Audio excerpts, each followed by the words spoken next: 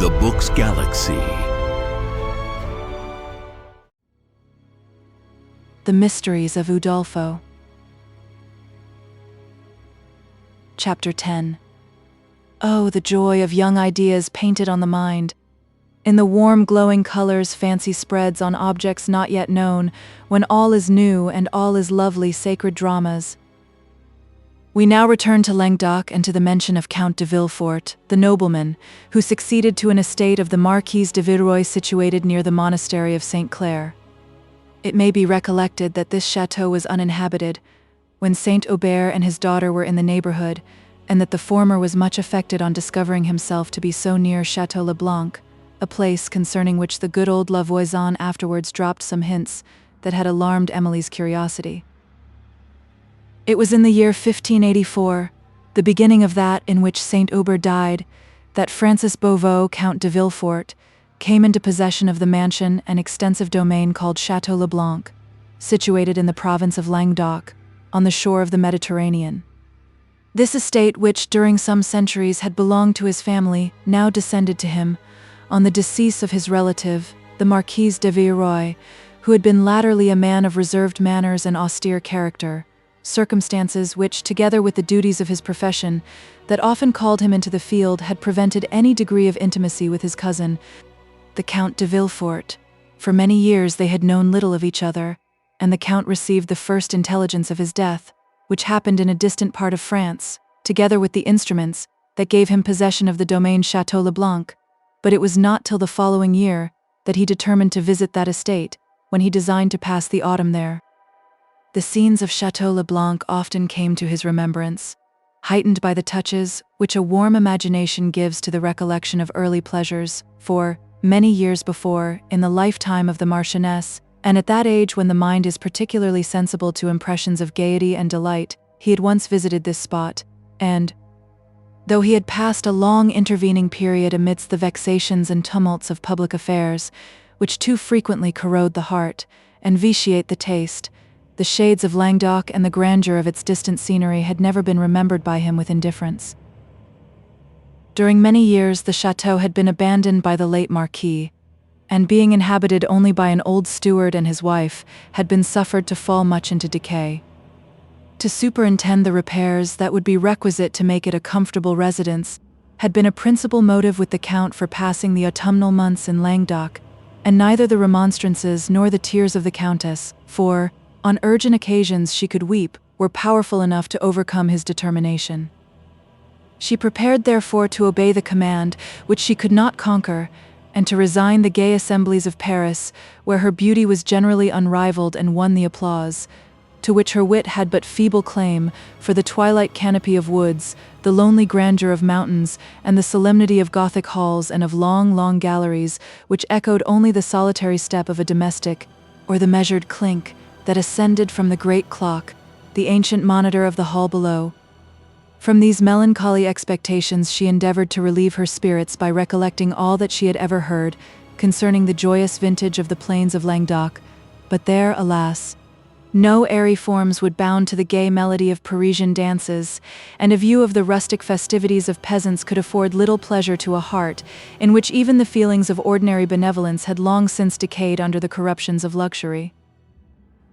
The Count had a son and a daughter, the children of a former marriage, who, he designed, should accompany him to the south of France. Henri, who was in his 20th year, was in the French service, and Blanche, who was not yet 18, had been hitherto confined to the convent, where she had been placed immediately on her father's second marriage. The present Countess, who had neither sufficient ability nor inclination to superintend the education of her daughter-in-law, had advised this step, and the dread of superior beauty had since urged her to employ every art that might prevail on the Count to prolong the period of Blanche's seclusion. It was therefore, with extreme mortification, that she now understood he would no longer submit on this subject, yet it afforded her some consolation to consider that though the Lady Blanche would emerge from her convent, the shades of the country would, for some time, veil her beauty from the public eye. On the morning which commenced the journey, the postilions stopped at the convent by the Count's order, to take up Blanche, whose heart beat with delight at the prospect of novelty and freedom now before her. As the time of her departure drew nigh, her impatience had increased, and the last night, during which she counted every note of every hour, had appeared the most tedious of any she had ever known. The morning light at length dawned. The matin bell rang. She heard the nuns descending from their chambers, and she started from a sleepless pillow to welcome the day, which was to emancipate her from the severities of a cloister, and introduce her to a world where pleasure was ever smiling, and goodness ever blessed, where, in short, nothing but pleasure and goodness reigned. When the bell of the great gate rang, and the sound was followed by that of carriage wheels, she ran, with a palpitating heart, to her lattice and, perceiving her father's carriage in the court below, danced, with airy steps, along the gallery, where she was met by a nun with a summons from the abbess. In the next moment she was in the parlor and in the presence of the countess, who now appeared to her as an angel that was to lead her into happiness. But the emotions of the countess, on beholding her, were not in unison with those of Blanche, who had never appeared so lovely as at this moment, when her countenance, animated by the lightning smile of joy, glowed with the beauty of happy innocence. After conversing for a few minutes with the abbess, the countess rose to go. This was the moment, which Blanche had anticipated with such eager expectation, the summit from which she looked down upon the fairyland of happiness, and surveyed all its enchantment. Was it a moment, then, for tears of regret? Yet it was so. She turned, with an altered and dejected countenance, to her young companions who were come to bid her farewell, and wept. Even my lady abbess, so stately and so solemn, she saluted with a degree of sorrow which, an hour before, she would have believed it impossible to feel, and which may be accounted for by considering how reluctantly we all part, even with unpleasing objects, when the separation is consciously forever. Again she kissed the poor nuns and then followed the countess from that spot with tears, which she expected to leave only with smiles. But the presence of her father and the variety of objects, on the road, soon engaged her attention and dissipated the shade which tender regret had thrown upon her spirits. Inattentive to a conversation, which was passing between the countess and a Mademoiselle Byrne, her friend Blanche sat, lost in pleasing reverie, as she watched the clouds floating silently along the blue expanse, now veiling the sun and stretching their shadows along the distant scene, and then disclosing all his brightness. The journey continued to give Blanche inexpressible delight, for new scenes of nature were every instant opening to her view, and her fancy became stored with gay and beautiful imagery. It was on the evening of the 7th day that the travelers came within view of Château le Blanc, the romantic beauty of whose situation strongly impressed the imagination of Blanche, who observed, with sublime astonishment, the Pyrenean mountains, which had been seen only at a distance during the day, now rising within a few leagues, with their wild cliffs and immense precipices, which the evening clouds floating round them, now disclosed and again veiled. The setting rays that tinged their snowy summits with a roseate hue touched their lower points with various coloring, while the bluish tint that pervaded their shadowy recesses gave the strength of contrast to the splendor of light. The plains of Languedoc, blushing with the purple vine and diversified with groves of mulberry, almond, and olives, spread far to the north and the east. To the south appeared the Mediterranean, clear as crystal and blue as the heavens it reflected, bearing on its bosom vessels whose white sails caught the sunbeams and gave animation to the scene. On a high promontory washed by the waters of the Mediterranean stood her father's mansion, almost secluded from the eye by woods of intermingled pine, oak, and chestnut, which crowned the eminence and sloped towards the plains on one side, while on the other they extended to a considerable distance along the seashores. As Blanche drew nearer, the Gothic features of this ancient mansion successively appeared, first an embattled turret, rising above the trees, then the broken arch of an immense gateway, retiring beyond them, and she almost fancied herself approaching a castle, such as is often celebrated in early story, where the knights look out from the battlements on some champion below, who, clothed in black armor, comes, with his companions, to rescue the fair lady of his love from the oppression of his rival, a sort of legends, to which she had once or twice obtained access in the library of her convent, that, like many others belonging to the monks, was stored with these relics of romantic fiction. The carriages stopped at a gate, which led into the domain of the chateau, but which was now fastened, and the great bell, that had formerly served to announce the arrival of strangers, having long since fallen from its station, a servant climbed over a ruined part of the adjoining wall, to give notice to those within of the arrival of their lord. As Blanche leaned from the coach window, she resigned herself to the sweet and gentle emotions which the hour and the scenery awakened. The sun had now left the earth, and twilight began to darken the mountains, while the distant waters, reflecting the blush that still glowed in the west, appeared like a line of light skirting the horizon. The low murmur of waves breaking on the shore came in the breeze, and, now and then, the melancholy dashing of oars was feebly heard from a distance. She was suffered to indulge her pensive mood, for the thoughts of the rest of the party were silently engaged upon the subjects of their several interests. Meanwhile, the Countess, reflecting, with regret, upon the gay parties she had left at Paris, surveyed with disgust what she thought the gloomy woods and solitary wildness of the scene, and shrinking from the prospect of being shut up in an old castle, was prepared to meet every object with displeasure. The feelings of Henri were somewhat similar to those of the Countess.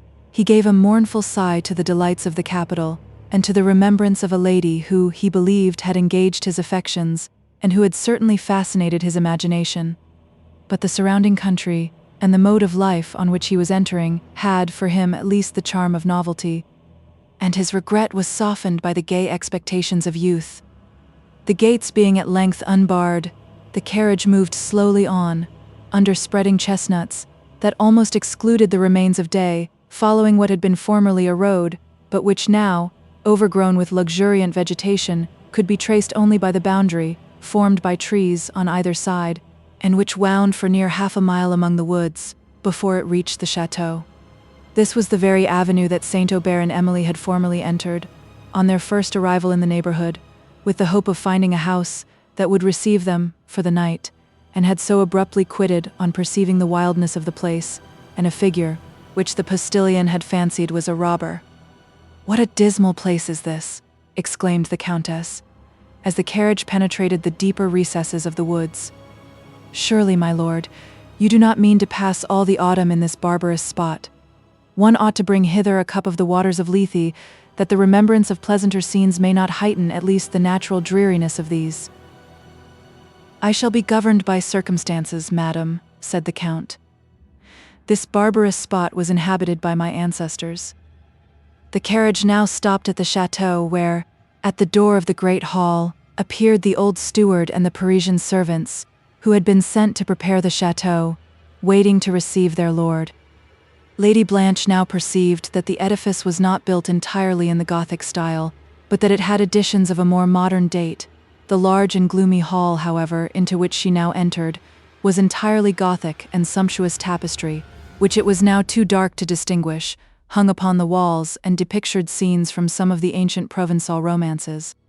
A vast Gothic window, embroidered with clematis and eglantine, that ascended to the south, led the eye, now that the casements were thrown open, through this verdant shade, over a sloping lawn, to the tops of dark woods that hung upon the brow of the promontory.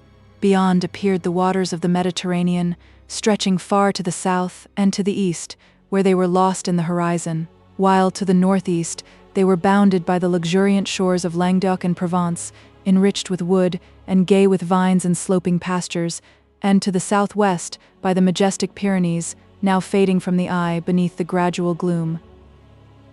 Blanche, as she crossed the hall, stopped a moment to observe this lovely prospect, which the evening twilight obscured, yet did not conceal. But she was quickly awakened from the complacent delight which this scene had diffused upon her mind by the Countess, who, discontented with every object around, and impatient for refreshment and repose, hastened forward to a large parlor, whose cedar wainscot, narrow, pointed casements, and dark ceiling of carved cypress wood gave it an aspect of peculiar gloom, which the dingy green velvet of the chairs and couches, fringed with tarnished gold, had once been designed to enliven. While the Countess inquired for refreshment, the Count, attended by his son, went to look over some part of the chateau, and Lady Blanche reluctantly remained to witness the discontent and ill humor of her stepmother. "How long have you lived in this desolate place?" said her ladyship to the old housekeeper, who came to pay her duty. "Above 20 years, your ladyship," on the next feast of Saint Jerome. How happened it that you have lived here so long and almost alone too? I understood that the chateau had been shut up for some years. Yes, madam. It was for many years after my late lord, the Count, went to the wars, but it is above 20 years since I and my husband came into his service.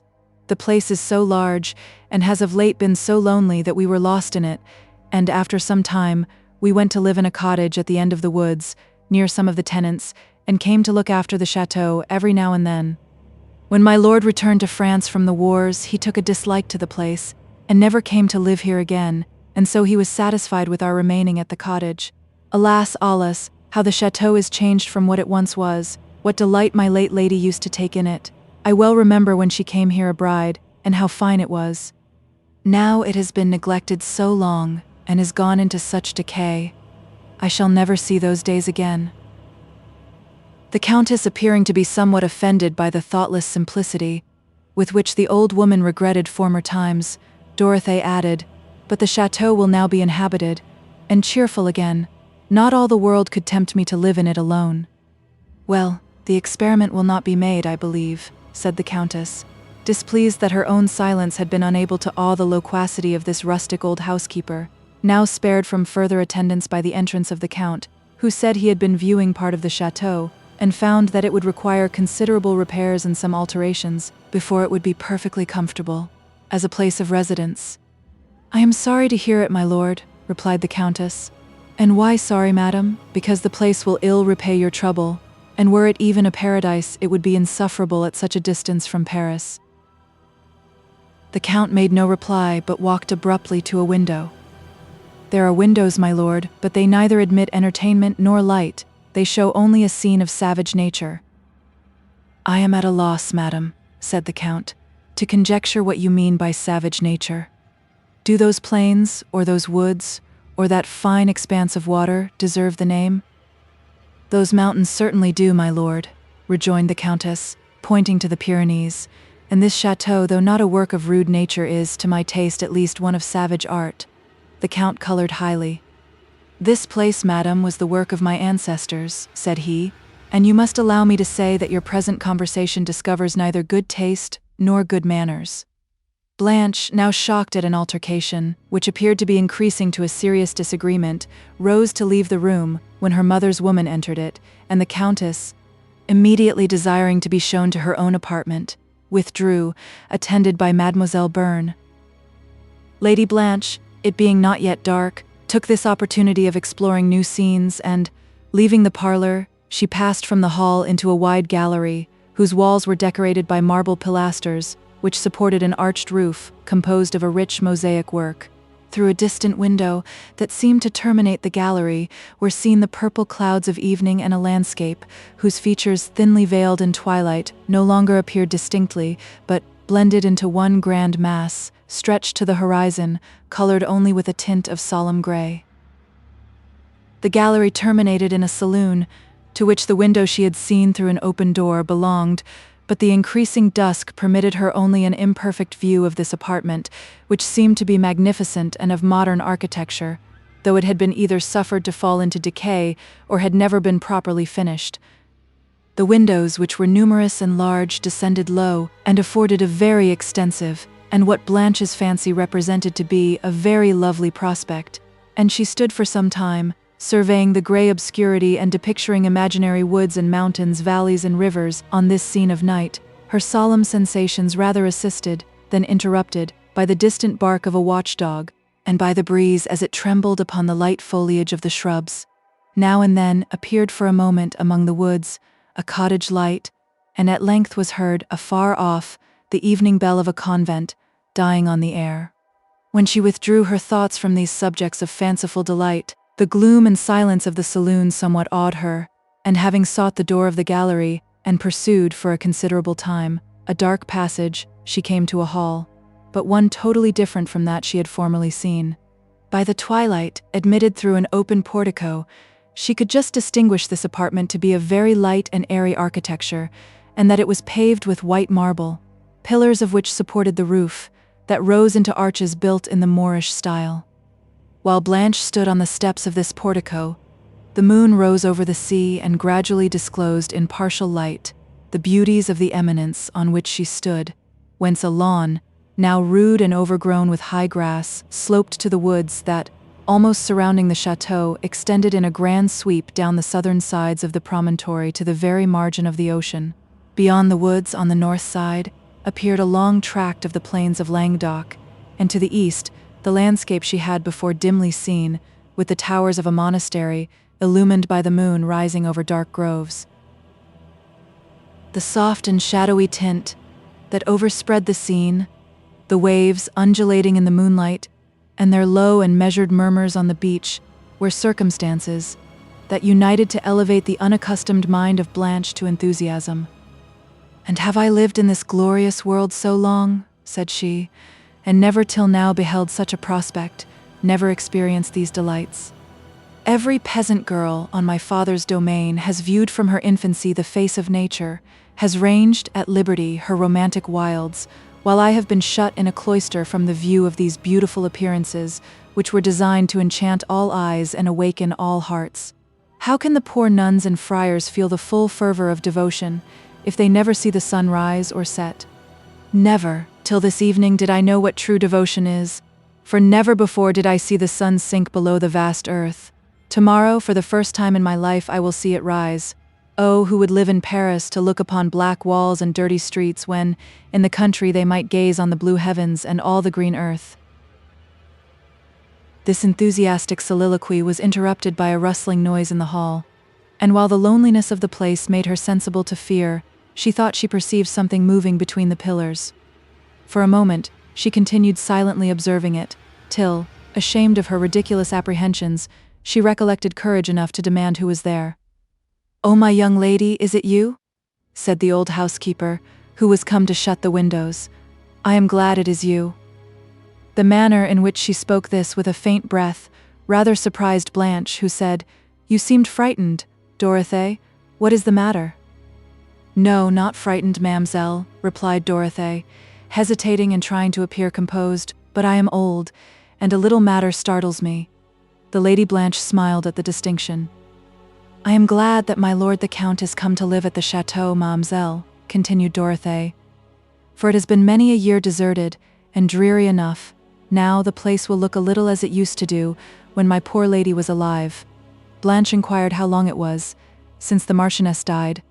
"Alas, my lady," replied Dorothée, "so long that I have ceased to count the years. The place, to my mind, has mourned ever since, and I am sure my lord's vassals have. But you have lost yourself, mademoiselle. Shall I show you to the other side of the chateau?" Blanche inquired how long this part of the edifice had been built. "Soon after my lord's marriage, ma'am," replied Dorothée. The place was large enough without this addition, for many rooms of the old building were even then never made use of, and my lord had a princely household too, but he thought the ancient mansion gloomy, and gloomy enough it is. Lady Blanche now desired to be shown to the inhabited part of the chateau, and as the passages were entirely dark, Dorothée conducted her along the edge of the lawn to the opposite side of the edifice, where, a door opening into the great hall, she was met by Mademoiselle Bearn. "Where have you been so long?" said she. "I had begun to think some wonderful adventure had befallen you, and that the giant of this enchanted castle, or the ghost, which no doubt haunts it, had conveyed you through a trapdoor into some subterranean vault, whence you were never to return." "No," replied Blanche laughingly. "You seem to love adventures so well that I leave them for you to achieve." "Well, I am willing to achieve them, provided I am allowed to describe them." "My dear Mademoiselle Bearn," said Henri, as he met her at the door of the parlor, "no ghost of these days would be so savage as to impose silence on you. Our ghosts are more civilized than to condemn a lady to a purgatory severer even than their own, be it what it may." Mademoiselle Bearn replied only by a laugh, and, the Count now entering the room, supper was served, during which he spoke little, frequently appeared to be abstracted from the company, and more than once remarked that the place was greatly altered since he had last seen it. "Many years have intervened since that period," said he, "and though the grand features of the scenery admit of no change, they impress me with sensations very different from those I formerly experienced."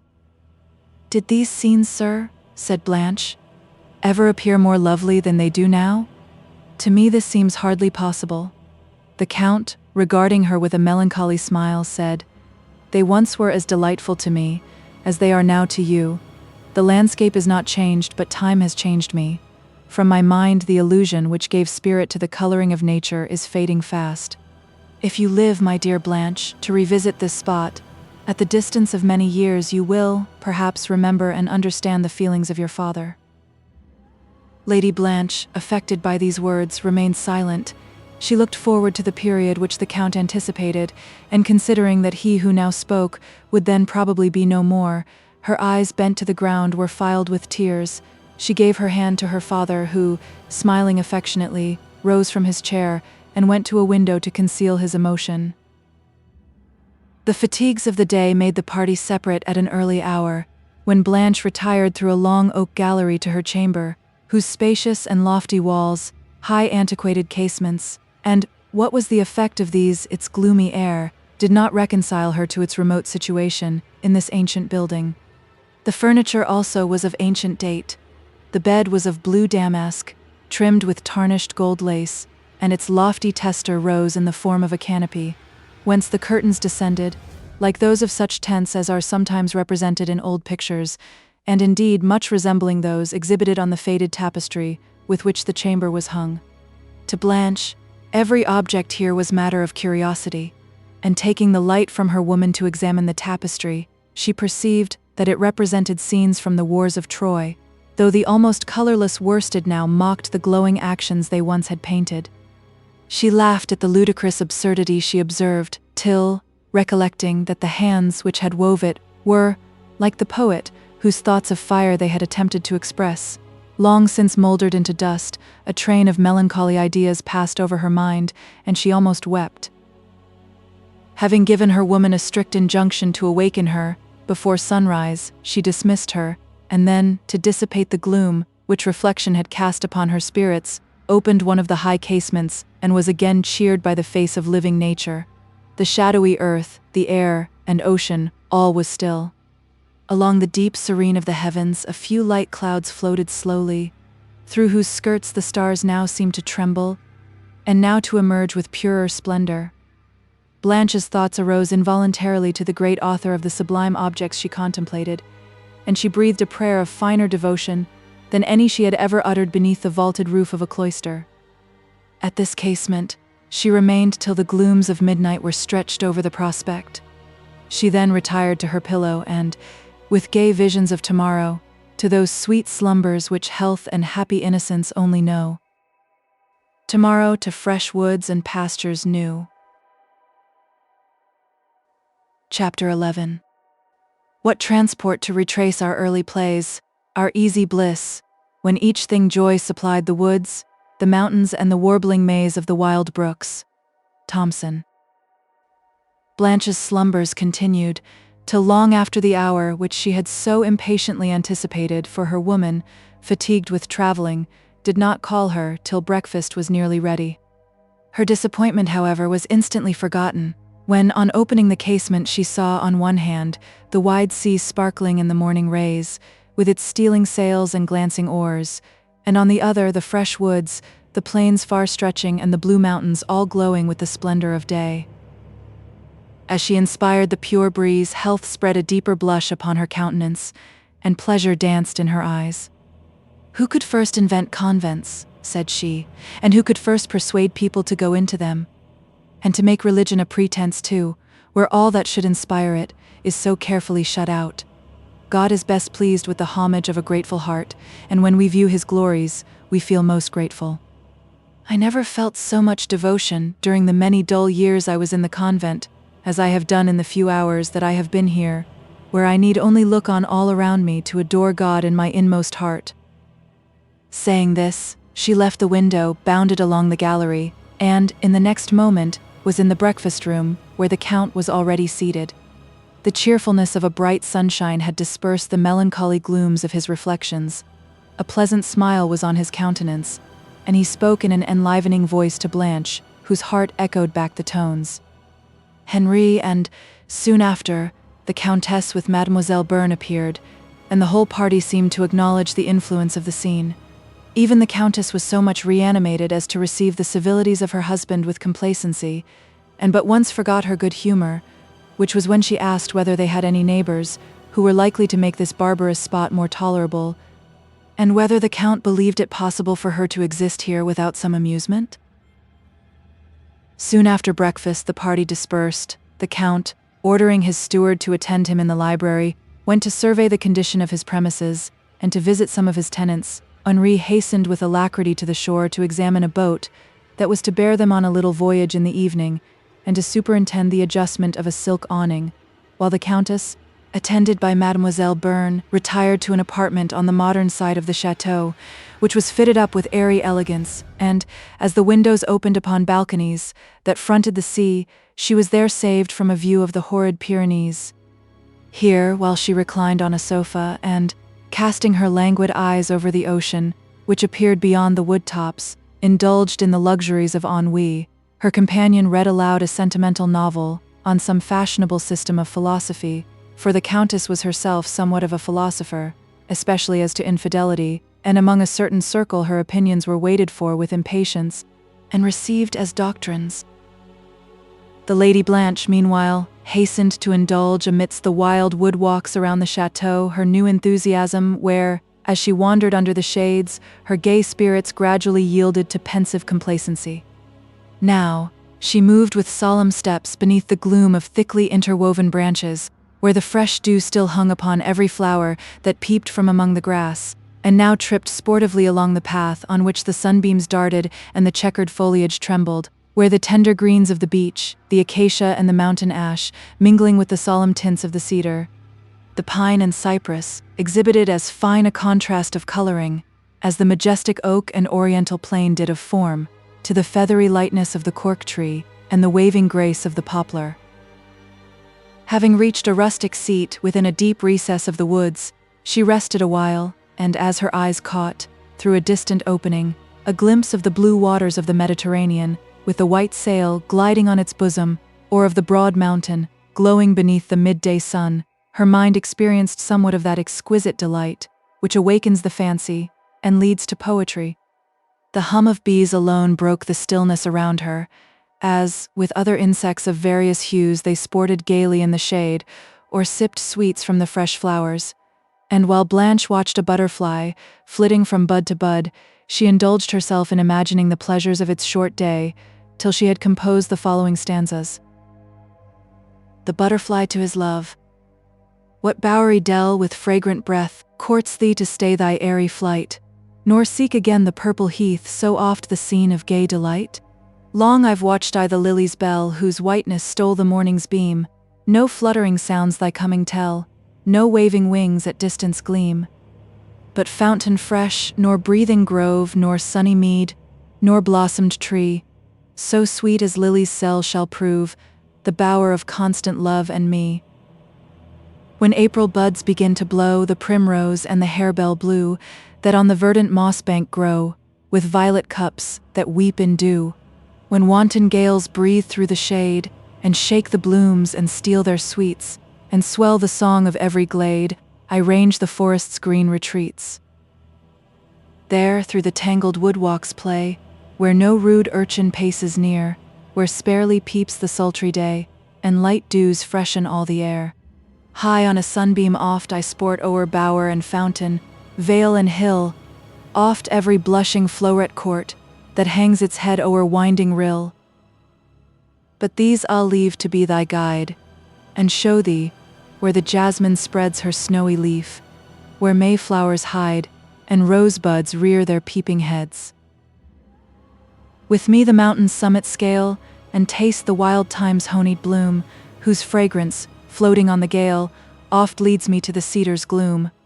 Yet no sound comes in the breeze. What shade thus dares to tempt thy stay? Once, me alone thou wished to please, and with me only thou wouldst stray.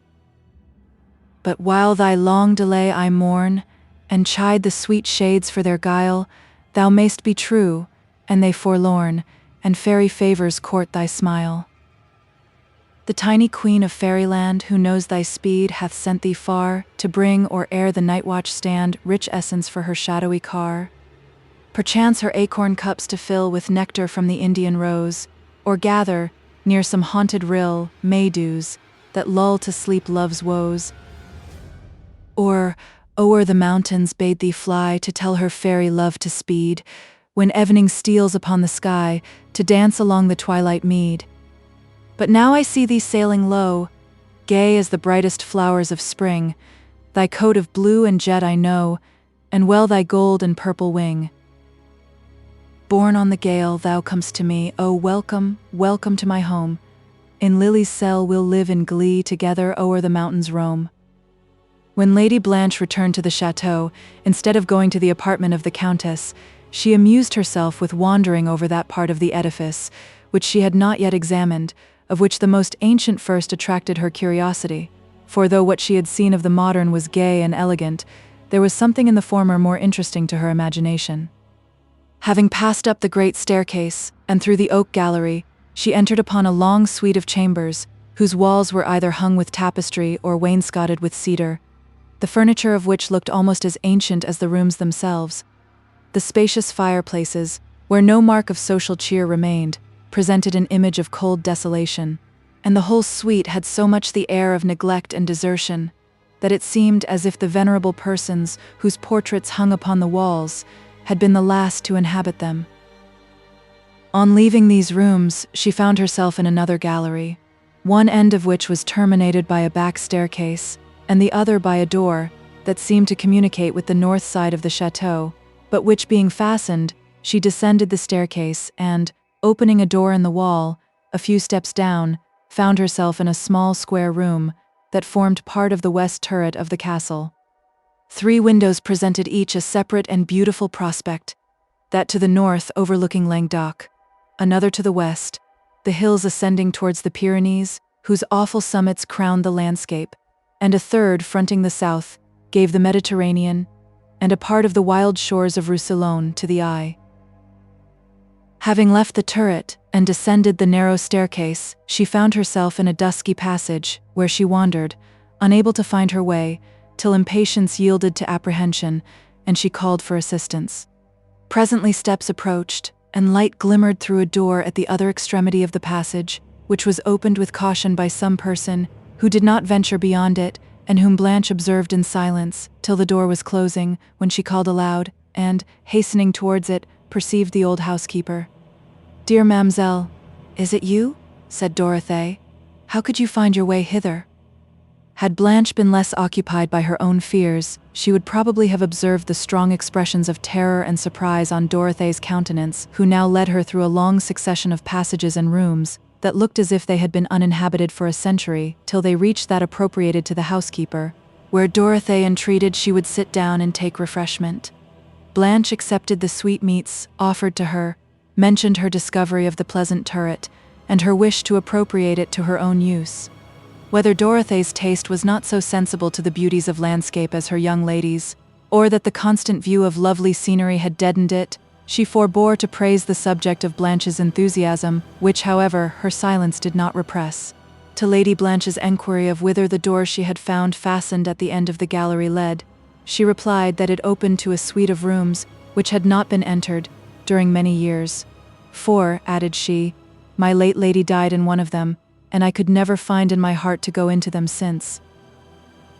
Blanche, though she wished to see these chambers, forbore, on observing that Dorothee's eyes were filled with tears, to ask her to unlock them, and soon after went to dress for dinner, at which the whole party met in good spirits and good humor, except the Countess, whose vacant mind, overcome by the languor of idleness, would neither suffer her to be happy herself, nor to contribute to the happiness of others.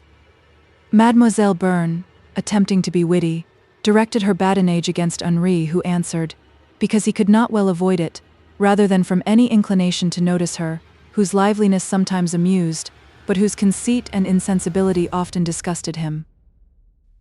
The cheerfulness with which Blanche rejoined the party vanished on her reaching the margin of the sea. She gazed with apprehension upon the immense expanse of waters, which at a distance she had beheld only with delight and astonishment, and it was by a strong effort that she so far overcame her fears as to follow her father into the boat. as she silently surveyed the vast horizon, bending round the distant verge of the ocean. An emotion of sublimest rapture struggled to overcome a sense of personal danger. A light breeze played on the water, and on the silk awning of the boat, and waved the foliage of the receding woods that crowned the cliffs for many miles, and which the Count surveyed with the pride of conscious property, as well as with the eye of taste. At some distance among these woods stood a pavilion, which had once been the scene of social gaiety, and which its situation still made one of romantic beauty. Thither, the Count had ordered coffee and other refreshment to be carried, and thither the sailors now steered their course, following the windings of the shore round many a woody promontory and circling bay, while the pensive tones of horns and other wind instruments, played by the attendants in a distant boat, echoed among the rocks and died along the waves. Blanche had now subdued her fears. A delightful tranquility stole over her mind and held her in silence, and she was too happy even to remember the convent or her former sorrows as subjects of comparison with her present felicity. The Countess felt less unhappy than she had done since the moment of her leaving Paris, for her mind was now under some degree of restraint. She feared to indulge its wayward humors, and even wished to recover the Count's good opinion. On his family and on the surrounding scene, he looked with tempered pleasure and benevolent satisfaction, while his son exhibited the gay spirits of youth, anticipating new delights and regretless of those that were past. After near an hour's rowing, the party landed and ascended a little path overgrown with vegetation. At a little distance from the point of the eminence, within the shadowy recess of the woods, appeared the pavilion, which Blanche perceived as she caught a glimpse of its portico between the trees, to be built of variegated marble. As she followed the Countess, she often turned her eyes with rapture towards the ocean, seen beneath the dark foliage, far below, and from thence upon the deep woods, whose silence and impenetrable gloom awakened emotions more solemn, but scarcely less delightful. The pavilion had been prepared as far as was possible on a very short notice for the reception of its visitors, but the faded colors of its painted walls and ceiling, and the decayed drapery of its once magnificent furniture, declared how long it had been neglected and abandoned to the empire of the changing seasons.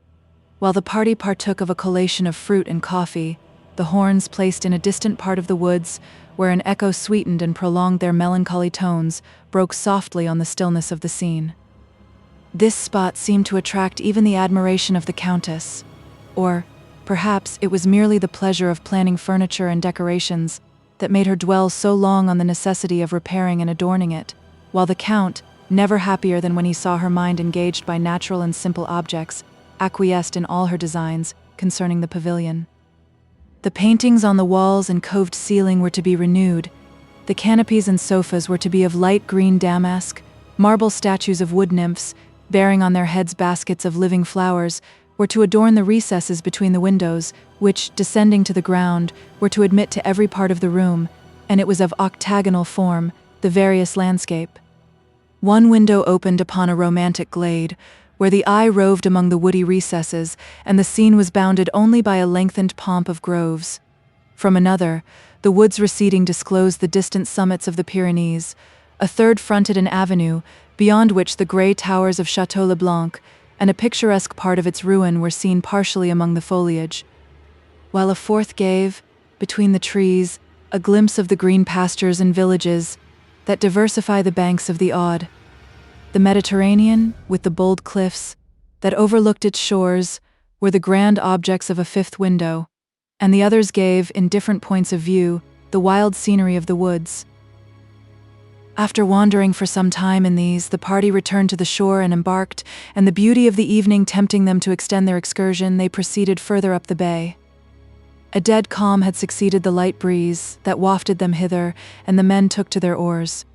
Around, the waters were spread into one vast expanse of polished mirror, reflecting the grey cliffs and feathery woods that overhung its surface, the glow of the western horizon and the dark clouds that came slowly from the east. Blanche loved to see the dipping oars imprint the water, and to watch the spreading circles they left, which gave a tremulous motion to the reflected landscape, without destroying the harmony of its features. Above the darkness of the woods, her eye now caught a cluster of high towers, touched with the splendor of the setting rays, and soon after, the horns being then silent, she heard the faint swell of choral voices from a distance.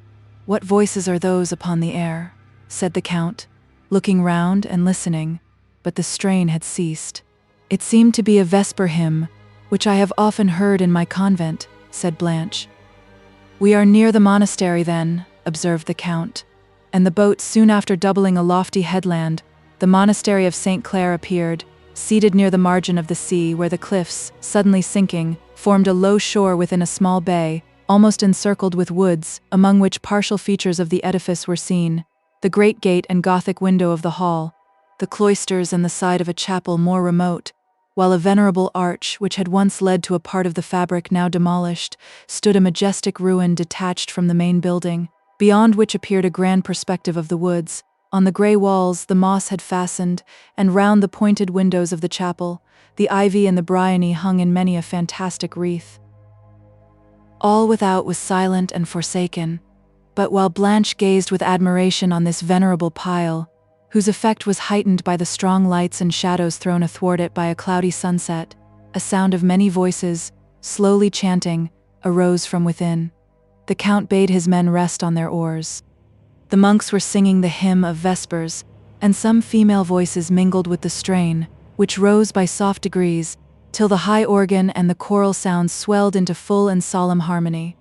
The strain, soon after, dropped into sudden silence, and was renewed in a low and still more solemn key, till, at length, the holy chorus died away, and was heard no more. Blanche sighed, tears trembled in her eyes, and her thoughts seemed wafted with the sounds to heaven. While a rapt stillness prevailed in the boat, a train of friars and then of nuns, veiled in white, issued from the cloisters and passed, under the shade of the woods, to the main body of the edifice. The Countess was the first of her party to awaken from this pause of silence. "These dismal hymns and friars make one quite melancholy," said she. "Twilight is coming on. Pray let us return, or it will be dark before we get home." The Count, looking up, now perceived that the twilight of evening was anticipated by an approaching storm. In the east a tempest was collecting, a heavy gloom came on, opposing and contrasting the glowing splendor of the setting sun. The clamorous sea-fowl skimmed in fleet circles upon the surface of the sea, dipping their light pinions in the wave, as they fled away in search of shelter.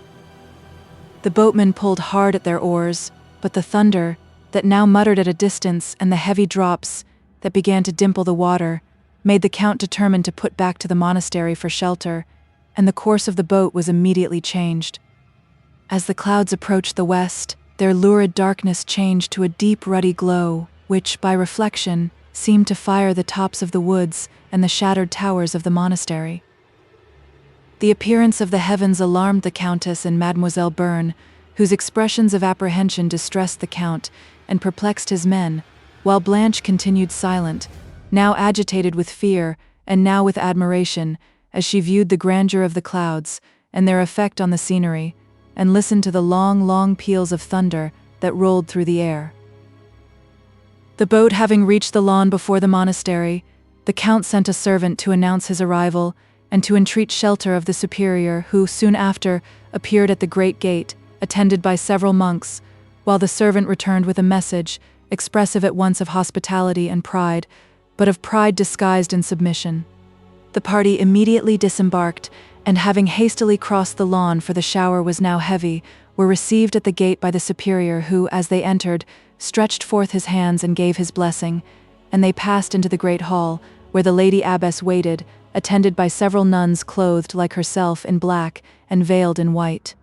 The veil of the abbess was, however, thrown half back, and discovered a countenance whose chaste dignity was sweetened by the smile of welcome with which she addressed the Countess, whom she led, with Blanche and Mademoiselle Bearn, into the convent parlor, while the Count and Henri were conducted by the superior to the refectory.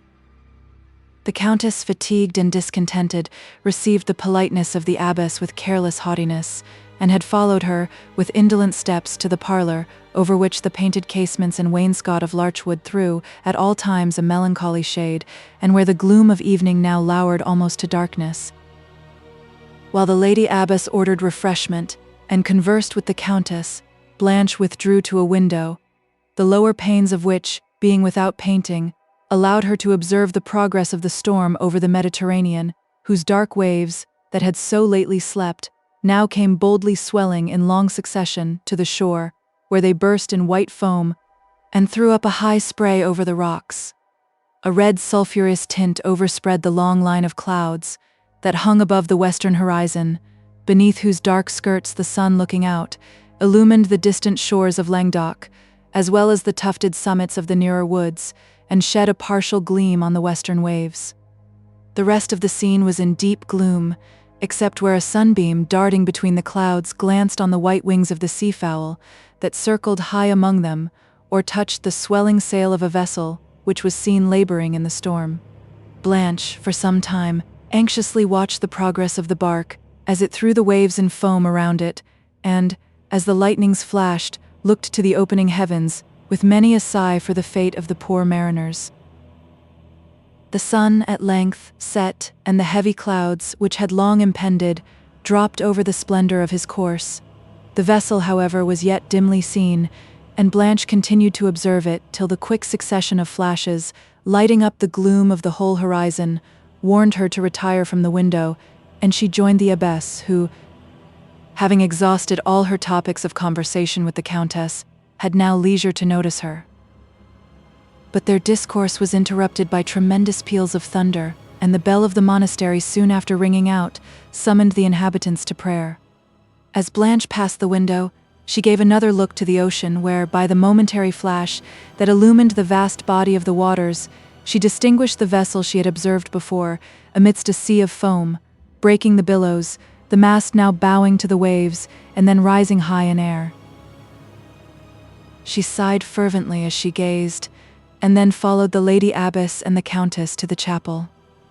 Meanwhile, some of the Count's servants, having gone by land to the chateau for carriages, returned soon after vespers had concluded, when, the storm being somewhat abated, the Count and his family returned home. Blanche was surprised to discover how much the windings of the shore had deceived her concerning the distance of the chateau from the monastery, whose vesper bell she had heard, on the preceding evening, from the windows of the west saloon, and whose towers she would also have seen from thence, had not twilight veiled them. On their arrival at the chateau, the Countess, affecting more fatigue than she really felt, withdrew to her apartment, and the Count, with his daughter and Henri, went to the supper-room, where they had not been long when they heard, in a pause of the gust, a firing of guns, which the Count, understanding to be signals of distress from some vessel in the storm, went to a window that opened towards the Mediterranean to observe further. But the sea was now involved in utter darkness, and the loud howlings of the tempest had again overcome every other sound. Blanche, remembering the bark which she had before seen, now joined her father, with trembling anxiety.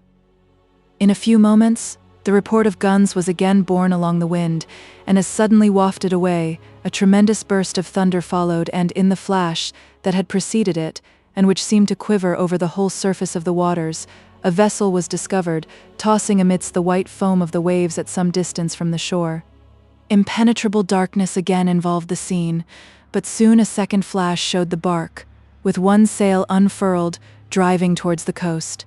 Blanche hung upon her father's arm, with looks full of the agony of united terror and pity, which were unnecessary to awaken the heart of the Count, who gazed upon the sea with a piteous expression, and perceiving that no boat could live in the storm, forbore to send one, but he gave orders to his people to carry torches out upon the cliffs, hoping they might prove a kind of beacon to the vessel, or, at least, warn the crew of the rocks they were approaching. While Henri went out to direct on what part of the cliffs the lights should appear, Blanche remained with her father at the window, catching every now and then, as the lightnings flashed, a glimpse of the vessel, and she soon saw, with reviving hope, the torches flaming on the blackness of night, and as they waved over the cliffs, casting a red gleam on the gasping billows. When the firing of guns was repeated, the torches were tossed high in the air, as if answering the signal, and the firing was then redoubled, but, though the wind bore the sound away, she fancied, as the lightnings glanced, that the vessel was much nearer the shore. The Count's servants were now seen running to and fro on the rocks, some venturing almost to the point of the crags and bending over held out their torches fastened to long poles, while others, whose steps could be traced only by the course of the lights, descended the steep and dangerous path that wound to the margin of the sea, and, with loud halloos, hailed the mariners, whose shrill whistle and then feeble voices were heard at intervals, mingling with the storm. Sudden shouts from the people on the rocks increased the anxiety of Blanche to an almost intolerable degree, but her suspense, concerning the fate of the mariners, was soon over, when Henri, running breathless into the room, told that the vessel was anchored in the bay below, but in so shattered a condition that it was feared she would part before the crew could disembark. The Count immediately gave orders for his own boats to assist in bringing them to shore, and that such of these unfortunate strangers as could not be accommodated in the adjacent hamlet should be entertained at the chateau. Among the latter were Emily Saint-Aubert, Monsieur Dupont, Ludovico and Annette, who, having embarked at Leghorn and reached Marseille, were from thence crossing the Gulf of Lions when this storm overtook them. They were received by the Count with his usual benignity, who, though Emily wished to have proceeded immediately to the monastery of St. Clair, would not allow her to leave the chateau that night, and indeed the terror and fatigue she had suffered would scarcely have permitted her to go farther.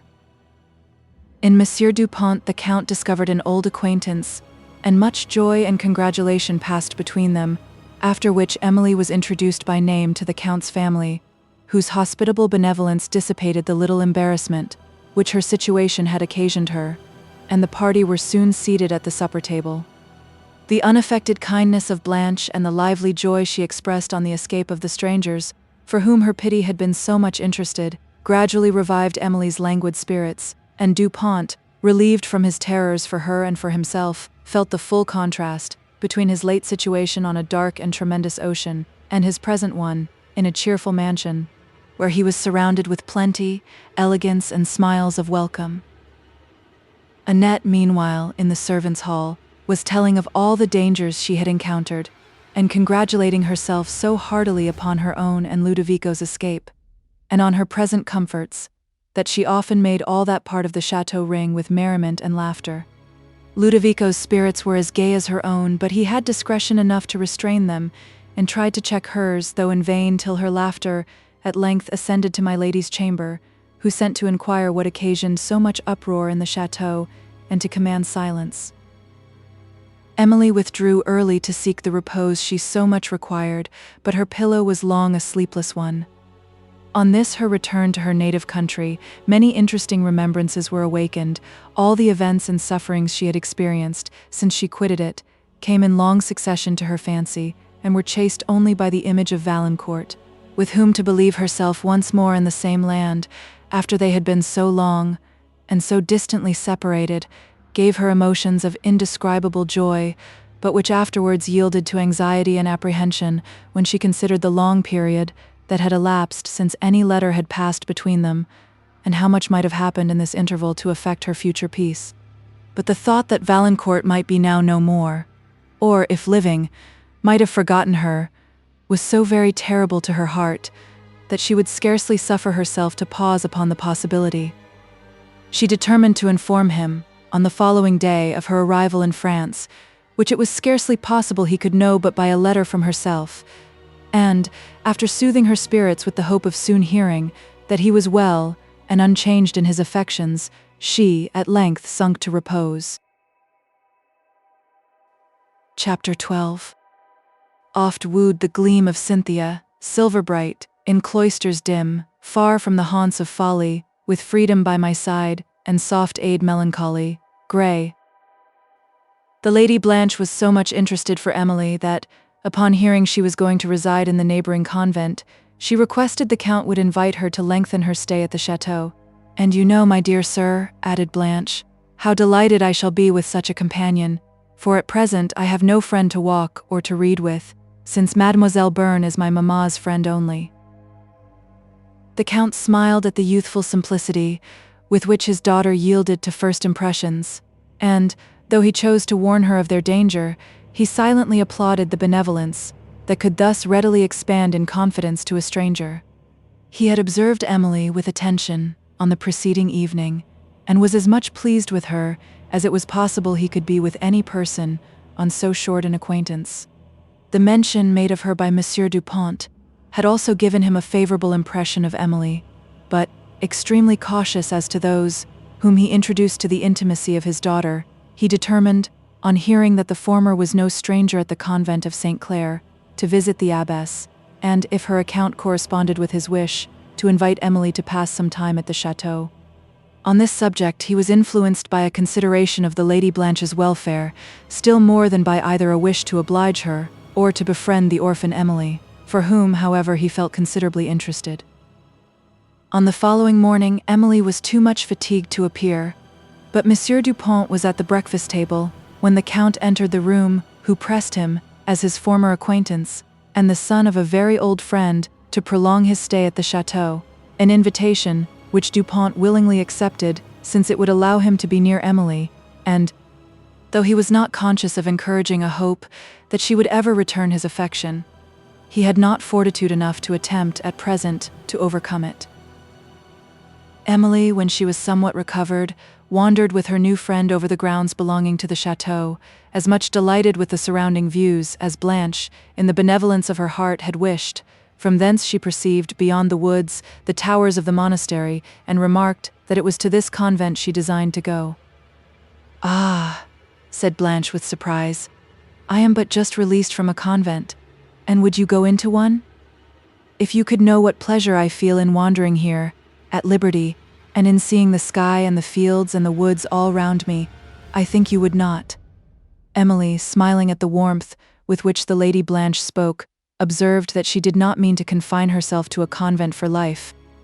"No, you may not intend it now," said Blanche, "but you do not know to what the nuns may persuade you to consent. I know how kind they will appear, and how happy, for I have seen too much of their art." When they returned to the chateau, Lady Blanche conducted Emily to her favorite turret, and from thence they rambled through the ancient chambers, which Blanche had visited before. Emily was amused by observing the structure of these apartments, and the fashion of their old but still magnificent furniture, and by comparing them with those of the castle of Udolpho, which were yet more antique and grotesque. She was also interested by Dorothée, the housekeeper who attended them, whose appearance was almost as antique as the objects around her, and who seemed no less interested by Emily, on whom she frequently gazed with so much deep attention, as scarcely to hear what was said to her. While Emily looked from one of the casements, she perceived with surprise some objects that were familiar to her memory, the fields and woods with the gleaming brook, which she had passed with La Voisin one evening, soon after the death of Monsieur Saint-Aubert, in her way from the monastery to her cottage, and she now knew this to be the chateau, which he had then avoided, and concerning which he had dropped some remarkable hints. Shocked by this discovery, yet scarcely knowing why, she mused for some time in silence, and remembered the emotion which her father had betrayed on finding himself so near this mansion, and some other circumstances of his conduct that now greatly interested her. The music, too, which she had formerly heard, and respecting which La Voisin had given such an odd account, occurred to her, and desirous of knowing more concerning it, she asked Dorothée whether it returned at midnight, as usual, and whether the musician had yet been discovered. "Yes, mademoiselle," replied Dorothée. "That music is still heard, but the musician has never been found out, nor ever will, I believe, though there are some people who can guess." "Indeed," said Emily. "Then why do they not pursue the enquiry?" "Ah, young lady, enquiry enough has been made, but who can pursue a spirit?" Emily smiled, and remembering how lately she had suffered herself to be led away by superstition, determined now to resist its contagion. Yet, in spite of her efforts, she felt awe mingle with her curiosity on this subject, and Blanche, who had hitherto listened in silence, now inquired what this music was, and how long it had been heard. "Ever since the death of my lady, madam," replied Dorothée. "Why, the place is not haunted, surely?" said Blanche, between jesting and seriousness. "I have heard that music almost ever since my dear lady died," continued Dorothée, "and never before then. But that is nothing to some things I could tell of." "Do, pray, tell them then," said Lady Blanche, now more in earnest than in jest. "I am much interested, for I have heard Sister Henriette and Sister Sophie, in the convent, tell of such strange appearances which they themselves had witnessed." "You never heard, my lady, I suppose?" "What made us leave the chateau and go and live in a cottage?" said Dorothy. "Never," replied Blanche with impatience. "Nor the reason that my lord the Marquis." Dorothy checked herself, hesitated, and then endeavored to change the topic. But the curiosity of Blanche was too much awakened to suffer the subject thus easily to escape her, and she pressed the old housekeeper to proceed with her account, upon whom, however, no entreaties could prevail, and it was evident that she was alarmed for the imprudence into which she had already betrayed herself. "I perceive," said Emily, smiling, "that all old mansions are haunted. I am lately come from a place of wonders, but unluckily since I left it, I have heard almost all of them explained." Blanche was silent. Dorothy looked grave and sighed, and Emily felt herself still inclined to believe more of the wonderful than she chose to acknowledge. Just then, she remembered the spectacle she had witnessed in a chamber of Udolpho, and, by an odd kind of coincidence, the alarming words that had accidentally met her eye in the manuscript papers, which she had destroyed, in obedience to the command of her father, and she shuddered at the meaning they seemed to impart, almost as much as at the horrible appearance disclosed by the black veil. The Lady Blanche, meanwhile, unable to prevail with Dorothy to explain the subject of her late hints, had desired, on reaching the door that terminated the gallery, and which she found fastened on the preceding day, to see the suite of rooms beyond. "Dear young lady," said the housekeeper, "I have told you my reason for not opening them. I have never seen them since my dear lady died, and it would go hard with me to see them now. Pray, madam, do not ask me again." "Certainly I will not," replied Blanche, "if that is really your objection." "Alas, it is," said the old woman. "We all loved her well, and I shall always grieve for her. Time runs round. It is now many years since she died, but I remember everything that happened then as if it was but yesterday. Many things that have passed of late years are gone quite from my memory, while those so long ago I can see as if in a glass." She paused, but afterwards, as they walked up the gallery, added to Emily, "This young lady sometimes brings the late Marchioness to my mind. I can remember when she looked just as blooming and very like her when she smiles. Poor lady! How gay she was when she first came to the chateau." "And was she not gay afterwards?" said Blanche. Dorothy shook her head, and Emily observed her, with eyes strongly expressive of the interest she now felt. "Let us sit down in this window," said the Lady Blanche, on reaching the opposite end of the gallery, "and pray, Dorothy, if it is not painful to you, tell us something more about the Marchioness." "I should like to look into the glass you spoke of just now, and see a few of the circumstances which you say often pass over it." "No, my lady," replied Dorothy. "If you knew as much as I do, you would not, for you would find there a dismal train of them. I often wish I could shut them out, but they will rise to my mind. I see my dear lady on her deathbed, her very look, and remember all she said. It was a terrible scene." "Why was it so terrible?" said Emily with emotion. "Ah, dear young lady, is not death always terrible?" replied Dorothy. To some further inquiries of Blanche, Dorothy was silent, and Emily, observing the tears in her eyes, forbore to urge the subject, and endeavored to withdraw the attention of her young friend to some object in the gardens, where the Count, with the Countess and Monsieur Dupont appearing, they went down to join them. When he perceived Emily, he advanced to meet her, and presented her to the Countess, in a manner so benign that it recalled most powerfully to her mind the idea of her late father, and she felt more gratitude to him than embarrassment towards the Countess, who, however, received her with one of those fascinating smiles which her caprice sometimes allowed her to assume, and which was now the result of a conversation the Count had held with her concerning Emily. Whatever this might be, or whatever had passed in his conversation with the Lady Abbess whom he had just visited, esteem and kindness were strongly apparent in his manner when he addressed Emily, who experienced that sweet emotion which arises from the consciousness of possessing the approbation of the good, for to the Count's worth she had been inclined to yield her confidence almost from the first moment in which she had seen him. Before she could finish her acknowledgments for the hospitality she had received, and mention of her design of going immediately to the convent, she was interrupted by an invitation to lengthen her stay at the chateau, which was pressed by the Count and the Countess, with an appearance of such friendly sincerity that, though she much wished to see her old friends at the monastery, and to sigh, Once more over her father's grave, she consented to remain a few days at the chateau. To the abbess, however, she immediately wrote, mentioning her arrival in Languedoc and her wish to be received into the convent as a boarder. She also sent letters to Monsieur Quesnel and to Valancourt, whom she merely informed of her arrival in France, and, as she knew not where the latter might be stationed, she directed her letter to his brother's seat in Gascony. In the evening, Lady Blanche and Monsieur Dupont walked with Emily to the cottage of La Voisin, which she had now a melancholy pleasure in approaching, for time had softened her grief for the loss of Saint Aubert, though it could not annihilate it, and she felt a soothing sadness in indulging the recollections which this scene recalled. La Voisin was still living, and seemed to enjoy, as much as formerly, the tranquil evening of a blameless life. He was sitting at the door of his cottage, watching some of his grandchildren, playing on the grass before him and, now and then with a laugh or a commendation, encouraging their sports. He immediately recollected Emily, whom he was much pleased to see, and she was as rejoiced to hear that he had not lost one of his family since her departure. "Yes, mademoiselle," said the old man, "we all live merrily together still, thank God. And I believe there is not a happier family to be found in Languedoc than ours." Emily did not trust herself in the chamber where Saint Aubert died, and after half an hour's conversation with La Voisin and his family, she left the cottage.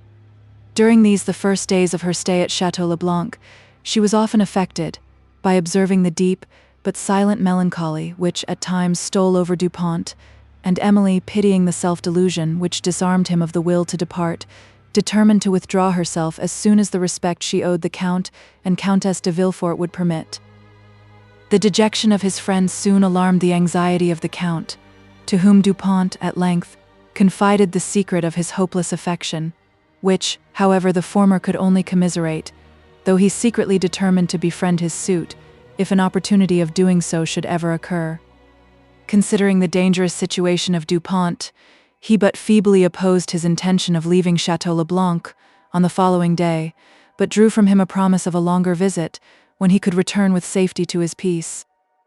Emily herself, though she could not encourage his affection, esteemed him both for the many virtues he possessed and for the services she had received from him, and it was not without tender emotions of gratitude and pity that she now saw him depart for his family seat in Gascony, while he took leave of her with a countenance so expressive of love and grief as to interest the Count more warmly in his cause than before. In a few days Emily also left the chateau, but not before the Count and Countess had received her promise to repeat her visit very soon, and she was welcomed by the abbess, with the same maternal kindness she had formerly experienced, and by the nuns, with much expression of regard. The well-known scenes of the convent occasioned her many melancholy recollections, but with these were mingled others, that inspired gratitude for having escaped the various dangers that had pursued her since she quitted it, and for the good which she yet possessed, and though she once more wept over her father's grave, with tears of tender affection, her grief was softened from its former acuteness. Some time after her return to the monastery, she received a letter from her uncle, Monsieur Quesnel, in answer to information that she had arrived in France, and to her enquiries concerning such of her affairs as he had undertaken to conduct during her absence, especially as to the period for which La Vallée had been let, whither it was her wish to return, if it should appear that her income would permit her to do so. The reply of Monsieur Quesnel was cold and formal, as she expected, expressing neither concern for the evils she suffered, nor pleasure that she was now removed from them, nor did he allow the opportunity to pass of reproving her for her rejection of Count Morano, whom he affected still to believe a man of honor and fortune, nor of vehemently declaiming against Montoni, to whom he had always, till now, felt himself to be inferior. On Emily's pecuniary concerns, he was not very explicit. He informed her, however, that the term for which La Vallée had been engaged was nearly expired, but without inviting her to his own house, added that her circumstances would by no means allow her to reside there, and earnestly advised her to remain, for the present, in the convent of St. Clair. To her enquiries respecting poor old Teresa, her late father's servant, he gave no answer. In the postscript to his letter, Monsieur Quesnel mentioned Monsieur Motteville, in whose hands the late Saint Aubert had placed the chief of his personal property, as being likely to arrange his affairs nearly to the satisfaction of his creditors, and that Emily would recover much more of her fortune than she had formerly reason to expect. The letter also enclosed to Emily an order upon a merchant at Narbonne for a small sum of money. The tranquility of the monastery and the liberty she was suffered to enjoy in wandering among the woods and shores of this delightful province gradually restored her spirits to their natural tone, except that anxiety would sometimes intrude concerning Valancourt as the time approached when it was possible that she might receive an answer to her letter. Chapter 13. As when a wave that from a cloud impends and, swelled with tempests, on the ship descends, white are the decks with foam, the winds aloud howl o'er the masts and sing through every shroud, pale, trembling, tired, the sailors freeze with fears, and instant death on every wave appears. Pope's Homer.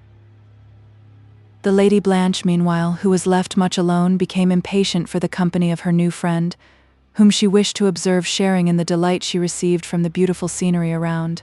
She had now no person to whom she could express her admiration and communicate her pleasures, no eye that sparkled to her smile or countenance that reflected her happiness, and she became spiritless and pensive. The Count, observing her dissatisfaction, readily yielded to her entreaties, and reminded Emily of her promised visit, but the silence of Valancourt, which was now prolonged far beyond the period when a letter might have arrived from Estuvière, oppressed Emily with severe anxiety, and rendering her averse to society, she would willingly have deferred her acceptance of this invitation, till her spirits should be relieved. The Count and his family, however, pressed to see her, and, as the circumstances that prompted her wish for solitude could not be explained, there was an appearance of caprice in her refusal, which she could not persevere in, without offending the friends, whose esteem she valued. At length, therefore, she returned upon a second visit to Château le Blanc. Here the friendly manner of Count de Villefort encouraged Emily to mention to him her situation respecting the estates of her late aunt, and to consult him on the means of recovering them. He had little doubt that the law would decide in her favor, and, advising her to apply to it, offered first to write to an advocate at Avignon, on whose opinion he thought he could rely. His kindness was gratefully accepted by Emily, who, soothed by the courtesy she daily experienced, would have been once more happy could she have been assured of Valancourt's welfare and unaltered affection.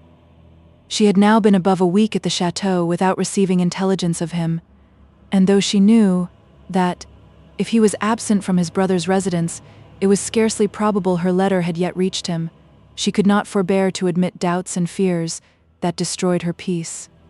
Again she would consider of all that might have happened in the long period since her first seclusion at Udolpho, and her mind was sometimes so overwhelmed with an apprehension that Valancourt was no more, or that he lived no longer for her, that the company even of Blanche became intolerably oppressive, and she would sit alone in her apartment for hours together, when the engagements of the family allowed her to do so without incivility.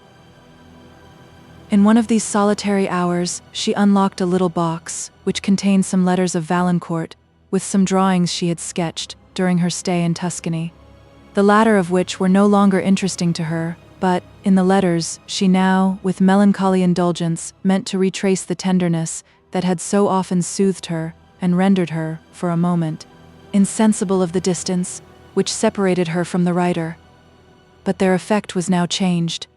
The affection they expressed appealed so forcibly to her heart, when she considered that it had perhaps yielded to the powers of time and absence, and even the view of the handwriting recalled so many painful recollections, that she found herself unable to go through the first she had opened, and sat musing, with her cheek resting on her arm, and tears stealing from her eyes, when old Dorothée entered the room to inform her that dinner would be ready an hour before the usual time. Emily started on perceiving her, and hastily put up the papers, but not before Dorothée had observed both her agitation and her tears. "Ah, mademoiselle," said she, "you who are so young, have you reason for sorrow?" Emily tried to smile but was unable to speak. "Alas, dear young lady, when you come to my age, you will not weep at trifles, and surely you have nothing serious to grieve you." "No, Dorothée, nothing of any consequence," replied Emily. Dorothée, now stooping to pick up something that had dropped from among the papers, suddenly exclaimed, "Holy Mary, what is it I see?" and then, trembling, sat down in a chair that stood by the table. "What is it you do see?" said Emily, alarmed by her manner, and looking round the room. "It is herself," said Dorothée, "her very self, just as she looked a little before she died." Emily, still more alarmed, began now to fear that Dorothée was seized with sudden frenzy, but entreated her to explain herself. "That picture," said she. "Where did you find it, lady?" "It is my blessed mistress herself." She laid on the table the miniature, which Emily had long ago found among the papers her father had enjoined her to destroy, and over which she had once seen him shed such tender and affecting tears, and, recollecting all the various circumstances of his conduct that had long perplexed her, her emotions increased to an excess which deprived her of all power to ask the questions she trembled to have answered, and she could only inquire whether Dorothée was certain the picture resembled the late Marchioness. "Oh, ma'amselle," said she, "how came it to strike me so, the instant I saw it, if it was not my lady's likeness? Ah," added she, taking up the miniature, "these are her own blue eyes, looking so sweet and so mild, and there is her very look, such as I have often seen it, when she had sat thinking for a long while, and then the tears would often steal down her cheeks, but she never would complain. It was that look so meek, as it were, and resigned, that used to break my heart and make me love her so." "Dorothée," said Emily solemnly, "I am interested in the cause of that grief, more so, perhaps, than you may imagine, and I entreat that you will no longer refuse to indulge my curiosity. It is not a common one." As Emily said this, she remembered the papers with which the picture had been found, and had scarcely a doubt that they had concerned the Marchioness de Villeroy, but with this supposition came a scruple, whether she ought to inquire further on a subject, which might prove to be the same, that her father had so carefully endeavored to conceal. Her curiosity concerning the Marchioness, powerful as it was, it is probable she would now have resisted, as she had formerly done, on unwarily observing the few terrible words in the papers, which had never since been erased from her memory, had she been certain that the history of that lady was the subject of those papers, or that such simple particulars only as it was probable Dorothée could relate were included in her father's command. What was known to her could be no secret to many other persons, and since it appeared very unlikely that Saint Aubert should attempt to conceal what Emily might learn by ordinary means, she at length concluded that, if the papers had related to the story of the Marchioness, it was not those circumstances of it which Dorothée could disclose that he had thought sufficiently important to wish to have concealed. She, therefore, no longer hesitated to make the enquiries that might lead to the gratification of her curiosity. "Ah, mademoiselle," said Dorothée, "it is a sad story and cannot be told now, but what am I saying? I never will tell it. Many years have passed since it happened, and I never loved to talk of the Marchioness to anybody but my husband. He lived in the family at that time, as well as myself, and he knew many particulars from me, which nobody else did, for I was about the person of my lady in her last illness, and saw and heard as much, or more than my lord himself. Sweet saint, how patient she was! When she died, I thought I could have died with her." "Dorothée," said Emily, interrupting her, "what you shall tell, you may depend upon it, shall never be disclosed by me. I have, I repeat it, particular reasons for wishing to be informed on this subject, and am willing to bind myself, in the most solemn manner, never to mention what you shall wish me to conceal." Dorothée seemed surprised at the earnestness of Emily's manner, and, after regarding her for some moments in silence, said, "Young lady, that look of yours pleads for you. It is so like my dear mistress's that I can almost fancy I see her before me. If you were her daughter, you could not remind me of her more. But dinner will be ready, had you not better go down?" "You will first promise to grant my request," said Emily. "And ought not you first to tell me, mademoiselle, how this picture fell into your hands, and the reasons you say you have for curiosity about my lady?" "Why, no, Dorothée," replied Emily, recollecting herself. "I have also particular reasons for observing silence on these subjects, at least till I know further. And remember, I do not promise ever to speak upon them. Therefore, do not let me induce you to satisfy my curiosity from an expectation that I shall gratify yours. What I may judge proper to conceal does not concern myself alone, or I should have less scruple in revealing it. Let a confidence in my honor alone persuade you to disclose what I request." "Well, lady," replied Dorothée after a long pause, during which her eyes were fixed upon Emily, "you seem so much interested, and this picture and that face of yours make me think you have some reason to be so, that I will trust you and tell some things that I never told before to anybody but my husband, though there are people who have suspected as much. I will tell you the particulars of my lady's death too, and some of my own suspicions, but you must first promise me by all the saints." Emily, interrupting her, solemnly promised never to reveal what should be confided to her without Dorothee's consent. "But there is the horn, ma'amselle, sounding for dinner," said Dorothée. "I must be gone." "When shall I see you again?" inquired Emily. Dorothée mused and then replied, "Why, madam, it may make people curious, if it is known I am so much in your apartment, and that I should be sorry for, so I will come when I am least likely to be observed. I have little leisure in the day, and I shall have a good deal to say, so, if you please, ma'am, I will come, when the family are all in bed." "That will suit me very well," replied Emily. "Remember then, tonight?" "Aye, that is well remembered," said Dorothée. "I fear I cannot come tonight, madam, for there will be the dance of the vintage, and it will be late, before the servants go to rest. For, when they once set in to dance, they will keep it up, in the cool of the air, till morning at least. It used to be so in my time." "Ah, is it the dance of the vintage?" said Emily with a deep sigh, remembering that it was on the evening of this festival in the preceding year that Saint Aubert and herself had arrived in the neighbourhood of Château le Blanc. She paused a moment, overcome by the sudden recollection, and then, recovering herself, added, "But this dance is in the open woods. You, therefore, will not be wanted, and can easily come to me." Dorothée replied that she had been accustomed to be present at the dance of the vintage, and she did not wish to be absent now. "But if I can get away, madam, I will," said she. Emily then hastened to the dining room, where the Count conducted himself with the courtesy, which is inseparable from true dignity, and of which the Countess frequently practiced little, though her manner to Emily was an exception to her usual habit. But, if she retained few of the ornamental virtues, she cherished other qualities, which she seemed to consider invaluable. She had dismissed the grace of modesty, but then she knew perfectly well how to manage the stare of assurance. Her manners had little of the tempered sweetness, which is necessary to render the female character interesting, but she could occasionally throw into them an affectation of spirits, which seemed to triumph over every person who approached her. In the country, however, she generally affected an elegant languor that persuaded her almost to faint when her favorite read to her a story of fictitious sorrow, but her countenance suffered no change when living objects of distress solicited her charity, and her heart beat with no transport to the thought of giving them instant relief. She was a stranger to the highest luxury of which, perhaps, the human mind can be sensible, for her benevolence had never yet called smiles upon the face of misery. In the evening, the Count, with all his family, except the Countess and Mademoiselle Bearn, went to the woods to witness the festivity of the peasants. The scene was in a glade where the trees opening formed a circle round the turf they highly overshadowed.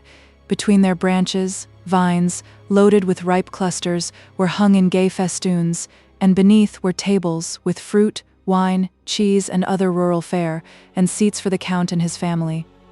At a little distance were benches for the elder peasants, few of whom, however, could forbear to join the jocund dance, which began soon after sunset, when several of 60 tripped it with almost as much glee and airy lightness as those of 16. The musicians, who sat carelessly on the grass, at the foot of a tree, seemed inspired by the sound of their own instruments, which were chiefly flutes and a kind of long guitar. Behind stood a boy, flourishing a tambourine and dancing a solo, except that, as he sometimes gaily tossed the instrument, he tripped among the other dancers, when his antic gestures called forth a broader laugh and heightened the rustic spirit of the scene.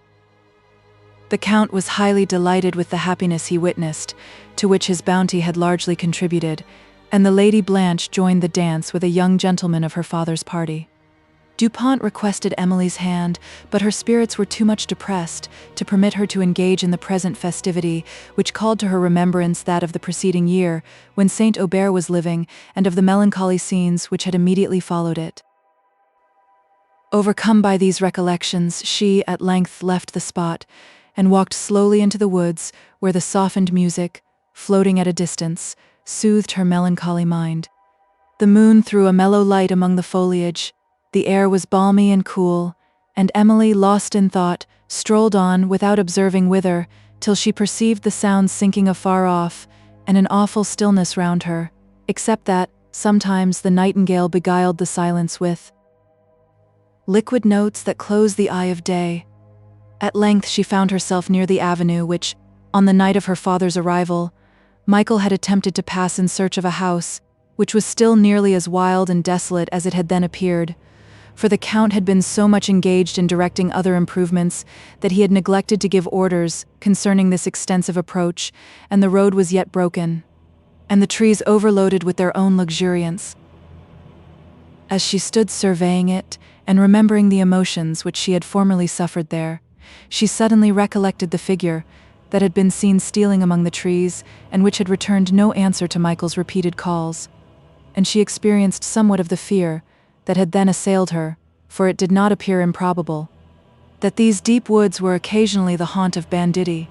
She, therefore, turned back, and was hastily pursuing her way to the dancers, when she heard steps approaching from the avenue, and being still beyond the call of the peasants on the green, for she could neither hear their voices nor their music, she quickened her pace, but the persons following gained fast upon her, and at length, distinguishing the voice of Henri, she walked leisurely till he came up. He expressed some surprise at meeting her so far from the company, and on her saying that the pleasant moonlight had beguiled her to walk farther than she intended, an exclamation burst from the lips of his companion, and she thought she heard Valancourt speak. It was indeed he, and the meeting was such as may be imagined between persons so affectionate and so long separated as they had been.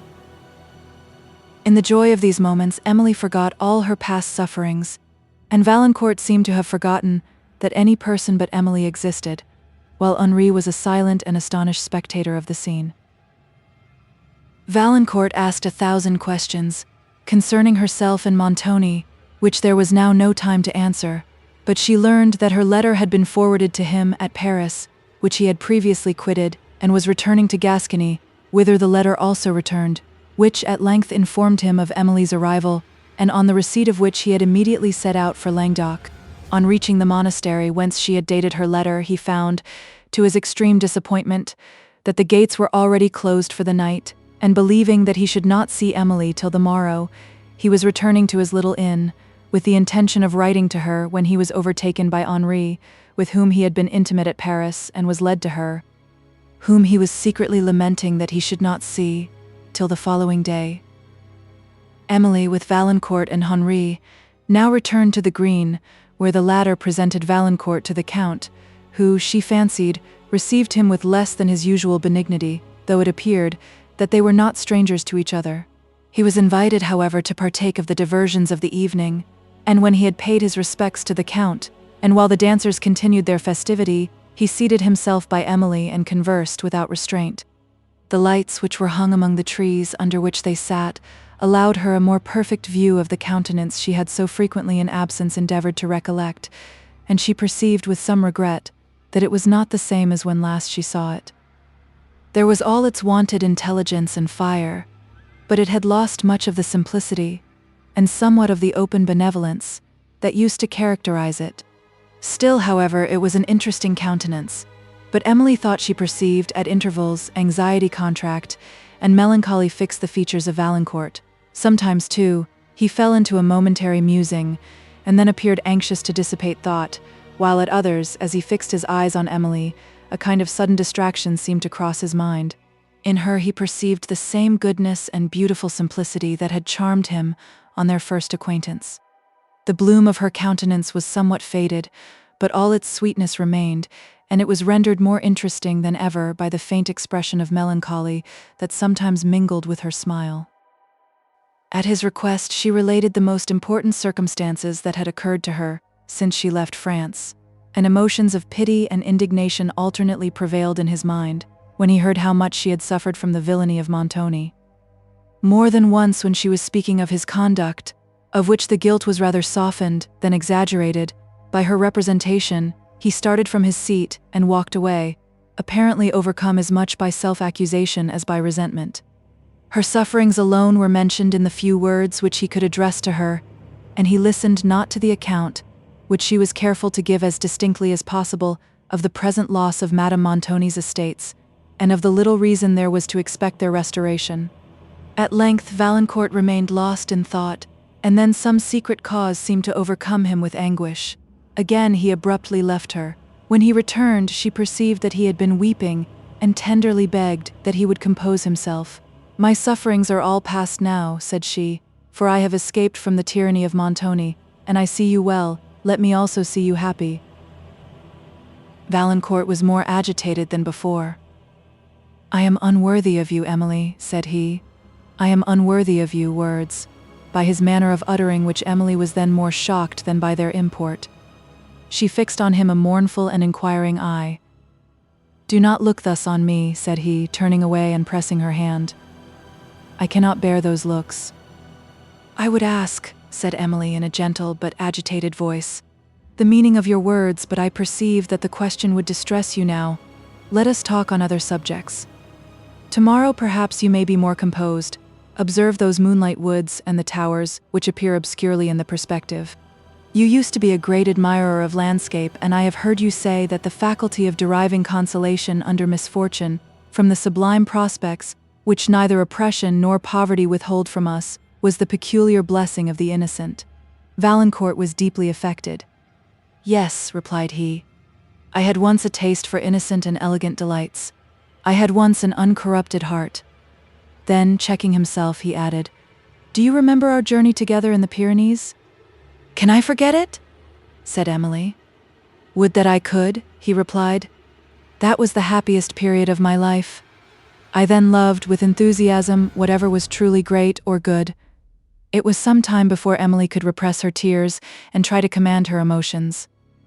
"If you wish to forget that journey," said she, "it must certainly be my wish to forget it also." She paused and then added, "You make me very uneasy, but this is not the time for further inquiry. Yet how can I bear to believe, even for a moment, that you are less worthy of my esteem than formerly? I have still sufficient confidence in your candor to believe that when I shall ask for an explanation, you will give it me." "Yes," said Valancourt. "Yes, Emily. I have not yet lost my candor. If I had, I could better have disguised my emotions, on learning what were your sufferings, your virtues, while but I will say no more. I did not mean to have said even so much. I have been surprised into the self-accusation. Tell me, Emily, that you will not forget that journey, will not wish to forget it, and I will be calm. I would not lose the remembrance of it for the whole earth." "How contradictory is this," said Emily. "But we may be overheard. My recollection of it shall depend upon yours. I will endeavor to forget, or to recollect it, as you may do. Let us join the Count." "Tell me first," said Valancourt, "that you forgive the uneasiness I have occasioned you this evening, and that you will still love me." "I sincerely forgive you," replied Emily. "You best know whether I shall continue to love you, for you know whether you deserve my esteem. At present I will believe that you do. It is unnecessary to say," added she, observing his dejection, "how much pain it would give me to believe otherwise. The young lady who approaches is the Count's daughter." Valancourt and Emily now joined the Lady Blanche, and the party, soon after, sat down with the Count, his son, and the Chevalier du Pont, at a banquet spread under a gay awning beneath the trees.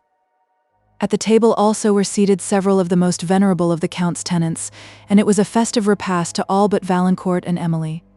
When the Count retired to the chateau, he did not invite Valancourt to accompany him, who, therefore, took leave of Emily and retired to his solitary inn for the night.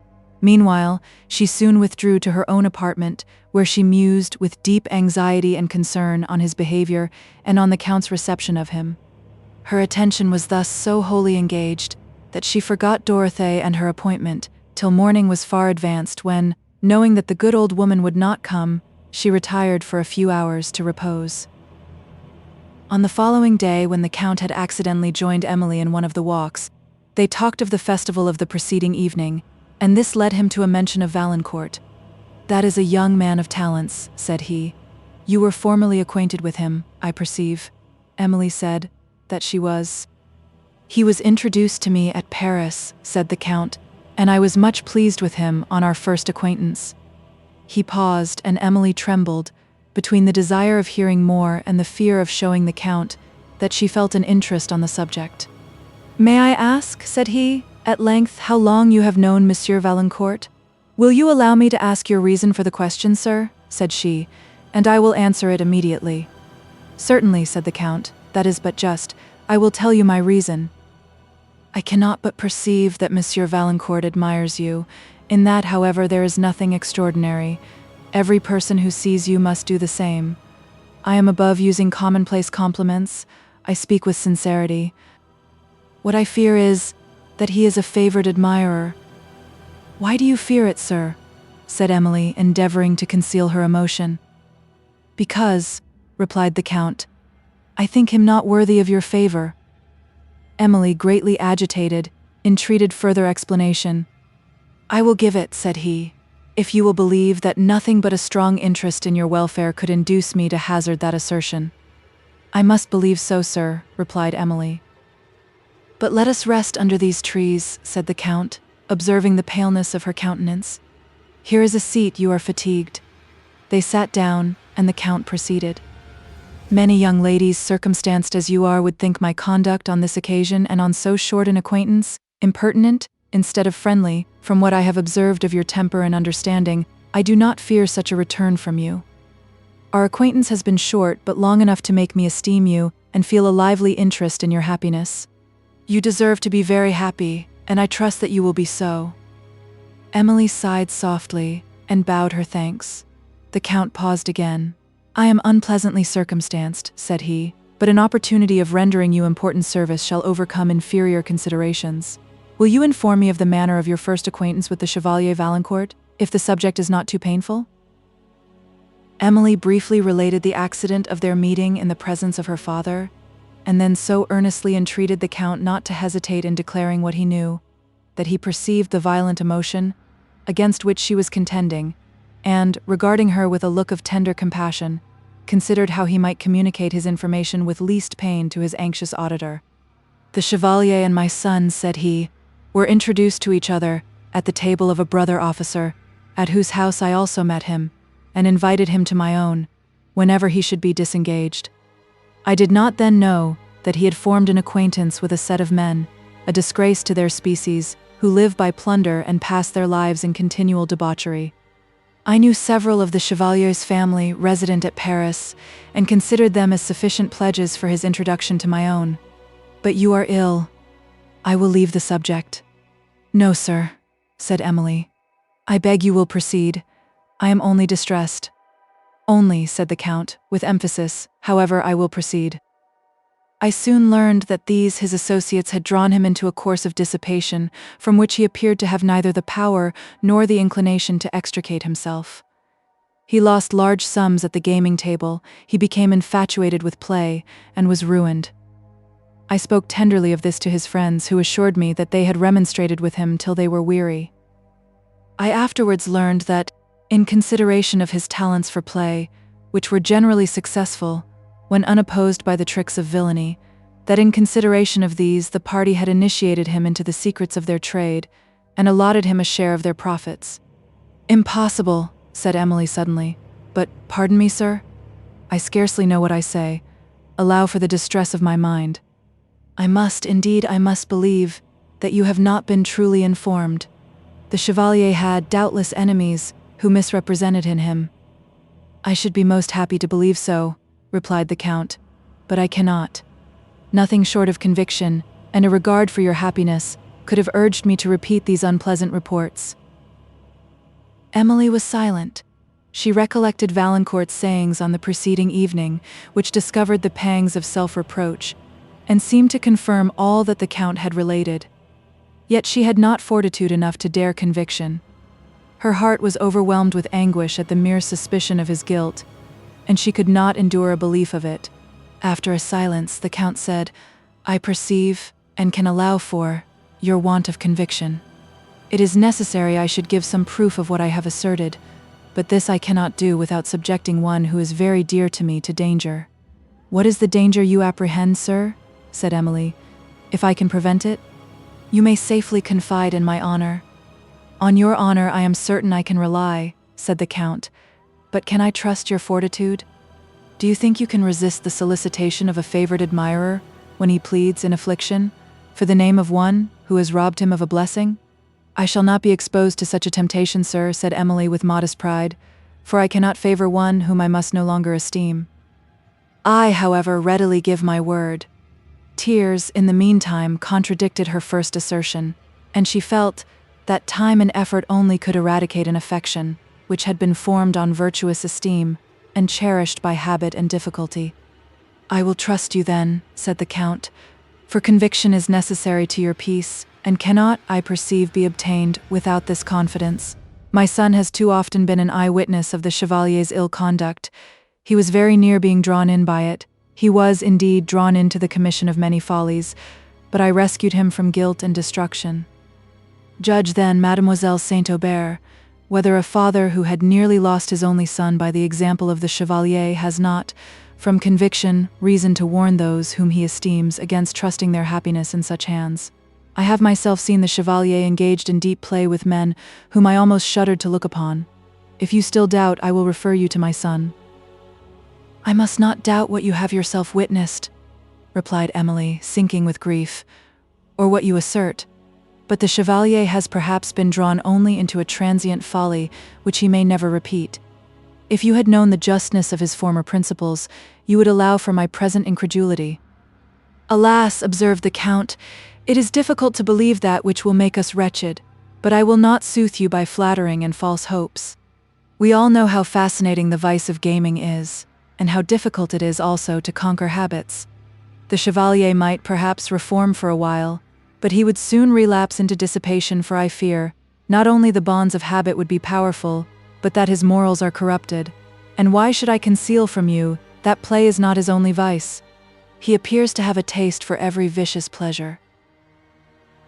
The Count hesitated and paused, while Emily endeavored to support herself, as, with increasing perturbation, she expected what he might further say. A long pause of silence ensued, during which he was visibly agitated. At length he said, "It would be a cruel delicacy that could prevail with me to be silent, and I will inform you that the Chevalier's extravagance has brought him twice into the prisons of Paris, from whence he was last extricated, as I was told upon authority, which I cannot doubt, by a well-known Parisian countess, with whom he continued to reside when I left Paris." He paused again and, looking at Emily, perceived her countenance change, and that she was falling from the seat. He caught her, but she had fainted, and he called loudly for assistance. They were, however, beyond the hearing of his servants at the chateau, and he feared to leave her while he went thither for assistance, yet knew not how otherwise to obtain it, till a fountain at no great distance caught his eye, and he endeavored to support Emily against the tree, under which she had been sitting, while he went thither for water. But again he was perplexed, for he had nothing near him, in which water could be brought. But while, with increased anxiety, he watched her, he thought he perceived in her countenance symptoms of returning life. It was long, however, before she revived, and then she found herself supported not by the Count, but by Valancourt, who was observing her with looks of earnest apprehension, and who now spoke to her in a tone tremulous with his anxiety. At the sound of his well-known voice she raised her eyes, but presently closed them, and a faintness again came over her. The Count, with a look somewhat stern, waved him to withdraw, but he only sighed heavily, and called on the name of Emily, as he again held the water that had been brought to her lips. On the Count's repeating his action, and accompanying it with words, Valancourt answered him with a look of deep resentment, and refused to leave the place, till she should revive, or to resign her for a moment to the care of any person. In the next instant, his conscience seemed to inform him of what had been the subject of the Count's conversation with Emily, and indignation flashed in his eyes, but it was quickly repressed, and succeeded by an expression of serious anguish that induced the Count to regard him with more pity than resentment, and the view of which so much affected Emily, when she again revived, that she yielded to the weakness of tears. But she soon restrained them, and, exerting her resolution to appear recovered, she rose, thanked the Count and Henri, with whom Valancourt had entered the garden, for their care, and moved towards the chateau, without noticing Valancourt, who, heart-struck by her manner, exclaimed in a low voice, "Good God! How have I deserved this? What has been said to occasion this change?" Emily, without replying but with increased emotion, quickened her steps. "What has thus disordered you, Emily?" said he as he still walked by her side. "Give me a few moments' conversation, I entreat you. I am very miserable." Though this was spoken in a low voice, it was overheard by the Count, who immediately replied that Mademoiselle Saint-Aubert was then too much indisposed to attend to any conversation, but that he would venture to promise she would see Monsieur Valancourt on the morrow, if she was better. Valancourt's cheek was crimsoned. He looked haughtily at the Count, and then at Emily, with successive expressions of surprise, grief, and supplication, which she could neither misunderstand nor resist, and she said languidly, "I shall be better tomorrow, and if you wish to accept the Count's permission, I will see you then." "See me!" exclaimed Valancourt, as he threw a glance of mingled pride and resentment upon the Count, and then, seeming to recollect himself, he added, "But I will come, madam. I will accept the Count's permission." When they reached the door of the chateau, he lingered a moment, for his resentment was now fled, and then, with a look so expressive of tenderness and grief that Emily's heart was not proof against it, he bade her good morning, and bowing slightly to the Count, disappeared. Emily withdrew to her own apartment, under such oppression of heart as she had seldom known, when she endeavoured to recollect all that the Count had told, to examine the probability of the circumstances he himself believed, and to consider of her future conduct towards Valancourt. But, when she attempted to think, her mind refused control, and she could only feel that she was miserable. One moment, she sunk under the conviction that Valancourt was no longer the same, whom she had so tenderly loved, the idea of whom had hitherto supported her under affliction, and cheered her with the hope of happier days, but a fallen, a worthless character, whom she must teach herself to despise if she could not forget. Then, unable to endure this terrible supposition, she rejected it, and disdained to believe him capable of conduct, such as the Count had described, to whom she believed he had been misrepresented by some artful enemy, and there were moments when she even ventured to doubt the integrity of the Count himself, and to suspect that he was influenced by some selfish motive to break her connection with Valancourt. But this was the error of an instant only. The Count's character, which she had heard spoken of by Dupont and many other persons, and had herself observed, enabled her to judge, and forbade the supposition. Had her confidence, indeed, been less, there appeared to be no temptation to betray him into conduct so treacherous and so cruel.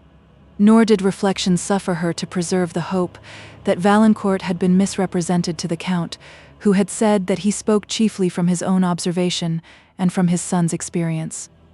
She must part from Valancourt, therefore, forever, for what of either happiness or tranquillity could she expect with a man whose tastes were degenerated into low inclinations, and to whom vice was become habitual? Whom she must no longer esteem, though the remembrance of what he once was, and the long habit of loving him, would render it very difficult for her to despise him.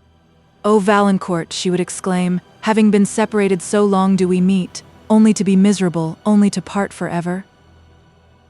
Amidst all the tumult of her mind, she remembered pertinaciously the seeming candor and simplicity of his conduct on the preceding night, and had she dared to trust her own heart, it would have led her to hope much from this. Still, she could not resolve to dismiss him forever, without obtaining further proof of his ill conduct, yet she saw no probability of procuring it, if, indeed, proof more positive was possible. Something, however, it was necessary to decide upon, and she almost determined to be guided in her opinions solely by the manner with which Valancourt should receive her hints concerning his late conduct.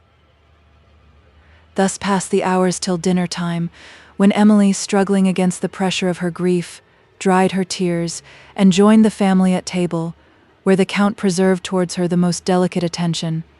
But the Countess and Mademoiselle Bearn, having looked for a moment, with surprise, on her dejected countenance, began, as usual, to talk of trifles, while the eyes of Lady Blanche asked much of her friend, who could only reply by a mournful smile. Emily withdrew as soon after dinner as possible, and was followed by the Lady Blanche, whose anxious enquiries, however, she found herself quite unequal to answer, and whom she entreated to spare her on the subject of her distress. To converse on any topic was now indeed so extremely painful to her that she soon gave up the attempt, and Blanche left her, with pity of the sorrow which she perceived she had no power to assuage. Emily secretly determined to go to her convent in a day or two, for company, especially that of the Countess and Mademoiselle Bearn, was intolerable to her in the present state of her spirits, and in the retirement of the convent, as well as the kindness of the abbess, she hoped to recover the command of her mind, and to teach it resignation to the event, which, she too plainly perceived, was approaching. To have lost Valancourt by death, or to have seen him married to a rival would, she thought, have given her less anguish than a conviction of his unworthiness, which must terminate in misery to himself, and which robbed her even of the solitary image her heart so long had cherished. These painful reflections were interrupted, for a moment, by a note from Valancourt, written in evident distraction of mind, entreating that she would permit him to see her on the approaching evening, instead of the following morning, a request which occasioned her so much agitation that she was unable to answer it. She wished to see him, and to terminate her present state of suspense, yet shrunk from the interview, and, incapable of deciding for herself, she, at length, sent to beg a few moments' conversation with the Count in his library, where she delivered to him the note, and requested his advice. After reading it, he said that if she believed herself well enough to support the interview, his opinion was that for the relief of both parties, it ought to take place that evening. His affection for you is undoubtedly a very sincere one, added the Count. And he appears so much distressed, and you, my amiable friend, are so ill at ease that the sooner the affair is decided, the better. Emily replied therefore to Valancourt that she would see him, and then exerted herself in endeavours to attain fortitude and composure, to bear her through the approaching scene, a scene so afflictingly the reverse of any to which she had looked forward. Volume 4, Chapter 1. Is all the counsel that we two have shared, the hours that we have spent, when we have chid the hasty-footed time for parting us? Oh, and is all forgot? And will you rend our ancient love asunder? Midsummer Night's Dream?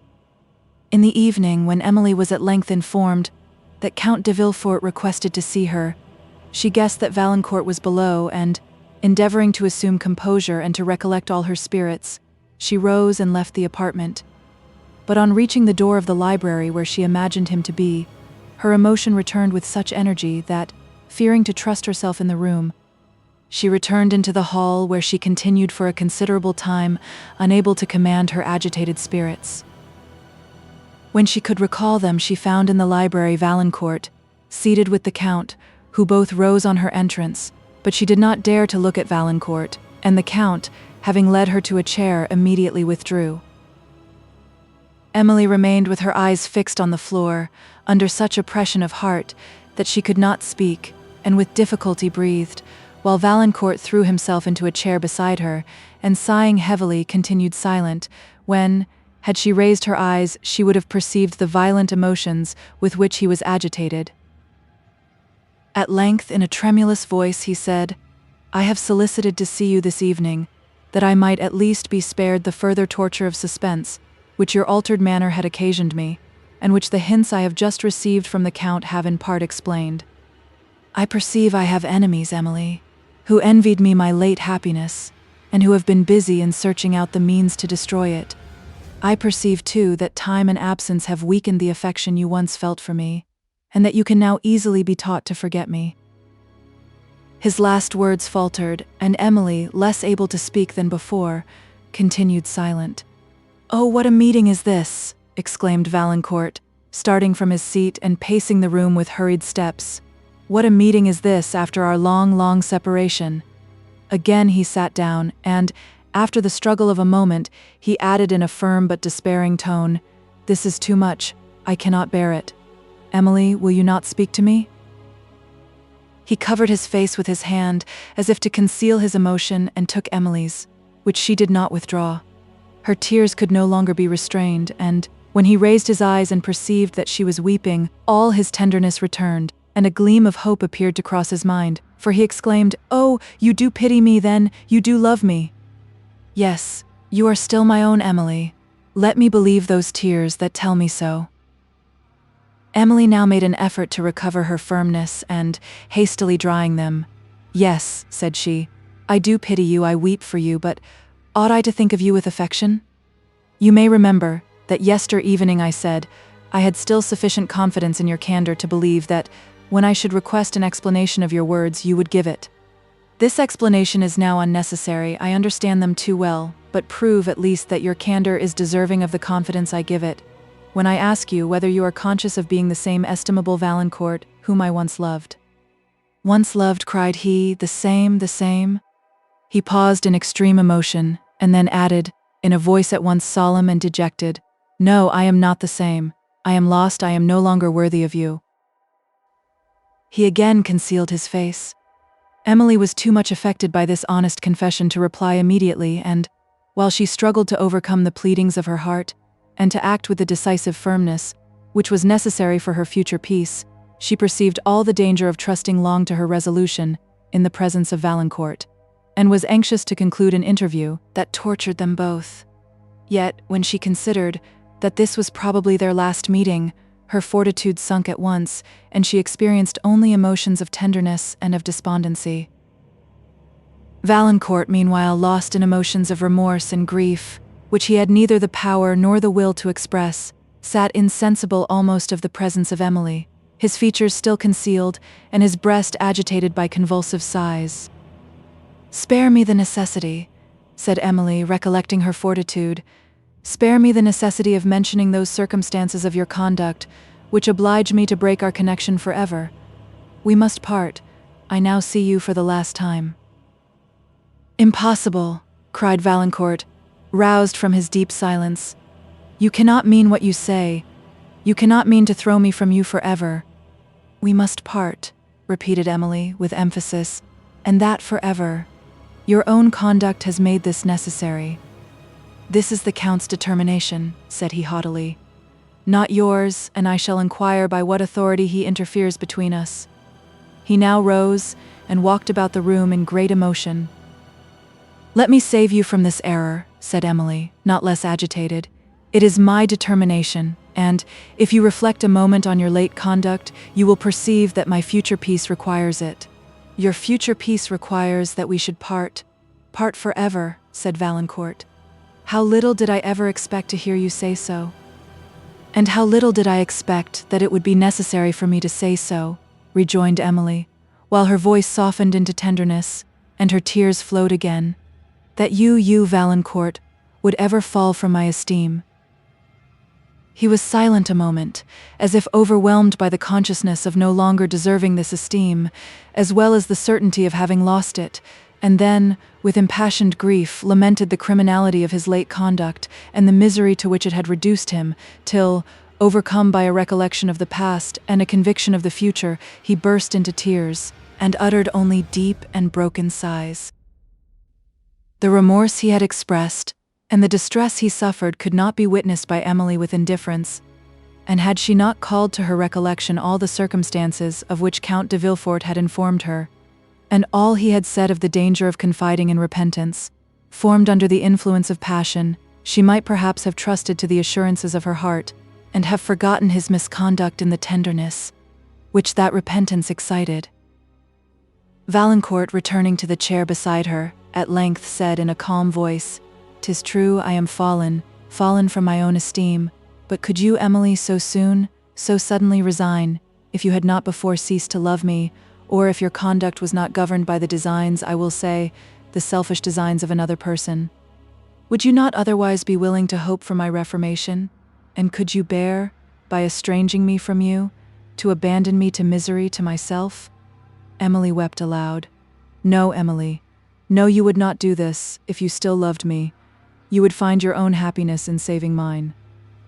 "There are too many probabilities against that hope," said Emily, "to justify me in trusting the comfort of my whole life to it. May I not also ask whether you could wish me to do this if you really loved me?" "Really loved you!" exclaimed Valancourt. "Is it possible you can doubt my love? Yet it is reasonable that you should do so, since you see that I am less ready to suffer the horror of parting with you than that of involving you in my ruin. Yes, Emily, I am ruined, irreparably ruined. I am involved in debts which I can never discharge. Valancourt's look, which was wild as he spoke this, soon settled into an expression of gloomy despair, and Emily, while she was compelled to admire his sincerity, saw, with unutterable anguish, new reasons for fear in the suddenness of his feelings and the extent of the misery in which they might involve him. After some minutes, she seemed to contend against her grief and to struggle for fortitude to conclude the interview. "I will not prolong these moments," said she, "by a conversation which can answer no good purpose. Valancourt, farewell." "You're not going?" said he, wildly interrupting her. "You will not leave me thus. You will not abandon me even before my mind has suggested any possibility of compromise between the last indulgence of my despair and the endurance of my loss." Emily was terrified by the sternness of his look, and said, in a soothing voice, "You have yourself acknowledged that it is necessary we should part. If you wish that I should believe you love me, you will repeat the acknowledgments." "Never, never," cried he. "I was distracted when I made it. Oh, Emily, this is too much. Though you are not deceived as to my faults, you must be deluded into this exasperation against them. The Count is the barrier between us, but he shall not long remain so." "You are indeed distracted," said Emily. "The Count is not your enemy. On the contrary, he is my friend, and that might in some degree induce you to consider him as yours." "Your friend," said Valancourt hastily. "How long has he been your friend, that he can so easily make you forget your lover? Was it he who recommended to your favor the Monsieur Du Pont, who, you say, accompanied you from Italy, and who, I say, has stolen your affections? But I have no right to question you. You are your own mistress. Du Pont, perhaps, may not long triumph over my fallen fortunes." Emily, more frightened than before by the frantic looks of Valancourt, said, in a tone scarcely audible, "For heaven's sake, be reasonable, be composed. Monsieur Du Pont is not your rival, nor is the Count his advocate. You have no rival, nor, except yourself, an enemy. My heart is wrung with anguish, which must increase while your frantic behavior shows me, more than ever, that you are no longer the Valancourt I have been accustomed to love." He made no reply, but sat with his arms rested on the table and his face concealed by his hands, while Emily stood, silent and trembling, wretched for herself, and dreading to leave him in this state of mind. "O excess of misery," he suddenly exclaimed, "that I can never lament my sufferings without accusing myself, nor remember you without recollecting the folly and the vice by which I have lost you. Why was I forced to Paris, and why did I yield to allurements which were to make me despicable forever? Oh, why cannot I look back, without interruption, to those days of innocence and peace, the days of our early love?" The recollection seemed to melt his heart, and the frenzy of despair yielded to tears. After a long pause, turning towards her and taking her hand, he said in a softened voice, "Emily, can you bear that we should part? Can you resolve to give up a heart that loves you like mine, a heart which, though it has widely erred, is not irretrievable from error, as, you well know, it never can be retrievable from love?" Emily made no reply but with her tears. "Can you," continued he, "can you forget all our former days of happiness and confidence, when I had not a thought that I might wish to conceal from you, when I had no taste, no pleasures, in which you did not participate?" "Oh, do not lead me to the remembrance of those days," said Emily, "unless you can teach me to forget the present. I do not mean to reproach you. If I did, I should be spared these tears. But why will you render your present sufferings more conspicuous by contrasting them with your former virtues?" "Those virtues," said Valancourt, "might perhaps again be mine if your affection, which nurtured them, was unchanged. But I fear indeed I see that you can no longer love me, else the happy hours which we have passed together would plead for me, and you could not look back upon them unmoved. Yet why should I torture myself with the remembrance? Why do I linger here? Am I not ruined? Would it not be madness to involve you in my misfortunes, even if your heart was still my own? I will not distress you further. Yet, before I go," added he in a solemn voice, "let me repeat, that whatever may be my destiny, whatever I may be doomed to suffer, I must always love you, most fondly love you. I am going, Emily. I am going to leave you forever." As he spoke the last words, his voice trembled and he threw himself again into the chair from which he had risen. Emily was utterly unable to leave the room or to say farewell. All impression of his criminal conduct and almost of his follies was obliterated from her mind, and she was sensible only of pity and grief. "My fortitude is gone," said Valancourt at length. "I can no longer even struggle to recall it. I cannot now leave you. I cannot bid you an eternal farewell, say, at least, that you will see me once again." Emily's heart was somewhat relieved by the request, and she endeavored to believe that she ought not to refuse it. Yet she was embarrassed by recollecting that she was a visitor in the house of the Count, who could not be pleased by the return of Valancourt. Other considerations, however, soon overcame this, and she granted his request on the condition that he would neither think of the Count as his enemy nor Dupont as his rival. He then left her, with a heart so much lightened by this short respite that he almost lost every former sense of misfortune.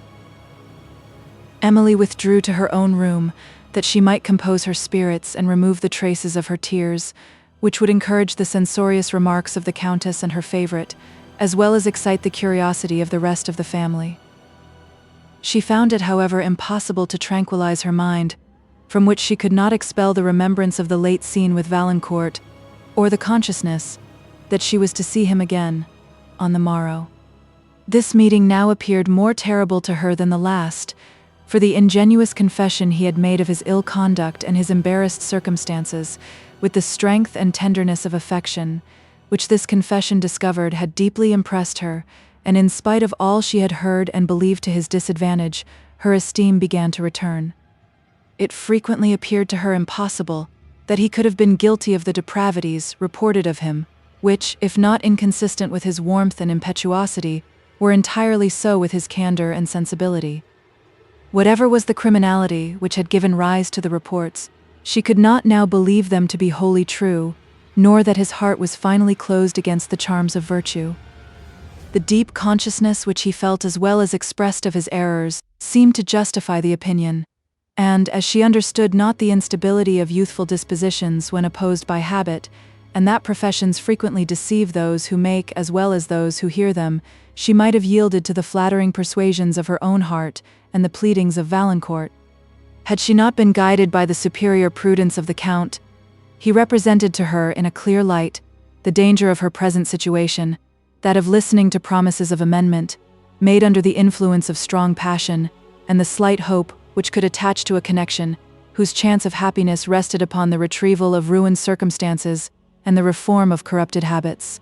On these accounts he lamented that Emily had consented to a second interview, for he saw how much it would shake her resolution and increase the difficulty of her conquest. Her mind was now so entirely occupied by nearer interests that she forgot the old housekeeper and the promised history, which so lately had excited her curiosity, but which Dorothée was probably not very anxious to disclose, for night came, the hours passed, and she did not appear in Emily's chamber. With the latter it was a sleepless and dismal night. The more she suffered her memory to dwell on the late scenes with Valancourt, the more her resolution declined, and she was obliged to recollect all the arguments which the Count had made use of to strengthen it, and all the precepts which she had received from her deceased father on the subject of self-command, to enable her to act, with prudence and dignity, on this the most severe occasion of her life. There were moments when all her fortitude forsook her, and when, remembering the confidence of former times, she thought it impossible that she could renounce Valancourt.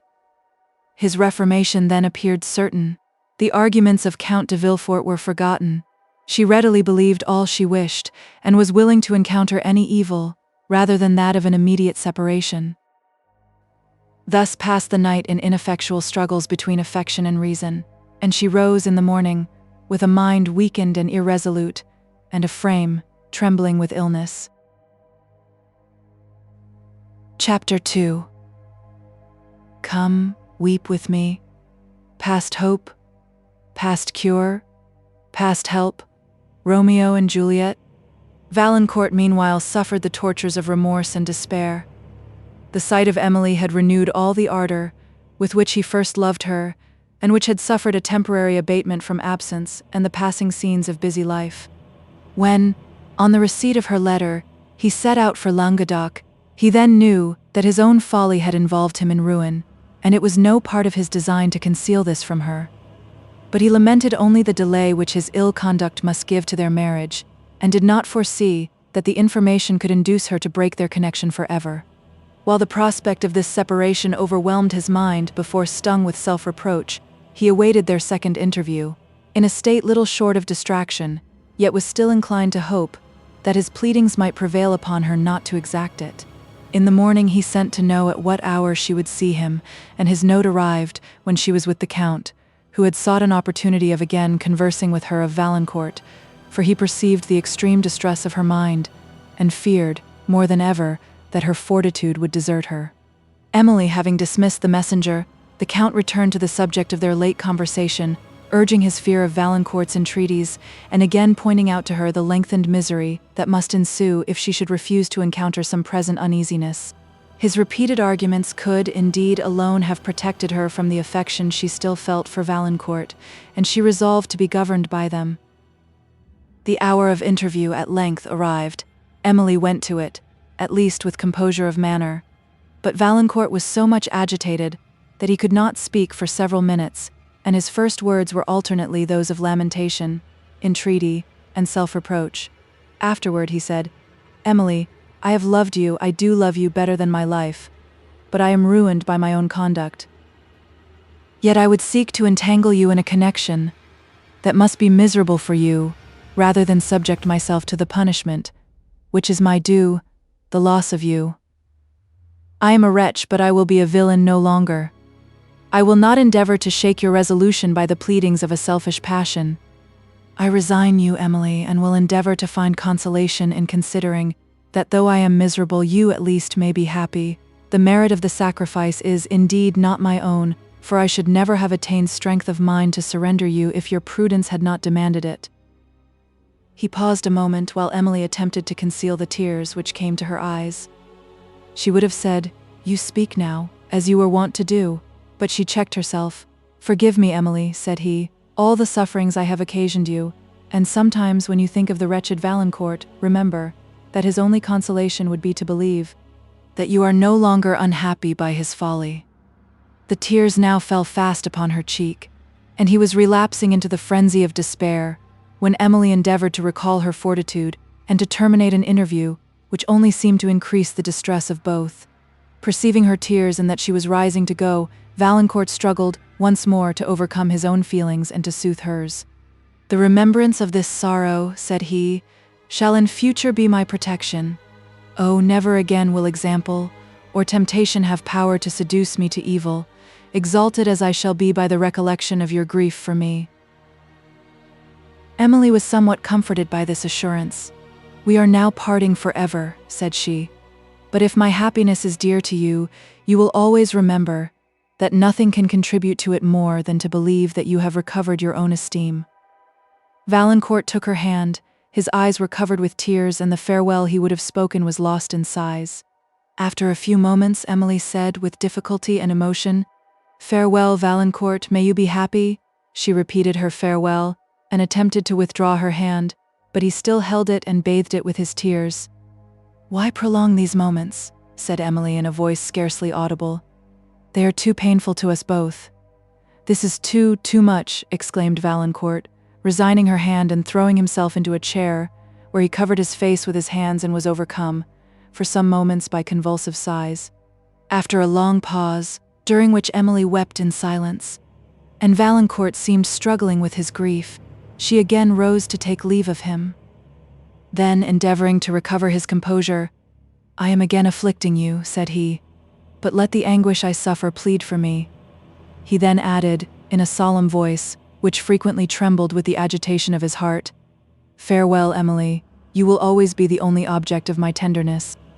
Sometimes you will think of the unhappy Valancourt, and it will be with pity, though it may not be with esteem. Oh, what is the whole world to me without you, without your esteem?" He checked himself. "I am falling again into the error I have just lamented. I must not intrude longer upon your patience, or I shall relapse into despair."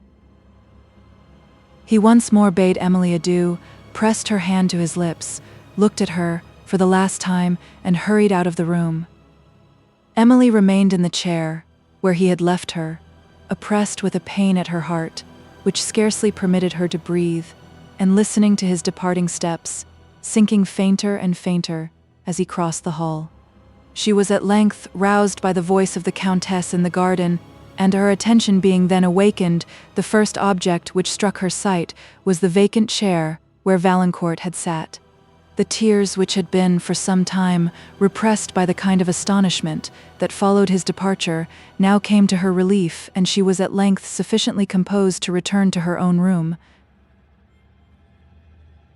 Chapter 3. This is no mortal business, nor no sound that the earth owes. Shakespeare. We now return to the mention of Montoni, whose rage and disappointment were soon lost in nearer interests than any which the unhappy Emily had awakened. His depredations having exceeded their usual limits, and reached an extent at which neither the timidity of the then commercial Senate of Venice, nor their hope of his occasional assistance would permit them to connive, the same effort, it was resolved, should complete the suppression of his power and the correction of his outrages. While a corps of considerable strength was upon the point of receiving orders to march for Udolpho, a young officer, prompted partly by resentment for some injury received from Montoni, and partly by the hope of distinction, solicited an interview with the minister, who directed the enterprise. To him he represented that the situation of Udolpho rendered it too strong to be taken by open force, except after some tedious operations, that Montoni had lately shown how capable he was of adding to its strength all the advantages which could be derived from the skill of a commander, that so considerable a body of troops, as that allotted to the expedition, could not approach Udolpho without his knowledge, and that it was not for the honor of the Republic to have a large part of its regular force employed, for such a time as the siege of Udolpho would require, upon the attack of a handful of banditti. The object of the expedition, he thought, might be accomplished much more safely and speedily by mingling contrivance with force. It was possible to meet Montoni and his party without their walls, and to attack them then, or by approaching the fortress with the secrecy consistent with the march of smaller bodies of troops, to take advantage either of the treachery or negligence of some of his party, and to rush unexpectedly upon the whole even in the castle of Udolpho. This advice was seriously attended to, and the officer who gave it received the command of the troops demanded for his purpose. His first efforts were accordingly those of contrivance alone. In the neighborhood of Udolpho he waited till he had secured the assistance of several of the condottieri, of whom he found none that he addressed, unwilling to punish their imperious master and to secure their own pardon from the Senate. He learned also the number of Montoni's troops, and that it had been much increased since his late successes. The conclusion of his plan was soon effected. Having returned with his party, who received the watchword and other assistance from their friends within, Montoni and his officers were surprised by one division, who had been directed to their apartment, while the other maintained the slight combat which preceded the surrender of the whole garrison. Among the persons seized with Montoni was Orsino, the assassin, who had joined him on his first arrival at Udolpho, and whose concealment had been made known to the Senate by Count Morano after the unsuccessful attempt of the latter to carry off Emily. It was indeed partly for the purpose of capturing this man, by whom one of the Senate had been murdered, that the expedition was undertaken, and its success was so acceptable to them that Morano was instantly released, notwithstanding the political suspicions which Montoni, by his secret accusation, had excited against him. The celerity and ease with which this whole transaction was completed prevented it from attracting curiosity or even from obtaining a place in any of the published records of that time, so that Emily, who remained in Languedoc, was ignorant of the defeat and signal humiliation of her late persecutor. Her mind was now occupied with sufferings which no effort of reason had yet been able to control. Count de Villefort, who sincerely attempted whatever benevolence could suggest for softening them, sometimes allowed her the solitude she wished for, sometimes led her into friendly parties, and constantly protected her, as much as possible, from the shrewd enquiries and critical conversation of the Countess. He often invited her to make excursions with him and his daughter, during which he conversed entirely on questions suitable to her taste, without appearing to consult it, and thus endeavored gradually to withdraw her from the subject of her grief, and to awake other interests in her mind. Emily, to whom he appeared as the enlightened friend and protector of her youth, soon felt for him the tender affection of a daughter, and her heart expanded to her young friend Blanche, as to a sister, whose kindness and simplicity compensated for the want of more brilliant qualities.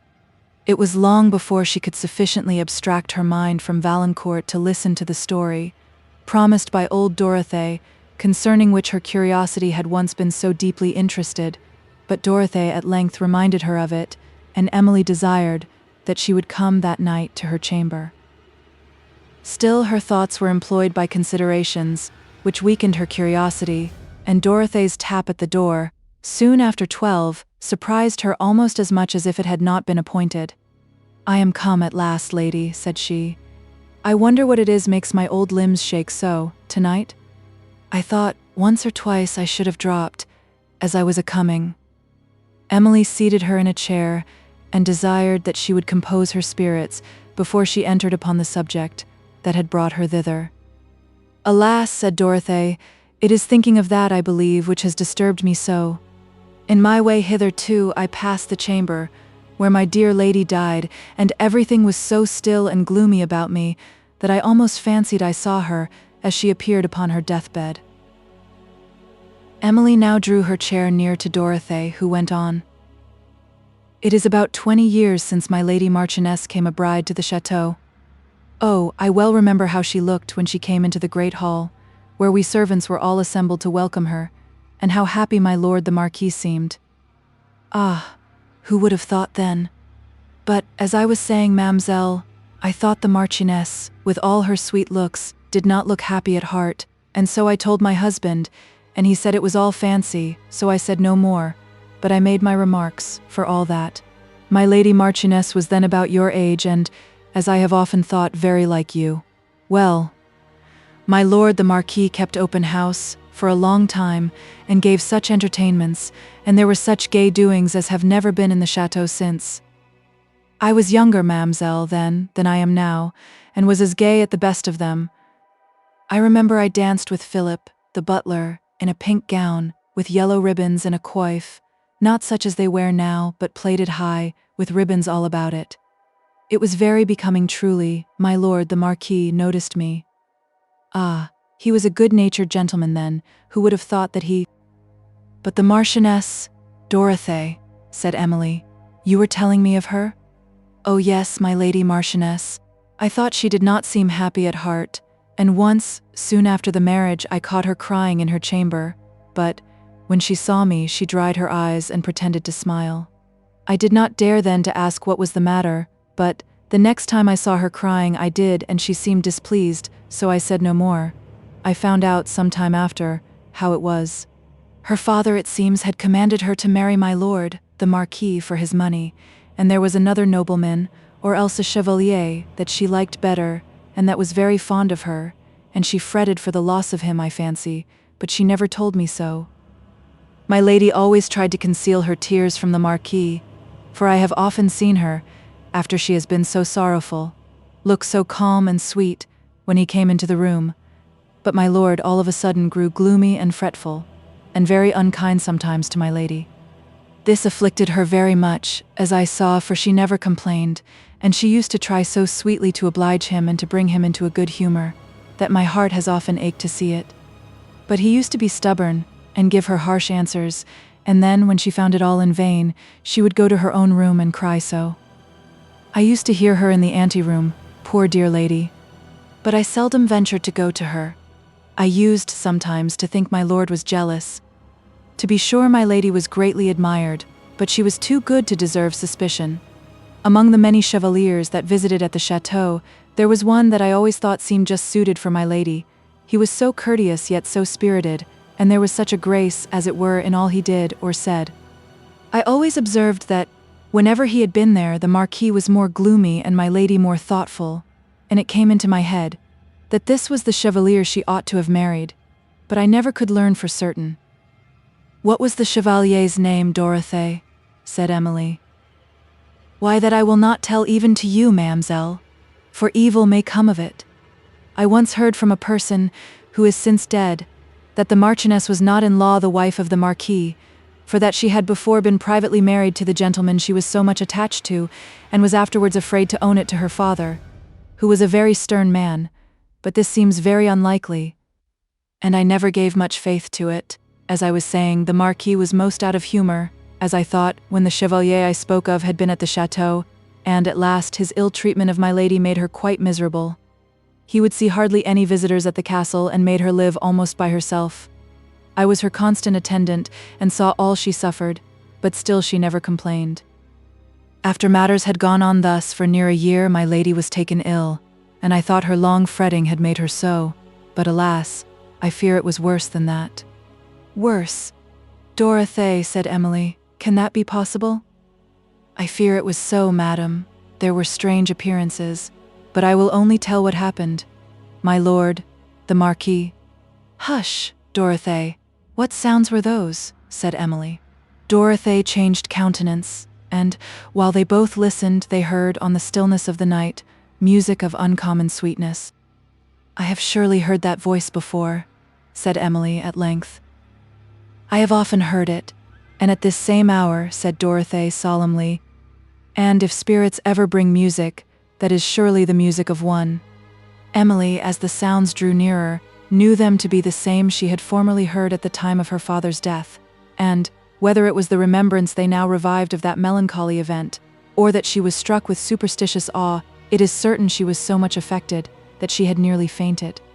I think I once told you, madam, said Dorothée, that I first heard this music soon after my lady's death.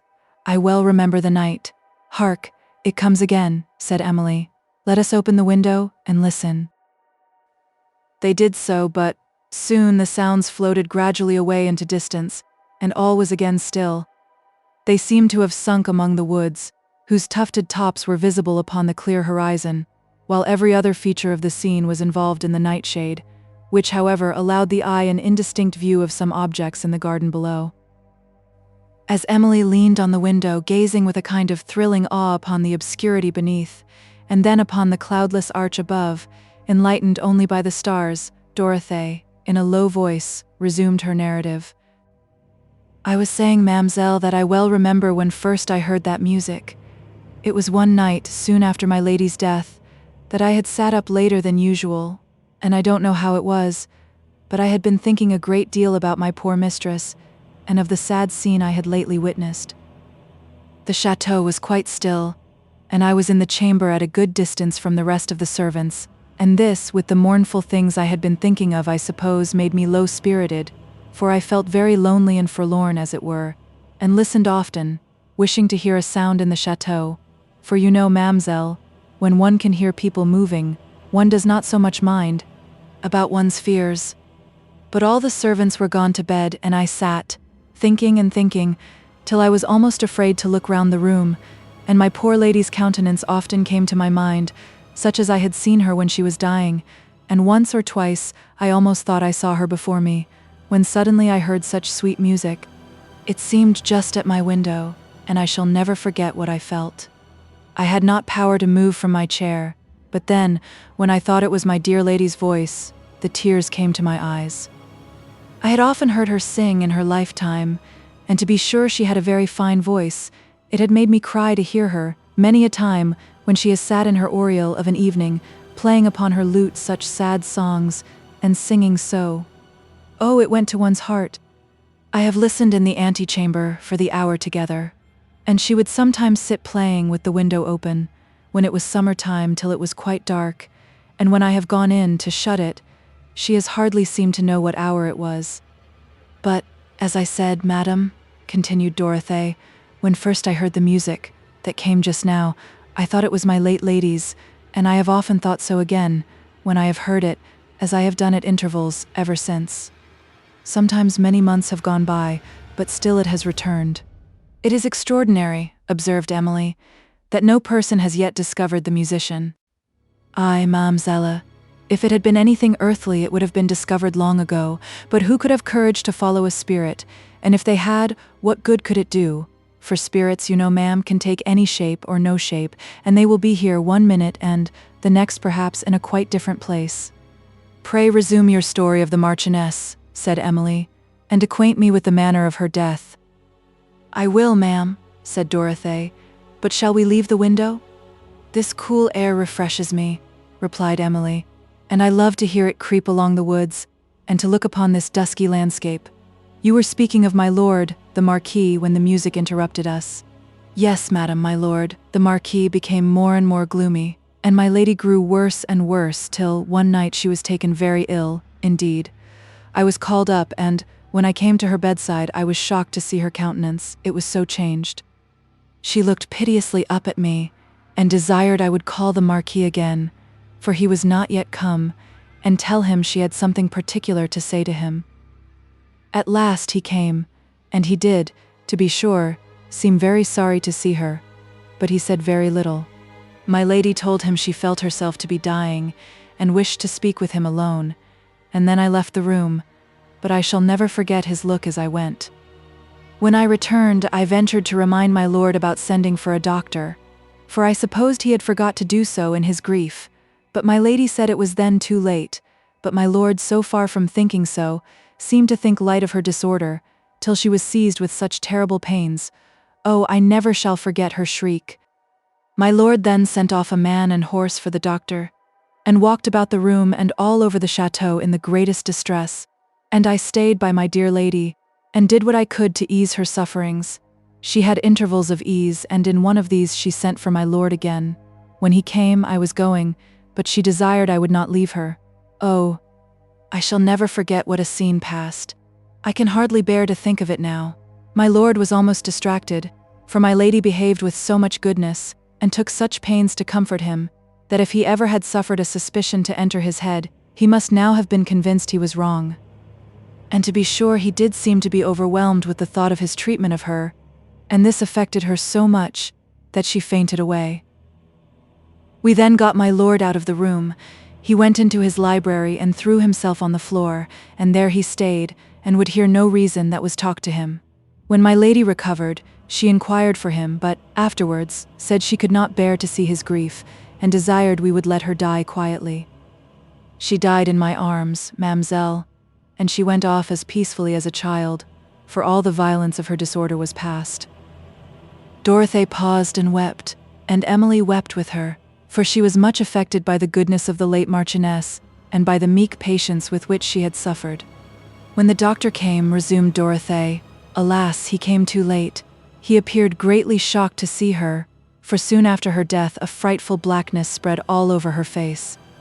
When he had sent the attendants out of the room, he asked me several odd questions about the Marchioness, particularly concerning the manner in which she had been seized, and he often shook his head at my answers and seemed to mean more than he chose to say. But I understood him too well. However, I kept my remarks to myself, and only told them to my husband, who bade me hold my tongue. Some of the other servants, however, suspected what I did, and strange reports were whispered about the neighborhood, but nobody dared to make any stir about them. When my lord heard that my lady was dead, he shut himself up, and would see nobody but the doctor, who used to be with him alone, sometimes for an hour together, and after that the doctor never talked with me again about my lady. When she was buried in the church of the convent at a little distance yonder, if the moon was up you might see the towers here, ma'amselle, all my lord's vassals followed the funeral, and there was not a dry eye among them, for she had done a deal of good among the poor. My lord, the Marquis, I never saw anybody so melancholy as he was afterwards, and sometimes he would be in such fits of violence that we almost thought he had lost his senses. He did not stay long at the chateau, but joined his regiment, and soon after all the servants except my husband and I received notice to go, for my lord went to the wars. I never saw him after, for he would not return to the chateau, though it is such a fine place, and never finished those fine rooms he was building on the west side of it, and it has in a manner been shut up ever since, till my lord the Count came here. The death of the Marchioness appears extraordinary, said Emily, who was anxious to know more than she dared to ask. Yes, madam, replied Dorothée. It was extraordinary. I have told you all I saw, and you may easily guess what I think. I cannot say more, because I would not spread reports that might offend my lord the Count. You are very right, said Emily. Where did the Marquis die? In the north of France, I believe, mademoiselle, replied Dorothée. I was very glad when I heard my lord the Count was coming, for this had been a sad, desolate place these many years, and we heard such strange noises sometimes, after my lady's death, that, as I told you before, my husband and I left it for a neighboring cottage. And now, lady, I have told you all this sad history and all my thoughts, and you have promised, never to give the least hint about it." "I have," said Emily, "and I will be faithful to my promise, Dorothy. What you have told has interested me more than you can imagine. I only wish I could prevail upon you to tell the name of the chevalier, whom you thought so deserving of the Marchioness." Dorothy, however, steadily refused to do this, and then returned to the notice of Emily's likeness to the late Marchioness. "There is another picture of her," added she, "hanging in a room of the suite, which was shut up. It was drawn, as I have heard, before she was married, and is much more like you than the miniature." When Emily expressed a strong desire to see this, Dorothy replied that she did not like to open those rooms. But Emily reminded her that the Count had talked the other day of ordering them to be opened, of which Dorothy seemed to consider much, and then she owned that she should feel less if she went into them with Emily first, than otherwise, and at length promised to show the picture. The night was too far advanced, and Emily was too much affected by the narrative of the scenes which had passed in those apartments to wish to visit them at this hour, but she requested that Dorothy would return on the following night, when they were not likely to be observed, and conduct her thither. Besides her wish to examine the portrait, she felt a thrilling curiosity to see the chamber in which the Marchioness had died, and which Dorothy had said remained, with the bed and furniture, just as when the corpse was removed for interment. The solemn emotions which the expectation of viewing such a scene had awakened were in unison with the present tone of her mind, depressed by severe disappointment. Cheerful objects rather added to than removed this depression, but perhaps she yielded too much to her melancholy inclination, and imprudently lamented the misfortune, which no virtue of her own could have taught her to avoid, though no effort of reason could make her look unmoved upon the self-degradation of him whom she had once esteemed and loved. Dorothy promised to return, on the following night, with the keys of the chambers, and then wished Emily good repose, and departed. Emily, however, continued at the window, musing upon the melancholy fate of the Marchioness and listening, in awful expectation, for a return of the music. But the stillness of the night remained long unbroken, except by the murmuring sounds of the woods, as they waved in the breeze, and then by the distant bell of the convent, striking one. She now withdrew from the window, and, as she sat at her bedside, indulging melancholy reveries, which the loneliness of the hour assisted, the stillness was suddenly interrupted not by music, but by very uncommon sounds, that seemed to come either from the room adjoining her own, or from one below. The terrible catastrophe that had been related to her, together with the mysterious circumstances said to have since occurred in the chateau, had so much shocked her spirits, that she now sunk for a moment under the weakness of superstition. The sounds, however, did not return, and she retired, to forget in sleep the disastrous story she had heard. Chapter 4. Now it is the time of night, that, the graves all gaping wide, every one lets forth his sprite, in the churchway path to glide. Shakespeare. On the next night, about the same hour as before, Dorothy came to Emily's chamber, with the keys of that suite of rooms which had been particularly appropriated to the late Marchioness. These extended along the north side of the chateau, forming part of the old building, and, as Emily's room was in the south, they had to pass over a great extent of the castle, and by the chambers of several of the family, whose observations Dorothy was anxious to avoid, since it might excite enquiry, and raise reports such as would displease the Count. She therefore requested that Emily would wait half an hour before they ventured forth, that they might be certain all the servants were gone to bed. It was nearly 1 before the chateau was perfectly still, or Dorothy thought it prudent to leave the chamber. In this interval, her spirits seemed to be greatly affected by the remembrance of past events, and by the prospect of entering again upon places where these had occurred, and in which she had not been for so many years. Emily, too, was affected, but her feelings had more of solemnity and less of fear. From the silence into which reflection and expectation had thrown them, they at length roused themselves and left the chamber. Dorothy at first carried the lamp, but her hand trembled so much with infirmity and alarm that Emily took it from her and offered her arm to support her feeble steps. They had to descend the great staircase, and, after passing over a wide extent of the chateau to ascend another, which led to the suite of rooms they were in quest of. They stepped cautiously along the open corridor that ran round the great hall and into which the chambers of the Count, Countess, and the Lady Blanche opened, and from thence, descending the chief staircase, they crossed the hall itself, proceeding through the servants' hall, where the dying embers of a wood fire still glimmered on the hearth, and the supper table was surrounded by chairs that obstructed their passage. They came to the foot of the back staircase. Old Dorothy here paused and looked around. "Let us listen," said she. "If anything is stirring, Mademoiselle, do you hear any voice?" "None," said Emily. "There certainly is no person up in the chateau, besides ourselves." "No, Mademoiselle," said Dorothy, "but I have never been here at this hour before, and, after what I know, my fears are not wonderful." "What do you know?" said Emily.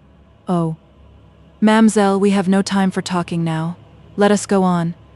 That door on the left is the one we must open." They proceeded, and, having reached the top of the staircase, Dorothy applied the key to the lock. "Ah," said she as she endeavored to turn it, "so many years have passed since this was opened that I fear it will not move." Emily was more successful, and they presently entered a spacious and ancient chamber. "Alas!" exclaimed Dorothy as she entered. "The last time I passed through this door, I followed my poor lady's corpse." Emily, struck with the circumstance and affected by the dusky and solemn air of the apartment, remained silent, and they passed on through a long suite of rooms, till they came to one more spacious than the rest, and rich in the remains of faded magnificence. "Let us rest here a while, madam," said Dorothy faintly. "We are going into the chamber where my lady died.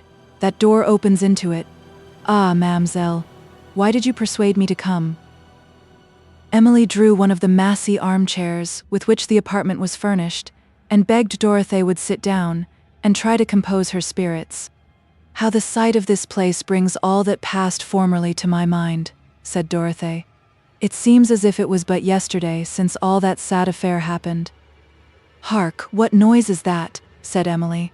Dorothy, half starting from her chair, looked round the apartment, and they listened, but, everything remaining still, the old woman spoke again upon the subject of her sorrow.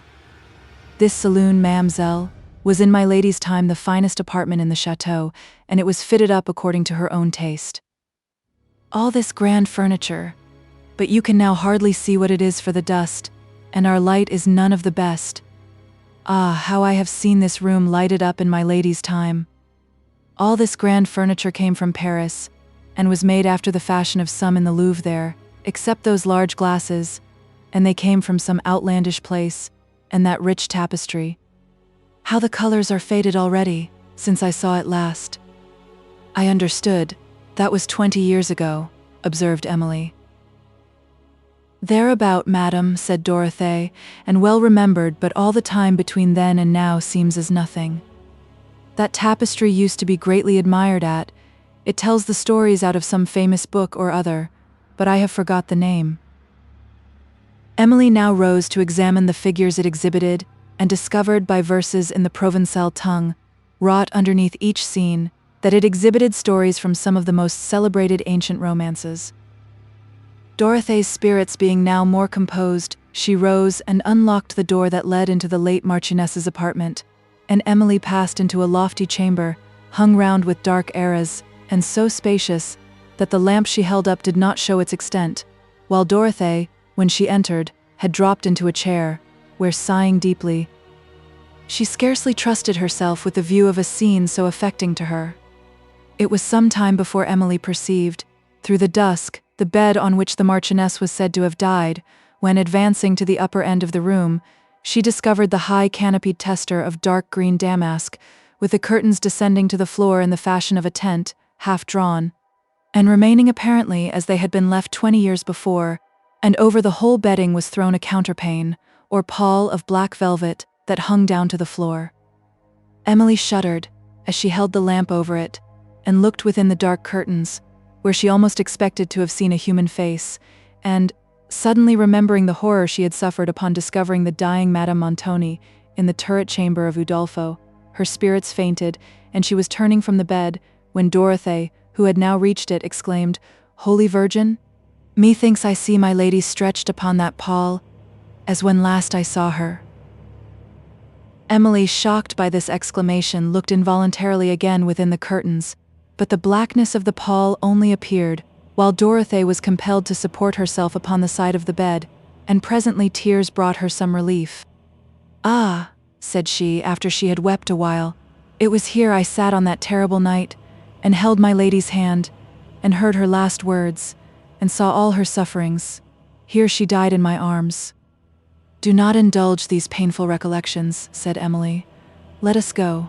Show me the picture you mentioned, if it will not too much affect you." "It hangs in the oriel," said Dorothée, rising, and going towards a small door near the bed's head, which she opened, and Emily followed with the light into the closet of the late Marchioness. "Alas, there she is." "Mademoiselle," said Dorothée, pointing to a portrait of a lady, "there is her very self, just as she looked when she came first to the chateau. You see, madam, she was all blooming like you then, and so soon to be cut off." While Dorothée spoke, Emily was attentively examining the picture, which bore a strong resemblance to the miniature, though the expression of the countenance in each was somewhat different, but still she thought she perceived something of that pensive melancholy in the portrait, which so strongly characterized the miniature. "Pray, mademoiselle, stand beside the picture, that I may look at you together," said Dorothée, who, when the request was complied with, exclaimed again at the resemblance. Emily also, as she gazed upon it, thought that she had somewhere seen a person very like it, though she could not now recollect who this was. In this closet were many memorials of the departed Marchioness.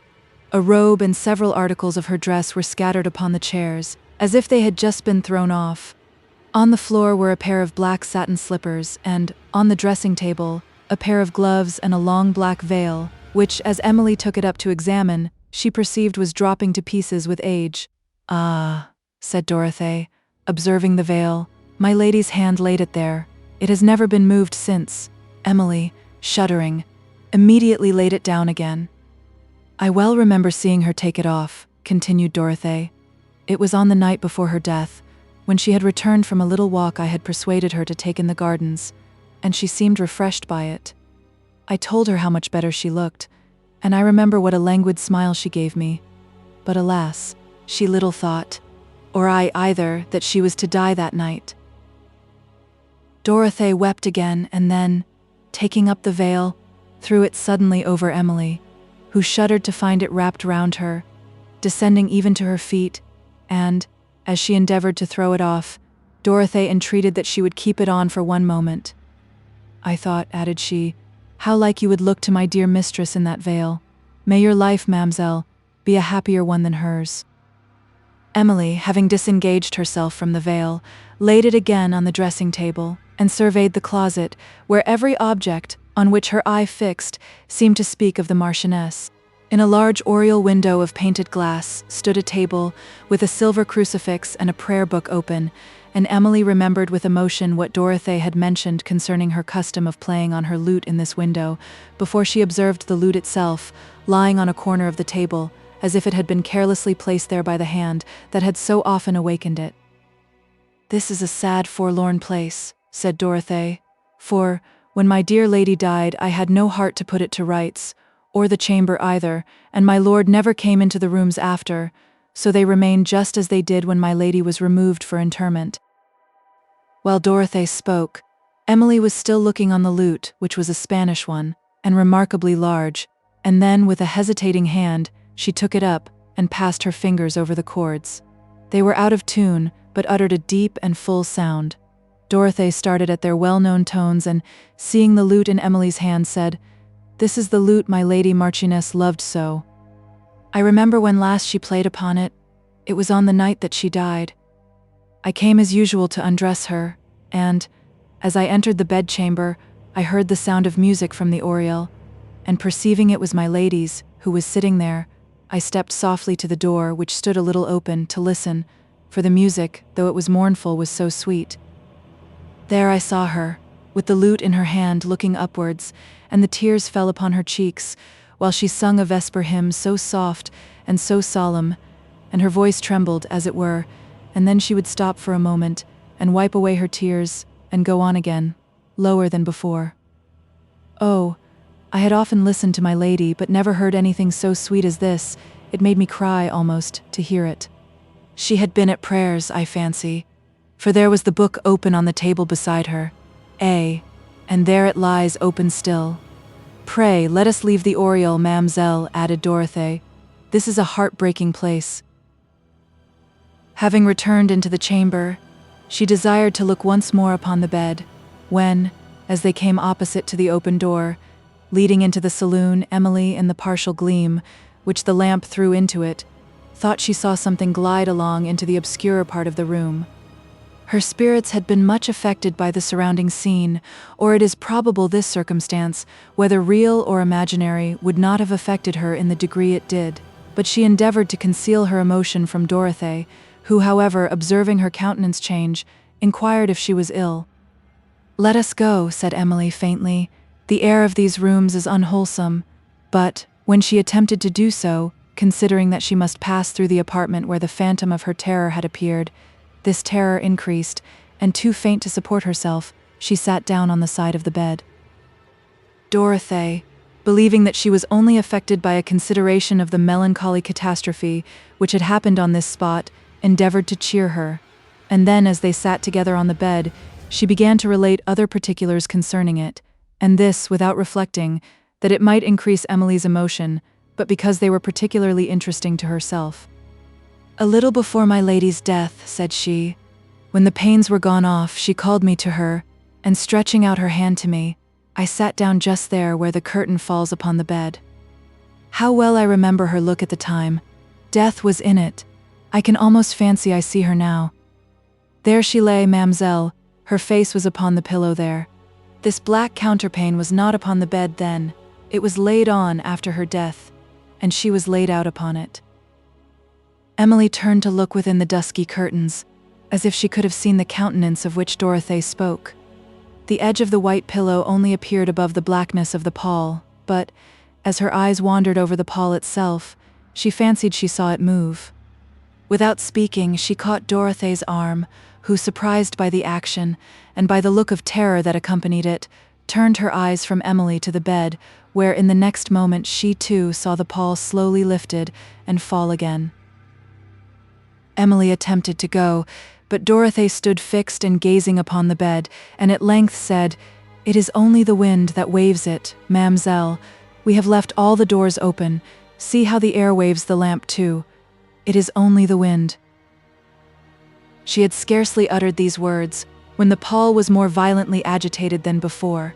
But Emily, somewhat ashamed of her terrors, stepped back to the bed, willing to be convinced that the wind only had occasioned her alarm, when, as she gazed within the curtains, the pall moved again and, in the next moment, the apparition of a human countenance rose above it.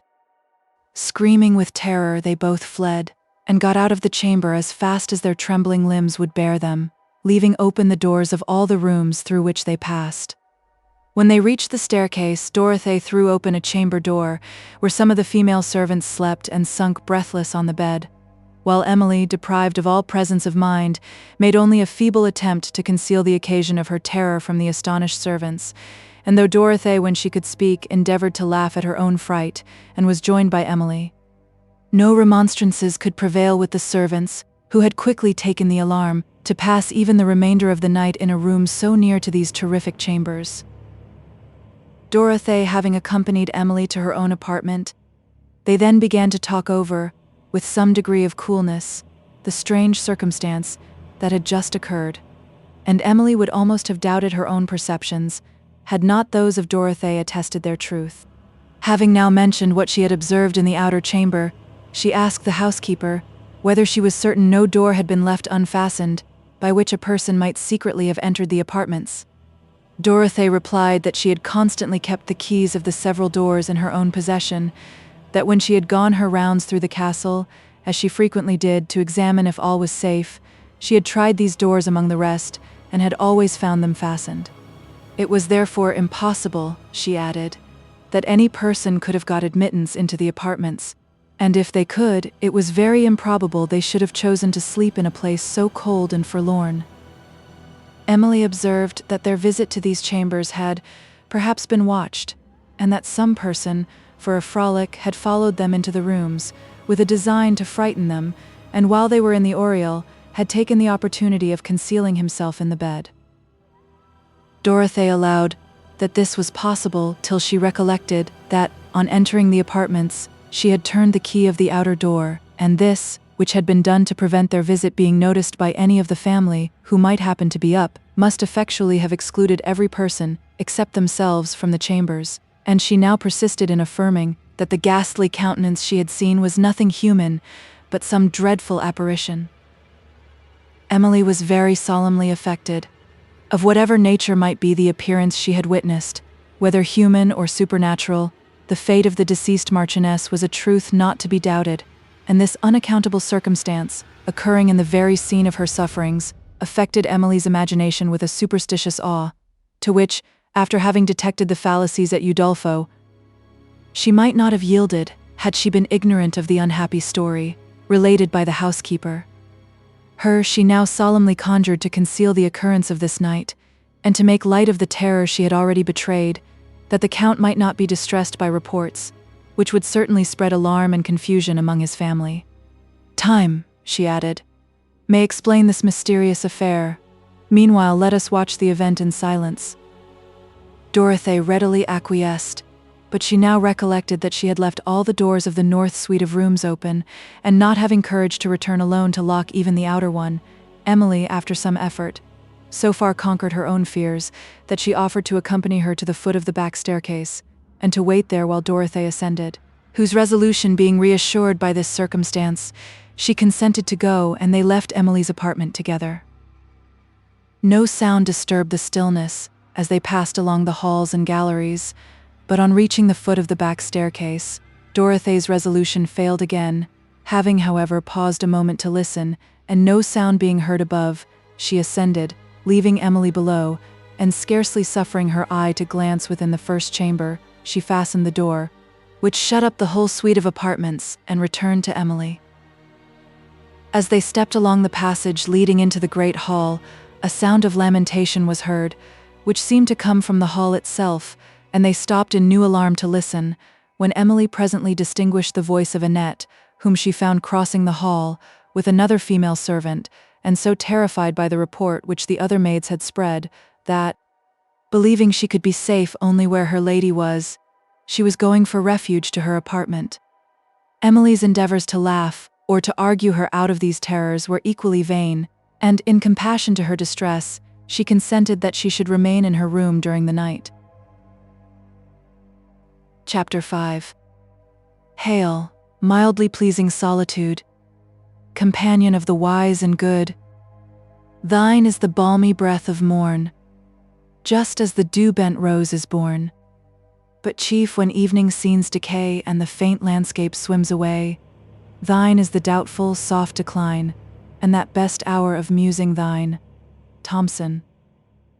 Emily's injunctions to Annette to be silent on the subject of her terror were ineffectual, and the occurrence of the preceding night spread such alarm among the servants, who now all affirmed that they had frequently heard unaccountable noises in the chateau, that a report soon reached the Count of the north side of the castle being haunted. He treated this at first with ridicule, but, perceiving that it was productive of serious evil, in the confusion it occasioned among his household, he forbade any person to repeat it, on pain of punishment. The arrival of a party of his friends soon withdrew his thoughts entirely from this subject, and his servants had now little leisure to brood over it, except indeed in the evenings after supper, when they all assembled in their hall, and related stories of ghosts, till they feared to look round the room, started if the echo of a closing door murmured along the passage, and refused to go singly to any part of the castle. On these occasions Annette made a distinguished figure, when she told not only of all the wonders she had witnessed, but of all that she had imagined, in the castle of Udolpho, with the story of the strange disappearance of Signora Laurentini. She made no trifling impression on the mind of her attentive auditors.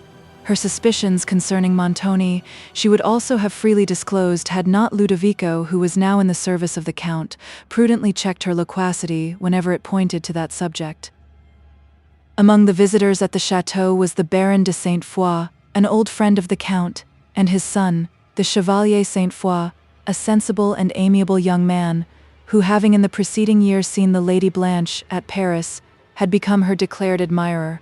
The friendship which the Count had long entertained for his father, and the equality of their circumstances made him secretly approve of the connection, but, thinking his daughter at this time too young to fix her choice for life, and wishing to prove the sincerity and strength of the chevalier's attachment, he then rejected his suit, though without forbidding his future hope. This young man now came, with the Baron, his father, to claim the reward of a steady affection, a claim which the Count admitted and which Blanche did not reject. While these visitors were at the chateau, it became a scene of gaiety and splendor.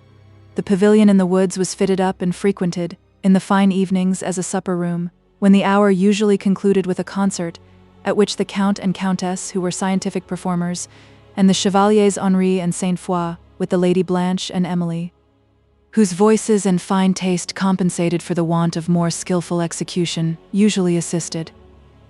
Several of the Count's servants performed on horns and other instruments, some of which, placed at a little distance among the woods, spoke in sweet response to the harmony that proceeded from the pavilion.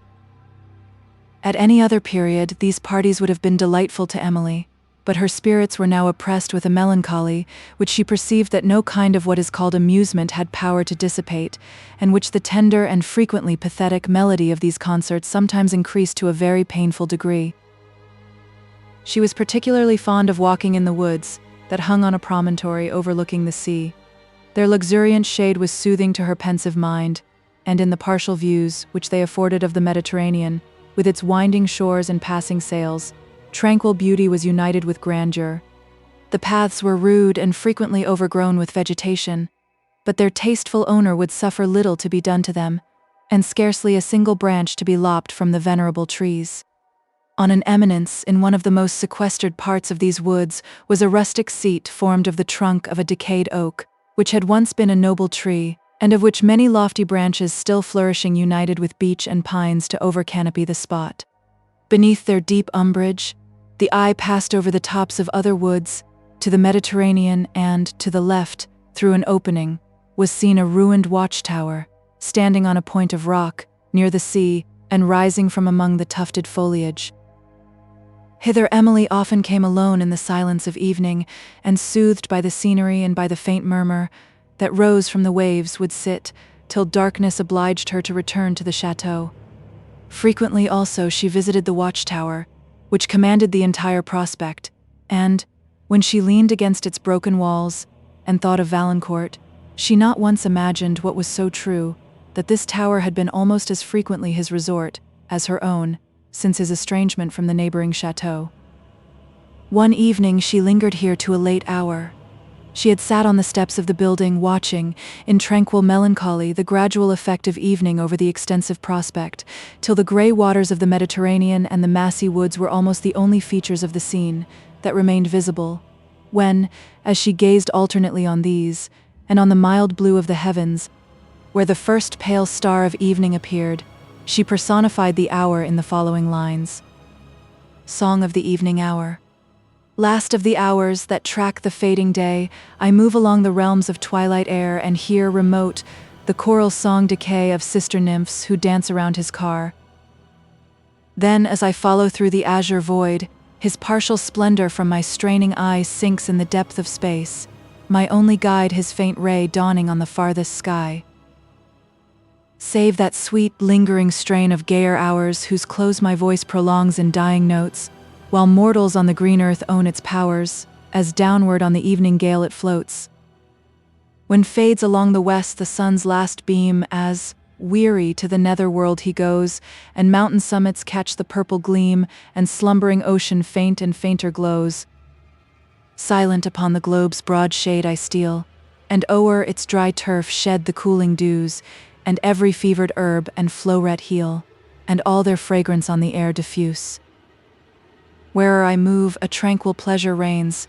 O'er all the scene the dusky tints I send, that forests wild and mountains, stretching plains and peopled towns in soft confusion blend.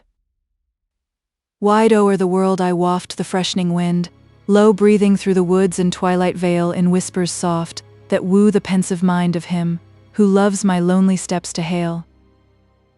His tender oaten reed I watch to hear, stealing its sweetness o'er some plaining rill, or soothing ocean's wave when storms are near, or swelling in the breeze from distant hill.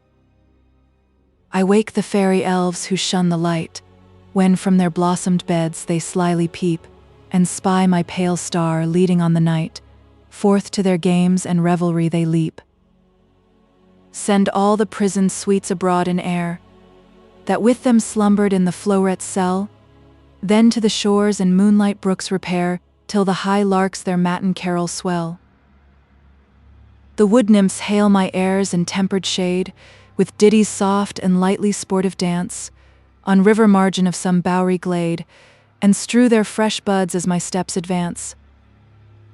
But swift I pass and distant regions trace, for moonbeams silver all the eastern cloud, and day's last crimson vestige fades apace. Down the steep west I fly from midnight's shroud. The moon was now rising out of the sea.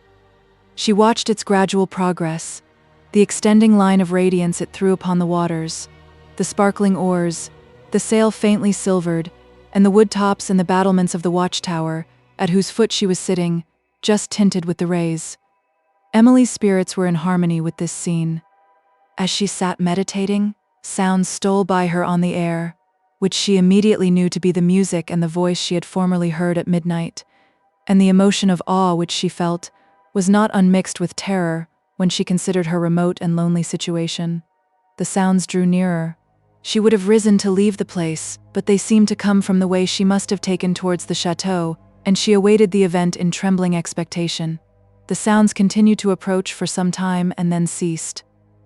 Emily sat listening, gazing and unable to move, when she saw a figure emerge from the shade of the woods and pass along the bank at some little distance before her. It went swiftly, and her spirits were so overcome with awe that though she saw, she did not much observe it. Having left the spot with a resolution never again to visit it alone, at so late an hour, she began to approach the chateau, when she heard voices calling her from the part of the wood which was nearest to it. They were the shouts of the Count's servants who were sent to search for her, and when she entered the supper room where he sat with Henri and Blanche, he gently reproached her with a look which she blushed to have deserved. This little occurrence deeply impressed her mind, and, when she withdrew to her own room, it recalled so forcibly the circumstances she had witnessed a few nights before, that she had scarcely courage to remain alone.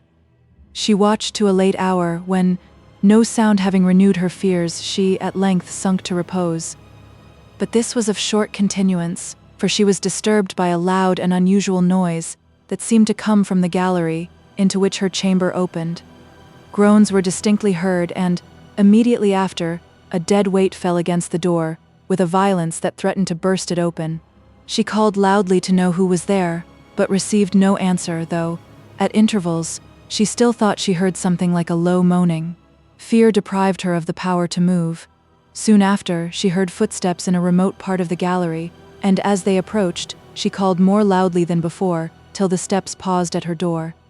She then distinguished the voices of several of the servants, who seemed too much engaged by some circumstance without to attend to her calls, but, Annette soon after entering the room for water, Emily understood that one of the maids had fainted, whom she immediately desired them to bring into her room, where she assisted to restore her.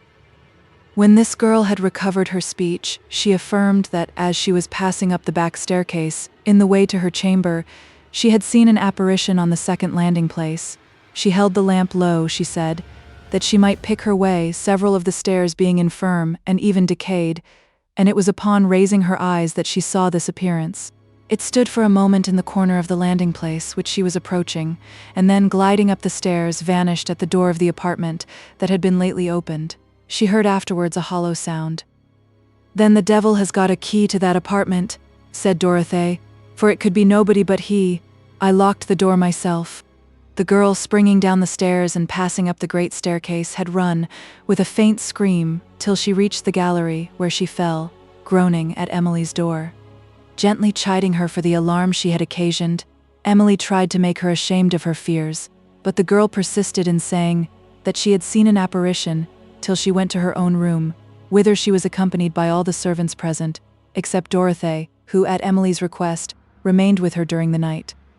Emily was perplexed, and Dorothée was terrified, and mentioned many occurrences of former times, which had long since confirmed her superstitions, Among these, according to her belief, she had once witnessed an appearance, like that just described, and on the very same spot, and it was the remembrance of it that had made her pause when she was going to ascend the stairs with Emily, and which had increased her reluctance to open the north apartments.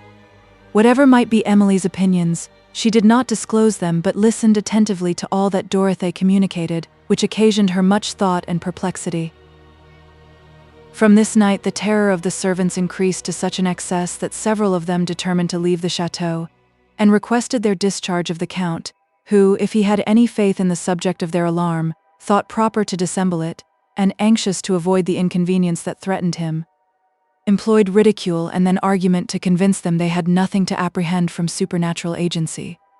But fear had rendered their minds inaccessible to reason, and it was now that Ludovico proved at once his courage and his gratitude for the kindness he had received from the Count by offering to watch during a night in the suite of rooms reputed to be haunted. He feared, he said, no spirits, and if anything of human form appeared, he would prove that he dreaded that as little.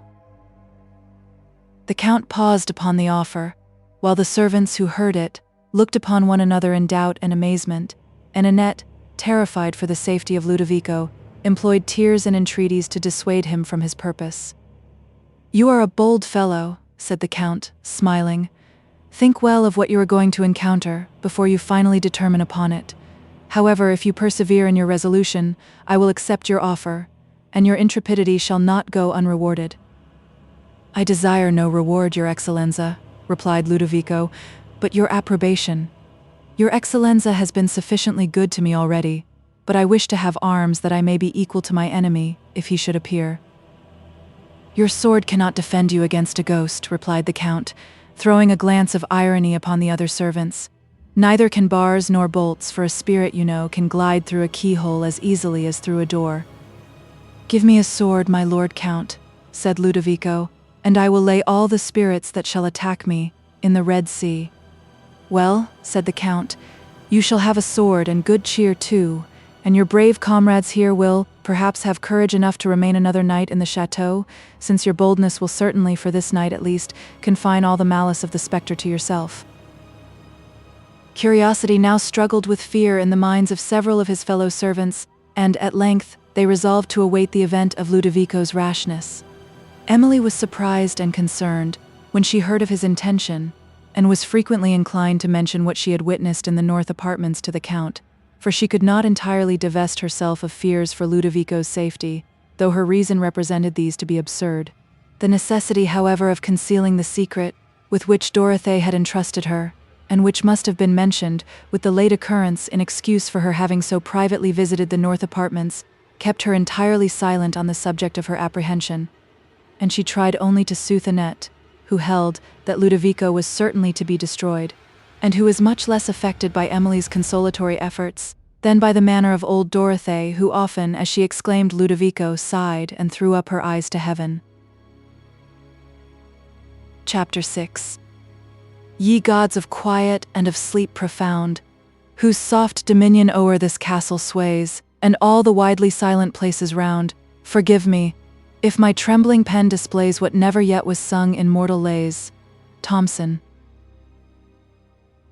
The Count gave orders for the north apartments to be opened and prepared for the reception of Ludovico, but Dorothy, remembering what she had lately witnessed there, feared to obey, and not one of the other servants daring to venture thither, the rooms remained shut up till the time when Ludovico was to retire thither for the night, an hour for which the whole household waited with impatience. After supper, Ludovico, by the order of the Count, attended him in his closet, where they remained alone for near half an hour, and on leaving which, his lord delivered to him a sword.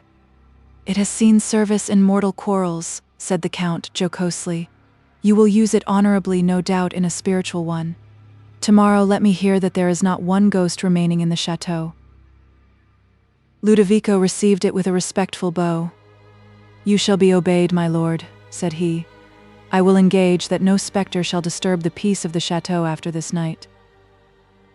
They now returned to the supper room, where the Count's guests awaited to accompany him and Ludovico to the door of the north apartments, and Dorothy, being summoned for the keys, delivered them to Ludovico, who then led the way, followed by most of the inhabitants of the chateau. Having reached the back staircase, several of the servants shrunk back and refused to go further, but the rest followed him to the top of the staircase, where a broad landing place allowed them to flock round him, while he applied the key to the door, during which they watched him with as much eager curiosity as if he had been performing some magical rite. Ludovico, unaccustomed to the lock, could not turn it, and Dorothée, who had lingered far behind, was called forward, under whose hand the door opened slowly, and, her eye glancing within the dusky chamber, she uttered a sudden shriek and retreated. At this signal of alarm, the greater part of the crowd hurried down the stairs, and the Count, Henri, and Ludovico were left alone to pursue the enquiry, who instantly rushed into the apartment, Ludovico with a drawn sword which he had just time to draw from the scabbard, the Count with the lamp in his hand, and Henri carrying a basket containing provisions for the courageous adventurer. Having looked hastily round the first room where nothing appeared to justify alarm, they passed on to the second, and here too, all being quiet, they proceeded to a third with a more tempered step.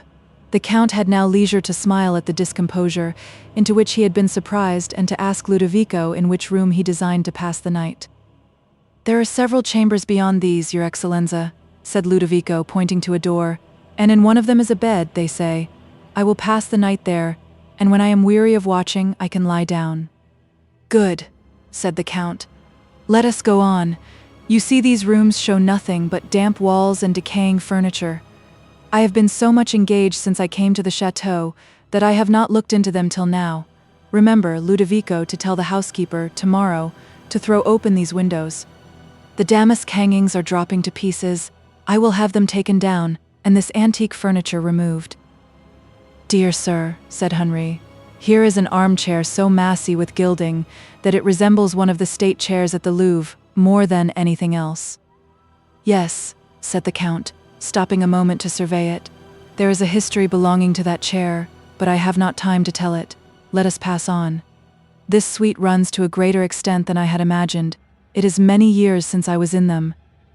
But where is the bedroom you speak of, Ludovico?" "These are only antechambers to the great drawing room. I remember them in their splendor." "The bed, my lord," replied Ludovico, "they told me, was in a room that opens beyond the saloon and terminates the suite." "Oh, here is the saloon," said the Count, as they entered the spacious apartment, in which Emily and Dorothée had rested. He here stood for a moment, surveying the relics of faded grandeur, which it exhibited, the sumptuous tapestry, the long and low sofas of velvet, with frames heavily carved and gilded, the floor inlaid with small squares of fine marble, and covered in the center with a piece of very rich tapestry work, the casements of painted glass, and the large Venetian mirrors, of a size and quality such as at that period France could not make, which reflected on every side the spacious apartment.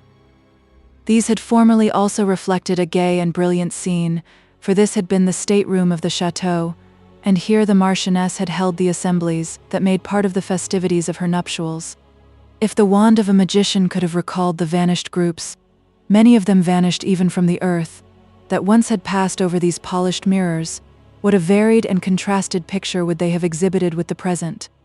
Now, instead of a blaze of lights, and a splendid and busy crowd, they reflected only the rays of the one glimmering lamp, which the Count held up, and which scarcely served to show the three forlorn figures that stood surveying the room, and the spacious and dusky walls around them. "Ah!" said the Count to Henri, awaking from his deep reverie, "how the scene is changed since last I saw it.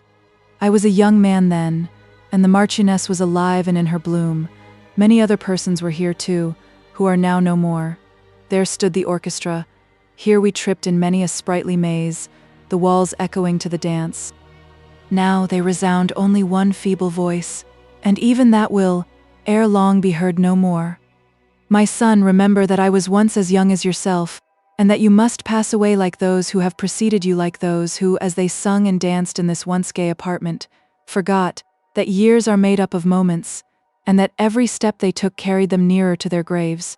But such reflections are useless, I had almost said criminal, unless they teach us to prepare for eternity, since, otherwise, they cloud our present happiness without guiding us to a future one. But enough of this, let us go on." Ludovico now opened the door of the bedroom, and the Count, as he entered, was struck with the funereal appearance which the dark arras gave to it. He approached the bed with an emotion of solemnity, and perceiving it to be covered with the pall of black velvet, paused. "What can this mean?" said he, as he gazed upon it. "I have heard, my lord," said Ludovico, as he stood at the feet, looking within the canopied curtains, "that the Lady Marchioness de Villeroy died in this chamber, and remained here till she was removed to be buried, and this, perhaps, signor, may account for the pall." The Count made no reply, but stood for a few moments engaged in thought, and evidently much affected. Then, turning to Ludovico, he asked him with a serious air whether he thought his courage would support him through the night. "If you doubt this," added the Count, "do not be ashamed to own it. I will release you from your engagement, without exposing you to the triumphs of your fellow servants." Ludovico paused. Pride, and something very like fear, seemed struggling in his breast. Pride, however, was victorious. He blushed, and his hesitation ceased. "No, my lord," said he, "I will go through with what I have begun, and I am grateful for your consideration. On that hearth I will make a fire, and, with the good cheer in this basket, I doubt not I shall do well." "Be it so," said the Count. "But how will you beguile the tediousness of the night, if you do not sleep?" "When I am weary, my lord," replied Ludovico, "I shall not fear to sleep. In the meanwhile I have a book that will entertain me." "Well," said the Count, "I hope nothing will disturb you, but if you should be seriously alarmed in the night, come to my apartment. I have too much confidence in your good sense and courage to believe you will be alarmed on slight grounds, or suffer the gloom of this chamber, or its remote situation, to overcome you with ideal terrors.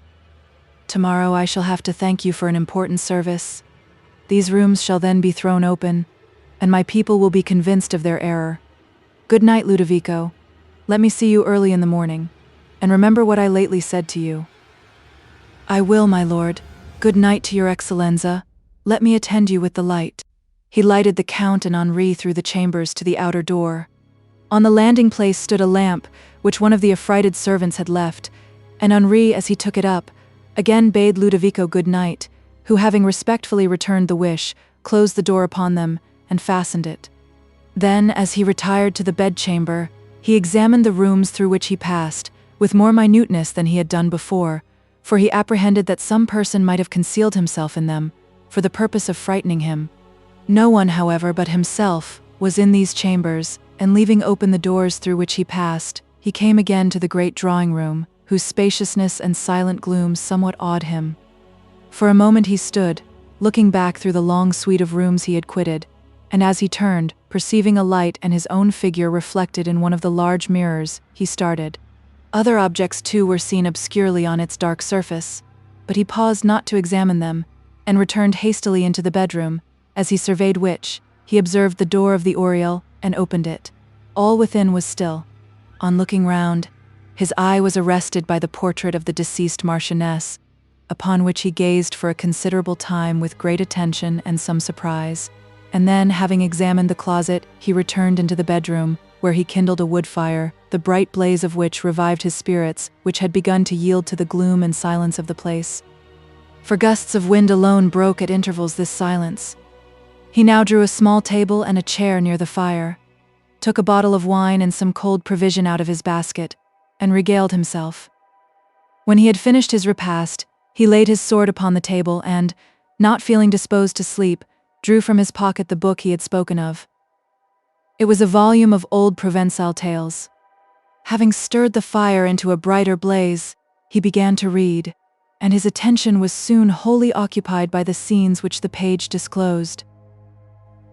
The Count, meanwhile, had returned to the supper-room, whither those of the party who had attended him to the north apartment had retreated, upon hearing Dorothee's scream, and who were now earnest in their enquiries concerning those chambers.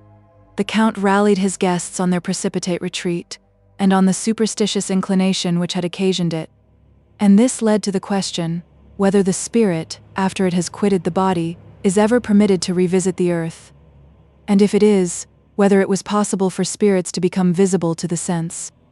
The Baron was of opinion that the first was probable, and the last was possible, and he endeavored to justify this opinion by respectable authorities, both ancient and modern, which he quoted. The Count, however, was decidedly against him, and a long conversation ensued, in which the usual arguments on these subjects were on both sides brought forward with skill, and discussed with candor, but without converting either party to the opinion of his opponent. The effect of their conversation on their auditors was various. Though the Count had much the superiority of the Baron in point of argument, he had considerably fewer adherents, for that love, so natural to the human mind, of whatever is able to distend its faculties with wonder and astonishment, attached the majority of the company to the side of the Baron, and, though many of the Count's propositions were unanswerable, his opponents were inclined to believe this the consequence of their own want of knowledge on so abstracted a subject, rather than that arguments did not exist which were forcible enough to conquer his. Blanche was pale with attention, till the ridicule in her father's glance called a blush upon her countenance, and she then endeavored to forget the superstitious tales she had been told in her convent. Meanwhile, Emily had been listening with deep attention to the discussion of what was to her a very interesting question, and, remembering the appearance she had witnessed in the apartment of the late Marchioness, she was frequently chilled with awe. Several times she was on the point of mentioning what she had seen, but the fear of giving pain to the Count, and the dread of his ridicule restrained her, and, awaiting in anxious expectation the event of Ludovico's intrepidity, she determined that her future silence should depend upon it. When the party had separated for the night, and the Count retired to his dressing room, the remembrance of the desolate scenes he had lately witnessed in his own mansion deeply affected him, but at length he was aroused from his reverie and his silence. "What music is that I hear?" said he suddenly to his valet. "Who plays at this late hour?" The man made no reply, and the Count continued to listen, and then added, "That is no common musician. He touches the instrument with a delicate hand. Who is it, Pierre?" "My lord," said the man hesitatingly. "Who plays that instrument?" repeated the Count. "Does not your lordship know, then?" said the valet. "What mean you?" said the Count, somewhat sternly. "Nothing, my lord, I meant nothing," rejoined the man submissively. "Only that music goes about the house at midnight often, and I thought your lordship might have heard it before." "Music goes about the house at midnight? Poor fellow!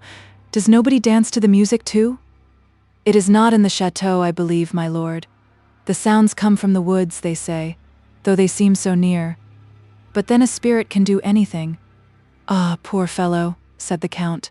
"I perceive you are as silly as the rest of them. Tomorrow you will be convinced of your ridiculous error. But hark, what voice is that?"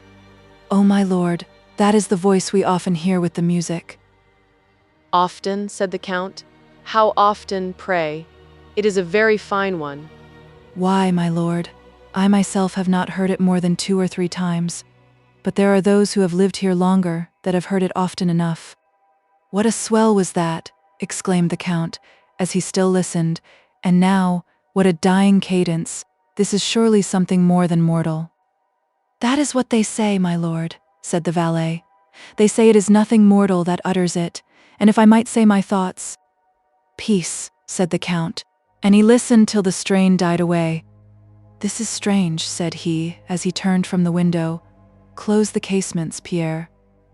Pierre obeyed, and the Count soon after dismissed him, but did not so soon lose the remembrance of the music, which long vibrated in his fancy in tones of melting sweetness, while surprise and perplexity engaged his thoughts. Ludovico, meanwhile, in his remote chamber, heard now and then the faint echo of a closing door, as the family retired to rest, and then the hall clock at a great distance strike 12. "It is midnight," said he, and he looked suspiciously round the spacious chamber. The fire on the hearth was now nearly expiring, for his attention having been engaged by the book before him, he had forgotten everything besides, but he soon added fresh wood, not because he was cold, though the night was stormy, but because he was cheerless, and having again trimmed his lamp, he poured out a glass of wine, drew his chair nearer to the crackling blaze, tried to be deaf to the wind that howled mournfully at the casements, endeavored to abstract his mind from the melancholy that was stealing upon him, and again took up his book. It had been lent to him by Dorothée, who had formerly picked it up in an obscure corner of the Marquise's library, and who, having opened it and perceived some of the marvels it related, had carefully preserved it for her own entertainment, its condition giving her some excuse for detaining it from its proper station. The damp corner into which it had fallen had caused the cover to be disfigured and moldy, and the leaves to be so discolored with spots that it was not without difficulty the letters could be traced. The fictions of the Provençal writers, whether drawn from the Arabian legends brought by the Saracens into Spain, or recounting the chivalric exploits performed by the Crusaders, whom the troubadours accompanied to the east, were generally splendid and always marvelous, both in scenery and incident, and it is not wonderful that Dorothée and Ludovico should be fascinated by inventions, which had captivated the careless imagination in every rank of society in a former age. Some of the tales, however, in the book now before Ludovico, were of simple structure, and exhibited nothing of the magnificent machinery and heroic manners, which usually characterized the fables of the 12th century, and of this description was the one he now happened to open, which, in its original style, was of great length, but which may be thus shortly related. The reader will perceive that it is strongly tinctured with the superstition of the times. The Provençal tale. There lived in the province of Bretagne a noble baron, famous for his magnificence and courtly hospitalities. His castle was graced with ladies of exquisite beauty and thronged with illustrious knights. For the honor he paid to feats of chivalry invited the brave of distant countries to enter his lists, and his court was more splendid than those of many princes. 8 minstrels were retained in his service, who used to sing to their harps romantic fictions, taken from the Arabians or adventures of chivalry that befell knights during the Crusades, or the martial deeds of the baron, their lord, while he, surrounded by his knights and ladies, banqueted in the great hall of his castle, where the costly tapestry that adorned the walls with pictured exploits of his ancestors, the casements of painted glass enriched with armorial bearings, the gorgeous banners that waved along the roof, the sumptuous canopies, the profusion of gold and silver that glittered on the sideboards, the numerous dishes that covered the tables, the number and gay liveries of the attendants, with the chivalric and splendid attire of the guests, united to form a scene of magnificence, such as we may not hope to see in these degenerate days. Of the baron, the following adventure is related. One night, having retired late from the banquet to his chamber, and dismissed his attendants, he was surprised by the appearance of a stranger of a noble air, but of a sorrowful and dejected countenance. Believing that this person had been secreted in the apartment, since it appeared impossible he could have lately passed the anteroom, unobserved by the pages in waiting, who would have prevented this intrusion on their lord, the baron, calling loudly for his people, drew his sword, which he had not yet taken from his side, and stood upon his defense.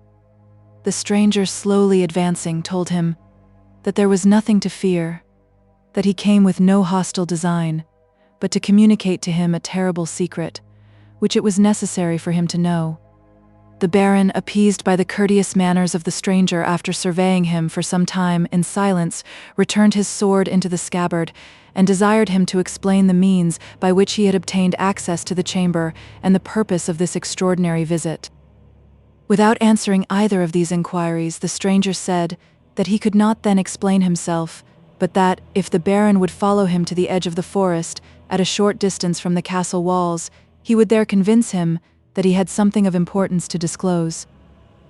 This proposal again alarmed the baron, who could scarcely believe that the stranger meant to draw him to so solitary a spot, at this hour of the night, without harboring a design against his life, and he refused to go, observing at the same time that, if the stranger's purpose was an honorable one, he would not persist in refusing to reveal the occasion of his visit, in the apartment where they were. While he spoke this, he viewed the stranger still more attentively than before, but observed no change in his countenance, or any symptom that might intimate a consciousness of evil design. He was habited like a knight, was of a tall and majestic stature, and of dignified and courteous manners. Still, however, he refused to communicate the subject of his errand in any place, but that he had mentioned, and, at the same time, gave hints concerning the secret he would disclose that awakened a degree of solemn curiosity in the baron, which at length induced him to consent to follow the stranger on certain conditions. "Sir Knight," said he, "I will attend you to the forest, and will take with me only 4 of my people, who shall witness our conference." To this, however, the knight objected. "What I would disclose," said he with solemnity, "is to you alone, There are only 3 living persons to whom the circumstance is known. It is of more consequence to you in your house than I shall now explain. In future years you will look back to this night with satisfaction or repentance, accordingly as you now determine. As you would hereafter prosper, follow me. I pledge you the honor of a knight, that no evil shall befall you. If you are contented to dare futurity, remain in your chamber, and I will depart as I came. Sir Knight, replied the Baron, how is it possible that my future peace can depend upon my present determination? That is not now to be told, said the stranger. I have explained myself to the utmost. It is late. If you follow me, it must be quickly. You will do well to consider the alternative. The Baron mused, and, as he looked upon the knight, he perceived his countenance assume a singular solemnity. The Baron paced his apartment, for some time in silence, impressed by the last words of the stranger, whose extraordinary request he feared to grant, and feared also to refuse. At length he said, Sir Knight, you are utterly unknown to me. Tell me yourself, is it reasonable that I should trust myself alone with a stranger, at this hour, in a solitary forest? Tell me at least who you are, and who assisted to secrete you in this chamber. The knight frowned at these latter words, and was a moment silent. Then, with a countenance somewhat stern, he said, I am an English knight. I am called Sir Bevis of Lancaster, and my deeds are not unknown at the Holy City, whence I was returning to my native land when I was benighted in the neighboring forest. Your name is not unknown to fame, said the Baron. I have heard of it. The knight looked haughtily. But why, since my castle is known to entertain all true knights, did not your herald announce you? Why did you not appear at the banquet where your presence would have been welcomed instead of hiding yourself in my castle and stealing to my chamber at midnight? The stranger frowned and turned away in silence, but the Baron repeated the questions. I come not, said the knight, to answer inquiries, but to reveal facts. If you would know more, follow me, and again I pledge the honor of a knight that you shall return in safety. Be quick in your determination, I must be gone. After some further hesitation, the Baron determined to follow the stranger, and to see the result of his extraordinary request. He, therefore, again drew forth his sword, and taking up a lamp, bade the knight lead on. The latter obeyed, and, opening the door of the chamber, they passed into the anteroom, where the Baron, surprised to find all his pages asleep, stopped, and, with hasty violence, was going to reprimand them for their carelessness, when the knight waved his hand and looked so expressively upon the Baron that the latter restrained his resentment and passed on. The knight, having descended a staircase, opened a secret door, which the Baron had believed was known only to himself, and proceeding through several narrow and winding passages came, at length, to a small gate that opened beyond the walls of the castle. Meanwhile, the Baron followed in silence and amazement, on perceiving that these secret passages were so well known to a stranger, and felt inclined to return from an adventure that appeared to partake of treachery as well as danger. Then, considering that he was armed, and observing the courteous and noble air of his conductor, his courage returned. He blushed that it had failed him for a moment, and he resolved to trace the mystery to its source. He now found himself on the heathy platform, before the great gates of his castle, where, on looking up, he perceived lights glimmering in the different casements of the guests, who were retiring to sleep.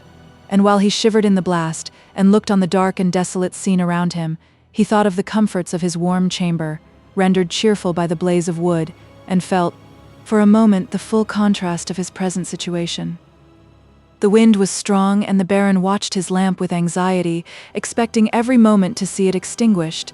But though the flame wavered, it did not expire, and he still followed the stranger, who often sighed as he went, but did not speak. When they reached the borders of the forest, the knight turned and raised his head as if he meant to address the Baron.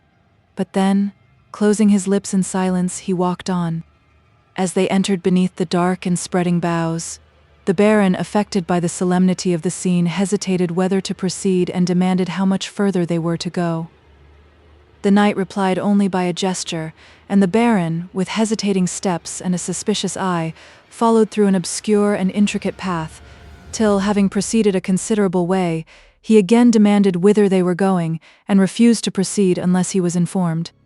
As he said this, he looked at his own sword, and at the knight alternately, who shook his head, and whose dejected countenance disarmed the Baron, for a moment, of suspicion. "A little further is the place, whither I would lead you," said the stranger. "No evil shall befall you, I have sworn it on the honor of a knight." The Baron, reassured, again followed in silence, and they soon arrived at a deep recess of the forest, where the dark and lofty chestnuts entirely excluded the sky, and which was so overgrown with underwood that they proceeded with difficulty. The knight sighed deeply as he passed, and sometimes paused, and having at length reached a spot where the trees crowded into a knot, he turned, and with a terrific look pointing to the ground, the Baron saw there the body of a man, stretched at its length and weltering in blood. A ghastly wound was on the forehead, and death appeared already to have contracted the features.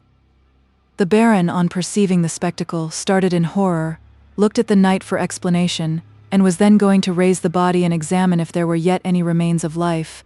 But the stranger, waving his hand, fixed upon him a look so earnest and mournful as not only much surprised him, but made him desist. But what were the Baron's emotions when, on holding the lamp near the features of the corpse, he discovered the exact resemblance of the stranger, his conductor, to whom he now looked up in astonishment and enquiry. As he gazed, he perceived the countenance of the knight change and begin to fade, till his whole form gradually vanished from his astonished sense. While the Baron stood fixed to the spot, a voice was heard to utter these words. While the Baron stood fixed to the spot, a voice was heard to utter these words. Note, this repetition seems to be intentional. Ludovico is picking up the thread. The body of Sir Bevis of Lancaster, a noble knight of England, lies before you. He was, this night, waylaid and murdered, as he journeyed from the Holy City towards his native land. Respect the honor of knighthood and the law of humanity, enter the body in Christian ground, and cause his murderers to be punished. As ye observe or neglect this, shall peace and happiness, or war and misery, light upon you and your house forever. The Baron, when he recovered from the awe and astonishment into which this adventure had thrown him, returned to his castle, whither he caused the body of Sir Bevis to be removed, and on the following day it was interred, with the honors of knighthood, in the chapel of the castle, attended by all the noble knights and ladies who graced the court of Baron de Brune. Ludovico, having finished this story, laid aside the book, for he felt drowsy, and, after putting more wood on the fire and taking another glass of wine, he reposed himself in the armchair on the hearth. In his dream he still beheld the chamber where he really was, and, once or twice, started from imperfect slumbers, imagining he saw a man's face, looking over the high back of his armchair.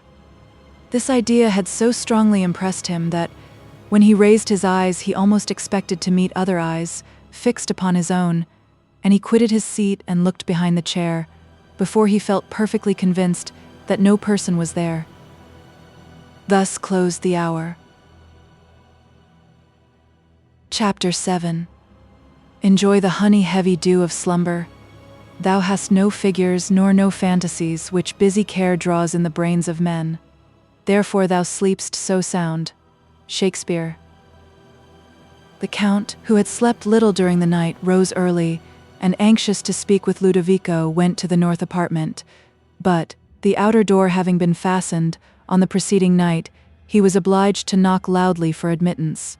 Neither the knocking nor his voice was heard, but, considering the distance of this door from the bedroom, and that Ludovico, wearied with watching, had probably fallen into a deep sleep, the Count was not surprised on receiving no answer, and leaving the door, he went down to walk in his grounds. It was a grey autumnal morning. The sun, rising over Provence, gave only a feeble light, as his rays struggled through the vapors that ascended from the sea and floated heavily over the wood-tops, which were now varied with many a mellow tint of autumn. The storm was past, but the waves were yet violently agitated, and their course was traced by long lines of foam, while not a breeze fluttered in the sails of the vessels near the shore that were weighing anchor to depart.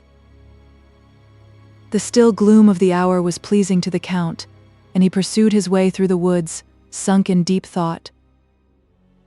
Emily also rose at an early hour, and took her customary walk along the brow of the promontory that overhung the Mediterranean. Her mind was now not occupied with the occurrences of the chateau, and Valancourt was the subject of her mournful thoughts, whom she had not yet taught herself to consider with indifference, though her judgment constantly reproached her for the affection that lingered in her heart after her esteem for him was departed. Remembrance frequently gave her his parting look and the tones of his voice when he had bade her a last farewell, and, some accidental associations now recalling these circumstances to her fancy, with peculiar energy, she shed bitter tears to the recollection. Having reached the watchtower, she seated herself on the broken steps and, in melancholy dejection, watched the waves, half hid in vapor, as they came rolling towards the shore and threw up their light spray round the rocks below. Their hollow murmur and the obscuring mists that came in wreaths up the cliffs gave a solemnity to the scene which was in harmony with the temper of her mind, and she sat, given up to the remembrance of past times, till this became too painful, and she abruptly quitted the place. On passing the little gate of the watchtower, she observed letters, engraved on the stone postern, which she paused to examine, and though they appeared to have been rudely cut with a penknife, the characters were familiar to her. At length, recognizing the handwriting of Valancourt, she read, with trembling anxiety, the following lines, entitled, "Shipwreck. Till solemn midnight. On this lonely steep beneath this watchtower's desolated wall, where mystic shapes the wanderer appall, I rest, and view below the desert deep, as through tempestuous clouds the moon's cold light gleams on the wave. Viewless, the winds of night, with loud mysterious force the billows sweep, and sullen roar the surges far below. In the still pauses of the gust I hear the voice of spirits rising sweet and slow, and oft among the clouds their forms appear. But hark, what shriek of death comes in the gale, and in the distant ray what glimmering sail bends to the storm. Now sinks the note of fear.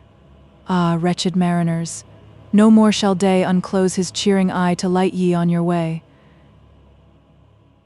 From these lines it appeared that Valancourt had visited the tower, that he had probably been here on the preceding night, for it was such a one as they described, and that he had left the building very lately, since it had not long been light, and without light it was impossible these letters could have been cut. It was thus even probable that he might be yet in the gardens. As these reflections passed rapidly over the mind of Emily, they called up a variety of contending emotions that almost overcame her spirits, but her first impulse was to avoid him, and, immediately leaving the tower, she returned with hasty steps towards the chateau. As she passed along, she remembered the music she had lately heard near the tower, with the figure which had appeared, and in this moment of agitation, she was inclined to believe that she had then heard and seen Valancourt, but other recollections soon convinced her of her error. On turning into a thicker part of the woods, she perceived a person, walking slowly in the gloom at some little distance, and, her mind engaged by the idea of him, she started and paused, imagining this to be Valancourt. The person advanced with quicker steps, and, before she could recover recollection enough to avoid him, he spoke, and she then knew the voice of the Count, who expressed some surprise on finding her walking at so early an hour, and made a feeble effort to rally her on her love of solitude. But he soon perceived this to be more a subject of concern than of light laughter, and, changing his manner, affectionately expostulated with Emily on thus indulging unavailing regret, who, though she acknowledged the justness of all he said, could not restrain her tears while she did so, and he presently quitted the topic. Expressing surprise at not having yet heard from his friend, the advocate at Avignon, in answer to the questions proposed to him respecting the estates of the late Madame Montoni, he, with friendly zeal, endeavoured to cheer Emily with hopes of establishing her claim to them, while she felt that the estates could now contribute little to the happiness of a life in which Valancourt had no longer an interest. When they returned to the chateau, Emily retired to her apartment, and Count de Villefort to the door of the north chambers. This was still fastened, but, being now determined to arouse Ludovico, he renewed his calls more loudly than before, after which a total silence ensued, and the Count, finding all his efforts to be heard ineffectual, at length began to fear that some accident had befallen Ludovico, whom terror of an imaginary being might have deprived of his senses. He therefore left the door with an intention of summoning his servants to force it open, some of whom he now heard moving in the lower part of the chateau. To the Count's enquiries whether they had seen or heard Ludovico, they replied in affright that not one of them had ventured on the north side of the chateau since the preceding night. "He sleeps soundly then," said the Count, "and is at such a distance from the outer door, which is fastened, that to gain admittance to the chambers it will be necessary to force it. Bring an instrument and follow me." The servants stood mute and dejected, and it was not till nearly all the household were assembled that the Count's orders were obeyed. In the meantime, Dorothée was telling of a door that opened from a gallery, leading from the great staircase into the last anteroom of the saloon, and this being much nearer to the bedchamber, it appeared probable that Ludovico might be easily awakened by an attempt to open it. Thither, therefore, the Count went, but his voice was as ineffectual at this door as it had proved at the remoter one, and now, seriously interested for Ludovico, he was himself going to strike upon the door with the instrument, when he observed its singular beauty, and withheld the blow.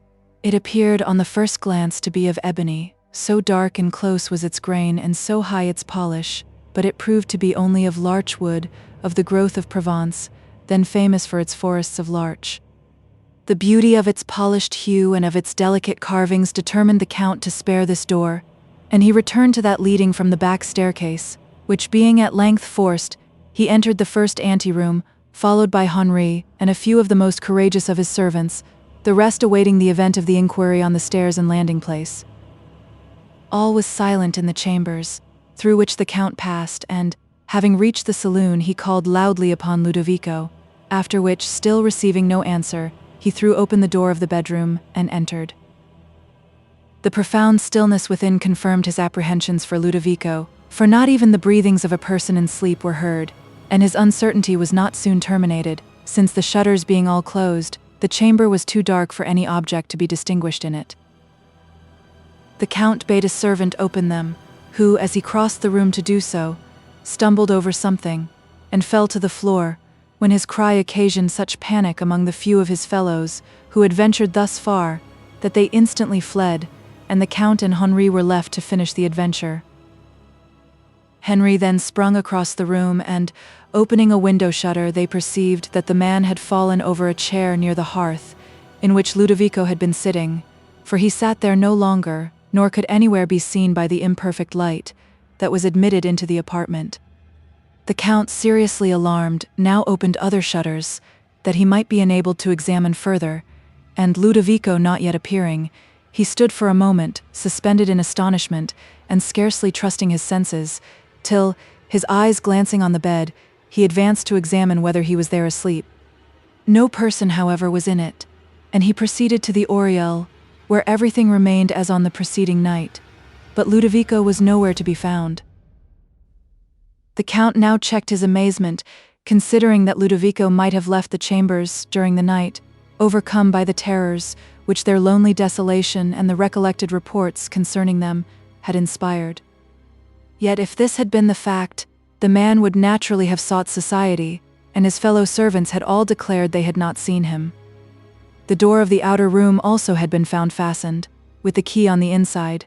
It was impossible, therefore, for him to have passed through that, and all the outer doors of this suite were found, on examination, to be bolted and locked, with the keys also within them.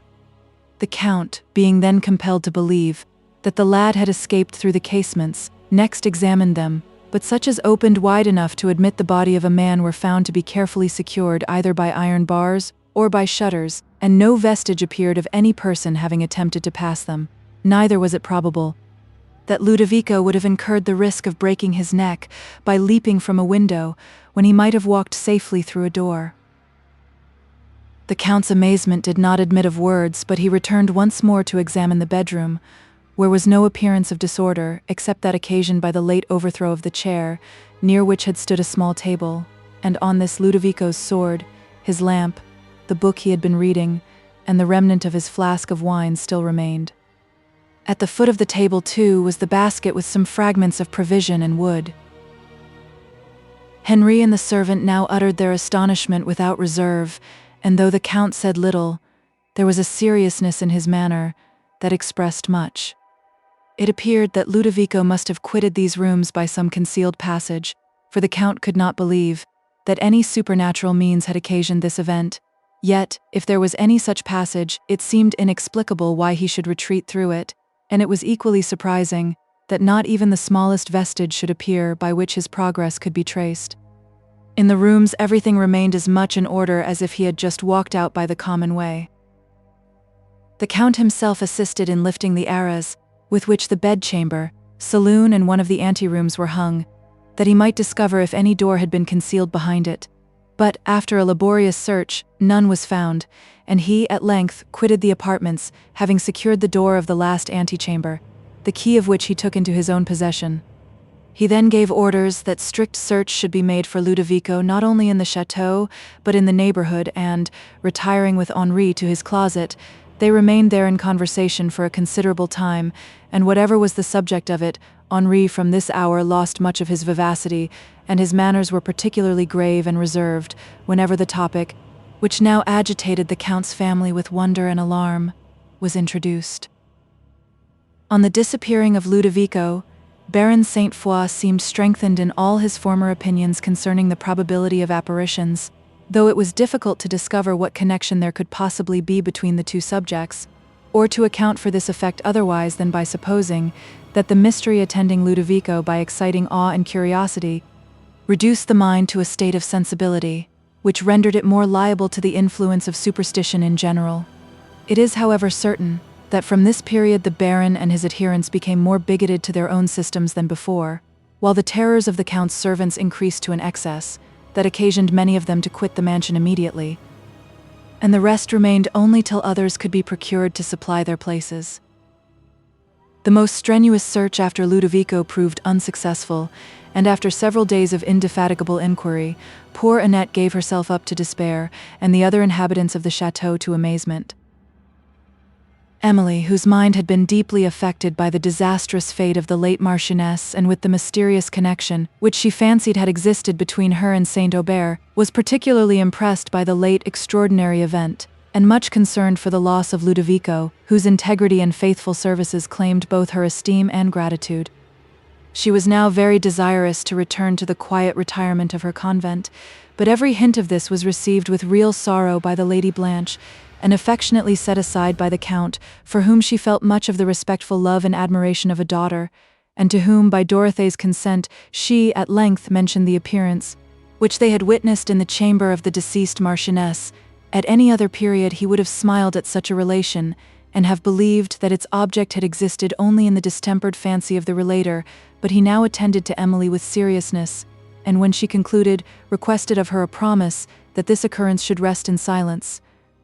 "Whatever may be the cause and the import of these extraordinary occurrences," added the Count, "time only can explain them. I shall keep a wary eye upon all that passes in the chateau, and shall pursue every possible means of discovering the fate of Ludovico. Meanwhile, we must be prudent and be silent. I will myself watch in the north chambers, but of this we will say nothing till the night arrives, when I purpose doing so."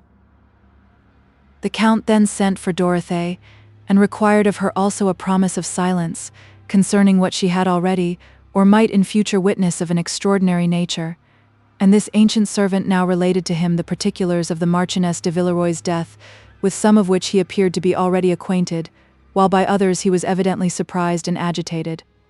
After listening to this narrative, the Count retired to his closet, where he remained alone for several hours, and, when he again appeared, the solemnity of his manner surprised and alarmed Emily, but she gave no utterance to her thoughts. On the week following the disappearance of Ludovico, all the Count's guests took leave of him, except the Baron, his son Monsieur Sainte-Foix, and Emily, the latter of whom was soon after embarrassed and distressed by the arrival of another visitor, Monsieur Dupont, which made her determine upon withdrawing to her convent immediately.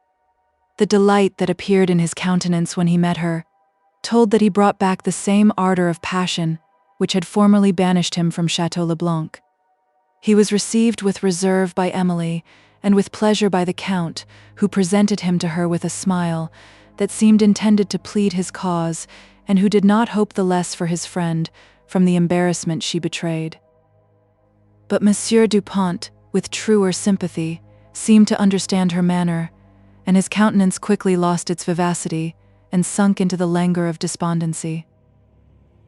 On the following day, however, he sought an opportunity of declaring the purport of his visit, and renewed his suit, a declaration which was received with real concern by Emily, who endeavored to lessen the pain she might inflict by a second rejection, with assurances of esteem and friendship. Yet she left him in a state of mind that claimed and excited her tenderest compassion, and, being more sensible than ever of the impropriety of remaining longer at the chateau, she immediately sought the Count and communicated to him her intention of returning to the convent. "My dear Emily," said he, "I observe with extreme concern the illusion you are encouraging, an illusion common to young and sensible minds. Your heart has received a severe shock. You believe you can never entirely recover it, and you will encourage this belief till the habit of indulging sorrow will subdue the strength of your mind and discolor your future views with melancholy and regret. Let me dissipate this illusion and awaken you to a sense of your danger." Emily smiled mournfully. "I know what you would say, my dear sir," said she, "and am prepared to answer you. I feel that my heart can never know a second affection, and that I must never hope even to recover its tranquility if I suffer myself to enter into a second engagement." "I know that you feel all this," replied the Count, "and I know also that time will overcome these feelings unless you cherish them in solitude and, pardon me, with romantic tenderness. Then, indeed, time will only confirm habit. I am particularly empowered to speak on this subject and to sympathize in your sufferings," added the Count, with an air of solemnity, "for I have known what it is to love and to lament the object of my love. Yes," continued he, while his eyes filled with tears, "I have suffered, but those times have passed away, long past, and I can now look back upon them without emotion." "My dear sir," said Emily timidly, "what mean those tears? They speak, I fear, another language. They plead for me." "They are weak tears, for they are useless ones," replied the Count, drying them. "I would have you superior to such weakness. These, however, are only faint traces of a grief which, if it had not been opposed by long-continued effort, might have led me to the verge of madness. Judge, then, whether I have not cause to warn you of an indulgence which may produce so terrible an effect, and which must certainly, if not opposed, overcloud the years that otherwise might be happy. Monsieur Dupont is a sensible and amiable man who has long been tenderly attached to you. His family and fortune are unexceptionable. After what I have said, it is unnecessary to add that I should rejoice in your felicity, and that I think Monsieur Dupont would promote it. Do not weep, Emily," continued the Count, taking her hand. "There is happiness reserved for you." He was silent a moment, and then added, in a firmer voice, "I do not wish that you should make a violent effort to overcome your feelings. All I at present ask is that you will check the thoughts that would lead you to a remembrance of the past, that you will suffer your mind to be engaged by present objects, that you will allow yourself to believe it possible you may yet be happy, and that you will sometimes think with complacency of poor Dupont, and not condemn him to the state of despondency from which, my dear Emily, I am endeavoring to withdraw you." "Ah, my dear sir," said Emily, while her tears still fell, "do not suffer the benevolence of your wishes to mislead Monsieur Dupont with an expectation that I can ever accept his hand. If I understand my own heart, this never can be. Your instruction I can obey in almost every other particular than that of adopting a contrary belief." "Leave me to understand your heart," replied the Count, with a faint smile. "If you pay me the compliment to be guided by my advice in other instances, I will pardon your incredulity, respecting your future conduct towards Monsieur Dupont. I will not even press you to remain longer at the chateau than your own satisfaction will permit, but though I forbear to oppose your present retirement, I shall urge the claims of friendship for your future visits." Tears of gratitude mingled with those of tender regret, while Emily thanked the Count for the many instances of friendship she had received from him, promised to be directed by his advice upon every subject but one, and assured him of the pleasure with which she should, at some future period, accept the invitation of the Countess and himself, if Monsieur Dupont was not at the chateau. The Count smiled at this condition. "Be it so," said he. "Meanwhile the convent is so near the chateau that my daughter and I shall often visit you, and if, sometimes, we should dare to bring you another visitor, will you forgive us?" Emily looked distressed and remained silent. "Well," rejoined the Count, "I will pursue this subject no further, and must now entreat your forgiveness for having pressed it thus far. You will, however, do me the justice to believe that I have been urged only by a sincere regard for your happiness, and that of my amiable friend, Monsieur Dupont." Emily, when she left the Count, went to mention her intended departure to the Countess, who opposed it with polite expressions of regret, after which she sent a note to acquaint the Lady Abbess that she should return to the convent, and thither she withdrew on the evening of the following day. Monsieur Dupont, in extreme regret, saw her depart, while the Count endeavored to cheer him with a hope that Emily would sometimes regard him with a more favorable eye. She was pleased to find herself once more in the tranquil retirement of the convent, where she experienced a renewal of all the maternal kindness of the abbess and of the sisterly attentions of the nuns. A report of the late extraordinary occurrence at the chateau had already reached them, and after supper, on the evening of her arrival, it was the subject of conversation in the convent parlor, where she was requested to mention some particulars of that unaccountable event. Emily was guarded in her conversation on this subject, and briefly related a few circumstances concerning Ludovico, whose disappearance, her auditors almost unanimously agreed, had been effected by supernatural means. A belief had so long prevailed, said a nun, who was called Sister Francis, that the chateau was haunted, that I was surprised when I heard the Count had the temerity to inhabit it. Its former possessor, I fear, had some deed of conscience to atone for. Let us hope that the virtues of its present owner will preserve him from the punishment due to the errors of the last, if indeed he was a criminal. Of what crime, then, was he suspected? Said a Mademoiselle Feydeau, a boarder at the convent. Let us pray for his soul, said a nun, who had till now sat in silent attention. If he was criminal, his punishment in this world was sufficient. There was a mixture of wildness and solemnity in her manner of delivering this, which struck Emily exceedingly. But Mademoiselle repeated her question, without noticing the solemn eagerness of the nun. I dare not presume to say what was his crime, replied Sister Francis, but I have heard many reports of an extraordinary nature respecting the late Marquis de Villeroy, and among others that, soon after the death of his lady, he quitted Chateau Leblanc, and never afterwards returned to it. I was not here at the time, so I can only mention it from report, and so many years have passed since the Marchioness died, that few of our sisterhood, I believe, can do more. But I can, said the nun, who had before spoke, and whom they called Sister Agnes. You then, said Mademoiselle Feydeau, are possibly acquainted with circumstances that enable you to judge whether he was criminal or not, and what was the crime imputed to him. I am, replied the nun, but who shall dare to scrutinize my thoughts? Who shall dare to pluck out my opinion? God only is his judge, and to that judge he is gone. Emily looked with surprise at Sister Francis, who returned her a significant glance. I only requested your opinion, said Mademoiselle Feydeau mildly. If the subject is displeasing to you, I will drop it. Displeasing, said the nun with emphasis. We are idle talkers. We do not weigh the meaning of the words we use. Displeasing is a poor word. I will go pray. As she said this, she rose from her seat, and with a profound sigh quitted the room.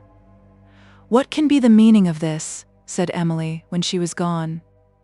It is nothing extraordinary, replied Sister Francis. She is often thus, but she had no meaning in what she says. Her intellects are at times deranged. Did you never see her thus before? Never, said Emily. I have indeed sometimes thought that there was the melancholy of madness in her look, but never before perceived it in her speech. Poor soul, I will pray for her. Your prayers then, my daughter, will unite with ours, observed the Lady Abbess. She has need of them. Dear lady, said Mademoiselle Feydeau, addressing the abbess, what is your opinion of the late Marquis? The strange circumstances that have occurred at the chateau have so much awakened my curiosity that I shall be pardoned the question. What was his imputed crime, and what the punishment to which Sister Agnes alluded? We must be cautious of advancing our opinion, said the abbess, with an air of reserve, mingled with solemnity. We must be cautious of advancing our opinion on so delicate a subject.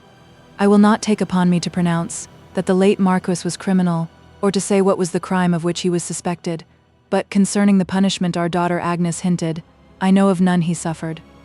She probably alluded to the severe one, which an exasperated conscience can inflict. Beware, my children, of incurring so terrible a punishment. It is the purgatory of this life. The late Marchioness I knew well. She was a pattern to such as live in the world. Nay, our sacred order need not have blushed to copy her virtues.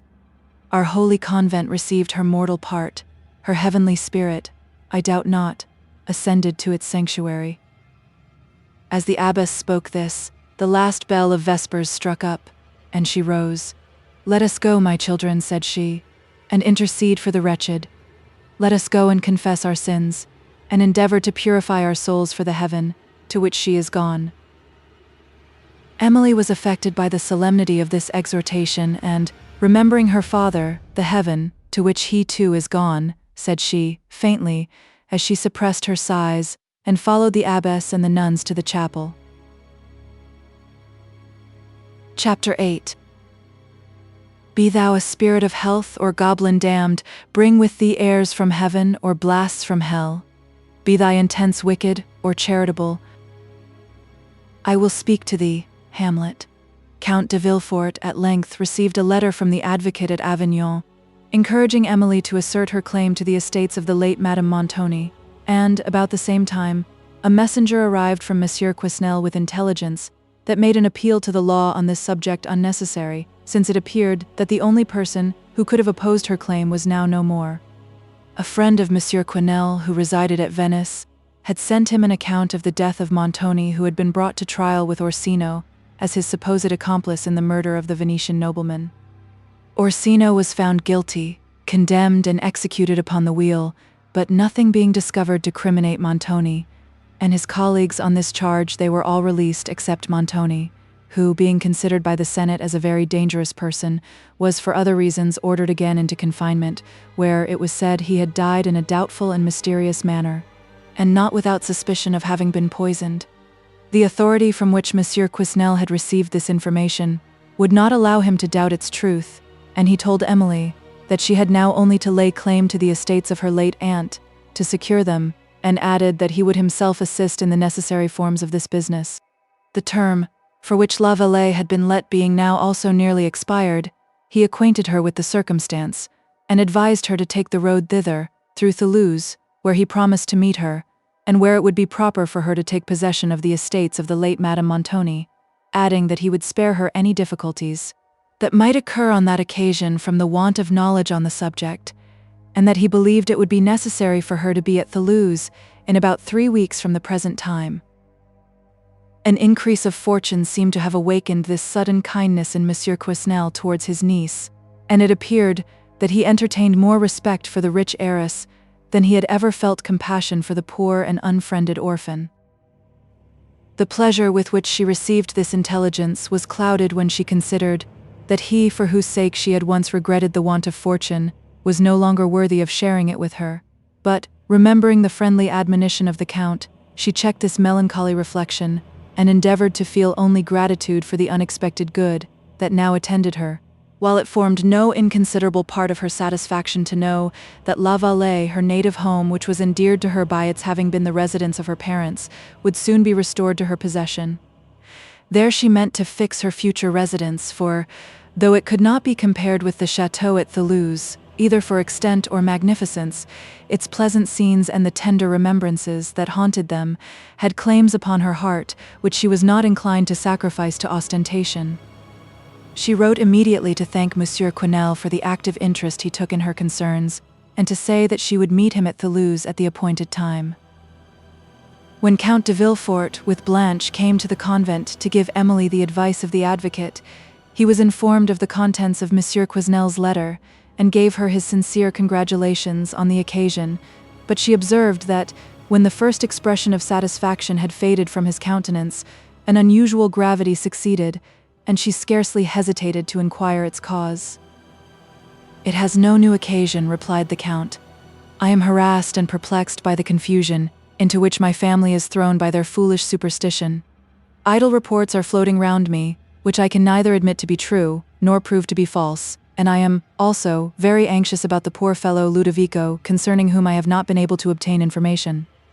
Every part of the chateau and every part of the neighborhood, too, has, I believe, been searched, and I know not what further can be done, since I have already offered large rewards for the discovery of him. The keys of the north apartment I have not suffered to be out of my possession, since he disappeared, and I mean to watch in those chambers, myself, this very night." Emily, seriously alarmed for the Count, united her entreaties with those of the Lady Blanche to dissuade him from his purpose. "What should I fear?" said he. "I have no faith in supernatural combats, and for human opposition I shall be prepared. Nay, I will even promise not to watch alone." "But who, dear sir, will have courage enough to watch with you?" said Emily. "My son," replied the Count. "If I am not carried off in the night," added he, smiling, "you shall hear the result of my adventure tomorrow." The Count and Lady Blanche shortly afterwards took leave of Emily and returned to the chateau, where he informed Henri of his intention, who, not without some secret reluctance, consented to be the partner of his watch, and when the design was mentioned after supper, the Countess was terrified, and the Baron and Monsieur Dupont joined with her in entreating that he would not tempt his fate, as Ludovico had done. "We know not," added the Baron, "the nature or the power of an evil spirit, and that such a spirit haunts those chambers can now, I think, scarcely be doubted. Beware, my lord, how you provoke its vengeance, since it has already given us one terrible example of its malice.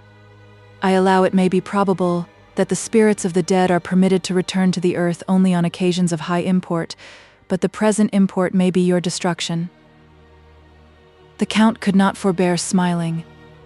"Do you think then, Baron," said he, "that my destruction is of sufficient importance to draw back to earth the soul of the departed? Alas, my good friend, there is no occasion for such means to accomplish the destruction of any individual. Wherever the mystery rests, I trust I shall, this night, be able to detect it. You know I am not superstitious." "I know that you are incredulous," interrupted the Baron. "Well, call it what you will. I mean to say that, though you know I am free from superstition, if anything supernatural has appeared, I doubt not it will appear to me, and if any strange event hangs over my house, or if any extraordinary transaction has formerly been connected with it, I shall probably be made acquainted with it. At all events I will invite discovery, and that I may be equal to a mortal attack, which in good truth, my friend, is what I most expect, I shall take care to be well armed." The Count took leave of his family for the night, with an assumed gaiety which but ill concealed the anxiety that depressed his spirits, and retired to the north apartments, accompanied by his son and followed by the Baron, Monsieur Dupont, and some of the domestics, who all bade him good night at the outer door. In these chambers everything appeared as when he had last been here. Even in the bedroom no alteration was visible, where he lighted his own fire, for none of the domestics could be prevailed upon to venture thither. After carefully examining the chamber and the oriel, the Count and Henri drew their chairs upon the hearth, set a bottle of wine and a lamp before them, laid their swords upon the table, and stirring the wood into a blaze began to converse on indifferent topics. But Henri was often silent and abstracted, and sometimes threw a glance of mingled awe and curiosity round the gloomy apartment, while the Count gradually ceased to converse, and sat either lost in thought, or reading a volume of Tacitus, which he had brought to beguile the tediousness of the night. Chapter IX. Give thy thoughts no tongue. Shakespeare. The Baron Saint-Foix, whom anxiety for his friend had kept awake, rose early to inquire the event of the night, when, as he passed the Count's closet, hearing steps within, he knocked at the door, and it was opened by his friend himself. Rejoicing to see him in safety, and curious to learn the occurrences of the night, he had not immediately leisure to observe the unusual gravity that overspread the features of the Count, whose reserved answers first occasioned him to notice it. The Count, then smiling, endeavored to treat the subject of his curiosity with levity, but the Baron was serious, and pursued his inquiries so closely that the Count, at length resuming his gravity, said, "Well, my friend, press the subject no further, I entreat you, and let me request also that you will hereafter be silent upon anything you may think extraordinary in my future conduct. I do not scruple to tell you that I am unhappy, and that the watch of the last night has not assisted me to discover Ludovico. Upon every occurrence of the night you must excuse my reserve." "But where is Henri?" said the Baron, with surprise and disappointment at this denial. "He is well in his own apartment," replied the Count. "You will not question him on this topic, my friend, since you know my wish." "Certainly not," said the Baron, somewhat chagrined. since it would be displeasing to you. But methinks, my friend, you might rely on my discretion and drop this unusual reserve. However, you must allow me to suspect that you have seen reason to become a convert to my system, and are no longer the incredulous knight you lately appeared to be."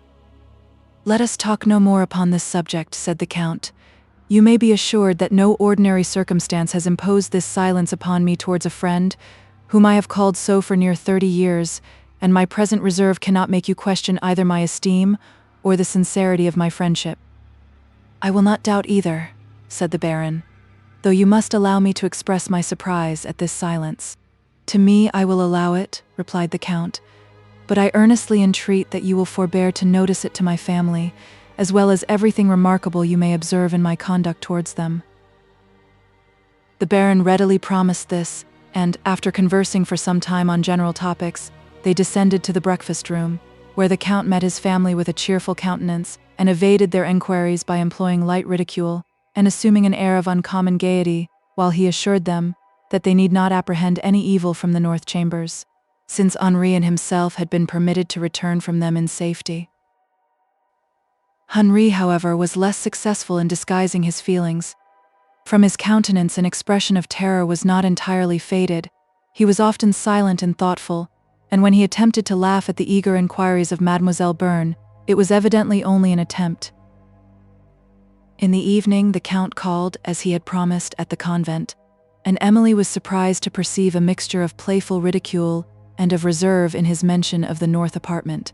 Of what had occurred there, however, he said nothing, and when she ventured to remind him of his promise to tell her the result of his inquiries, and to ask if he had received any proof that those chambers were haunted, his look became solemn for a moment. Then, seeming to recollect himself, he smiled and said, "My dear Emily, do not suffer my Lady Abbess to infect your good understanding with these fancies.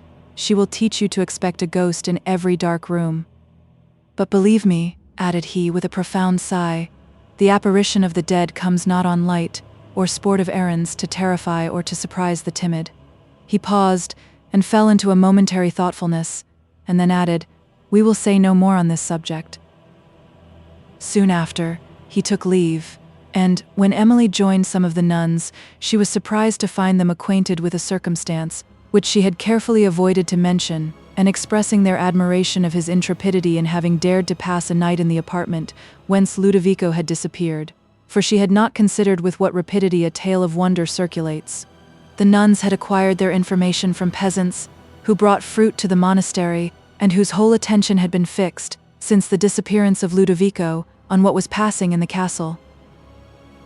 Emily listened in silence to the various opinions of the nuns concerning the conduct of the Count, most of whom condemned it as rash and presumptuous, affirming that it was provoking the vengeance of an evil spirit, thus to intrude upon its haunts. Sister Frances contended that the Count had acted with the bravery of a virtuous mind. He knew himself guiltless of aught that should provoke a good spirit, and did not fear the spells of an evil one, since he could claim the protection of a higher power, of him who can command the wicked and will protect the innocent. "The guilty cannot claim that protection," said Sister Agnes. "Let the Count look to his conduct, that he do not forfeit his claim. Yet who is he that shall dare to call himself innocent? All earthly innocence is but comparative, yet still how wide asunder are the extremes of guilt, and to what a horrible depth may we fall. Oh!" The nun, as she concluded, uttered a shuddering sigh that startled Emily, who, looking up, perceived the eyes of Agnes fixed on hers, after which the sister rose, took her hand, gazed earnestly upon her countenance for some moments in silence, and then said, "You are young, you are innocent. I mean, you are yet innocent of any great crime. But you have passions in your heart, scorpions. They sleep now, beware how you awaken them. They will sting you even unto death." Emily, affected by these words and by the solemnity with which they were delivered, could not suppress her tears. "Ah, is it so?" exclaimed Agnes, her countenance softening from its sternness. "So young and so unfortunate. We are sisters then indeed. Yet there is no bond of kindness among the guilty," she added, while her eyes resumed their wild expression. "No gentleness, no peace, no hope.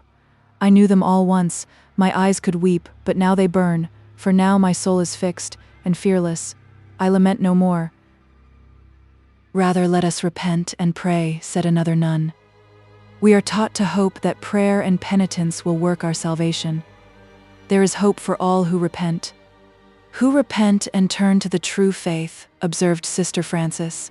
For all but me, replied Agnes solemnly, who paused, and then abruptly added, My head burns.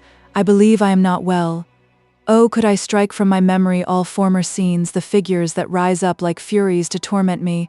I see them when I sleep, and when I am awake they are still before my eyes. I see them now. She stood in a fixed attitude of horror, her straining eyes moving slowly round the room as if they followed something. One of the nuns gently took her hand to lead her from the parlor. Agnes became calm, drew her other hand across her eyes, looked again, and sighing deeply said, They are gone. They are gone. I am feverish. I know not what I say. I am thus sometimes, but it will go off again. I shall soon be better. Was not that the vesper bell? No, replied Frances. The evening service is past. Let Margaret lead you to your cell. You are right, replied Sister Agnes. I shall be better there. Good night, my sisters. Remember me in your orisons. When they had withdrawn, Frances, observing Emily's emotion, said, Do not be alarmed, our sister is often thus deranged. Though I have not lately seen her so frantic, her usual mood is melancholy. This fit has been coming on for several days. Seclusion and the customary treatment will restore her. But how rationally she conversed at first, observed Emily. Her ideas followed each other in perfect order. Yes, replied the nun. This is nothing new. Nay, I have sometimes known her argue not only with method, but with acuteness, and then in a moment start off into madness. Her conscience seems afflicted, said Emily. Did you ever hear what circumstance reduced her to this deplorable condition? I have, replied the nun, who said no more till Emily repeated the question, when she added in a low voice, and looking significantly towards the other boarders, I cannot tell you now, but, if you think it worth your while, come to my cell, tonight, when our sisterhood are at rest, and you shall hear more. But remember we rise to midnight prayers, and come either before or after midnight. Emily promised to remember, and, the abbess soon after appearing, they spoke no more of the unhappy nun. The Count, meanwhile, on his return home, had found Monsieur Dupont in one of those fits of despondency, which his attachment to Emily frequently occasioned him, an attachment that had subsisted too long to be easily subdued, and which had already outlived the opposition of his friends. Monsieur Dupont had first seen Emily in Gascony, during the lifetime of his parent, who, on discovering his son's partiality for Mademoiselle Saint-Aubert, his inferior in point of fortune, forbade him to declare it to her family, or to think of her more. During the life of his father he had observed the first command, but had found it impracticable to obey the second, and had sometimes soothed his passion by visiting her favorite haunts, among which was the fishing house, where once or twice he addressed her in verse, concealing his name, in obedience to the promise he had given his father. There, too, he played the pathetic air, to which she had listened with such surprise and admiration, and there he found the miniature, that had since cherished a passion fatal to his repose. During his expedition into Italy his father died, but he received his liberty at a moment, when he was the least enabled to profit by it, since the object, that rendered it most valuable, was no longer within the reach of his vows. By what accident he discovered Emily, and assisted to release her from a terrible imprisonment, has already appeared, and also the unavailing hope, with which he then encouraged his love, and the fruitless efforts that he had since made to overcome it. The Count still endeavored with friendly zeal to soothe him with a belief that patience, perseverance, and prudence would finally obtain for him happiness and Emily. Time, said he, will wear away the melancholy impression which disappointment has left on her mind, and she will be sensible of your merit. Your services have already awakened her gratitude, and your sufferings her pity. And trust me, my friend, in a heart so sensible as hers, gratitude and pity lead to love. When her imagination is rescued from its present delusion, she will readily accept the homage of a mind like yours. Dupont sighed while he listened to these words. and endeavoring to hope what his friend believed, he willingly yielded to an invitation to prolong his visit at the chateau, which we now leave for the monastery of St. Clare. When the nuns had retired to rest, Emily stole to her appointment with Sister Frances, whom she found in her cell, engaged in prayer before a little table, where appeared the image she was addressing, and, above, the dim lamp that gave light to the place. Turning her eyes as the door opened, she beckoned to Emily to come in, who, having done so, seated herself in silence beside the nun's little mattress of straw till her orisons should conclude.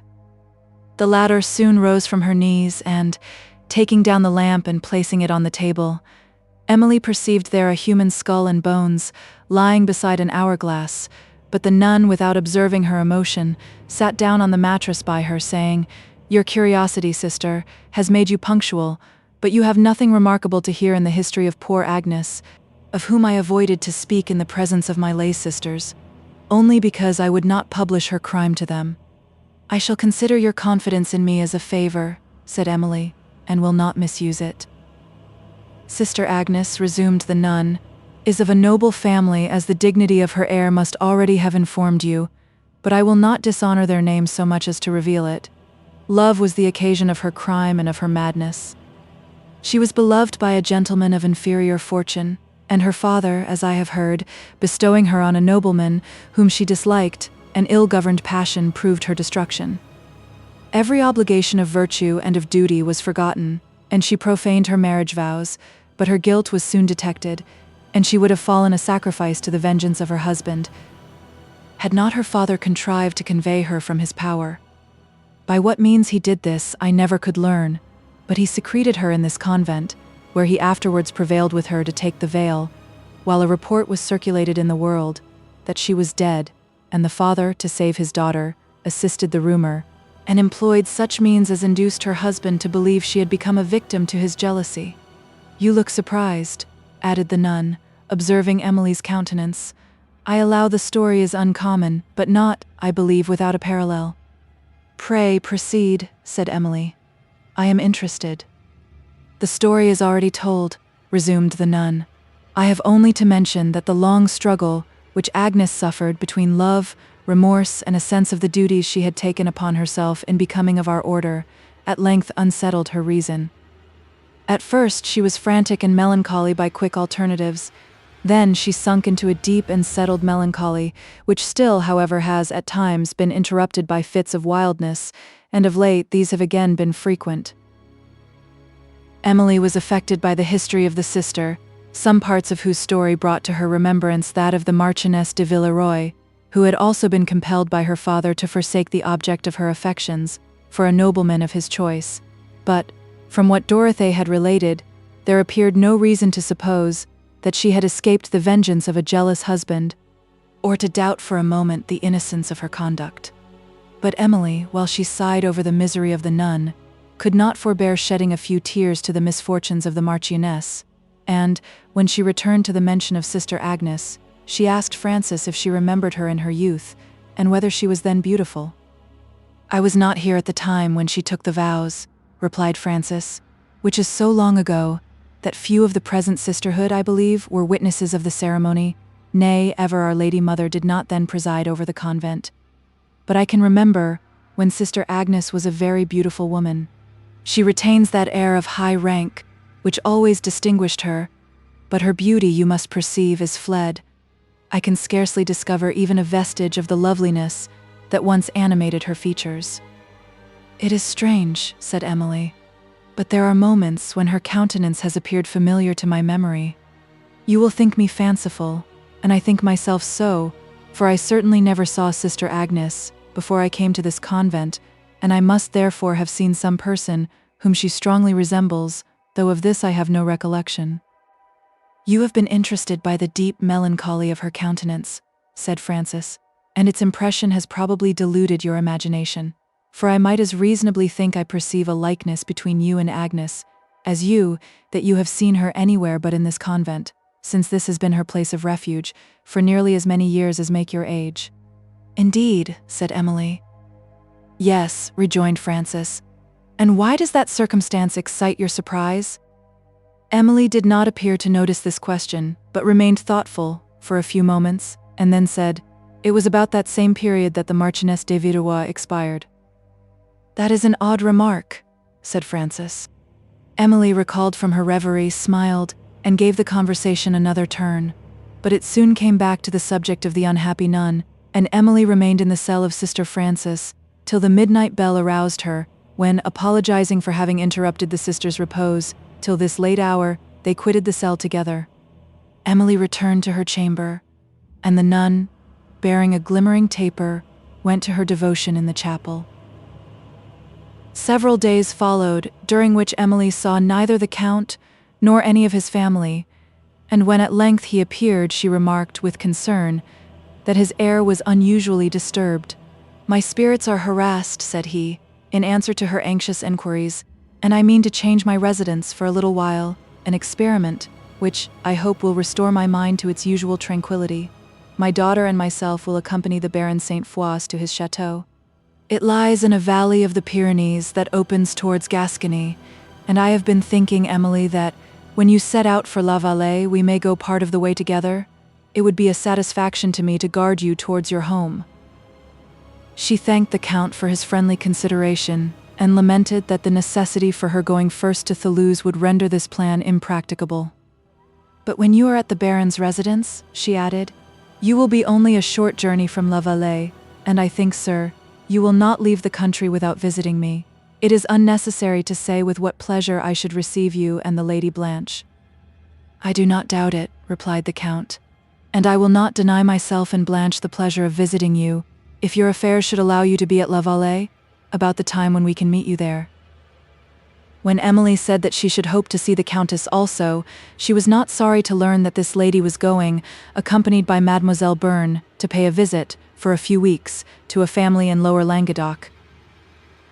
The Count, after some further conversation on his intended journey and on the arrangement of Emily's, took leave, and many days did not succeed this visit before a second letter from Monsieur Quesnel informed her that he was then at Thoulouse, that La Vallée was at liberty, and that he wished her to set off for the former place, where he awaited her arrival, with all possible dispatch, since his own affairs pressed him to return to Gascony. Emily did not hesitate to obey him, and having taken an affecting leave of the Count's family, in which Monsieur Dupont was still included, and of her friends at the convent, she set out for Thoulouse, attended by the unhappy Annette, and guarded by a steady servant of the Count. Chapter 10. Lulled in the countless chambers of the brain, our thoughts are linked by many a hidden chain. Awake but one, and lo, what myriads rise, each stamps its image as the other flies, pleasures of memory. Emily pursued her journey without any accident, along the plains of Languedoc towards the northwest, and on this her return to Thoulouse, which she had last left with Madame Montoni, she thought much on the melancholy fate of her aunt, who, but for her own imprudence, might now have been living in happiness there.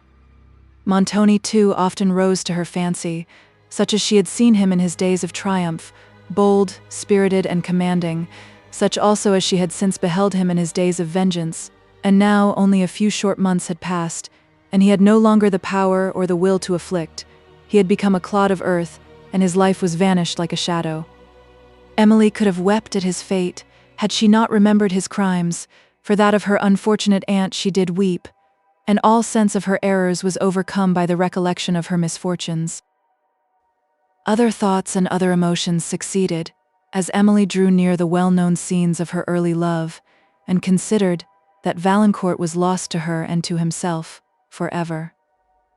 At length she came to the brow of the hill, whence, on her departure for Italy, she had given a farewell look to this beloved landscape, amongst whose woods and fields she had so often walked with Valancourt, and where he was then to inhabit, when she would be far, far away. She saw once more that chain of the Pyrenees which overlooked La Vallée, rising, like faint clouds, on the horizon. "There too is Gascony extended at their feet," said she.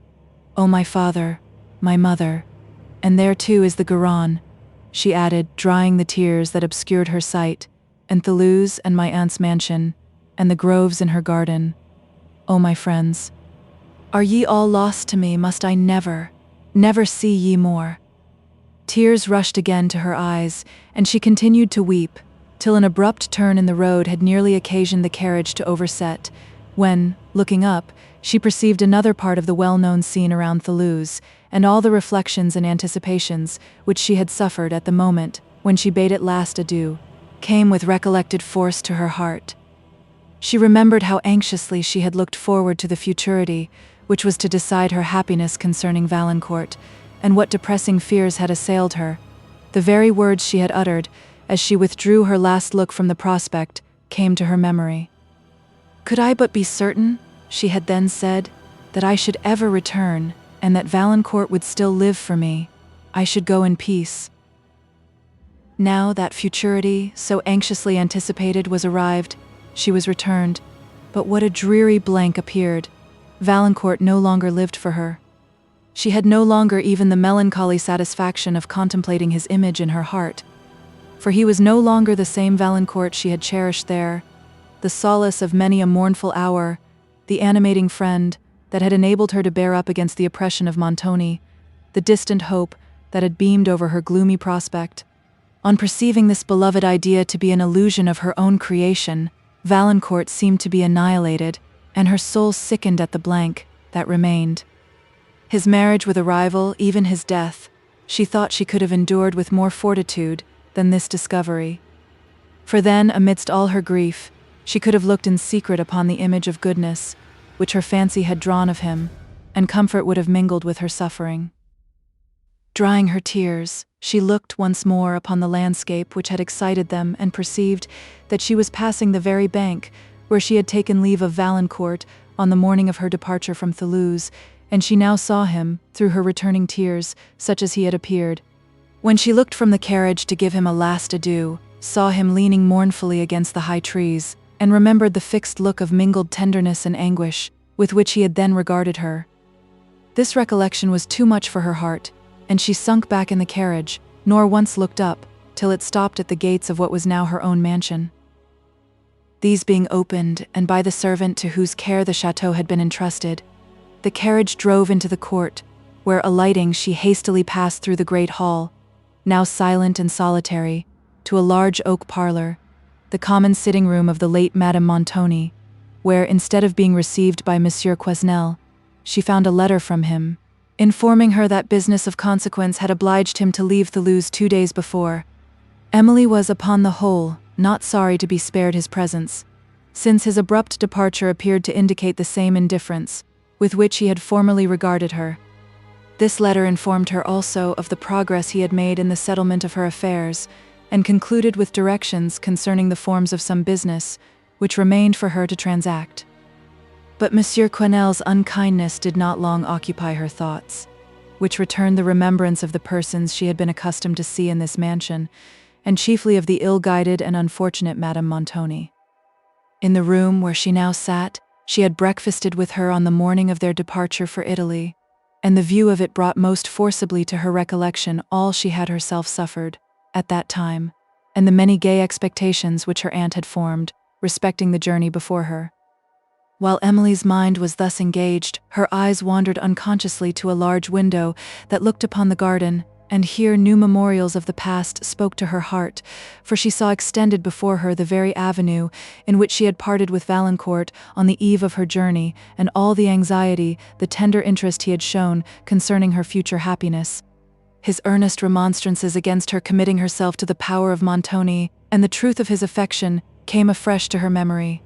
At this moment it appeared almost impossible that Valancourt could have become unworthy of her regard, and she doubted all that she had lately heard to his disadvantage, and even his own words, which had confirmed Count de Villefort's report of him. Overcome by the recollections which the view of this avenue occasioned, she turned abruptly from the window, and sunk into a chair beside it, where she sat, given up to grief, till the entrance of Annette, with coffee, aroused her. "Dear madam, how melancholy this place looks now," said Annette, "to what it used to do. It is dismal coming home, when there is nobody to welcome one." This was not the moment in which Emily could bear the remark. Her tears fell again, and, as soon as she had taken the coffee, she retired to her apartment, where she endeavored to repose her fatigued spirits. But busy memory would still supply her with the visions of former times. She saw Valancourt interesting and benevolent, as he had been wont to appear in the days of their early love, and amidst the scenes where she had believed that they should sometimes pass their years together. But at length sleep closed these afflicting scenes from her view. On the following morning, serious occupation recovered her from such melancholy reflections, for, being desirous of quitting Thoulouse, and of hastening on to La Vallée, she made some inquiries into the condition of the estate, and immediately dispatched a part of the necessary business concerning it, according to the directions of Monsieur Quesnel. It required a strong effort to abstract her thoughts from other interests sufficiently to attend to this, but she was rewarded for her exertions by again experiencing that employment is the surest antidote to sorrow. This day was devoted entirely to business, and, among other concerns, she employed means to learn the situation of all her poor tenants, that she might relieve their wants, or confirm their comforts. In the evening her spirits were so much strengthened, that she thought she could bear to visit the gardens, where she had so often walked with Valancourt, and knowing that, if she delayed to do so, their scenes would only affect her the more, whenever they should be viewed, she took advantage of the present state of her mind, and entered them. Passing hastily the gate leading from the court into the gardens, she hurried up the great avenue, scarcely permitting her memory to dwell for a moment on the circumstance of her having here parted with Valancourt, and soon quitted this for other walks less interesting to her heart. These brought her at length to the flight of steps that led from the lower garden to the terrace, on seeing which, she became agitated and hesitated whether to ascend, but, her resolution returning, she proceeded. "Ah," said Emily as she ascended, "these are the same high trees that used to wave over the terrace, and these the same flowery thickets, the laburnum, the wild rose, and the cerinthe which were wont to grow beneath them. Ah! And there, too, on that bank, are the very plants which Valancourt so carefully reared. Oh, when last I saw them!" She checked the thought, but could not restrain her tears, and, after walking slowly on for a few moments, her agitation, upon the view of this well-known scene, increased so much that she was obliged to stop and lean upon the wall of the terrace. It was a mild and beautiful evening. The sun was setting over the extensive landscape, to which his beams, sloping from beneath a dark cloud that overhung the west, gave rich and partial coloring, and touched the tufted summits of the groves that rose from the garden below with a yellow gleam. Emily and Valancourt had often admired together this scene, at the same hour, and it was exactly on this spot that, on the night preceding her departure for Italy, she had listened to his remonstrances against the journey, and to the pleadings of passionate affection.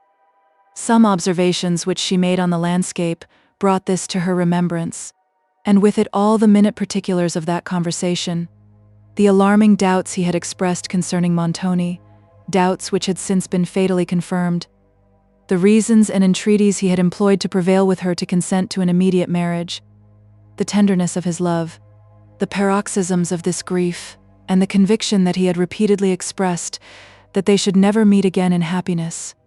All these circumstances rose afresh to her mind, and awakened the various emotions she had then suffered. Her tenderness for Valancourt became as powerful as in the moments when she thought that she was parting with him in happiness together, and when the strength of her mind had enabled her to triumph over present suffering, rather than to deserve the reproach of her conscience by engaging in a clandestine marriage. "Alas," said Emily, as these recollections came to her mind, "and what have I gained by the fortitude I then practiced? Am I happy now?" he said. "We should meet no more in happiness, but, oh, he little thought his own misconduct would separate us, and lead to the very evil he then dreaded." Her reflections increased her anguish, while she was compelled to acknowledge that the fortitude she had formerly exerted, if it had not conducted her to happiness, had saved her from irretrievable misfortune from Valancourt himself. But in these moments she could not congratulate herself on the prudence that had saved her. She could only lament, with bitterest anguish, the circumstances which had conspired to betray Valancourt into a course of life so different from that which the virtues, the tastes, and the pursuits of his early years had promised. But she still loved him too well to believe that his heart was even now depraved, though his conduct had been criminal. An observation which had fallen from Monsieur St. Aubert more than once now occurred to her. "This young man," said he, speaking of Valancourt, "has never been at Paris," a remark that had surprised her at the time it was uttered, but which she now understood, and she exclaimed sorrowfully, "O Valancourt, if such a friend as my father had been with you at Paris, your noble, ingenuous nature would not have fallen." The sun was now set, and recalling her thoughts from their melancholy subject, she continued her walk, for the pensive shade of twilight was pleasing to her, and the nightingales from the surrounding groves began to answer each other in the long-drawn plaintive note, which always touched her heart, while all the fragrance of the flowery thickets that bounded the terrace was awakened by the cool evening air, which floated so lightly among their leaves that they scarcely trembled as it passed. Emily came at length to the steps of the pavilion that terminated the terrace, and where her last interview with Valancourt, before her departure from Toulouse, had so unexpectedly taken place. The door was now shut, and she trembled, while she hesitated whether to open it. But her wish to see again a place, which had been the chief scene of her former happiness, at length overcoming her reluctance to encounter the painful regret it would renew, she entered. The room was obscured by a melancholy shade, but through the open lattices, darkened by the hanging foliage of the vines, appeared the dusky landscape, the Garonne reflecting the evening light, and the west still glowing. A chair was placed near one of the balconies, as if some person had been sitting there. But the other furniture of the pavilion remained exactly as usual, and Emily thought it looked as if it had not once been moved since she set out for Italy. The silent and deserted air of the place added solemnity to her emotions, for she heard only the low whisper of the breeze, as it shook the leaves of the vines, and the very faint murmur of the Garonne. She seated herself in a chair, near the lattice, and yielded to the sadness of her heart, while she recollected the circumstances of her parting interview with Valancourt, on this spot. It was here, too, that she had passed some of the happiest hours of her life with him, when her aunt favored the connection, for here she had often sat and worked, while he conversed or read, and she now well remembered with what discriminating judgment, with what tempered energy, he used to repeat some of the sublimest passages of their favorite authors. How often he would pause to admire with her their excellence, and with what tender delight he would listen to her remarks, and correct her taste.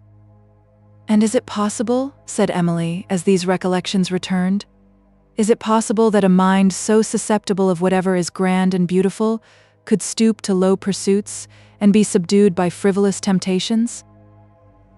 She remembered how often she had seen the sudden tear start in his eye, and had heard his voice tremble with emotion while he related any great or benevolent action, or repeated a sentiment of the same character.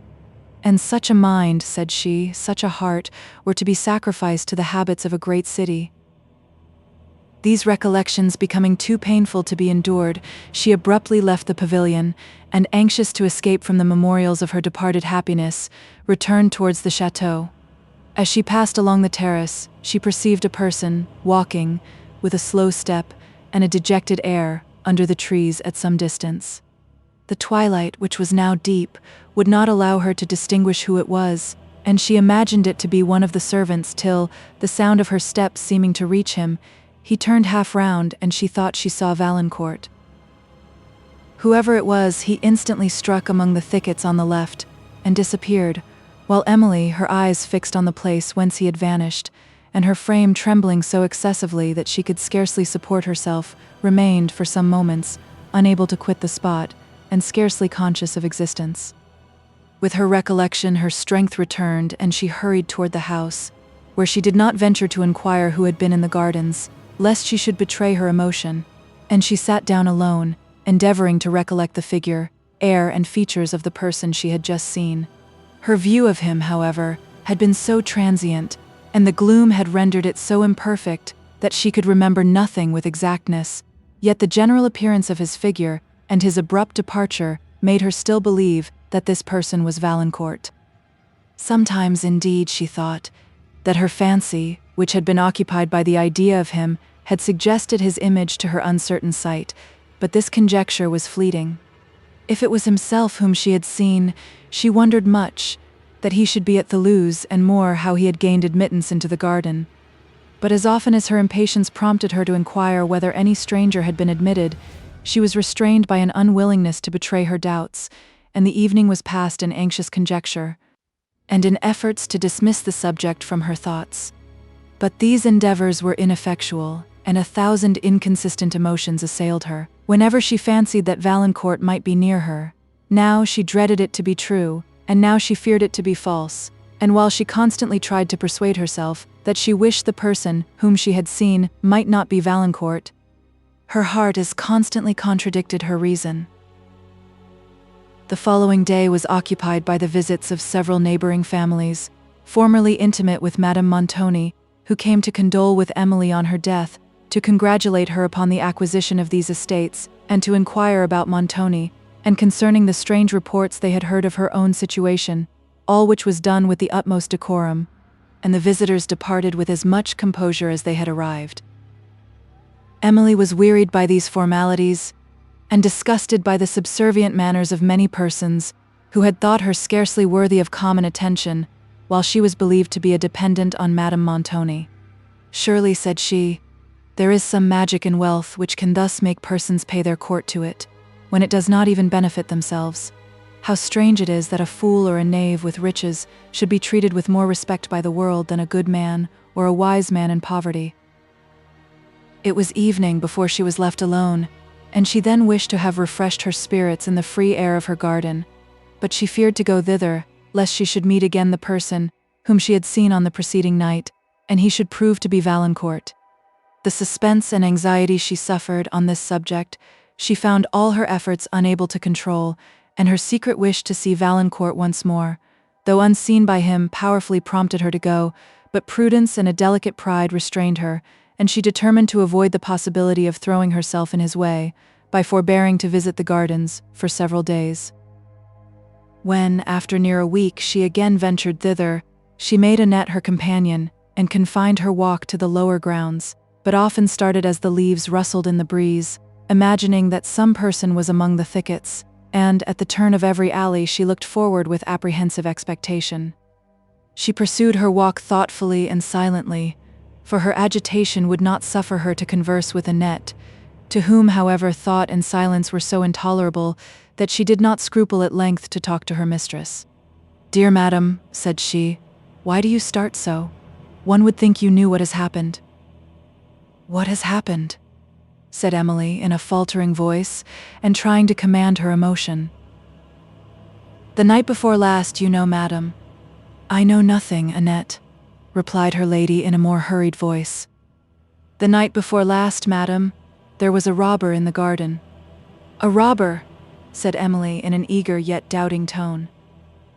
"I suppose he was a robber, madam. What else could he be?" "Where did you see him, Annette?" rejoined Emily, looking round her, and turning back towards the chateau. "It was not I that saw him, madam. It was Jean the gardener. It was 12 o'clock at night, and, as he was coming across the court to go the back way into the house, what should he see but somebody walking in the avenue that fronts the garden gate. So, with that, Jean guessed how it was, and he went into the house for his gun." "His gun!" exclaimed Emily. "Yes, madam, his gun, and then he came out into the court to watch him. Presently he sees him come slowly down the avenue, and lean over the garden gate, and look up at the house for a long time, and I warrant he examined it well, and settled what window he should break in at." "But the gun," said Emily. "The gun." "Yes, madam, all in good time. Presently, Jean says, the robber opened the gate, and was coming into the court, and then he thought proper to ask him his business, so he called out again, and bade him say who he was, and what he wanted. But the man would do neither, but turned upon his heel, and passed into the garden again. Jean knew then well enough how it was, and so he fired after him." "Fired!" exclaimed Emily. "Yes, madam, fired off his gun, but, Holy Virgin, what makes you look so pale, madam? The man was not killed, I dare say, but if he was, his comrades carried him off, for when Jean went in the morning to look for the body, it was gone, and nothing to be seen but a track of blood on the ground. Jean followed it, that he might find out where the man got into the garden, but it was lost in the grass, and—" Annette was interrupted, for Emily's spirits died away, and she would have fallen to the ground if the girl had not caught her and supported her to a bench close to them. When, after a long absence, her senses returned, Emily desired to be led to her apartment, and though she trembled with anxiety to inquire further on the subject of her alarm, she found herself too ill at present to dare the intelligence which it was possible she might receive of Valancourt. Having dismissed Annette that she might weep and think at liberty, she endeavoured to recollect the exact air of the person whom she had seen on the terrace, and still her fancy gave her the figure of Valancourt. She had, indeed, scarcely a doubt that it was he whom she had seen, and at whom the gardener had fired, for the manner of the latter person, as described by Annette, was not that of a robber, nor did it appear probable that a robber would have come alone to break into a house so spacious as this. When Emily thought herself sufficiently recovered to listen to what Jean might have to relate, she sent for him, but he could inform her of no circumstance that might lead to a knowledge of the person who had been shot, or of the consequence of the wound, and, after severely reprimanding him for having fired with bullets, and ordering diligent enquiry to be made in the neighbourhood for the discovery of the wounded person, she dismissed him, and herself remained in the same state of terrible suspense. All the tenderness she had ever felt for Valancourt was recalled by the sense of his danger, and the more she considered the subject, the more her conviction strengthened that it was he who had visited the gardens for the purpose of soothing the misery of disappointed affection amidst the scenes of his former happiness. "Dear madam," said Annette, when she returned, "I never saw you so affected before. I dare say the man is not killed." Emily shuddered and lamented bitterly the rashness of the gardener in having fired. "I knew you would be angry enough about that, madam, or I should have told you before, and he knew so too. For, says he, Annette, say nothing about this to my lady.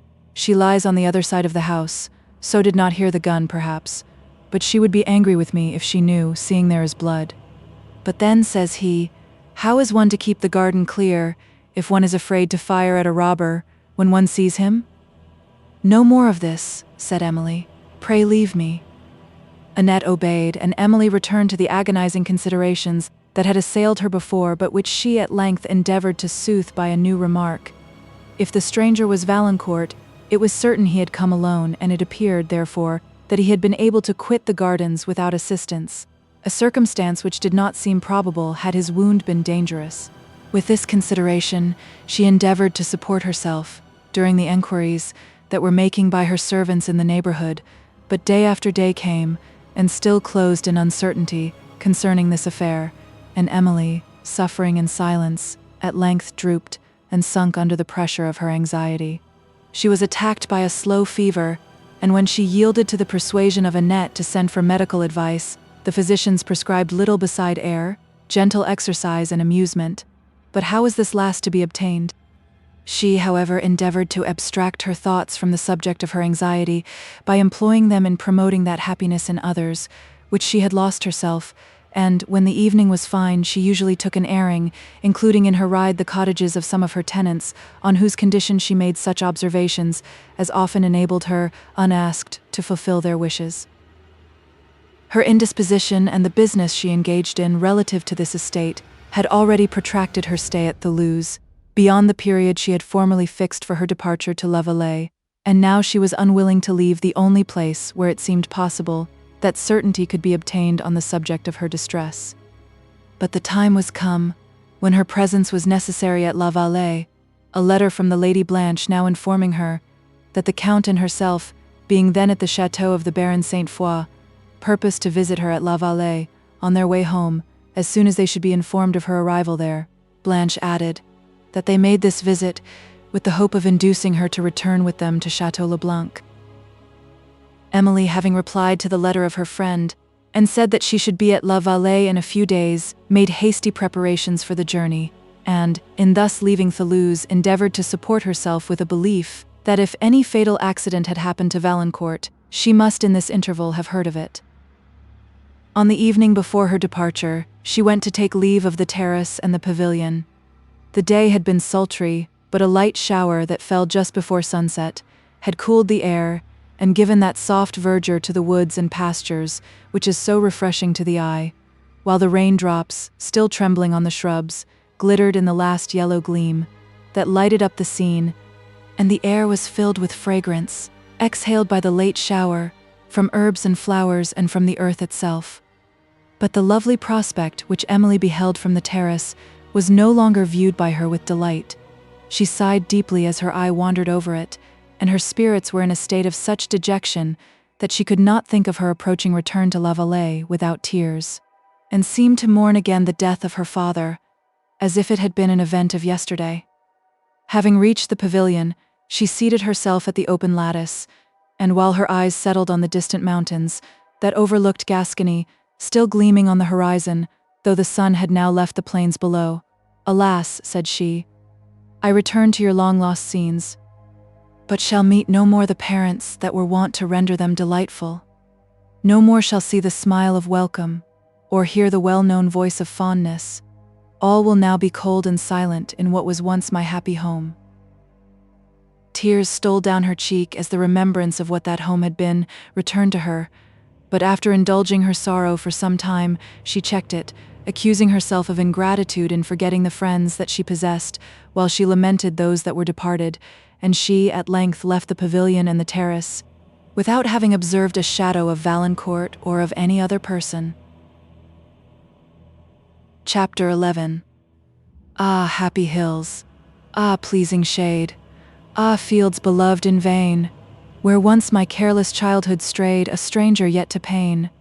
I feel the gales that from ye blow a momentary bliss bestow, as waving fresh their gladsome wing, my weary soul they seem to soothe. Gray. On the following morning, Emily left Thoulouse at an early hour, and reached La Vallée about sunset. With the melancholy she experienced on the review of a place which had been the residence of her parents, and the scene of her earliest delight was mingled, after the first shock had subsided, a tender and undescribable pleasure. For time had so far blunted the acuteness of her grief, that she now courted every scene that awakened the memory of her friends in every room where she had been accustomed to see them. They almost seemed to live again, and she felt that La Vallée was still her happiest home. One of the first apartments she visited was that which had been her father's library, and here she seated herself in his armchair, and, while she contemplated with tempered resignation the picture of past times which her memory gave, the tears she shed could scarcely be called those of grief. Soon after her arrival, she was surprised by a visit from the venerable Monsieur Barreau, who came impatiently to welcome the daughter of his late respected neighbor to her long-deserted home. Emily was comforted by the presence of an old friend, and they passed an interesting hour in conversing of former times, and in relating some of the circumstances that had occurred to each since they parted.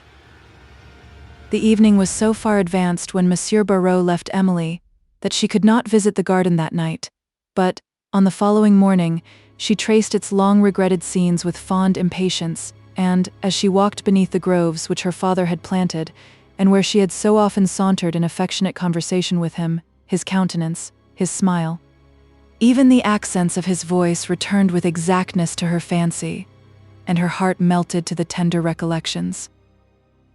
This, too, was his favorite season of the year, at which they had often together admired the rich and variegated tints of these woods and the magical effect of autumnal lights upon the mountains, and now the view of these circumstances made memory eloquent. As she wandered pensively on, she fancied the following address: To Autumn.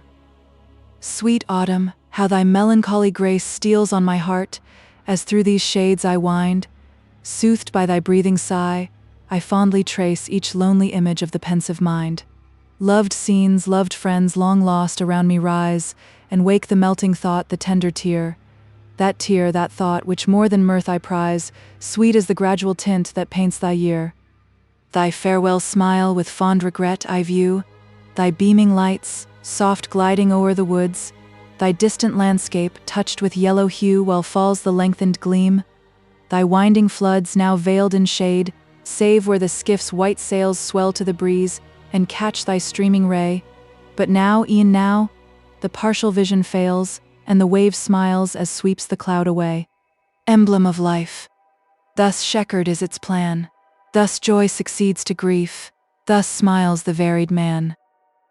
One of Emily's earliest enquiries, after her arrival at La Vallée was concerning Teresa, her father's old servant, whom it may be remembered that Monsieur Quesnel had turned from the house when it was let, without any provision.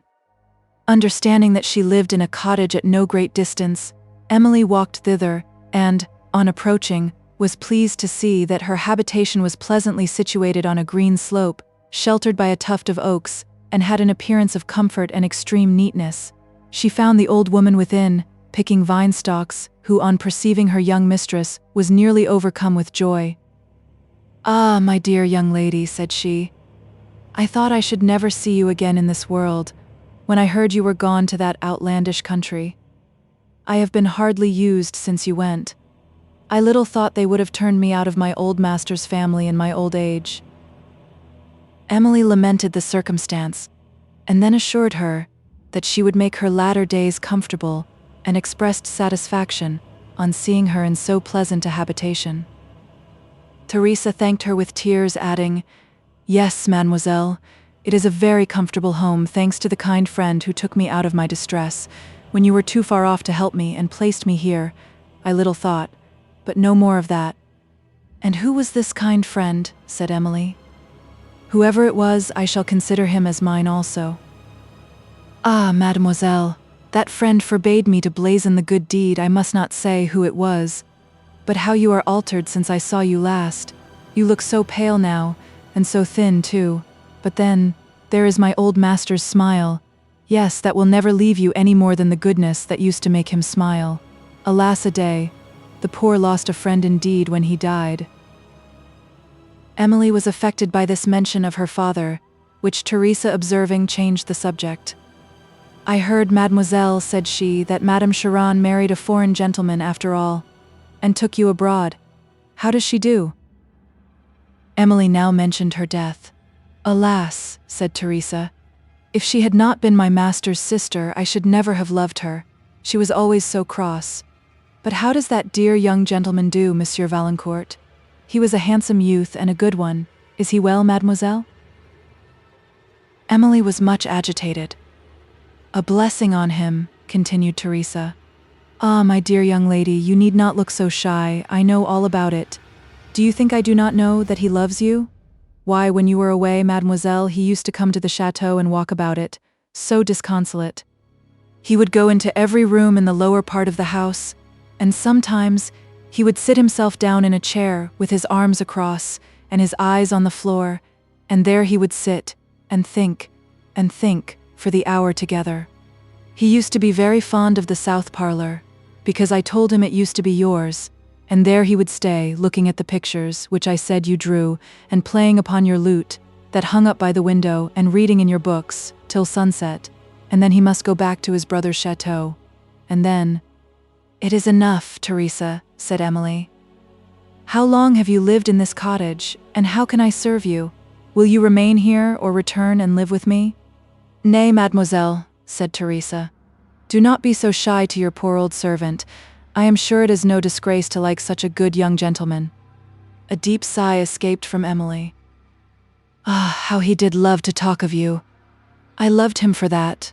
Nay, for that matter, he liked to hear me talk, for he did not say much himself, but I soon found out what he came to the chateau about. Then he would go into the garden and down to the terrace, and sit under that great tree there for the day together, with one of your books in his hand. But he did not read much, I fancy. For one day I happened to go that way, and I heard somebody talking. 'Who can be here?' says I. I am sure I let nobody into the garden, but the Chevalier. So I walked softly, to see who it could be, and behold, it was the Chevalier himself, talking to himself about you. And he repeated your name, and sighed so, and said he had lost you forever, for that you would never return for him. I thought he was out in his reckoning there, but I said nothing, and stole away." "No more of this trifling," said Emily, awakening from her reverie. "It displeases me. But when Monsieur Quesnel let the chateau, I thought it would have broke the Chevalier's heart."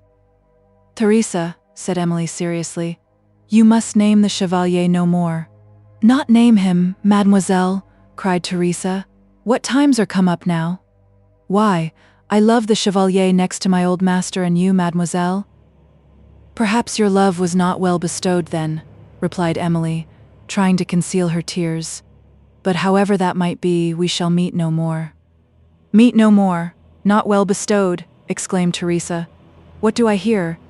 "No, mademoiselle. My love was well bestowed, for it was the Chevalier Valancourt who gave me this cottage, and has supported me in my old age ever since Monsieur Quesnel turned me from my master's house." "The Chevalier Valancourt?" said Emily, trembling extremely. "Yes, mademoiselle, he himself, though he made me promise not to tell. But how could one help when one heard him ill spoken of? Ah, dear young lady, you may well weep, if you have behaved unkindly to him, for a more tender heart than his never young gentleman had. He found me out in my distress, when you were too far off to help me, and Monsieur Quesnel refused to do so, and bade me go to service again. Alas, I was too old for that. The Chevalier found me, and bought me this cottage, and gave me money to furnish it, and bade me seek out another poor woman to live with me, and he ordered his brother's steward to pay me, every quarter, that which has supported me in comfort. Think then, mademoiselle, whether I have not reason to speak well of the Chevalier. And there are others who could have afforded it better than he, and I am afraid he has hurt himself by his generosity, for quarter day is gone by long since, and no money for me. But do not weep so, mademoiselle. You are not sorry surely to hear of the poor Chevalier's goodness." "Sorry," said Emily, and wept the more. "But how long is it since you have seen him?" "Not this many a day, mademoiselle." "When did you hear of him?" inquired Emily with increased emotion. "Alas, never since he went away so suddenly into Languedoc, and he was but just come from Paris then, or I should have seen him, I'm sure. Quarter day is gone by long since, and, as I said, no money for me, and I begin to fear some harm has happened to him. And if I was not so far from Estuvière and so lame, I should have gone to inquire before this time, and I have nobody to send so far." Emily's anxiety as to the fate of Valancourt was now scarcely endurable, and since propriety would not suffer her to send to the chateau of his brother, she requested that Teresa would immediately hire some person to go to his steward from herself, and, when he asked for the quarterage due to her, to make inquiries concerning Valancourt. But she first made Teresa promise never to mention her name in this affair, or ever with that of the Chevalier Valancourt, and her former faithfulness to Monsieur Saint-Aubert induced Emily to confide in her assurances. Teresa now joyfully undertook to procure a person for this errand, and then Emily, after giving her a sum of money to supply her with present comforts, returned, with spirits heavily oppressed, to her home, lamenting, more than ever, that a heart, possessed of so much benevolence as Valancourt's, should have been contaminated by the vices of the world, but affected by the delicate affection, which his kindness to her old servant expressed for herself. Chapter 12. Light thickens, and the crow makes wing to the rooky wood. Good things of day begin to droop and drowse, while night's black agents to their praise do rouse. Macbeth. Meanwhile, Count de Villefort and Lady Blanche had passed a pleasant fortnight at the Château de Saint-Foy with the Baron and Baroness, during which they made frequent excursions among the mountains, and were delighted with the romantic wildness of Pyrenean scenery. It was with regret that the Count bade adieu to his old friends, although with the hope of being soon united with them in one family. For it was settled that Monsieur Saint-Foy, who now attended them into Gascony, should receive the hand of the Lady Blanche upon their arrival at Château le Blanc.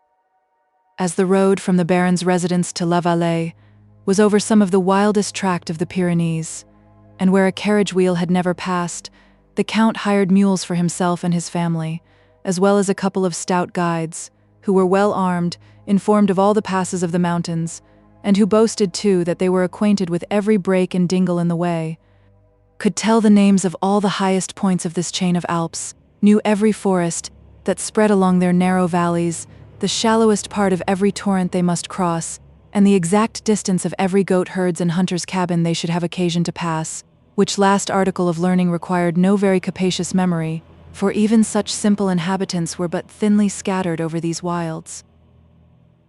The Count left the Château de Saint-Foy early in the morning, with an intention of passing the night at a little inn upon the mountains, about halfway to La Vallée, of which his guides had informed him, and though this was frequented chiefly by Spanish muleteers on their route into France, and of course would afford only sorry accommodation, the Count had no alternative, for it was the only place like an inn on the road. After a day of admiration and fatigue, the travelers found themselves, about sunset, in a woody valley overlooked on every side by abrupt heights. They had proceeded for many leagues without seeing a human habitation, and had only heard now and then at a distance the melancholy tinkling of a sheep bell. But now they caught the notes of merry music, and presently saw within a little green recess among the rocks a group of mountaineers tripping through a dance. The Count, who could not look upon the happiness any more than on the misery of others, with indifference, halted to enjoy this scene of simple pleasure. The group before him consisted of French and Spanish peasants, the inhabitants of a neighboring hamlet, some of whom were performing a sprightly dance, the women with castanets in their hands, to the sounds of a lute and a tambourine, till from the brisk melody of France, the music softened into a slow movement, to which two female peasants danced a Spanish pavane.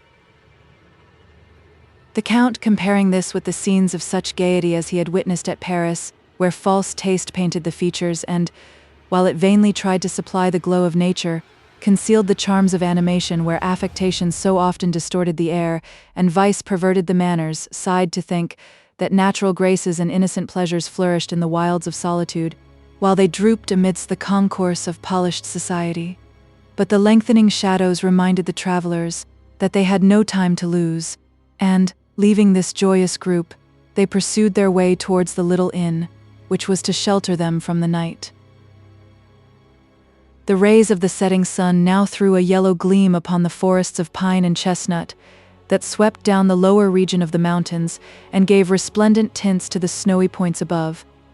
But soon, even this light faded fast, and the scenery assumed a more tremendous appearance, invested with the obscurity of twilight. Where the torrent had been seen, it was now only heard. Where the wild cliffs had displayed every variety of form and attitude, a dark mass of mountains now alone appeared, and the vale which far, far below had opened its dreadful chasm, the eye could no longer fathom. A melancholy gleam still lingered on the summits of the highest Alps, overlooking the deep repose of evening, and seeming to make the stillness of the hour more awful. Blanche viewed the scene in silence, and listened with enthusiasm to the murmur of the pines that extended in dark lines along the mountains, and to the faint voice of the Izard among the rocks that came at intervals on the air. But her enthusiasm sunk into apprehension when, as the shadows deepened, she looked upon the doubtful precipice that bordered the road, as well as on the various fantastic forms of danger that glimmered through the obscurity beyond it, and she asked her father how far they were from the inn, and whether he did not consider the road to be dangerous at this late hour. The Count repeated the first question to the guides, who returned a doubtful answer, adding that when it was darker it would be safest to rest till the moon rose. "It is scarcely safe to proceed now," said the Count, but the guides, assuring him that there was no danger, went on. Blanche, revived by this assurance, again indulged a pensive pleasure as she watched the progress of twilight gradually spreading its tints over the woods and mountains, and stealing from the eye every minuter feature of the scene, till the grand outlines of nature alone remained. Then fell the silent dews, and every wild flower and aromatic plant that bloomed among the cliffs breathed forth its sweetness. Then, too, when the mountain bee had crept into its blossomed bed, and the hum of every little insect that had floated gaily in the sunbeam was hushed, the sound of many streams, not heard till now, murmured at a distance.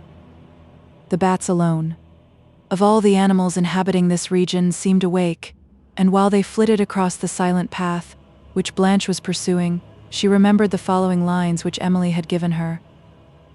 To the bat, from haunt of man, from day's obtrusive glare, thou shroud'st thee in the ruin's ivied tower, or in some shadowy glen's romantic bower, where wizard forms their mystic charms prepare, where horror lurks and ever-boding care. But at the sweet and silent evening hour, when closed in sleep is every languid flower, thou lov'st to sport upon the twilight air, mocking the eye that would thy course pursue. In many a wanton round, elastic, gay, thou flitst athwart the pensive wanderer's way, as his lone footsteps print the mountain dew. From Indian isles thou comest with summer's car, twilight thy love, thy guide her beaming star. To a warm imagination, the dubious forms that float, half-veiled in darkness, afford a higher delight than the most distinct scenery that the sun can show. While the fancy thus wanders over landscapes partly of its own creation, a sweet complacency steals upon the mind, and refines it all to subtlest feeling, bids the tear of rapture roll. The distant note of a torrent, the weak trembling of the breeze among the woods, or the far-off sound of a human voice, now lost and heard again, are circumstances which wonderfully heighten the enthusiastic tone of the mind. The young Saint Foix, who saw the presentations of a fervid fancy, and felt whatever enthusiasm could suggest, sometimes interrupted the silence, which the rest of the party seemed by mutual consent to preserve, remarking and pointing out to Blanche the most striking effect of the hour upon the scenery, while Blanche, whose apprehensions were beguiled by the conversation of her lover, yielded to the taste so congenial to his, and they conversed in a low, restrained voice, the effect of the pensive tranquillity which twilight and the scene inspired, rather than of any fear that they should be heard.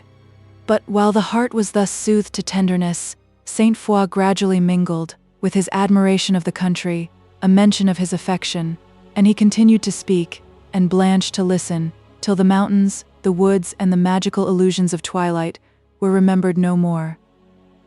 The shadows of evening soon shifted to the gloom of night, which was somewhat anticipated by the vapors that, gathering fast round the mountains, rolled in dark wreaths along their sides, and the guides proposed to rest till the moon should rise, adding that they thought a storm was coming on.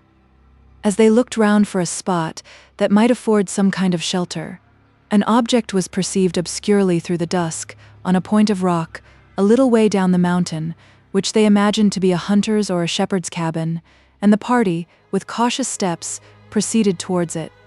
Their labor, however, was not rewarded, or their apprehensions soothed, for on reaching the object of their search, they discovered a monumental cross, which marked the spot to have been polluted by murder. The darkness would not permit them to read the inscription, but the guides knew this to be a cross, raised to the memory of a Count de Belliard, who had been murdered here by a horde of banditti that had infested this part of the Pyrenees a few years before, and the uncommon size of the monument seemed to justify the supposition that it was erected for a person of some distinction. Blanche shuddered as she listened to some horrid particulars of the Count's fate, which one of the guides related in a low, restrained tone, as if the sound of his own voice frightened him, but, while they lingered at the cross, attending to his narrative, a flash of lightning glanced upon the rocks, thunder muttered at a distance, and the travelers, now alarmed, quitted this scene of solitary horror in search of shelter. Having regained their former track, the guides, as they passed on, endeavored to interest the Count by various stories of robbery and even of murder, which had been perpetrated in the very places they must unavoidably pass, with accounts of their own dauntless courage and wonderful escapes. The chief guide, or rather he who was the most completely armed, drawing forth one of the 4 pistols that were tucked into his belt, swore that it had shot 3 robbers within the year. He then brandished a clasp knife of enormous length and was going to recount the wonderful execution it had done, when Saint Foix, perceiving that Blanche was terrified, interrupted him. The Count, meanwhile, secretly laughing at the terrible histories and extravagant boastings of the man, resolved to humor him, and telling Blanche in a whisper his design, began to recount some exploits of his own, which infinitely exceeded any related by the guide. To these surprising circumstances he so artfully gave the coloring of truth, that the courage of the guides was visibly affected by them, who continued silent, long after the Count had ceased to speak. The loquacity of the chief hero thus laid asleep. The vigilance of his eyes and ears seemed more thoroughly awakened, for he listened with much appearance of anxiety to the deep thunder, which murmured at intervals and often paused as the breeze that was now rising rushed among the pines. But, when he made a sudden halt before a tuft of cork trees that projected over the road and drew forth a pistol, before he would venture to brave the banditti which might lurk behind it, the Count could no longer refrain from laughter. Having now, however, arrived at a level spot, somewhat sheltered from the air, by overhanging cliffs and by a wood of larch that rose over the precipice on the left, and the guides being yet ignorant how far they were from the inn, the travelers determined to rest, till the moon should rise, or the storm disperse. Blanche, recalled to a sense of the present moment, looked on the surrounding gloom with terror.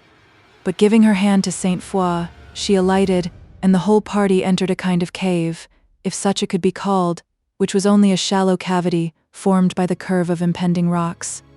A light being struck, a fire was kindled, whose blaze afforded some degree of cheerfulness, and no small comfort, for though the day had been hot, the night air of this mountainous region was chilling.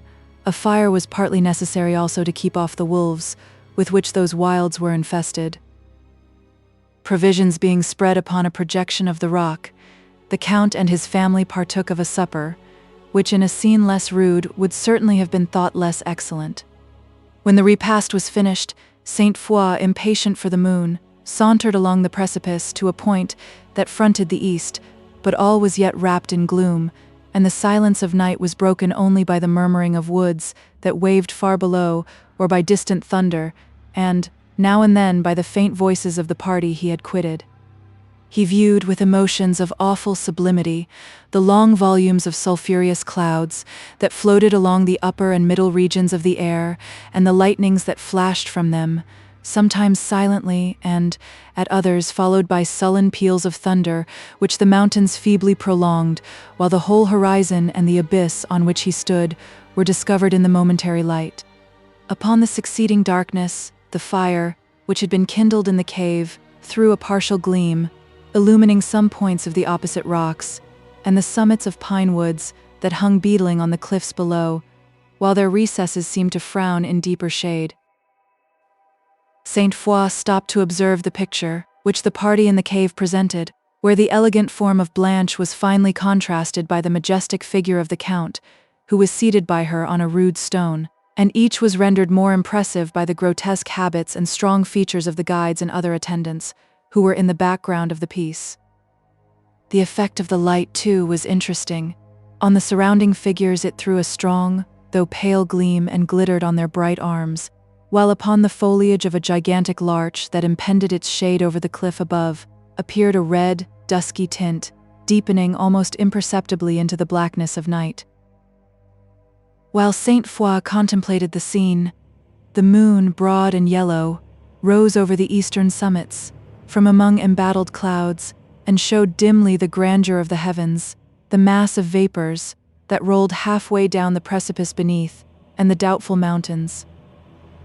What dreadful pleasure, there to stand sublime like shipwrecked mariner on desert coast, and view the enormous waste of vapor, tossed in billows lengthening to the horizon round, the minstrel. From this romantic reverie he was awakened by the voices of the guides repeating his name, which was reverbed from cliff to cliff, till 100 tongues seemed to call him, when he soon quieted the fears of the Count and the Lady Blanche by returning to the cave.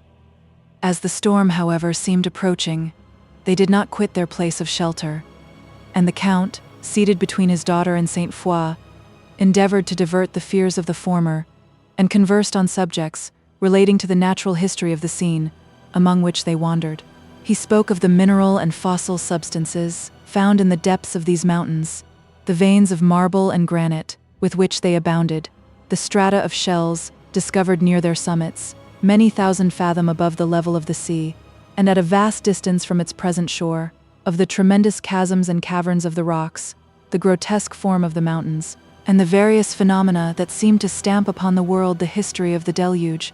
From the natural history he descended to the mention of events and circumstances connected with the civil story of the Pyrenees, named some of the most remarkable fortresses which France and Spain had erected in the passes of these mountains, and gave a brief account of some celebrated sieges and encounters in early times, when ambition first frightened solitude from these her deep recesses, made her mountains, which before had echoed only to the torrent's roar, tremble with the clang of arms, and when man's first footsteps in her sacred haunts had left the print of blood. As Blanche sat, attentive to the narrative, that rendered the scenes doubly interesting, and resigned to solemn emotion, while she considered that she was on the very ground, once polluted by these events, her reverie was suddenly interrupted by a sound that came in the wind. It was the distant bark of a watchdog. The travelers listened with eager hope, and as the wind blew stronger fancied that the sound came from no great distance, and the guides, having little doubt that it proceeded from the inn they were in search of, the Count determined to pursue his way. The moon now afforded a stronger, though still an uncertain light, as she moved among broken clouds, and the travelers, led by the sound, recommenced their journey along the brow of the precipice, preceded by a single torch that now contended with the moonlight, for the guides, believing they should reach the inn soon after sunset, had neglected to provide more.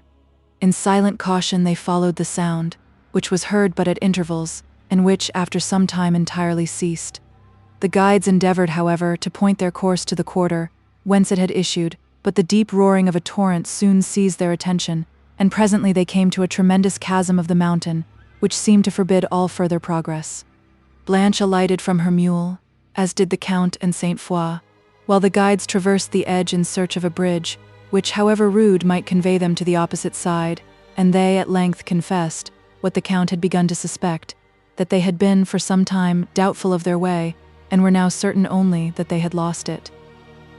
At a little distance was discovered a rude and dangerous passage, formed by an enormous pine, which, thrown across the chasm, united the opposite precipices, and which had been felled probably by the hunter to facilitate his chase of the ezzard, or the wolf.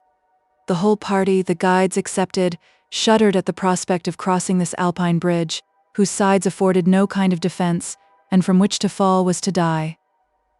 The guides, however, prepared to lead over the mules, while Blanche stood trembling on the brink, and listening to the roar of the waters, which were seen descending from rocks above, overhung with lofty pines, and thence precipitating themselves into the deep abyss, where their white surges gleamed faintly in the moonlight. The poor animals proceeded over this perilous bridge with instinctive caution, neither frightened by the noise of the cataract, nor deceived by the gloom which the impending foliage threw athwart their way. It was now that the solitary torch, which had been hitherto of little service, was found to be an inestimable treasure, and Blanche, terrified, shrinking, but endeavoring to recollect all her firmness and presence of mind, preceded by her lover and supported by her father, followed the red gleam of the torch, in safety, to the opposite cliff. As they went on, the heights contracted and formed a narrow pass, at the bottom of which the torrent they had just crossed was heard to thunder. But they were again cheered by the bark of a dog, keeping watch, perhaps, over the flocks of the mountains, to protect them from the nightly descent of the wolves. The sound was much nearer than before, and, while they rejoiced in the hope of soon reaching a place of repose, a light was seen to glimmer at a distance. It appeared at a height considerably above the level of their path, and was lost and seen again, as if the waving branches of trees sometimes excluded and then admitted its rays. The guides hallooed with all their strength, but the sound of no human voice was heard in return, and, at length, as a more effectual means of making themselves known, they fired a pistol. But, while they listened in anxious expectation, the noise of the explosion was alone heard, echoing among the rocks, and it gradually sunk into silence, which no friendly hint of man disturbed. The light, however, that had been seen before now became plainer, and soon after voices were heard indistinctly on the wind, but upon the guides repeating the call, the voices suddenly ceased and the light disappeared. The Lady Blanche was now almost sinking beneath the pressure of anxiety, fatigue, and apprehension, and the united efforts of the Count and Saint Foix could scarcely support her spirits. As they continued to advance, an object was perceived on a point of rock above, which, the strong rays of the moon then falling on it, appeared to be a watchtower. The Count, from its situation and some other circumstances, had little doubt that it was such, and believing that the light had proceeded from thence, he endeavored to reanimate his daughter's spirits by the near prospect of shelter and repose, which, however rude the accommodation, a ruined watchtower might afford. "Numerous watchtowers have been erected among the Pyrenees," said the Count, anxious only to call Blanche's attention from the subject of her fears, "and the method by which they give intelligence of the approach of the enemy is, by fires kindled on the summits of these edifices. Signals have thus sometimes been communicated from post to post, along a frontier line of several hundred miles in length. Then, as occasion may require, the lurking armies emerge from their fortresses and the forests, and march forth to defend perhaps the entrance of some grand pass, where, planting themselves on the heights, they assail their astonished enemies, who wind along the glen below, with fragments of the shattered cliff, and pour death and defeat upon them. The ancient forts and watchtowers overlooking the grand passes of the Pyrenees are carefully preserved, but some of those in inferior stations have been suffered to fall into decay, and are now frequently converted into the more peaceful habitation of the hunter, or the shepherd who, after a day of toil, retires hither, and, with his faithful dogs, forgets, near a cheerful blaze, the labor of the chase or the anxiety of collecting his wandering flocks, while he is sheltered from the nightly storm. "But are they always thus peacefully inhabited?" said the Lady Blanche. "No," replied the Count. "They are sometimes the asylum of French and Spanish smugglers who cross the mountains with contraband goods from their respective countries, and the latter are particularly numerous, against whom strong parties of the king's troops are sometimes sent. But the desperate resolution of these adventurers who, knowing that, if they are taken, they must expiate the breach of the law by the most cruel death, travel in large parties, well armed, often daunts the courage of the soldiers. The smugglers who seek only safety never engage when they can possibly avoid it. The military also, who know that in these encounters danger is certain, and glory almost unattainable, are equally reluctant to fight. An engagement therefore very seldom happens, but when it does, it never concludes till after the most desperate and bloody conflict." "You are inattentive, Blanche," added the Count. "I have wearied you with a dull subject, but see yonder in the moonlight is the edifice we have been in search of, and we are fortunate to be so near it before the storm bursts." Blanche, looking up, perceived that they were at the foot of the cliff on whose summit the building stood, but no light now issued from it.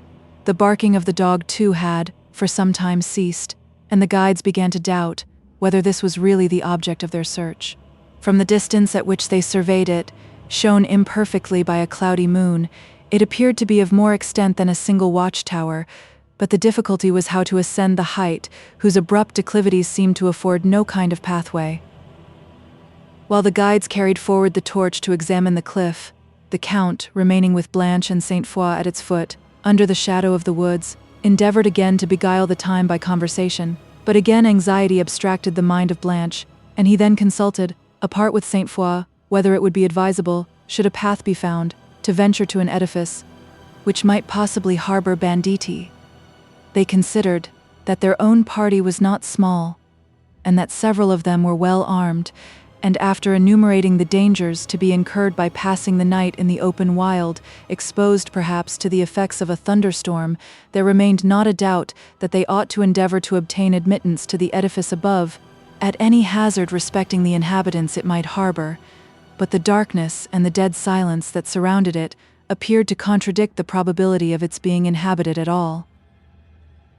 A shout from the guides aroused their attention, after which, in a few minutes, one of the Count's servants returned with intelligence that a path was found, and they immediately hastened to join the guides, when they all ascended a little winding way cut in the rock among thickets of dwarf wood, and after much toil and some danger, reached the summit, where several ruined towers, surrounded by a massy wall, rose to their view, partially illumined by the moonlight.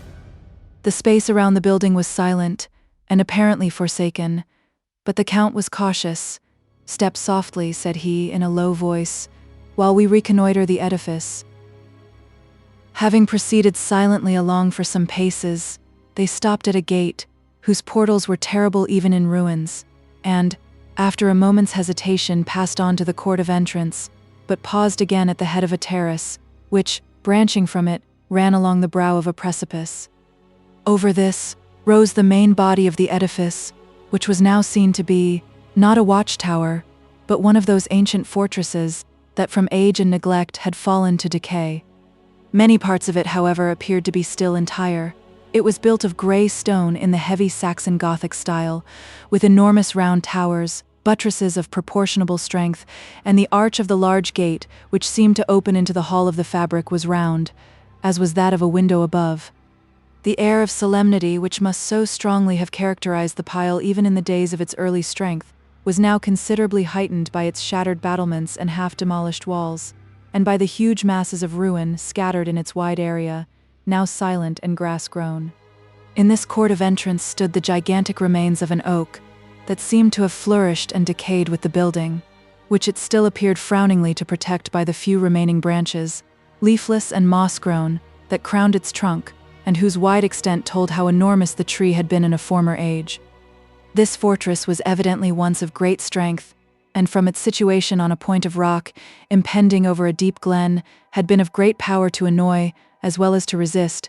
The Count, therefore, as he stood surveying it, was somewhat surprised that it had been suffered, ancient as it was, to sink into ruins, and its present lonely and deserted air excited in his breast emotions of melancholy awe. While he indulged for a moment these emotions, he thought he heard a sound of remote voices steal upon the stillness, from within the building, the front of which he again surveyed with scrutinizing eyes, but yet no light was visible. He now determined to walk round the fort, to that remote part of it, whence he thought the voices had arisen, that he might examine whether any light could be discerned there, before he ventured to knock at the gate. For this purpose, he entered upon the terrace, where the remains of cannon were yet apparent in the thick walls, but he had not proceeded many paces, when his steps were suddenly arrested by the loud barking of a dog within, and which he fancied to be the same whose voice had been the means of bringing the travelers thither. It now appeared certain that the place was inhabited, and the Count returned to consult again with Saint Foix whether he should try to obtain admittance, for its wild aspect had somewhat shaken his former resolution. But, after a second consultation, he submitted to the considerations which before determined him, and which were strengthened by the discovery of the dog that guarded the fort, as well as by the stillness that pervaded it. He therefore ordered one of his servants to knock at the gate, who was advancing to obey him, when a light appeared through the loophole of one of the towers, and the Count called loudly, but, receiving no answer, he went up to the gate himself, and struck upon it with an iron-pointed pole, which had assisted him to climb the steep. When the echoes had ceased, that this blow had awakened, the renewed barking, and there were now more than one dog, was the only sound that was heard. The Count stepped back, a few paces, to observe whether the light was in the tower, and perceiving that it was gone, he returned to the portal, and had lifted the pole to strike again, when again he fancied he heard the murmur of voices within, and paused to listen. He was confirmed in the supposition, but they were too remote to be heard otherwise than in a murmur, and the Count now let the pole fall heavily upon the gate, when almost immediately a profound silence followed. It was apparent that the people within had heard the sound, and their caution in admitting strangers gave him a favorable opinion of them.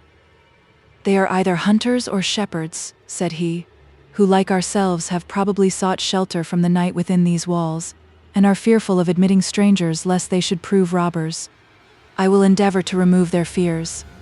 So saying, he called aloud, "We are friends, who ask shelter from the night." In a few moments, steps were heard within, which approached, and a voice then inquired, "Who calls?" "Friends," repeated the Count, "open the gates, and you shall know more."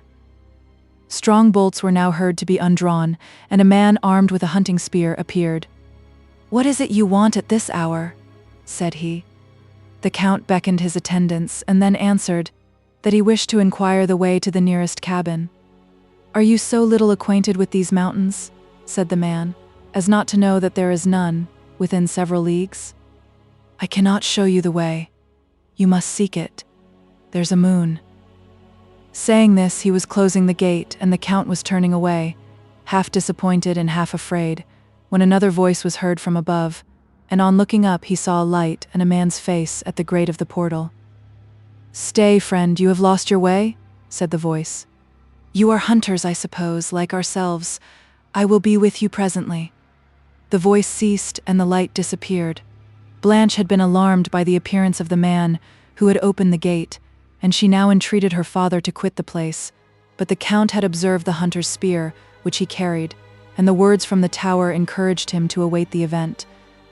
The gate was soon opened, and several men in hunters' habits who had heard above what had passed below appeared, and having listened some time to the Count, told him he was welcome to rest there for the night. They then pressed him, with much courtesy, to enter, and to partake of such fare as they were about to sit down to. The Count, who had observed them attentively while they spoke, was cautious and somewhat suspicious, but he was also weary, fearful of the approaching storm, and of encountering alpine heights in the obscurity of night. Being likewise somewhat confident in the strength and number of his attendants, he, after some further consideration, determined to accept the invitation.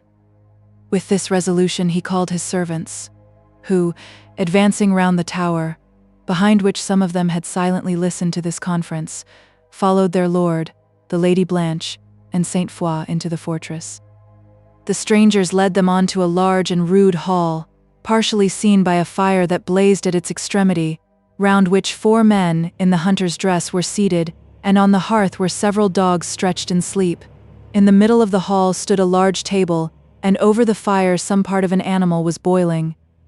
As the Count approached, the men arose, and the dogs, half raising themselves, looked fiercely at the strangers, but, on hearing their masters' voices, kept their postures on the hearth. Blanche looked round this gloomy and spacious hall, then at the men, and to her father, who, smiling cheerfully at her, addressed himself to the hunters. "This is a hospitable hearth," said he. "The blaze of a fire is reviving after having wandered so long in these dreary wilds.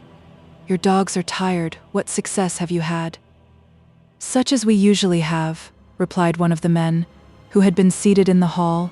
"We kill our game with tolerable certainty." "These are fellow hunters," said one of the men who had brought the Count hither, "that have lost their way, and I have told them there is room enough in the fort for us all." very true," replied his companion. "What luck have you had in the chase, brothers?"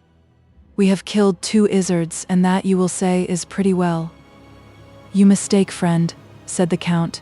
"We are not hunters but travelers, but, if you will admit us to hunters' fare, we shall be well contented, and will repay your kindness." "Sit down then, brother," said one of the men. "Jacques, lay more fuel on the fire." "The kid will soon be ready. Bring a seat for the lady too.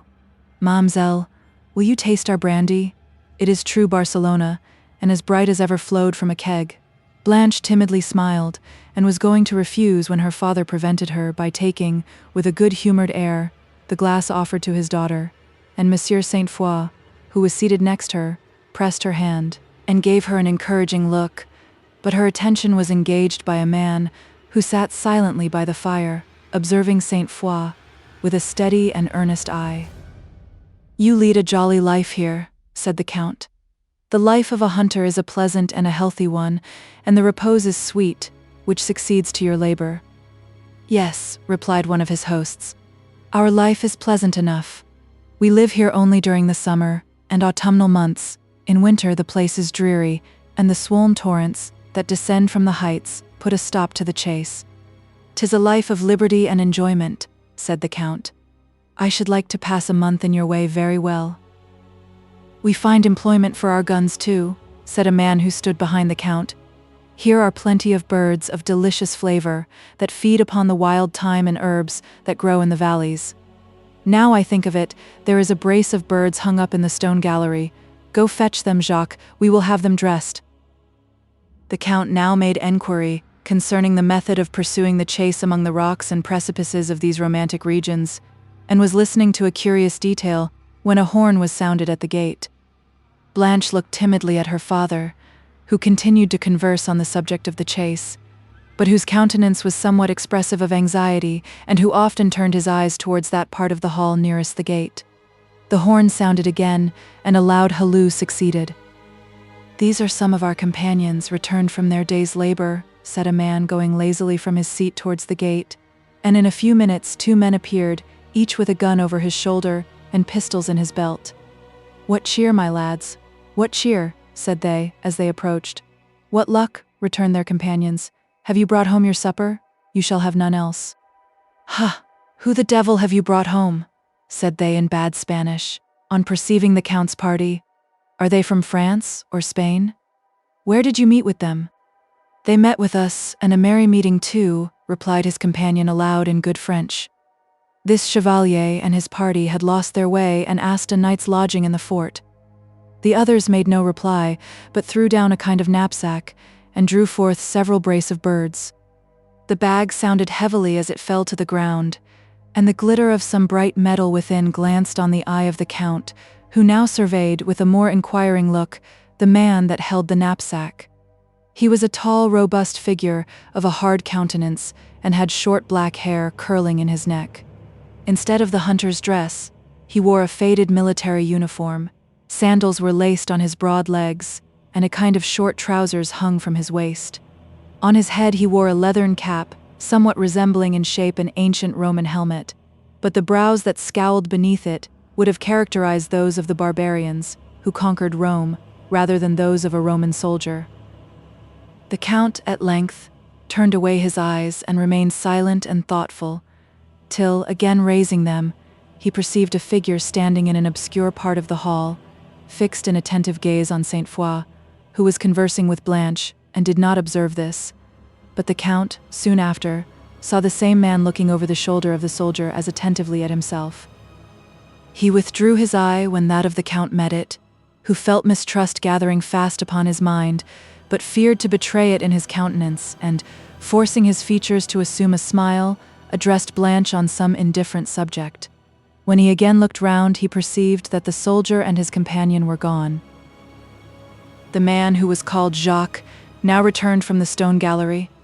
"A fire is lighted there," said he, "and the birds are dressing. The table too is spread there, for that place is warmer than this." His companions approved of the removal, and invited their guests to follow to the gallery, of whom Blanche appeared distressed, and remained seated. And Saint Foix looked at the Count, who said he preferred the comfortable blaze of the fire he was then near. The hunters, however, commended the warmth of the other apartment, and pressed his removal with such seeming courtesy, that the Count, half doubting and half fearful of betraying his doubts, consented to go. The long and ruinous passages, through which they went, somewhat daunted him, but the thunder, which now burst in loud peals above, made it dangerous to quit this place of shelter, and he forbore to provoke his conductors by showing that he distrusted them. The hunters led the way, with a lamp. The Count and Saint Foix, who wished to please their hosts by some instances of familiarity, carried each a seat, and Blanche followed with faltering steps. As she passed on, part of her dress caught on a nail in the wall, and, while she stopped somewhat too scrupulously to disengage it, the Count, who was talking to Saint Foix, and neither of whom observed the circumstance, followed their conductor round an abrupt angle of the passage, and Blanche was left behind in darkness. The thunder prevented them from hearing her call, but, having disengaged her dress, she quickly followed, as she thought, the way they had taken. A light that glimmered at a distance confirmed this belief, and she proceeded towards an open door whence it issued, conjecturing the room beyond to be the stone gallery the men had spoken of. Hearing voices as she advanced, she paused within a few paces of the chamber, that she might be certain whether she was right, and from thence, by the light of a lamp that hung from the ceiling, observed 4 men, seated round a table, over which they leaned in apparent consultation.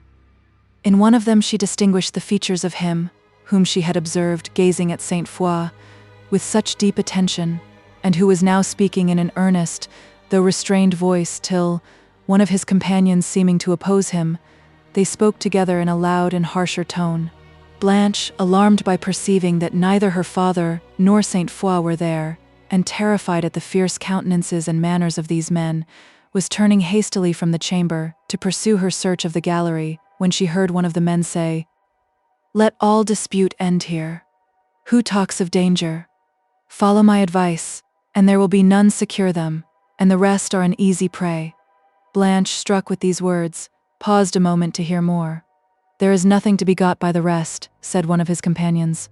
"I am never for blood when I can help it. Dispatch the 2 others, and our business is done, the rest may go." "May they so?" exclaimed the first ruffian with a tremendous oath. "What? To tell how we have disposed of their masters, and to send the king's troops to drag us to the wheel? You were always a choice adviser. I warrant we have not yet forgot St. Thomas's Eve last year." Blanche's heart now sunk with horror. Her first impulse was to retreat from the door, but, when she would have gone, her trembling frame refused to support her, and having tottered a few paces, to a more obscure part of the passage, she was compelled to listen to the dreadful counsels of those who, she was no longer suffered to doubt, were banditti. In the next moment she heard the following words, "Why you would not murder the whole gang?" "I warrant our lives are as good as theirs," replied his comrade. "If we don't kill them, they will hang us. Better they should die than we be hanged." "Better, better," cried his comrades. "To commit murder is a hopeful way of escaping the gallows," said the first ruffian. "Many an honest fellow has run his head into the noose that way, though." There was a pause of some moments, during which they appeared to be considering. "Confound those fellows!" exclaimed one of the robbers impatiently. "They ought to have been here by this time." They will come back presently with the old story, and no booty. If they were here, our business would be plain and easy. I see we shall not be able to do the business tonight, for our numbers are not equal to the enemy, and in the morning they will be for marching off. And how can we detain them without force? I have been thinking of a scheme that will do, said one of his comrades. If we can dispatch the 2 chevaliers silently, it will be easy to master the rest. That's a plausible scheme, in good faith, said another with a smile of scorn. If I can eat my way through the prison wall, I shall be at liberty. How can we dispatch them silently? By poison, replied his companions. Well said, that will do, said the second ruffian. That will give a lingering death too, and satisfy my revenge. These barons shall take care how they again tempt our vengeance. I knew the son the moment I saw him, said the man, whom Blanche had observed gazing on Saint Foix. Though he does not know me, the father I had almost forgotten. Well, you may say what you will, said the third ruffian, but I don't believe he is the baron, and I am as likely to know as any of you, for I was one of them that attacked him, with our brave lads that suffered. And was not I another? Said the first ruffian. I tell you he is the baron, but what does it signify whether he is or not? Shall we let all this booty go out of our hands? It is not often we have such luck at this. While we run the chance of the wheel for smuggling a few pounds of tobacco, to cheat the king's manufactory, and of breaking our necks down the precipices in the chase of our food, and now and then rob a brother smuggler or a straggling pilgrim of what scarcely repays us the powder we fire at them, shall we let such a prize as this go? Why, they have enough about them to keep us for. I am not for that. I am not for that, replied the third robber. Let us make the most of them. Only, if this is the baron, I should like to have a flash the more at him, for the sake of our brave comrades, that he brought to the gallows. Aye, flash as much as you will, rejoined the first man, but I tell you the baron is a taller man. Confound your quibbling, said the second ruffian. Shall we let them go or not? If we stay here much longer, they will take the hint, and march off without our leave. Let them be who they will, they are rich, or why all those servants? Did you see the ring you call the baron had on his finger? It was a diamond, but he has not got it on now. He saw me looking at it, I warrant, and took it off. Aye, and then there is the picture. Did you see that? She has not taken that off, observed the first ruffian. It hangs at her neck. If it had not sparkled so, I should not have found it out, for it was almost hid by her dress. Those are diamonds too, and a rare many of them there must be, to go round such a large picture. But how are we to manage this business? Said the second ruffian. Let us talk of that. There is no fear of there being booty enough. But how are we to secure it? Aye, said his comrades. Let us talk of that, and remember no time is to be lost. I am still for poison, observed the third. But consider their number. Why, there are 9 or 10 of them, and armed too. When I saw so many at the gate, I was not for letting them in, nor you either. I thought they might be some of our enemies, replied the second. I did not so much mind numbers. But you must mind them now, rejoined his comrade, or it will be worse for you. We are not more than 6, and how can we master 10 by open force? I tell you we must give some of them a dose, and the rest may then be managed. I'll tell you a better way, rejoined the other impatiently. Draw closer.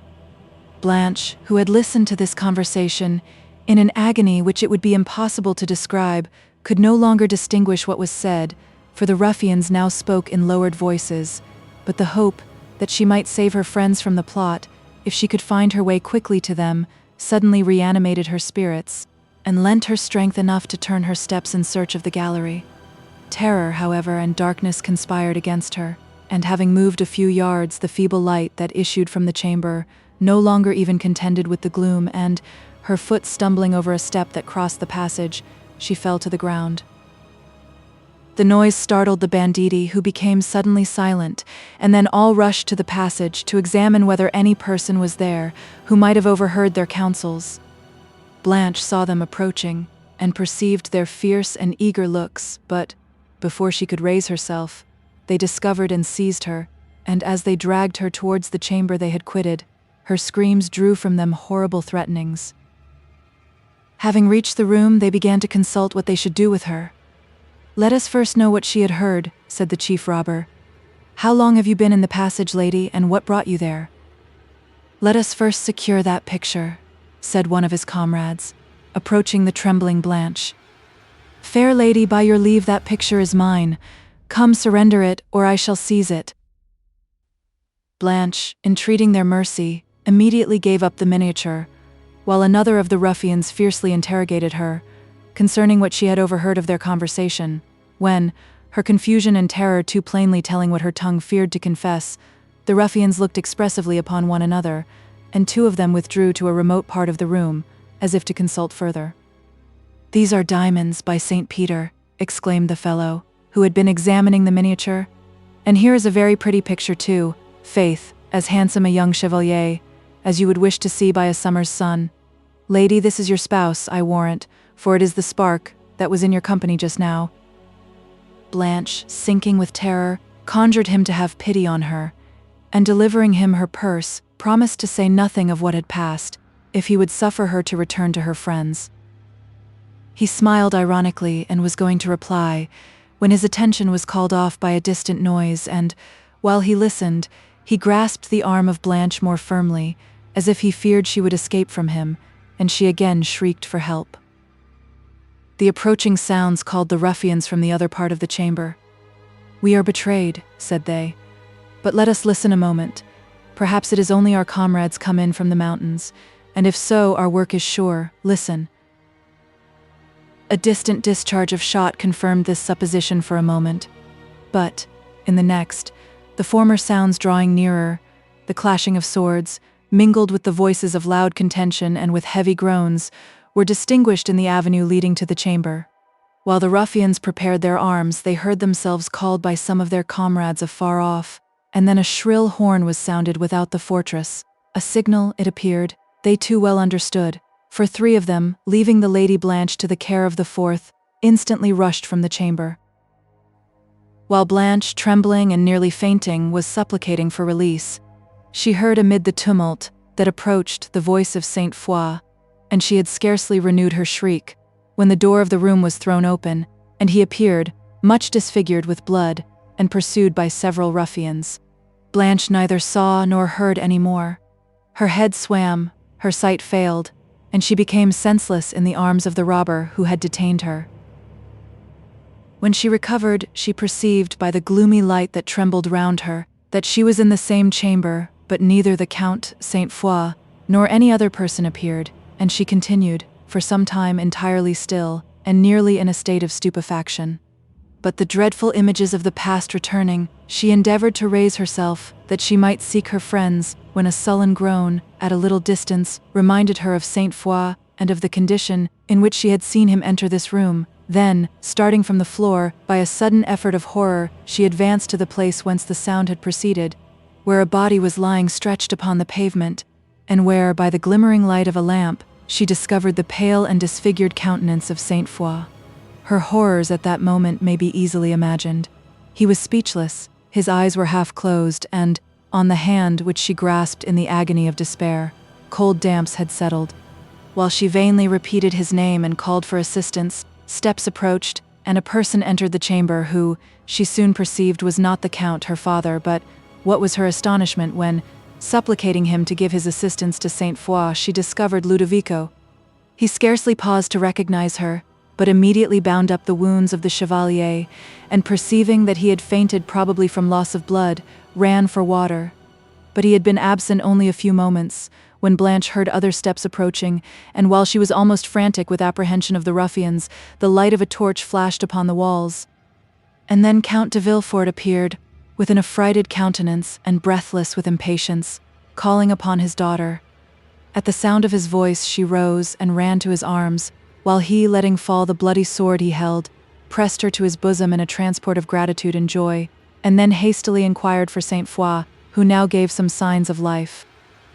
Ludovico soon after returning with water and brandy, the former was applied to his lips, and the latter to his temples and hands, and Blanche at length saw him unclose his eyes, and then heard him inquire for her, But the joy she felt on this occasion was interrupted by new alarms, when Ludovico said it would be necessary to remove Monsieur Saint-Foix immediately, and added, "The banditti that are out, my lord, were expected home an hour ago, and they will certainly find us if we delay. That shrill horn, they know, is never sounded by their comrades, but on most desperate occasions, and it echoes among the mountains for many leagues round. I have known them brought home by its sound even from the Pied de Melicant. Is anybody standing watch at the great gate, my lord?" "Nobody," replied the count. "The rest of my people are now scattered about, I scarcely know where. Go, Ludovico, collect them together and look out yourself, and listen if you hear the feet of mules." Ludovico then hurried away, and the count consulted as to the means of removing Saint-Foix, who could not have borne the motion of a mule, even if his strength would have supported him in the saddle. While the count was telling that the banditti whom they had found in the fort were secured in the dungeon, Blanche observed that he was himself wounded, and that his left arm was entirely useless, but he smiled at her anxiety, assuring her the wound was trifling.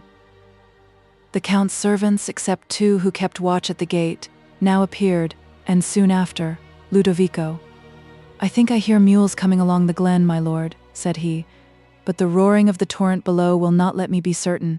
However, I have brought what will serve the chevalier," he added, showing a bear's skin, fastened to a couple of long poles, which had been adapted for the purpose of bringing home such of the banditti as happened to be wounded in their encounters. Ludovico spread it on the ground, and, placing the skins of several goats upon it, made a kind of bed into which the chevalier, who was however now much revived, was gently lifted, and the poles being raised upon the shoulders of the guides, whose footing among these steeps could best be depended upon, he was borne along with an easy motion. Some of the count's servants were also wounded, but not materially, and their wounds being bound up, they now followed to the great gate. As they passed along the hall, a loud tumult was heard at some distance, and Blanche was terrified. "It is only those villains in the dungeon, my lady," said Ludovico. "They seem to be bursting it open," said the count. "No, my lord," replied Ludovico. "It has an iron door. We have nothing to fear from them. But let me go first, and look out from the rampart." They quickly followed him, and found their mules browsing before the gates, where the party listened anxiously, but heard no sound, except that of the torrent below and of the early breeze, sighing among the branches of the old oak that grew in the court, and they were now glad to perceive the first tints of dawn over the mountain tops. When they had mounted their mules, Ludovico, undertaking to be their guide, led them by an easier path than that by which they had formerly ascended, into the glen. "We must avoid that valley to the east, my lord," said he, "or we may meet the banditti. They went out that way in the morning." The travelers soon after quitted this glen and found themselves in a narrow valley that stretched towards the northwest. The morning light upon the mountains now strengthened fast, and gradually discovered the green hillocks that skirted the winding feet of the cliffs, tufted with cork tree and evergreen oak. The thunderclouds being dispersed, had left the sky perfectly serene, and Blanche was revived by the fresh breeze, and by the view of verdure, which the late rain had brightened. Soon after, the sun arose when the dripping rocks, with the shrubs that fringed their summits, and many a turfy slope below, sparkled in his rays. A wreath of mist was seen, floating along the extremity of the valley, but the gale bore it before the travelers, and the sunbeams gradually drew it up towards the summit of the mountains. They had proceeded about a league when, Saint-Foix having complained of extreme faintness, they stopped to give him refreshment, and that the men who bore him might rest. Ludovico had brought from the fort some flasks of rich Spanish wine, which now proved a reviving cordial not only to Saint-Foix but to the whole party, though to him it gave only temporary relief, for it fed the fever that burned in his veins, and he could neither disguise in his countenance the anguish he suffered, nor suppress the wish that he was arrived at the inn where they had designed to pass the preceding night. While they thus reposed themselves under the shade of the dark green pines, the Count desired Ludovico to explain shortly by what means he had disappeared from the north apartment, how he came into the hands of the banditti, and how he had contributed so essentially to serve him and his family, for to him he justly attributed their present deliverance. Ludovico was going to obey him, when suddenly they heard the echo of a pistol shot, from the way they had passed, and they rose in alarm hastily to pursue their route. Chapter 13. Ah, why did fate his steps decoy in stormy paths to Rome, remote from all congenial joy? Beattie. Emily, meanwhile, was still suffering anxiety as to the fate of Valancourt, but Teresa, having at length found a person whom she could entrust on her errand to the steward, informed her that the messenger would return on the following day, and Emily promised to be at the cottage, Teresa being too lame to attend her. In the evening, therefore, Emily set out alone for the cottage, with a melancholy foreboding concerning Valancourt, while, perhaps, the gloom of the hour might contribute to depress her spirits. It was a grey autumnal evening towards the close of the season. Heavy mists partially obscured the mountains, and a chilling breeze that sighed among the beech woods strewed her path with some of their last yellow leaves. These, circling in the blast and foretelling the death of the year, gave an image of desolation to her mind, and in her fancy seemed to announce the death of Valancourt. Of this she had indeed more than once so strong a presentiment that she was on the point of returning home, feeling herself unequal to an encounter with the certainty she anticipated, but, contending with her emotions, she so far commanded them as to be able to proceed. While she walked mournfully on, gazing on the long volumes of vapor that poured upon the sky and watching the swallows, tossed along the wind, now disappearing among tempestuous clouds and then emerging, for a moment, in circles upon the calmer air, the afflictions and vicissitudes of her late life seemed portrayed in these fleeting images. Thus had she been tossed upon the stormy sea of misfortune for the last year, with but short intervals of peace, if peace that could be called, which was only the delay of evils, and now, when she had escaped from so many dangers, was become independent of the will of those who had oppressed her, and found herself mistress of a large fortune. Now, when she might reasonably have expected happiness, she perceived that she was as distant from it as ever. She would have accused herself of weakness and ingratitude in thus suffering a sense of the various blessings she possessed to be overcome by that of a single misfortune, had this misfortune affected herself alone. But, when she had wept for Valancourt even as living, tears of compassion had mingled with those of regret, and while she lamented a human being degraded to vice, and consequently to misery, reason and humanity claimed these tears, and fortitude had not yet taught her to separate them from those of love. In the present moments, however, it was not the certainty of his guilt, but the apprehension of his death, of a death also, to which she herself, however innocently, appeared to have been in some degree instrumental, that oppressed her. This fear increased as the means of certainty concerning it approached, and when she came within view of Teresa's cottage, she was so much disordered, and her resolution failed her so entirely, that unable to proceed she rested on a bank, beside her path, where, as she sat, the wind that groaned sullenly among the lofty branches above, seemed to her melancholy imagination to bear the sounds of distant lamentation. And, in the pauses of the gust, she still fancied she heard the feeble and far-off notes of distress. Attention convinced her that this was no more than fancy, but the increasing gloom, which seemed the sudden close of day, soon warned her to depart, and with faltering steps she again moved toward the cottage. Through the casement appeared the cheerful blaze of a wood fire, and Teresa, who had observed Emily approaching, was already at the door to receive her. "It is a cold evening, madam," said she. "Storms are coming on, and I thought you would like a fire. Do take this chair by the hearth." Emily, thanking her for this consideration, sat down, and then, looking in her face, on which the wood fire threw a gleam, she was struck with its expression, and, unable to speak, sunk back in her chair with a countenance so full of woe that Teresa instantly comprehended the occasion of it, but she remained silent. "Ah," said Emily, at length, "it is unnecessary for me to ask the result of your inquiry. Your silence, and that look, sufficiently explain it. He is dead." "Alas, my dear young lady," replied Teresa, while tears filled her eyes, "this world is made up of trouble. The rich have their share as well as the poor, but we must all endeavor to bear what heaven pleases." "He is dead, then," interrupted Emily. "Valancourt is dead."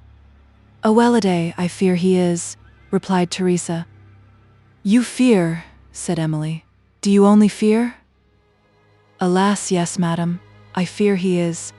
Neither the steward nor any of the Eperville family have heard of him since he left Languedoc, and the Count is in great affliction about him, for he says he was always punctual in writing, but that now he has not received a line from him since he left Languedoc. He appointed to be at home 3 weeks ago, but he has neither come nor written, and they fear some accident has befallen him. Alas, that ever I should live to cry for his death. I am old, and might have died without being missed, but Emily was faint and asked for some water, and Teresa, alarmed by the voice in which she spoke, hastened to her assistance, and while she held the water to Emily's lips, continued, "My dear young mistress, do not take it so to heart. The Chevalier may be alive and well for all this. Let us hope the best." "Oh no, I cannot hope," said Emily. "I am acquainted with circumstances that will not suffer me to hope. I am somewhat better now, and can hear what you have to say. Tell me, I entreat, the particulars of what you know." "Stay till you are a little better, mademoiselle. You look sadly." "Oh no, Teresa, tell me all, while I have the power to hear it," said Emily. "Tell me all, I conjure you." "Well, madam, I will then." But the steward did not say much, for Richard says he seemed shy of talking about Monsieur Valancourt, and what he gathered was from Gabriel, one of the servants, who said he had heard it from my lord's gentleman. "What did he hear?" said Emily. "Why, madam, Richard has but a bad memory, and could not remember half of it, and, if I had not asked him a great many questions, I should have heard little indeed. But he says that Gabriel said that he and all the other servants were in great trouble about Monsieur Valancourt, for that he was such a kind young gentleman, they all loved him, as well as if he had been their own brother, and now to think what was become of him. For he used to be so courteous to them all, and, if any of them had been in fault, Monsieur Valancourt was the first to persuade my lord to forgive them.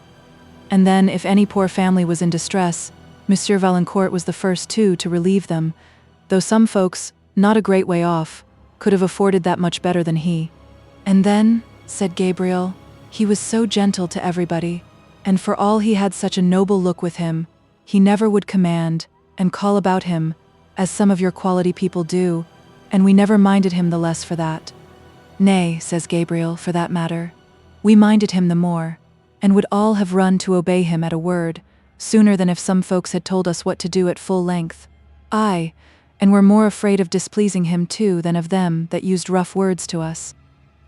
Emily, who no longer considered it to be dangerous to listen to praise bestowed on Valancourt, did not attempt to interrupt Teresa, but sat, attentive to her words, though almost overwhelmed with grief. My lord, continued Teresa, frets about Monsieur Valancourt sadly, and the more, because, they say, he had been rather harsh against him lately. Gabriel says he had it from my lord's valet, that Monsieur Valancourt had comported himself wildly at Paris, and had spent a great deal of money, more a great deal than my lord liked, for he loves money better than Monsieur Valancourt, who had been led astray sadly.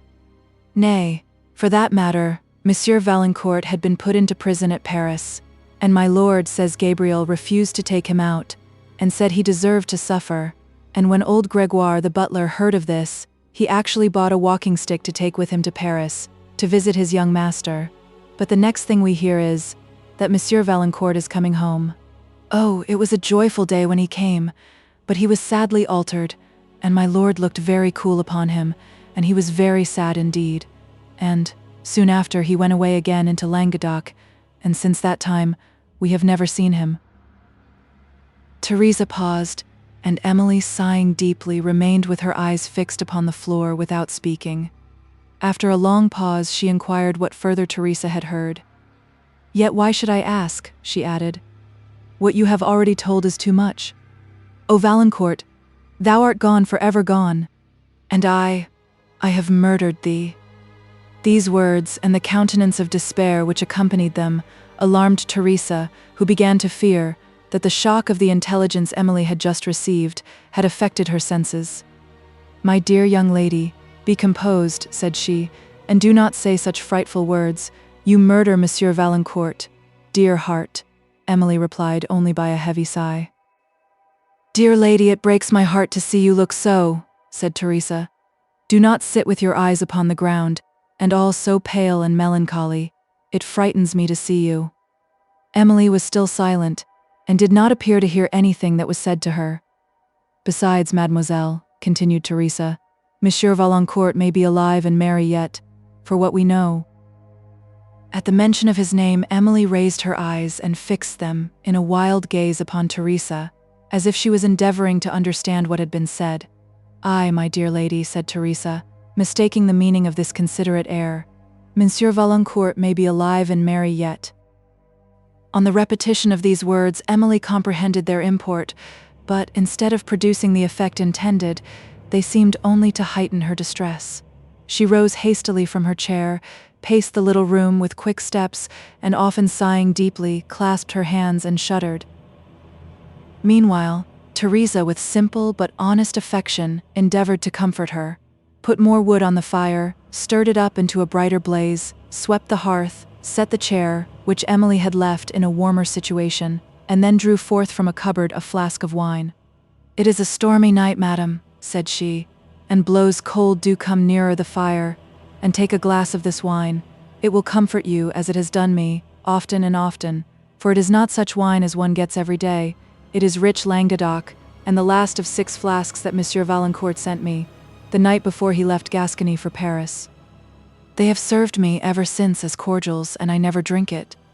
But I think of him, and what kind words he said to me when he gave them. 'Teresa,' says he, 'you are not young now, and should have a glass of good wine, now and then. I will send you a few flasks, and, when you taste them, you will sometimes remember me your friend.' Yes, those were his very words, 'me your friend.'" Emily still paced the room without seeming to hear what Teresa said, who continued speaking, "And I have remembered him often enough, poor young gentleman, for he gave me this roof for a shelter, and that which has supported me. Ah, he is in heaven, with my blessed master, if ever saint was." Teresa's voice faltered. She wept, and set down the flask, unable to pour out the wine. Her grief seemed to recall Emily from her own, who went towards her, but then stopped and, having gazed on her for a moment, turned suddenly away, as if overwhelmed by the reflection that it was Valancourt whom Teresa lamented. While she yet paced the room, the still, soft note of an oboe or flute was heard mingling with the blast, the sweetness of which affected Emily's spirits. She paused a moment in attention, the tender tones as they swelled along the wind, till they were lost again in the ruder gust, came with a plaintiveness that touched her heart, and she melted into tears. "Ay," said Teresa, drying her eyes. "There is Richard, our neighbour's son, playing on the oboe. It is sad enough to hear such sweet music now." Emily continued to weep without replying. "He often plays of an evening," added Teresa, "and sometimes the young folks dance to the sound of his oboe. But, dear young lady, do not cry so. And pray take a glass of this wine," continued she, pouring some into a glass and handing it to Emily, who reluctantly took it. "Taste it for Monsieur Valancourt's sake," said Teresa, as Emily lifted the glass to her lips. "For he gave it me, you know, madam." Emily's hand trembled, and she spilt the wine as she withdrew it from her lips. "For whose sake? Who gave the wine?" said she in a faltering voice. "Monsieur Valancourt, dear lady. I knew you would be pleased with it. It is the last flask I have left." Emily set the wine upon the table and burst into tears, while Teresa, disappointed and alarmed, tried to comfort her, but she only waved her hand, entreated she might be left alone, and wept the more.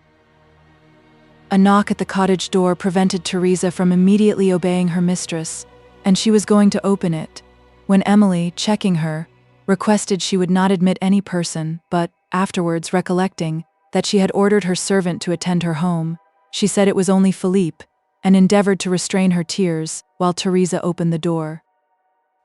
A voice that spoke without drew Emily's attention. She listened, turned her eyes to the door, when a person now appeared, and immediately a bright gleam that flashed from the fire discovered Valancourt. Emily, on perceiving him, started from her chair, trembled, and sinking into it again, became insensible to all around her. A scream from Teresa now told that she knew Valancourt, whom her imperfect sight and the duskiness of the place had prevented her from immediately recollecting, but his attention was immediately called from her to the person whom he saw falling from a chair near the fire, and, hastening to her assistance, he perceived that he was supporting Emily.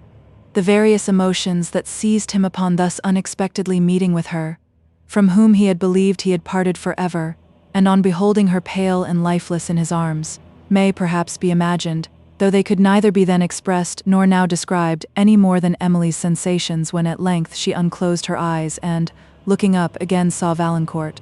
The intense anxiety with which he regarded her was instantly changed to an expression of mingled joy and tenderness as his eye met hers, and he perceived that she was reviving.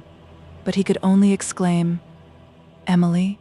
as he silently watched her recovery, while she averted her eye and feebly attempted to withdraw her hand. But, in these the first moments, which succeeded to the pangs his supposed death had occasioned her, she forgot every fault, which had formerly claimed indignation, and beholding Valancourt such as he had appeared, when he won her early affection, she experienced emotions of only tenderness and joy. This, alas, was but the sunshine of a few short moments. Recollections rose like clouds upon her mind, and, darkening the elusive image that possessed it, she again beheld Valancourt, degraded, Valancourt unworthy of the esteem and tenderness she had once bestowed upon him. Her spirits faltered, and withdrawing her hand, she turned from him to conceal her grief, while he, yet more embarrassed and agitated, remained silent. A sense of what she owed to herself restrained her tears, and taught her soon to overcome, in some degree, the emotions of mingled joy and sorrow that contended at her heart as she rose, and having thanked him for the assistance he had given her, bade Teresa good evening.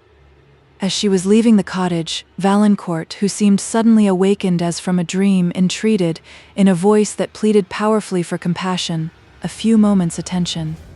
Emily's heart, perhaps, pleaded as powerfully, but she had resolution enough to resist both, together with the clamorous entreaties of Teresa, that she would not venture home alone in the dark, and had already opened the cottage door, when the pelting storm compelled her to obey their requests. Silent and embarrassed, she returned to the fire, while Valancourt, with increasing agitation, paced the room, as if he wished, yet feared, to speak, and Teresa expressed without restraint her joy and wonder upon seeing him. "Dear heart, sir," said she, "I never was so surprised and overjoyed in my life. We were in great tribulation before you came, for we thought you were dead and were talking and lamenting about you, just when you knocked at the door. My young mistress there was crying, fit to break her heart." Emily looked with much displeasure at Teresa, but, before she could speak, Valancourt, unable to repress the emotion which Teresa's imprudent discovery occasioned, exclaimed, "Oh, my Emily, am I then still dear to you? Did you indeed honor me with a thought, a tear? Oh heavens, you weep now." "Teresa, sir," said Emily with a reserved air and trying to conquer her tears, "has reason to remember you with gratitude, and she was concerned because she had not lately heard of you. Allow me to thank you for the kindness you have shown her, and to say that, since I am now upon the spot, she must not be further indebted to you." "Emily," said Valancourt, no longer master of his emotions, "is it thus you meet him, whom once you meant to honor with your hand, thus you meet him, who has loved you, suffered for you? Yet what do I say? Pardon me, Mademoiselle Saint-Aubert, I know not what I utter. I have no longer any claim upon your remembrance. I have forfeited every pretension to your esteem, your love. Yes. Let me not forget that I once possessed your affections, though to know that I have lost them is my severest affliction. Affliction, do I call it? That is a term of mildness." "Dear heart," said Teresa, preventing Emily from replying, "talk of once having her affections. Why, my dear young lady loves you now, better than she does anybody in the whole world, though she pretends to deny it." "This is insupportable," said Emily. "Teresa, you know not what you say. Sir, if you respect my tranquillity, you will spare me from the continuance of this distress." "I do respect your tranquillity too much, voluntarily to interrupt it," replied Valancourt, in whose bosom pride now contended with tenderness, "and will not be a voluntary intruder. I would have entreated a few moments' attention, yet I know not for what purpose. You have ceased to esteem me, and to recount to you my sufferings will degrade me more, without exciting even your pity. Yet I have been, oh Emily. I am indeed very wretched," added Valancourt, in a voice that softened from solemnity into grief. "What, is my dear young master going out in all this rain?" said Teresa. "No, he shall not stir a step. Dear, to see how gentlefolks can afford to throw away their happiness. Now, if you were poor people, there would be none of this. To talk of unworthiness and not caring about one another, when I know there are not such a kind-hearted lady and gentleman in the whole province, nor any that love one another half so well, if the truth was spoken." Emily, in extreme vexation, now rose from her chair. "I must be gone," said she. "The storm is over." "Stay, Emily! Stay, Mademoiselle Saint-Aubert," said Valancourt, summoning all his resolution. "I will no longer distress you by my presence. Forgive me that I did not sooner obey you, and if you can, sometimes pity one who, in losing you, has lost all hope of peace. May you be happy, Emily, however wretched I remain, happy as my fondest wish would have you." His voice faltered with the last words, and his countenance changed while, with a look of ineffable tenderness and grief, he gazed upon her for an instant, and then quitted the cottage. Dear heart, cried Teresa, following him to the door. "Why, Monsieur Valancourt, how it rains, what a night is this to turn him out in! Why, it will give him his death! And it was but now you were crying, mademoiselle, because he was dead. Well, young ladies do change their mind in a minute, as one may say." Emily made no reply, for she heard not what was said, while, lost in sorrow and thought, she remained in her chair by the fire, with her eyes fixed and the image of Valancourt still before them. "Monsieur Valancourt is sadly altered." "Madam," said Teresa, "he looks so thin to what he used to do, and so melancholy, and then he wears his arm in a sling." Emily raised her eyes at these words, for she had not observed this last circumstance, and she now did not doubt that Valancourt had received the shot of her gardener at Thoulouse. With this conviction, her pity for him returning, she blamed herself for having occasioned him to leave the cottage during the storm. Soon after, her servants arrived with the carriage, and Emily, having censured Teresa for her thoughtless conversation to Valancourt, and strictly charging her never to repeat any hints of the same kind to him, withdrew to her home, thoughtful and disconsolate. Meanwhile, Valancourt had returned to a little inn of the village, whither he had arrived only a few moments before his visit to Teresa's cottage, on the way from Thoulouse to the chateau of the Count de Duvarney, where he had not been since he bade adieu to Emily at Chateau Leblanc, in the neighbourhood of which he had lingered for a considerable time. Unable to summon resolution enough to quit a place that contained the object most dear to his heart, there were times indeed when grief and despair urged him to appear again before Emily, and regardless of his ruined circumstances, to renew his suit. Pride, however, and the tenderness of his affection, which could not long endure the thought of involving her in his misfortunes, at length so far triumphed over passion, that he relinquished this desperate design, and quitted Chateau Leblanc. But still his fancy wandered among the scenes which had witnessed his early love, and, on his way to Gascony, he stopped at Thoulouse, where he remained when Emily arrived, concealing, yet indulging his melancholy in the gardens, where he had formerly passed with her so many happy hours, often recurring, with vain regret, to the evening before her departure for Italy, when she had so unexpectedly met him on the terrace, and endeavouring to recall to his memory every word and look which had then charmed him, the arguments he had employed to dissuade her from the journey, and the tenderness of their last farewell. In such melancholy recollections he had been indulging when Emily unexpectedly arrived to him on this very terrace, the evening after her arrival at Thoulouse. His emotions on thus seeing her can scarcely be imagined, but he so far overcame the first promptings of love that he forbore to discover himself, and abruptly quitted the gardens. Still, however, the vision he had seen haunted his mind. He became more wretched than before, and the only solace of his sorrow was to return in the silence of the night, to follow the paths which he believed her steps had pressed during the day, and to watch round the habitation where she reposed. It was in one of these mournful wanderings that he had received by the fire of the gardener, who mistook him for a robber, a wound in his arm which had detained him at Thoulouse till very lately, under the hands of a surgeon.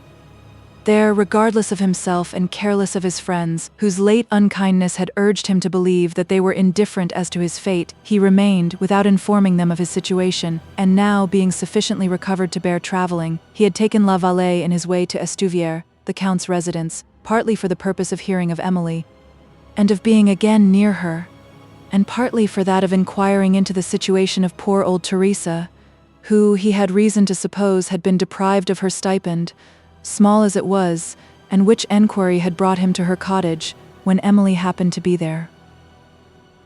This unexpected interview, which had at once shown him the tenderness of her love and the strength of her resolution, renewed all the acuteness of the despair that had attended their former separation, and which no effort of reason could teach him in these moments to subdue. Her image, her look, the tones of her voice, all dwelt on his fancy, as powerfully as they had late appeared to his senses, and banished from his heart every emotion except those of love and despair. Before the evening concluded, he returned to Teresa's cottage, that he might hear her talk of Emily and be in the place where she had so lately been. The joy felt and expressed by that faithful servant was quickly changed to sorrow, when she observed at one moment his wild and frenzied look, and, at another, the dark melancholy that overhung him.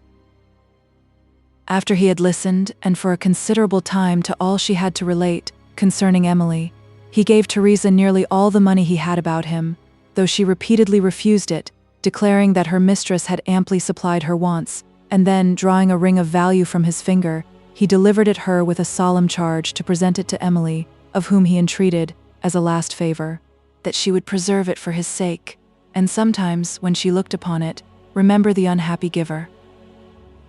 Teresa wept as she received the ring, but it was more from sympathy than from any presentiment of evil, and before she could reply, Valancourt abruptly left the cottage. She followed him to the door, calling upon his name and entreating him to return, but she received no answer, and saw him no more. Chapter 14. Call up him, that left half told the story of Cambuscan bold, Milton. On the following morning, as Emily sat in the parlor adjoining the library, reflecting on the scene of the preceding night, Annette rushed wildly into the room and, without speaking, sunk breathless into a chair. It was some time before she could answer the anxious inquiries of Emily as to the occasion of her emotion, but at length she exclaimed, "I have seen his ghost, madam. I have seen his ghost." "Who do you mean?" said Emily, with extreme impatience. "It came in from the hall, madam," continued Annette, "as I was crossing to the parlor." "Who are you speaking of?" repeated Emily. "Who came in from the hall?" "It was dressed just as I have seen him, often and often," added Annette. "Ah, who could have thought?" Emily's patience was now exhausted, and she was reprimanding her for such idle fancies, when a servant entered the room and informed her that a stranger without begged leave to speak with her. It immediately occurred to Emily that this stranger was Valancourt, and she told the servant to inform him that she was engaged and could not see any person. The servant, having delivered his message, returned with one from the stranger, urging the first request, and saying that he had something of consequence to communicate, while Annette, who had hitherto sat silent and amazed, now started up and crying, "It is Ludovico! It is Ludovico!" ran out of the room. Emily bade the servant follow her, and, if it really was Ludovico, to show him into the parlor. In a few minutes Ludovico appeared, accompanied by Annette, who, as joy rendered her forgetful of all rules of decorum towards her mistress, would not suffer any person to be heard, for some time, but herself. Emily expressed surprise and satisfaction on seeing Ludovico in safety, and the first emotions increased when he delivered letters from Count de Villefort and the Lady Blanche, informing her of their late adventure, and of their present situation at an inn among the Pyrenees, where they had been detained by the illness of Monsieur Saint-Foix and the indisposition of Blanche, who added that the Baron Saint-Foix was just arrived to attend his son to his chateau, where he would remain till the perfect recovery of his wounds, and then return to Languedoc, but that her father and herself purposed to be at La Vallée on the following day. She added that Emily's presence would be expected at the approaching nuptials, and begged she would be prepared to proceed in a few days to Chateau Le Blanc. For an account of Ludovico's adventure, she referred her to himself, and Emily, though much interested concerning the means by which he had disappeared from the north apartments, had the forbearance to suspend the gratification of her curiosity till he had taken some refreshment, and had conversed with Annette, whose joy on seeing him in safety could not have been more extravagant. Had he arisen from the grave? Meanwhile, Emily perused again the letters of her friends, whose expressions of esteem and kindness were very necessary consolations to her heart, awakened as it was by the late interview to emotions of keener sorrow and regret. The invitation to Chateau Leblanc was pressed with so much kindness by the Count and his daughter, who strengthened it by a message from the Countess, and the occasion of it was so important to her friend, that Emily could not refuse to accept it, nor, though she wished to remain in the quiet shades of her native home, could she avoid perceiving the impropriety of remaining there alone, since Valancourt was again in the neighborhood. Sometimes, too, she thought, that change of scenery and the society of her friends might contribute more than retirement to restore her to tranquility. When Ludovico again appeared, she desired him to give a detail of his adventure in the north apartments, and to tell by what means he became a companion of the banditti with whom the Count had found him.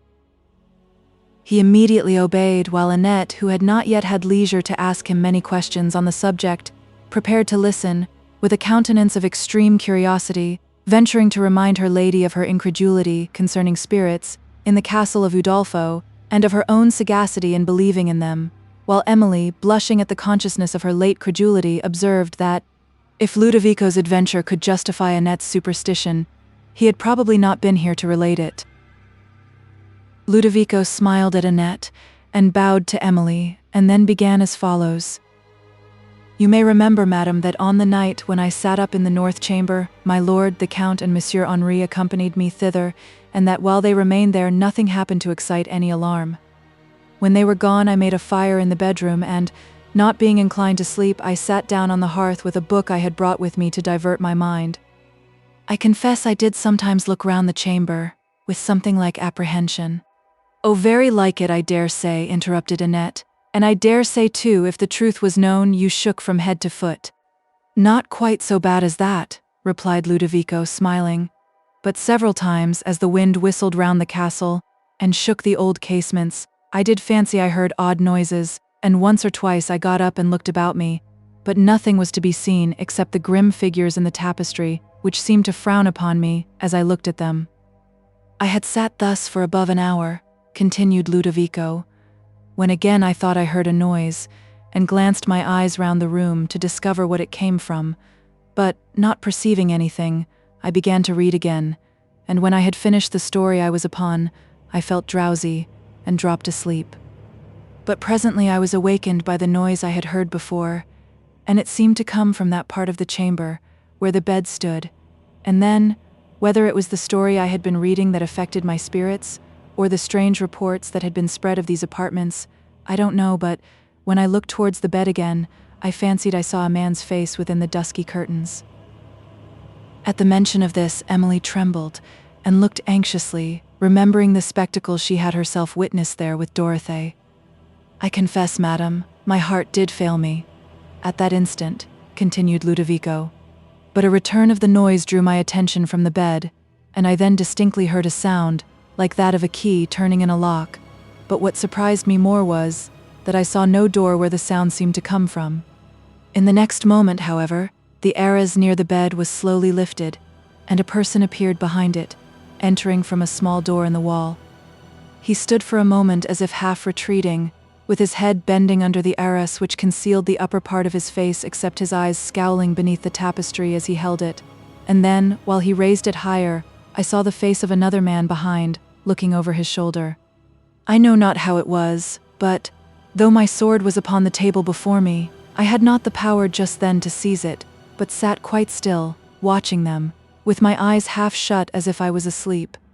I suppose they thought me so, and were debating what they should do, for I heard them whisper, and they stood in the same posture for the value of a minute, and then I thought I perceived other faces in the duskiness beyond the door, and heard louder whispers.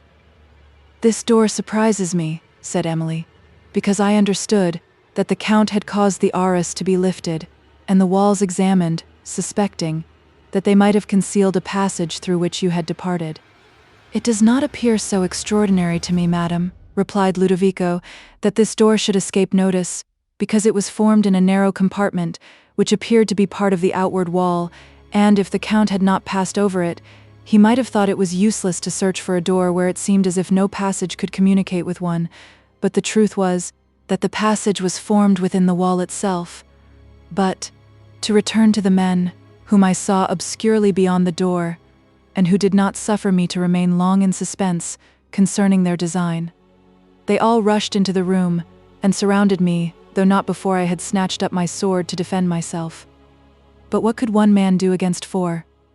They soon disarmed me and, having fastened my arms and gagged my mouth, forced me through the private door, leaving my sword upon the table to assist, as they said, those who should come in the morning to look for me, in fighting against the ghosts. They then led me through many narrow passages, cut, as I fancied, in the walls, for I had never seen them before, and down several flights of steps, till we came to the vaults underneath the castle, and then opening a stone door, which I should have taken for the wall itself, we went through a long passage and down other steps cut in the solid rock, when another door delivered us into a cave. After turning and twining about, for some time we reached the mouth of it, and I found myself on the sea beach at the foot of the cliffs, with the chateau above. A boat was in waiting, into which the ruffians got, forcing me along with them, and we soon reached a small vessel that was at anchor, where other men appeared, when setting me aboard. Two of the fellows who had seized me followed, and the other two rowed back to the shore, while we set sail. I soon found out what all this meant, and what was the business of these men at the chateau. We landed in Roussillon, and after lingering several days about the shore, some of their comrades came down from the mountains, and carried me with them to the fort, where I remained till my lord so unexpectedly arrived, for they had taken good care to prevent my running away, having blindfolded me during the journey, and if they had not done this, I think I never could have found my road to any town, through the wild country we traversed. After I reached the fort, I was watched like a prisoner, and never suffered to go out, without 2 or 3 companions, and I became so weary of life that I often wished to get rid of it. "Well, but they let you talk," said Annette. "They did not gag you after they got you away from the chateau, so I don't see what reason there was to be so very weary of living, to say nothing about the chance you had of seeing me again." Ludovico smiled, and Emily also, who inquired what was the motive of these men for carrying him off. "I soon found out, madam," resumed Ludovico, "that they were pirates who had during many years secreted their spoil in the vaults of the castle, which, being so near the sea, suited their purpose well. To prevent detection, they had tried to have it believed that the chateau was haunted, and, having discovered the private way to the north apartments, which had been shut up ever since the death of the Lady Marchioness, they easily succeeded. The housekeeper and her husband, who were the only persons that had inhabited the castle for some years, were so terrified by the strange noises they heard in the nights, that they would live there no longer. A report soon went abroad that it was haunted, and the whole country believed this the more readily, I suppose, because it had been said that the Lady Marchioness had died in a strange way, and because my lord never would return to the place afterwards." "But why?" said Emily. "Were not these pirates contented with the cave? Why did they think it necessary to deposit their spoil in the castle?" "The cave, madam," replied Ludovico, "was open to anybody, and their treasures would not long have remained undiscovered there, but in the vaults they were secure so long as the report prevailed of their being haunted. Thus then, it appears that they brought at midnight the spoil they took on the seas, and kept it till they had opportunities of disposing of it to advantage. The pirates were connected with Spanish smugglers and banditti who live among the wilds of the Pyrenees and carry on various kinds of traffic, such as nobody would think of, and with this desperate horde of banditti I remained, till my lord arrived. I shall never forget what I felt. When I first discovered him, I almost gave him up for lost. But I knew that, if I showed myself, the banditti would discover who he was and probably murder us all, to prevent their secret in the chateau being detected.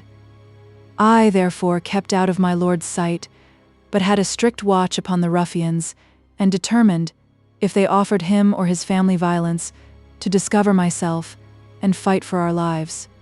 Soon after, I overheard some of them laying a most diabolical plan for the murder and plunder of the whole party, when I contrived to speak to some of my lord's attendants, telling them what was going forward, and we consulted what was best to be done. Meanwhile my lord, alarmed at the absence of the Lady Blanche, demanded her, and the ruffians having given some unsatisfactory answer, my lord and Monsieur Sainte-Foy became furious, so then we thought it a good time to discover the plot, and rushing into the chamber, I called out, "Treachery, my lord Count, defend yourself." His lordship and the chevalier drew their swords directly, and a hard battle we had, but we conquered at last, as, madam, you are already informed of by my lord Count. "This is an extraordinary adventure," said Emily, "and much praise is due, Ludovico, to your prudence and intrepidity. There are some circumstances, however, concerning the north apartments, which still perplex me, but perhaps you may be able to explain them. Did you ever hear the banditti relate anything extraordinary of these rooms?" "No, madam," replied Ludovico. "I never heard them speak about the rooms, except to laugh at the credulity of the old housekeeper, who once was very near catching one of the pirates. It was since the Count arrived at the chateau, he said, and he laughed heartily as he related the trick he had played off." A blush overspread Emily's cheek, and she impatiently desired Ludovico to explain himself. "Why, my lady," said he, "as this fellow was, one night in the bedroom, he heard somebody approaching through the next apartment, and not having time to lift up the arras and unfasten the door, he hid himself in the bed just by. There he lay for some time in as great a fright, I suppose." "As you were in," interrupted Annette, "when you sat up so boldly to watch by yourself." "Aye," said Ludovico, "in as great a fright as he ever made anybody else suffer, and presently the housekeeper and some other person came up to the bed, when he, thinking they were going to examine it, bethought him that his only chance of escaping detection was by terrifying them. So he lifted up the counterpane, but that did not do till he raised his face above it, and then they both set off, he said, as if they had seen the devil, and he got out of the rooms undiscovered." Emily could not forbear smiling at this explanation of the deception which had given her so much superstitious terror, and was surprised that she could have suffered herself to be thus alarmed, till she considered that, when the mind has once begun to yield to the weakness of superstition, trifles impress it with the force of conviction. Still, however, she remembered with awe the mysterious music which had been heard at midnight near Chateau Leblanc, and she asked Ludovico if he could give any explanation of it, but he could not. "I only know, madam," he added, "that it did not belong to the pirates, for I have heard them laugh about it and say they believed the devil was in league with them there." "Yes, I will answer for it, he was," said Annette, her countenance brightening.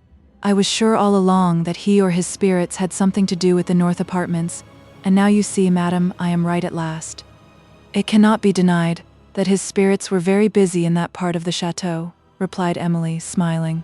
"But I am surprised, Ludovico, that these pirates should persevere in their schemes after the arrival of the Count. What could they expect but certain detection?" "I have reason to believe, madam," replied Ludovico, "that it was their intention to persevere no longer than was necessary for the removal of the stores, which were deposited in the vaults, and it appeared that they had been employed in doing so from within a short period after the Count's arrival, but, as they had only a few hours in the night for this business, and were carrying on other schemes at the same time, the vaults were not above half emptied when they took me away.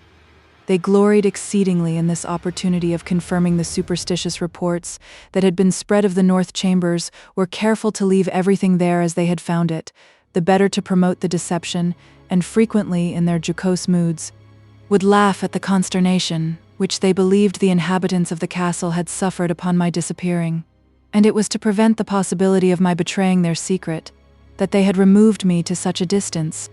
From that period they considered the chateau as nearly their own, but I found from the discourse of their comrades that, though they were cautious at first in showing their power there, they had once very nearly betrayed themselves.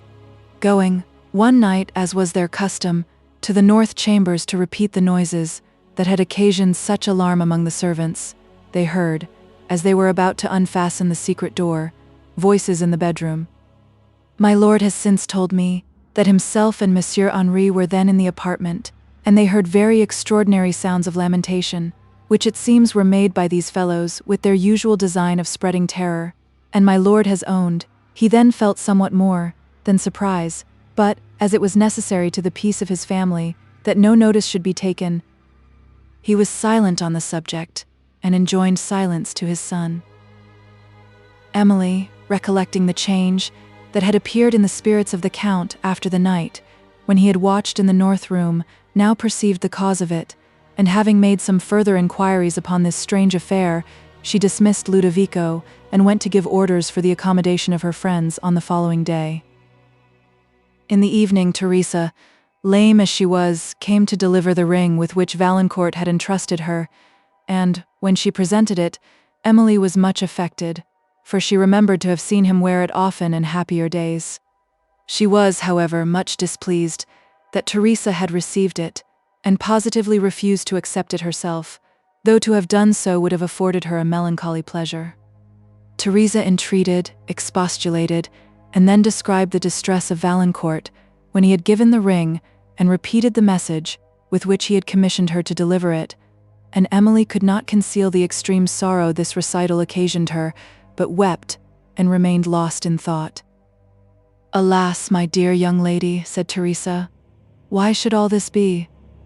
I have known you from your infancy, and it may well be supposed I love you as if you were my own, and wish as much to see you happy. Monsieur Valancourt, to be sure, I have not known so long, but then I have reason to love him, as though he was my own son.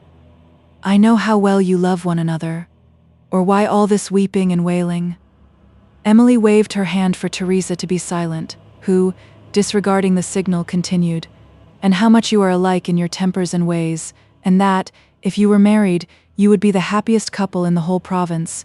Then what is there to prevent your marrying? Dear, dear, to see how some people fling away their happiness, and then cry and lament about it, just as if it was not their own doing, and as if there was more pleasure in wailing and weeping than in being at peace. Learning, to be sure, is a fine thing, but if it teaches folks no better than that, why, I had rather be without it. If it would teach them to be happier, I would say something to it. Then it would be learning and wisdom too." Age and long services had given Teresa a privilege to talk, but Emily now endeavored to check her loquacity, and though she felt the justness of some of her remarks, did not choose to explain the circumstances that had determined her conduct towards Valancourt.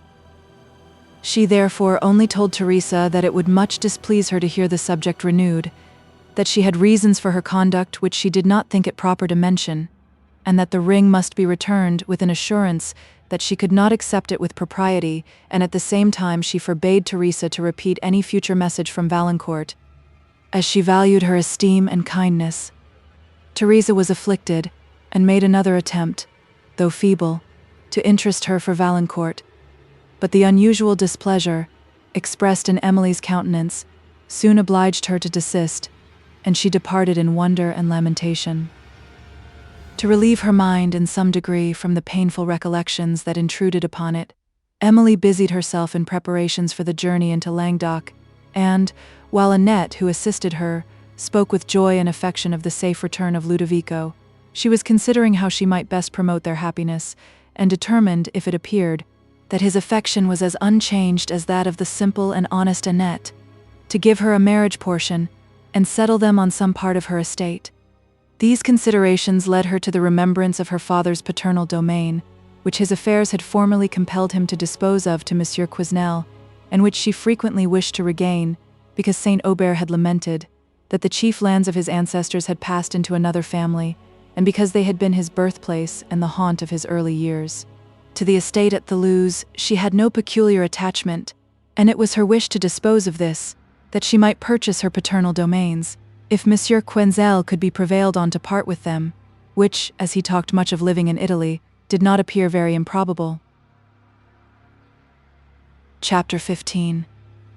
Sweet is the breath of vernal shower, the bees' collected treasures sweet, sweet music's melting fall, but sweeter yet the still, small voice of gratitude. Gray. On the following day, the arrival of her friend revived the drooping Emily, and La Vallée became once more the scene of social kindness and of elegant hospitality. Illness and the terror she had suffered had stolen from Blanche much of her sprightliness, but all her affectionate simplicity remained, and, though she appeared less blooming, she was not less engaging than before. The unfortunate adventure on the Pyrenees had made the Count very anxious to reach home, and after little more than a week's stay at La Vallée, Emily prepared to set out with her friends for Languedoc, assigning the care of her house, during her absence, to Teresa. On the evening preceding her departure, this old servant brought again the ring of Valancourt, and with tears entreated her mistress to receive it, for that she had neither seen nor heard of Monsieur Valancourt since the night when he delivered it to her. As she said this, her countenance expressed more alarm than she dared to utter, But Emily, checking her own propensity to fear, considered that he had probably returned to the residence of his brother, and again refusing to accept the ring, bade Teresa preserve it till she saw him, which, with extreme reluctance, she promised to do. On the following day, Count de Villefort, with Emily and the Lady Blanche, left La Vallée, and on the ensuing evening arrived at the Château Leblanc, where the Countess, Henri, and Monsieur Dupont, whom Emily was surprised to find there, received them with much joy and congratulation. She was concerned to observe that the Count still encouraged the hopes of his friend, whose countenance declared that his affection had suffered no abatement from absence, and was much distressed when, on the second evening after her arrival, the Count, having withdrawn her from the Lady Blanche, with whom she was walking, renewed the subject of Monsieur Dupont's hopes. The mildness with which she listened to his intercessions at first, deceiving him as to her sentiments, he began to believe that, her affection for Valancourt being overcome, she was at length disposed to think favourably of Monsieur Dupont, and when she afterwards convinced him of his mistake, he ventured, in the earnestness of his wish to promote what he considered to be the happiness of two persons, whom he so much esteemed, gently to remonstrate with her, on thus suffering an ill-placed affection to poison the happiness of her most valuable years. Observing her silence and the deep dejection of her countenance, he concluded with saying, "I will not say more now, but I will still believe, my dear Mademoiselle Saint-Aubert, that you will not always reject a person so truly estimable as my friend Dupont." He spared her the pain of replying by leaving her, and she strolled on, somewhat displeased with the Count for having persevered to plead for a suit which she had repeatedly rejected, and lost amidst the melancholy recollections which this topic had revived, till she had insensibly reached the borders of the woods that screened the monastery of St. Clair, when, perceiving how far she had wandered, she determined to extend her walk a little farther, and to inquire about the abbess and some of her friends among the nuns. Though the evening was now drawing to a close, she accepted the invitation of the friar, who opened the gate, and, anxious to meet some of her old acquaintances, proceeded towards the convent parlour. As she crossed the lawn that sloped from the front of the monastery towards the sea, she was struck with the picture of repose exhibited by some monks, sitting in the cloisters which extended under the brow of the woods that crowned this eminence, where, as they meditated at this twilight hour holy subjects, they sometimes suffered their attention to be relieved by the scene before them, nor thought it profane to look at nature, now that it had exchanged the brilliant colours of day for the sober hue of evening. Before the cloisters, however, spread an ancient chestnut, whose ample branches were designed to screen the full magnificence of a scene that might tempt the wish to worldly pleasures, but still, beneath the dark and spreading foliage, gleamed a wide extent of ocean and many a passing sail, while to the right and left, thick woods were seen stretching along the winding shores. So much as this had been admitted perhaps to give to the secluded votary an image of the dangers and vicissitudes of life, and to console him, now that he had renounced its pleasures, by the certainty of having escaped its evils. As Emily walked pensively along, considering how much suffering she might have escaped, had she become a votaress of the order, and remained in this retirement from the time of her father's death, the vesper bell struck up, and the monks retired slowly toward the chapel, while she, pursuing her way, entered the great hall, where an unusual silence seemed to reign. The parlour, too, which opened from it, she found vacant, but, as the evening bell was sounding, she believed the nuns had withdrawn into the chapel and sat down to rest for a moment before she returned to the chateau, where, however, the increasing gloom made her now anxious to be. Not many minutes had elapsed before a nun, entering in haste, inquired for the abbess and was retiring, without recollecting Emily, when she made herself known and then learned that a mass was going to be performed for the soul of Sister Agnes, who had been declining for some time and who was now believed to be dying. Of her sufferings the sister gave a melancholy account, and of the horrors into which she had frequently started, but which had now yielded to a dejection so gloomy that neither the prayers in which she was joined by the sisterhood nor the assurances of her confessor had power to recall her from it, or to cheer her mind even with a momentary gleam of comfort. To this relation Emily listened with extreme concern, and recollecting the frenzied manners and the expressions of horror which she had herself witnessed of Agnes, together with the history that Sister Frances had communicated, her compassion was heightened to a very painful degree. As the evening was already far advanced, Emily did not now desire to see her or to join in the mass, and, after leaving many kind remembrances with the nun for her old friends, she quitted the monastery and returned over the cliffs towards the chateau, meditating upon what she had just heard, till at length she forced her mind upon less interesting subjects. The wind was high, and as she drew near the chateau, she often paused to listen to its awful sound as it swept over the billows that beat below or groaned along the surrounding woods, and while she rested on a cliff at a short distance from the chateau and looked upon the wide waters, seen dimly beneath the last shade of twilight, she thought of the following address. To the winds, viewless through heaven's vast vault your course ye steer, unknown from whence ye come, or whither go, mysterious powers. I hear ye murmur low till swells your loud gust on my startled ear, and awful seems to say some god is near. I love to list your midnight voices float in the dread storm that o'er the ocean rolls, and, while their charm the angry wave controls, mix with its sullen roar and sink remote. Then rising in the pause a sweeter note, the dirge of spirits who your deeds bewail, a sweeter note oft swells while sleeps the gale, but soon, ye sightless powers, your rest is o'er, solemn and slow, ye rise upon the air, speak in the shrouds, and bid the sea-boy fear, and the faint warbled dirge is heard no more. Oh, then I deprecate your awful reign, the loud lament yet bear not on your breath, bear not the crash of bark far on the main, bear not the cry of men, who cry in vain, the crew's dread chorus sinking into death. Oh, give not these, ye powers. I ask alone as rapt I climb these dark romantic steeps, the elemental war, the billows moan, I ask the still, sweet tear that listening fancy weeps. Chapter 16. Unnatural deeds do breed unnatural troubles. Infected minds to their deaf pillows will discharge their secrets. More needs she the divine than the physician. Macbeth. On the following evening, the view of the convent towers, rising among the shadowy woods, reminded Emily of the nun whose condition had so much affected her, and anxious to know how she was, as well as to see some of her former friends, she and the Lady Blanche extended their walk to the monastery. At the gate stood a carriage, which, from the heat of the horses, appeared to have just arrived, but a more than common stillness pervaded the court and the cloisters, through which Emily and Blanche passed in their way to the great hall, where a nun who was crossing to the staircase replied to the inquiries of the former that Sister Agnes was still living and sensible, but that it was thought she could not survive the night. In the parlor they found several of the boarders who rejoiced to see Emily, and told her many little circumstances that had happened in the convent since her departure, and which were interesting to her only because they related to persons whom she had regarded with affection.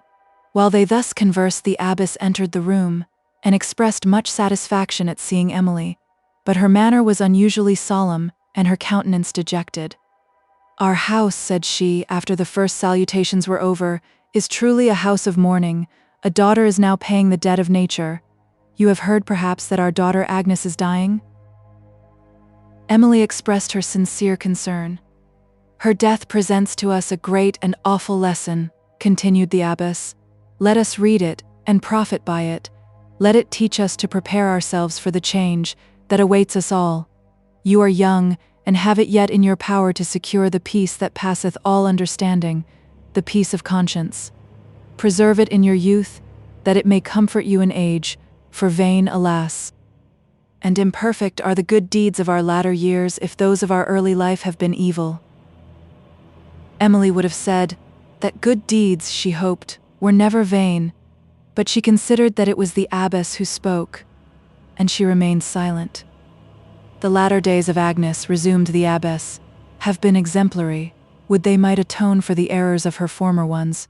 Her sufferings now, alas, are great. Let us believe that they will make her peace hereafter. I have left her with her confessor, and a gentleman whom she has long been anxious to see, and who is just arrived from Paris. They, I hope, will be able to administer the repose which her mind has hitherto wanted." Emily fervently joined in the wish. "During her illness, she has sometimes named you," resumed the abbess.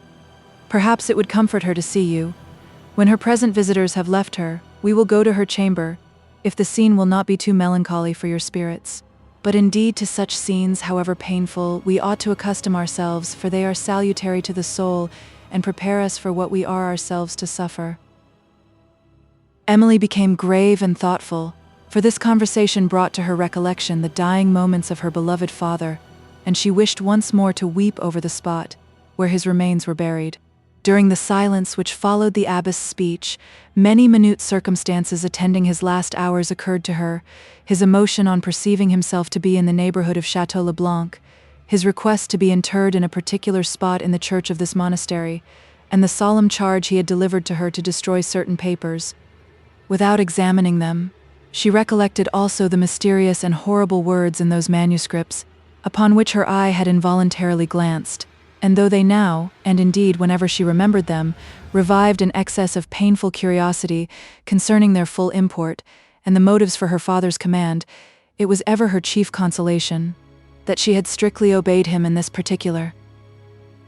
Little more was said by the abbess, who appeared too much affected by the subject she had lately left to be willing to converse, and her companions had been for some time silent from the same cause, when this general reverie was interrupted by the entrance of a stranger, Monsieur Bonnac, who had just quitted the chamber of Sister Agnes. He appeared much disturbed, but Emily fancied that his countenance had more the expression of horror than of grief. Having drawn the abbess to a distant part of the room, he conversed with her for some time, during which she seemed to listen with earnest attention, and he to speak with caution and a more than common degree of interest.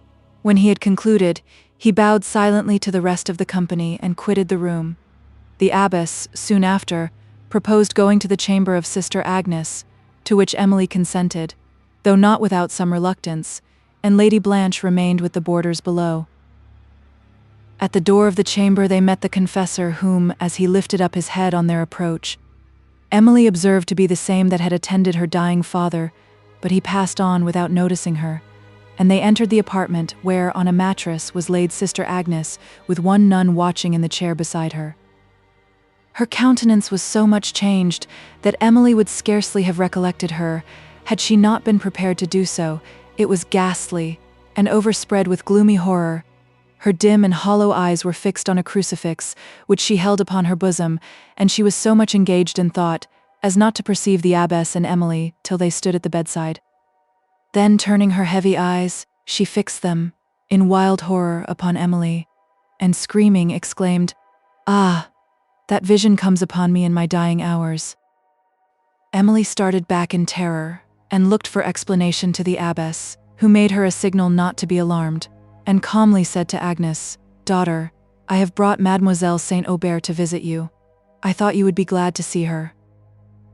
Agnes made no reply, but, still gazing wildly upon Emily, exclaimed, "It is her very self. Oh, there is all that fascination in her look which proved my destruction.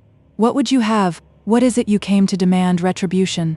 It will soon be yours. It is yours already. How many years have passed since last I saw you? My crime is but as yesterday, yet I am grown old beneath it, while you are still young and blooming as when you forced me to commit that most abhorred deed. Oh, could I once forget it! Yet what would that avail? The deed is done." Emily, extremely shocked, would now have left the room, but the abbess, taking her hand, tried to support her spirits and begged she would stay a few moments, when Agnes would probably be calm, whom now she tried to soothe, but the latter seemed to disregard her, while she still fixed her eyes on Emily, and added, "What are years of prayers and repentance? They cannot wash out the foulness of murder. Yes, murder. Where is he? Where is he? Look there. Look there. See where he stalks along the room. Why do you come to torment me now?" continued Agnes, while her straining eyes were bent on air. "Why was not I punished before? Oh, do not frown so sternly. Ha! There again, 'tis she herself. Why do you look so piteously upon me, and smile too? Smile on me. What groan was that?" Agnes sunk down, apparently lifeless, and Emily, unable to support herself, leaned against the bed, while the abbess and the attendant nun were applying the usual remedies to Agnes. "Peace," said the abbess, when Emily was going to speak, "the delirium is going off, she will soon revive. When was she thus before, daughter?" "Not of many weeks, madam," replied the nun. but her spirits have been much agitated by the arrival of the gentleman she wished so much to see." "Yes," observed the abbess, "that has undoubtedly occasioned this paroxysm of frenzy. When she is better, we will leave her to repose." Emily very readily consented, but, though she could now give little assistance, she was unwilling to quit the chamber, while any might be necessary. When Agnes recovered her senses, she again fixed her eyes on Emily, but their wild expression was gone, and a gloomy melancholy had succeeded. It was some moments before she recovered sufficient spirits to speak. She then said feebly, "The likeness is wonderful. Surely it must be something more than fancy. Tell me, I conjure you," she added, addressing Emily, "though your name is Saint Aubert, are you not the daughter of the Marchioness?" "What Marchioness?" said Emily in extreme surprise, for she had imagined from the calmness of Agnes's manner that her intellects were restored. The abbess gave her a significant glance, but she repeated the question. "What Marchioness?" exclaimed Agnes. "I know but of one, the Marchioness de Villeroy." Emily, remembering the emotion of her late father, upon the unexpected mention of this lady, and his request to be laid near to the tomb of the Villeroy, now felt greatly interested, and she entreated Agnes to explain the reason of her question. The abbess would now have withdrawn Emily from the room, who being, however, detained by a strong interest, repeated her entreaties. "Bring me that casket, sister," said Agnes. "I will show her to you, yet you need only look in that mirror and you will behold her. You surely are her daughter. Such striking resemblance is never found but among near relations." The nun brought the casket, and Agnes, having directed her how to unlock it, she took thence a miniature, in which Emily perceived the exact resemblance of the picture which she had found among her late father's papers. Agnes held out her hand to receive it, gazed upon it earnestly for some moments in silence, and then, with a countenance of deep despair, threw up her eyes to heaven and prayed inwardly. When she had finished, she returned the miniature to Emily. "Keep it," said she. "I bequeath it to you, for I must believe it is your right. I have frequently observed the resemblance between you, but never till this day did it strike upon my conscience so powerfully. Stay, sister. Do not remove the casket, there is another picture I would show." Emily trembled with expectation, and the abbess again would have withdrawn her. "Agnes is still disordered," said she. "You observe how she wanders. In these moods she says anything and does not scruple, as you have witnessed, to accuse herself of the most horrible crimes." Emily, however, thought she perceived something more than madness in the inconsistencies of Agnes, whose mention of the Marchioness and production of her picture had interested her so much that she determined to obtain further information, if possible, respecting the subject of it. The nun returned with the casket, and, Agnes pointing out to her a secret drawer, she took from it another miniature. "Here," said Agnes, as she offered it to Emily. "Learn a lesson for your vanity at least. Look well at this picture, and see if you can discover any resemblance between what I was and what I am." Emily impatiently received the miniature, which her eyes had scarcely glanced upon, before her trembling hands had nearly suffered it to fall. It was the resemblance of the portrait of Signora Laurentini, which she had formerly seen in the castle of Udolpho, the lady who had disappeared in so mysterious a manner, and whom Montoni had been suspected of having caused to be murdered. In silent astonishment, Emily continued to gaze alternately upon the picture and the dying nun, endeavoring to trace a resemblance between them, which no longer existed. "Why do you look so sternly on me?" said Agnes, mistaking the nature of Emily's emotion. "I have seen this face before," said Emily at length. "Was it really your resemblance?" "You may well ask that question," replied the nun, "but it was once esteemed a striking likeness of me. Look at me well, and see what guilt has made me. I then was innocent, the evil passions of my nature slept. Sister," added she solemnly, and stretching forth her cold, damp hand to Emily, who shuddered at its touch, "Sister, beware of the first indulgence of the passions, beware of the first. Their course, if not checked then, is rapid, their force is uncontrollable, they lead us we know not whither, they lead us perhaps to the commission of crimes, for which whole years of prayer and penitence cannot atone. Such may be the force of even a single passion, that it overcomes every other, and sears up every other approach to the heart."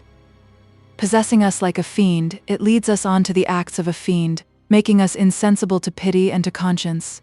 And, when its purpose is accomplished, like a fiend, it leaves us to the torture of those feelings, which its power had suspended not annihilated, to the tortures of compassion, remorse, and conscience.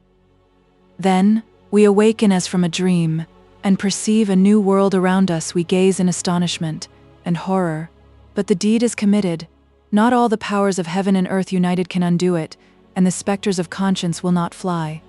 What are riches, grandeur, health itself, to the luxury of a pure conscience, the health of the soul, and what the sufferings of poverty, disappointment, despair, to the anguish of an afflicted one? Oh, how long is it since I knew that luxury?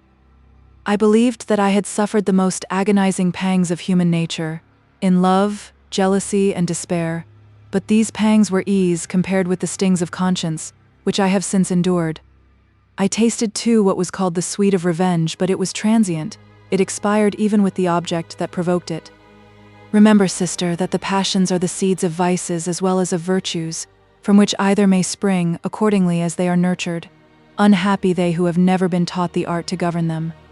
Alas, unhappy, said the abbess, and ill-informed of our holy religion. Emily listened to Agnes in silent awe, while she still examined the miniature, and became confirmed in her opinion of its strong resemblance to the portrait at Udolpho.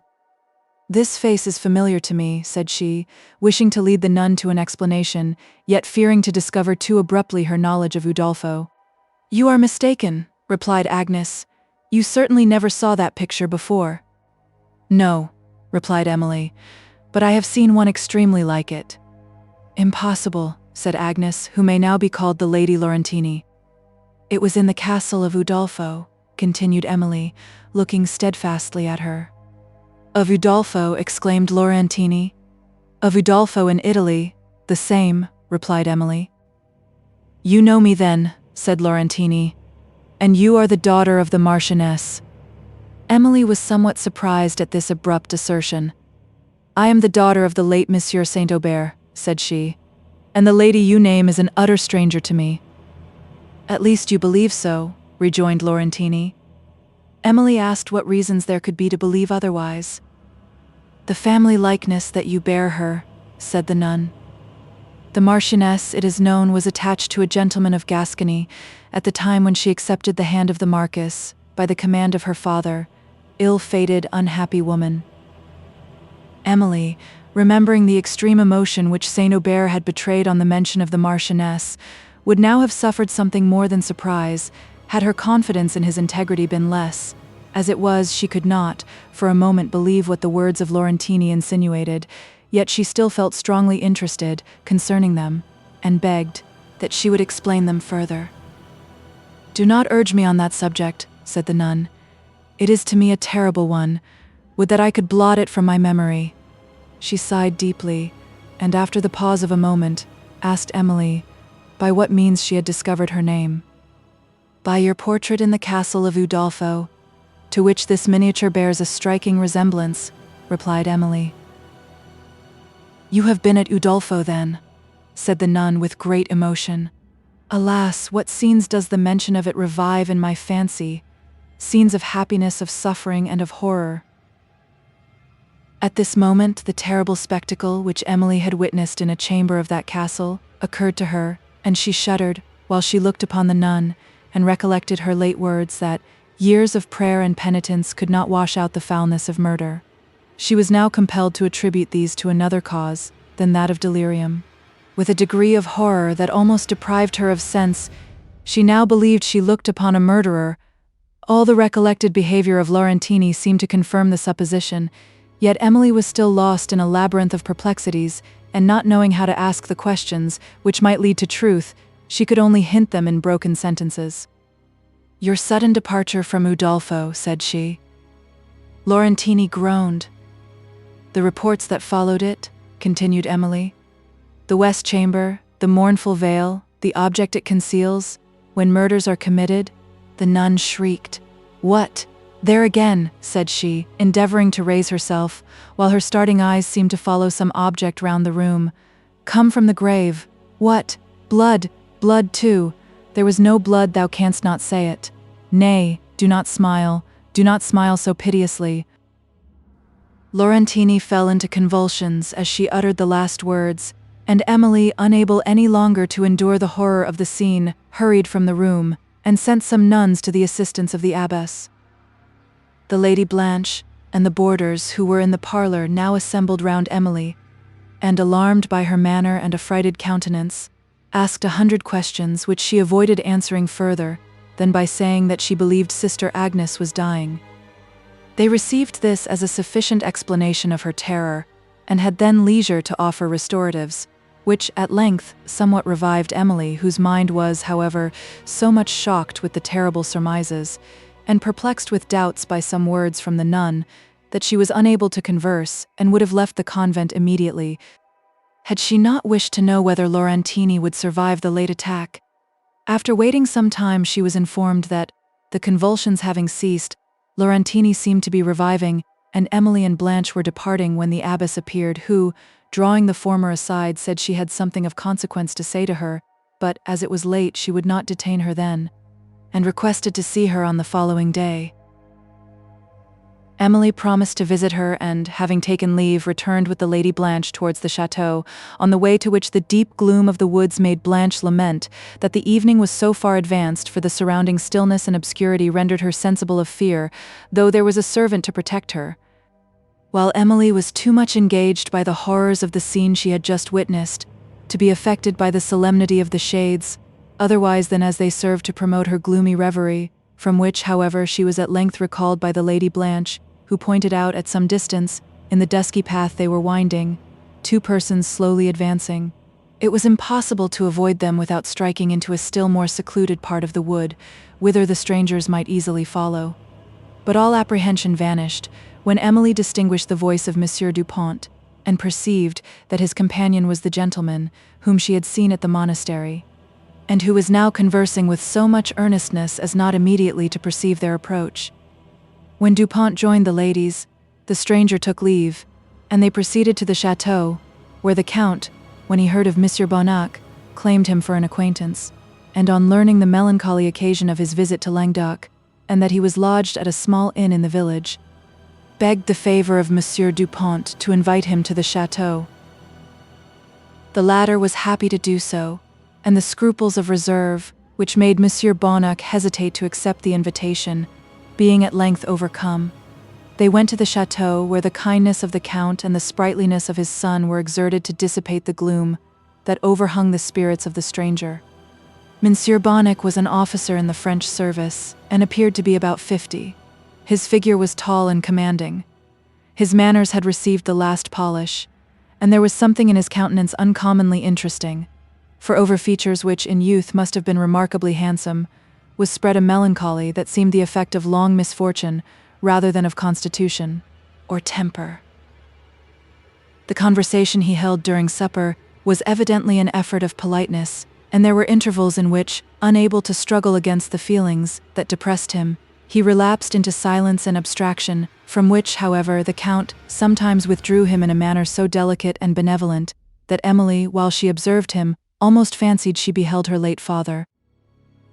The party separated at an early hour, and then, in the solitude of her apartment, the scenes which Emily had lately witnessed returned to her fancy with dreadful energy.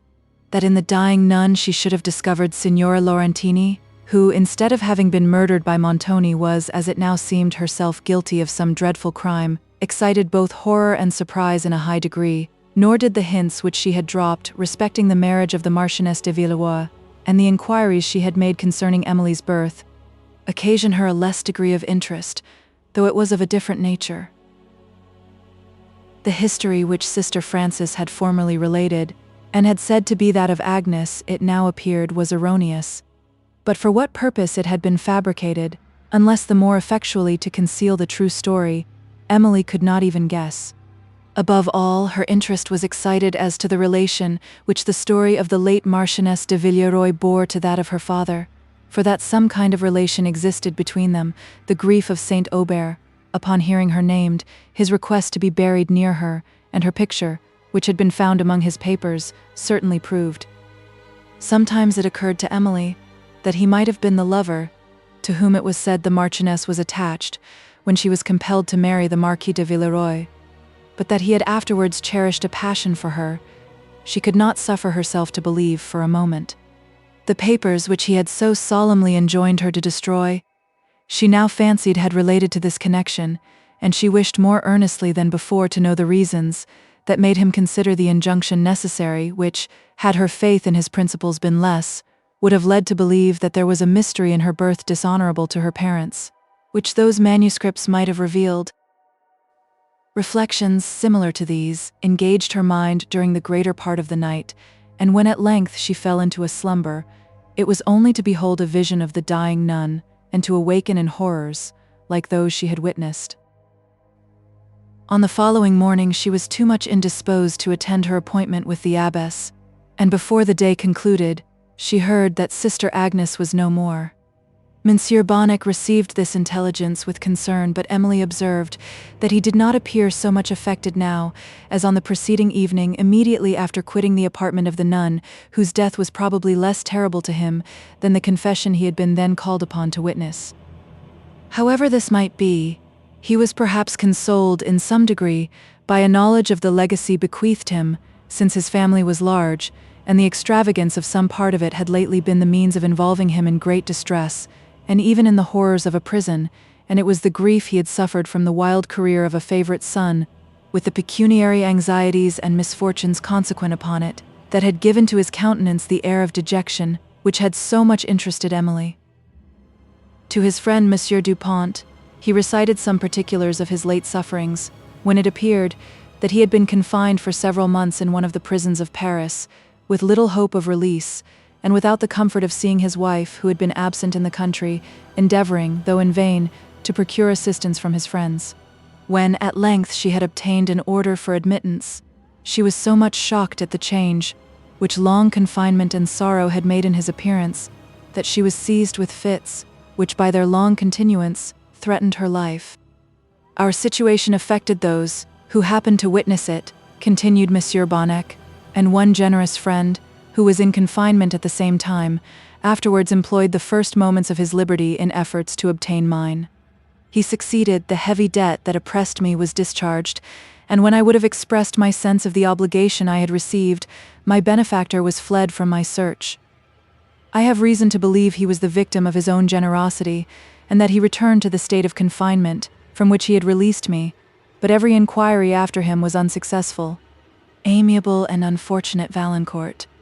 Valancourt, exclaimed Monsieur Dupont. Of what family? The Valancourts, Counts Duvarney, replied Monsieur Bonnet. The emotion of Monsieur Dupont, when he discovered the generous benefactor of his friend to be the rival of his love, can only be imagined. But having overcome his first surprise, he dissipated the apprehensions of Monsieur Bonnet by acquainting him that Valancourt was at liberty and had lately been in Languedoc, after which his affection for Emily prompted him to make some inquiries respecting the conduct of his rival during his stay at Paris, of which Monsieur Bonnet appeared to be well informed. The answers he received were such as convinced him that Valancourt had been much misrepresented and, painful as was the sacrifice, he formed the just design of relinquishing his pursuit of Emily to a lover who, it now appeared, was not unworthy of the regard with which she honored him. The conversation of Monsieur Bonnet discovered that Valancourt, some time after his arrival at Paris, had been drawn into the snares which determined vice had spread for him, and that his hours had been chiefly divided between the parties of the captivating Marchioness and those gaming assemblies to which the envy or the avarice of his brother officers had spared no art to seduce him. In these parties he had lost large sums in efforts to recover small ones, and to such losses the Count de Villefort and Monsieur Henri had been frequent witnesses. His resources were, at length, exhausted, and the Count, his brother, exasperated by his conduct, refused to continue the supplies necessary to his present mode of life, when Valancourt, in consequence of accumulated debts, was thrown into confinement, where his brother suffered him to remain, in the hope that punishment might effect a reform of conduct, which had not yet been confirmed by long habit. In the solitude of his prison, Valancourt had leisure for reflection, and cause for repentance. Here, too, the image of Emily, which, amidst the dissipation of the city, had been obscured, but never obliterated from his heart, revived with all the charms of innocence and beauty, to reproach him for having sacrificed his happiness and debased his talents by pursuits which his nobler faculties would formerly have taught him to consider were as tasteless as they were degrading. But, though his passions had been seduced, his heart was not depraved, nor had habit riveted the chains that hung heavily on his conscience. And as he retained that energy of will which was necessary to burst them, he, at length, emancipated himself from the bondage of vice, but not till after much effort and severe suffering. Being released by his brother from the prison, where he had witnessed the affecting meeting between Monsieur Bonnac and his wife, with whom he had been for some time acquainted, the first use of his liberty formed a striking instance of his humanity and his rashness, for with nearly all the money just received from his brother, he went to a gaming house, and gave it as a last stake for the chance of restoring his friend to freedom and to his afflicted family. The event was fortunate, and, while he had awaited the issue of this momentous stake, he made a solemn vow never again to yield to the destructive and fascinating vice of gaming. Having restored the venerable Monsieur Bonnac to his rejoicing family, he hurried from Paris to Estuvière, and in the delight of having made the wretched happy forgot, for a while, his own misfortunes. Soon, however, he remembered that he had thrown away the fortune without which he could never hope to marry Emily, and life, unless passed with her, now scarcely appeared supportable, for her goodness, refinement, and simplicity of heart rendered her beauty more enchanting, if possible, to his fancy than it had ever yet appeared. Experience had taught him to understand the full value of the qualities which he had before admired, but which the contrasted characters he had seen in the world made him now adore, and these reflections, increasing the pangs of remorse and regret, occasioned the deep dejection that had accompanied him even into the presence of Emily, of whom he considered himself no longer worthy. To the ignominy of having received pecuniary obligations from the Marchioness Champfort, or any other lady of intrigue, as the Count de Villefort had been informed, or of having been engaged in the depredating schemes of gamesters, Valancourt had never submitted, and these were some of such scandals as often mingle with truth against the unfortunate. Count de Villefort had received them from authority which he had no reason to doubt, and which the imprudent conduct he had himself witnessed in Valancourt had certainly induced him the more readily to believe. Being such as Emily could not name to the Chevalier, he had no opportunity of refuting them, and when he confessed himself to be unworthy of her esteem, he little suspected that he was confirming to her the most dreadful calumnies. Thus the mistake had been mutual, and had remained so when Monsieur Bonnac explained the conduct of his generous but imprudent young friend to Dupont, who with severe justice determined not only to undeceive the Count on this subject, but to resign all hope of Emily.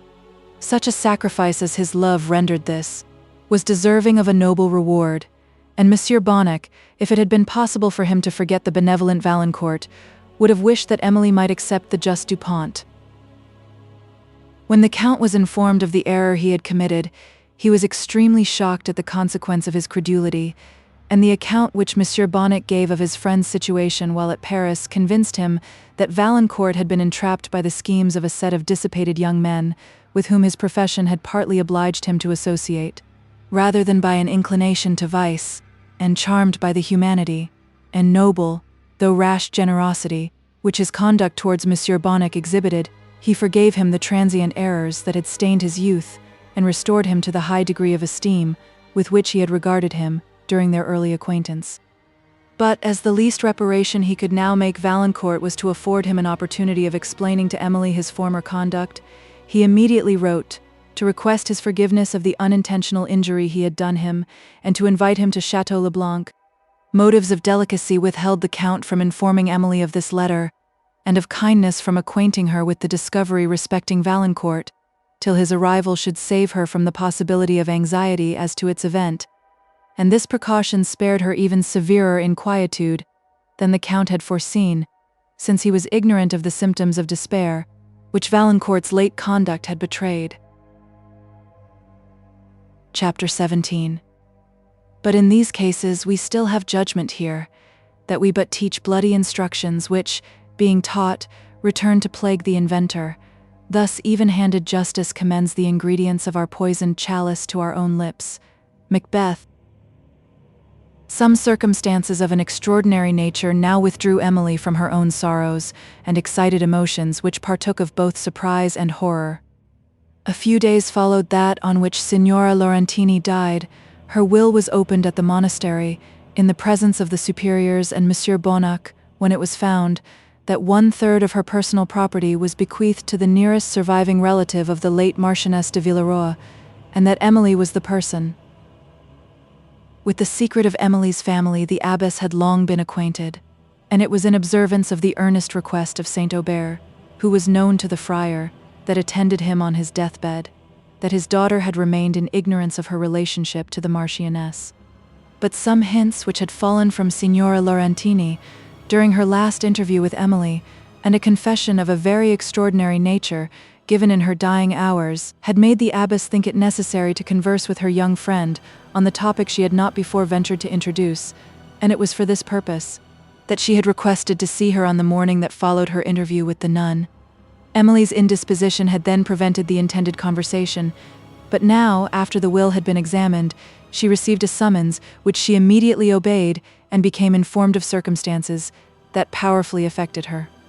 As the narrative of the abbess was, however, deficient in many particulars of which the reader may wish to be informed, and the history of the nun is materially connected with the fate of the Marchioness de Villeroi, we shall omit the conversation that passed in the parlor of the convent, and mingle with our relation a brief history of Laurentini di Udolpho, who was the only child of her parents, and heiress of the ancient house of Udolpho, in the territory of Venice. It was the first misfortune of her life, and that which led to all her succeeding misery, that the friends who ought to have restrained her strong passions, and mildly instructed her in the art of governing them, nurtured them by early indulgence. But they cherished their own failings in her, for their conduct was not the result of rational kindness, and, when they either indulged or opposed the passions of their child, they gratified their own. Thus they indulged her with weakness, and reprehended her with violence. Her spirit was exasperated by their vehemence, instead of being corrected by their wisdom, and their oppositions became contest for victory, in which the due tenderness of the parents and the affectionate duties of the child were equally forgotten. But, as returning fondness disarmed the parents' resentment soonest, Laurentini was suffered to believe that she had conquered, and her passions became stronger by every effort that had been employed to subdue them. The death of her father and mother in the same year left her to her own discretion, under the dangerous circumstances attendant on youth and beauty. She was fond of company, delighted with admiration, yet disdainful of the opinion of the world when it happened to contradict her inclinations, had a gay and brilliant wit, and was mistress of all the arts of fascination. Her conduct was such as might have been expected from the weakness of her principles and the strength of her passions. Among her numerous admirers was the late Marquis de Villeroi, who on his tour through Italy saw Laurentini at Venice, where she usually resided, and became her passionate adorer. Equally captivated by the figure and accomplishments of the Marquis, who was at that period one of the most distinguished noblemen of the French court, she had the art so effectually to conceal from him the dangerous traits of her character and the blemishes of her late conduct that he solicited her hand in marriage. Before the nuptials were concluded, she retired to the castle of Udolpho, whither the Marquis followed, and where her conduct, relaxing from the propriety which she had lately assumed, discovered to him the precipice on which he stood. A minuter enquiry than he had before thought it necessary to make convinced him that he had been deceived in her character, and she, whom he had designed for his wife, afterwards became his mistress. Having passed some weeks at Udolpho, he was called abruptly to France, whither he returned with extreme reluctance, for his heart was still fascinated by the arts of Laurentini, with whom, however, he had on various pretenses delayed his marriage. But to reconcile her to this separation, he now gave repeated promises of returning to conclude the nuptials as soon as the affair, which thus suddenly called him to France, should permit. Soothed in some degree by these assurances, she suffered him to depart, and soon after her relative, Montoni, arriving at Udolpho, renewed the addresses which she had before refused, and which she now again rejected. Meanwhile her thoughts were constantly with the Marquis de Villeroi, for whom she suffered all the delirium of Italian love, cherished by the solitude to which she confined herself, for she had now lost all taste for the pleasures of society and the gaiety of amusement.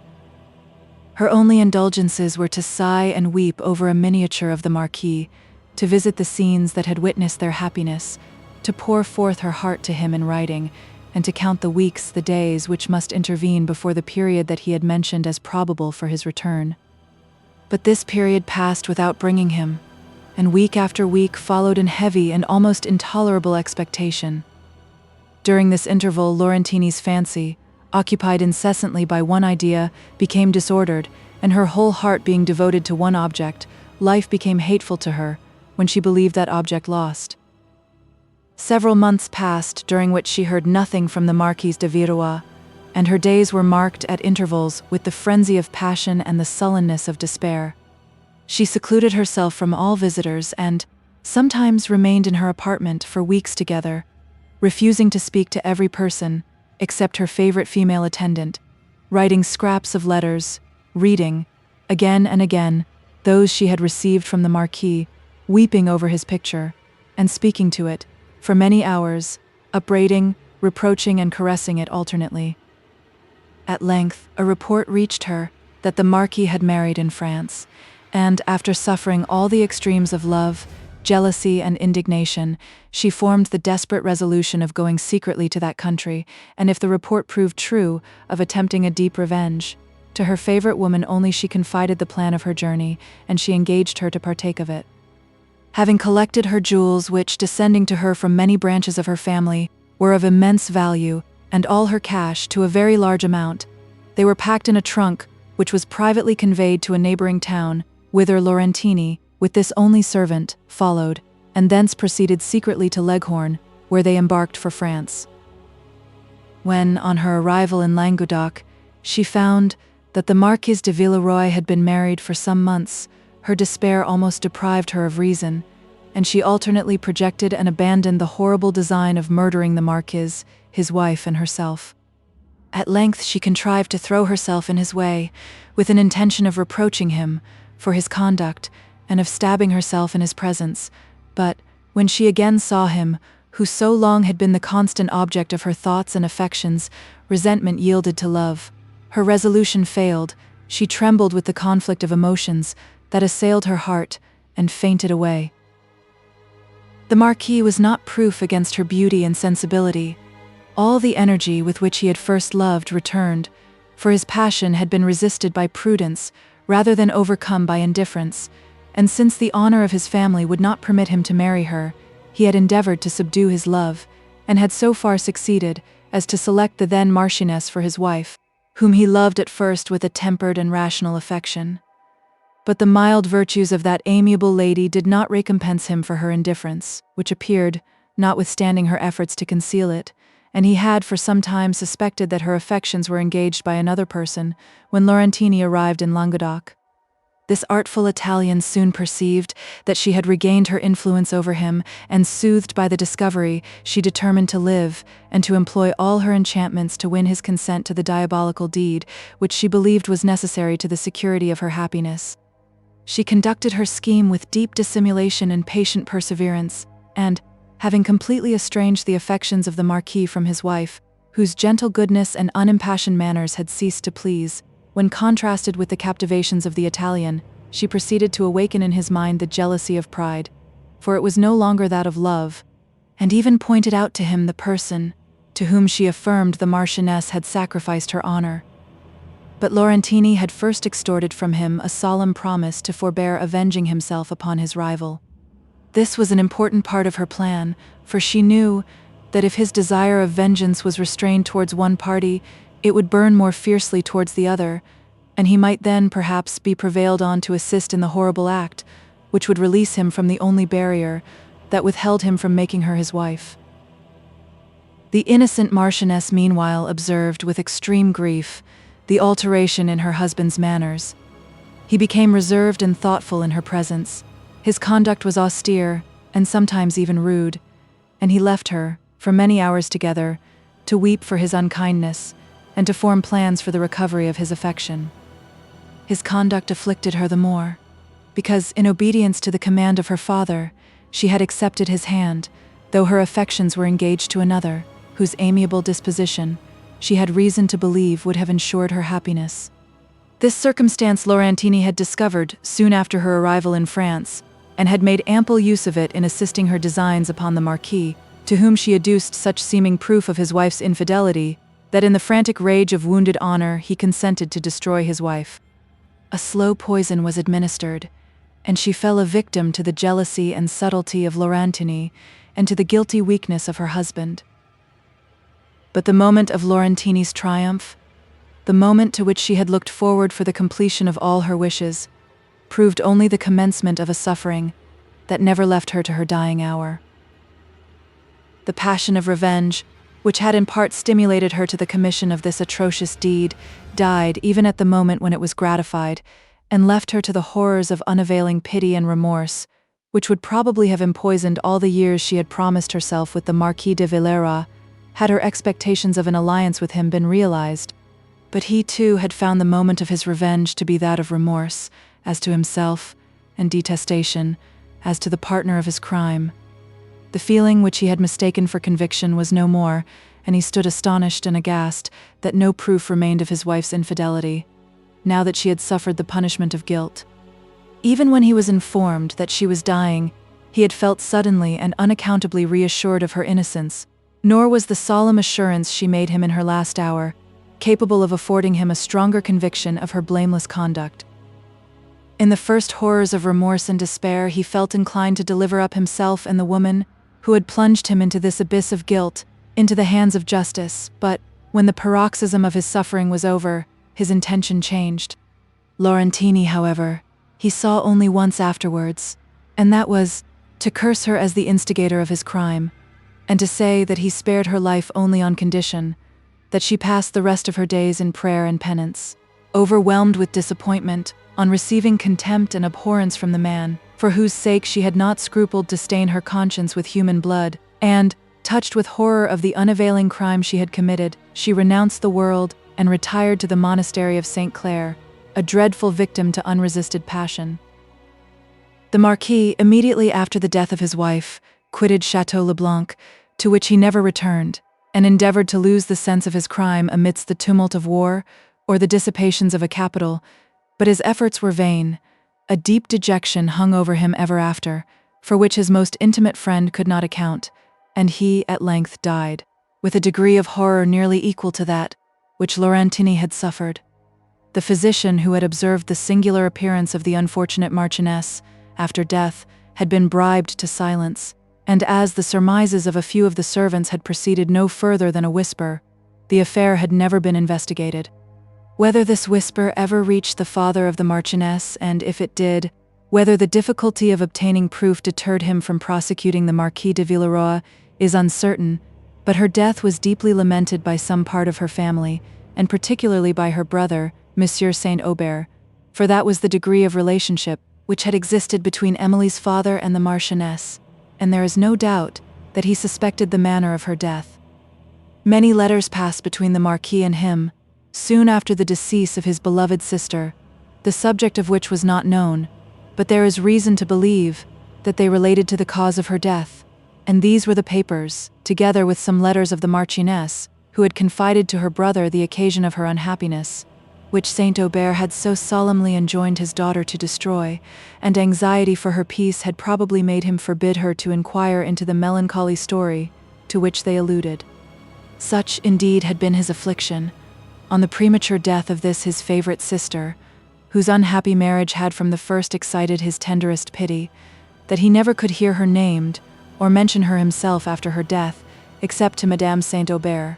From Emily, whose sensibility he feared to awaken, he had so carefully concealed her history and name that she was ignorant, till now, that she ever had such a relative as the Marchioness de Villeroi, and from this motive he had enjoined silence to his only surviving sister, Madame Chiron, who had scrupulously observed his request.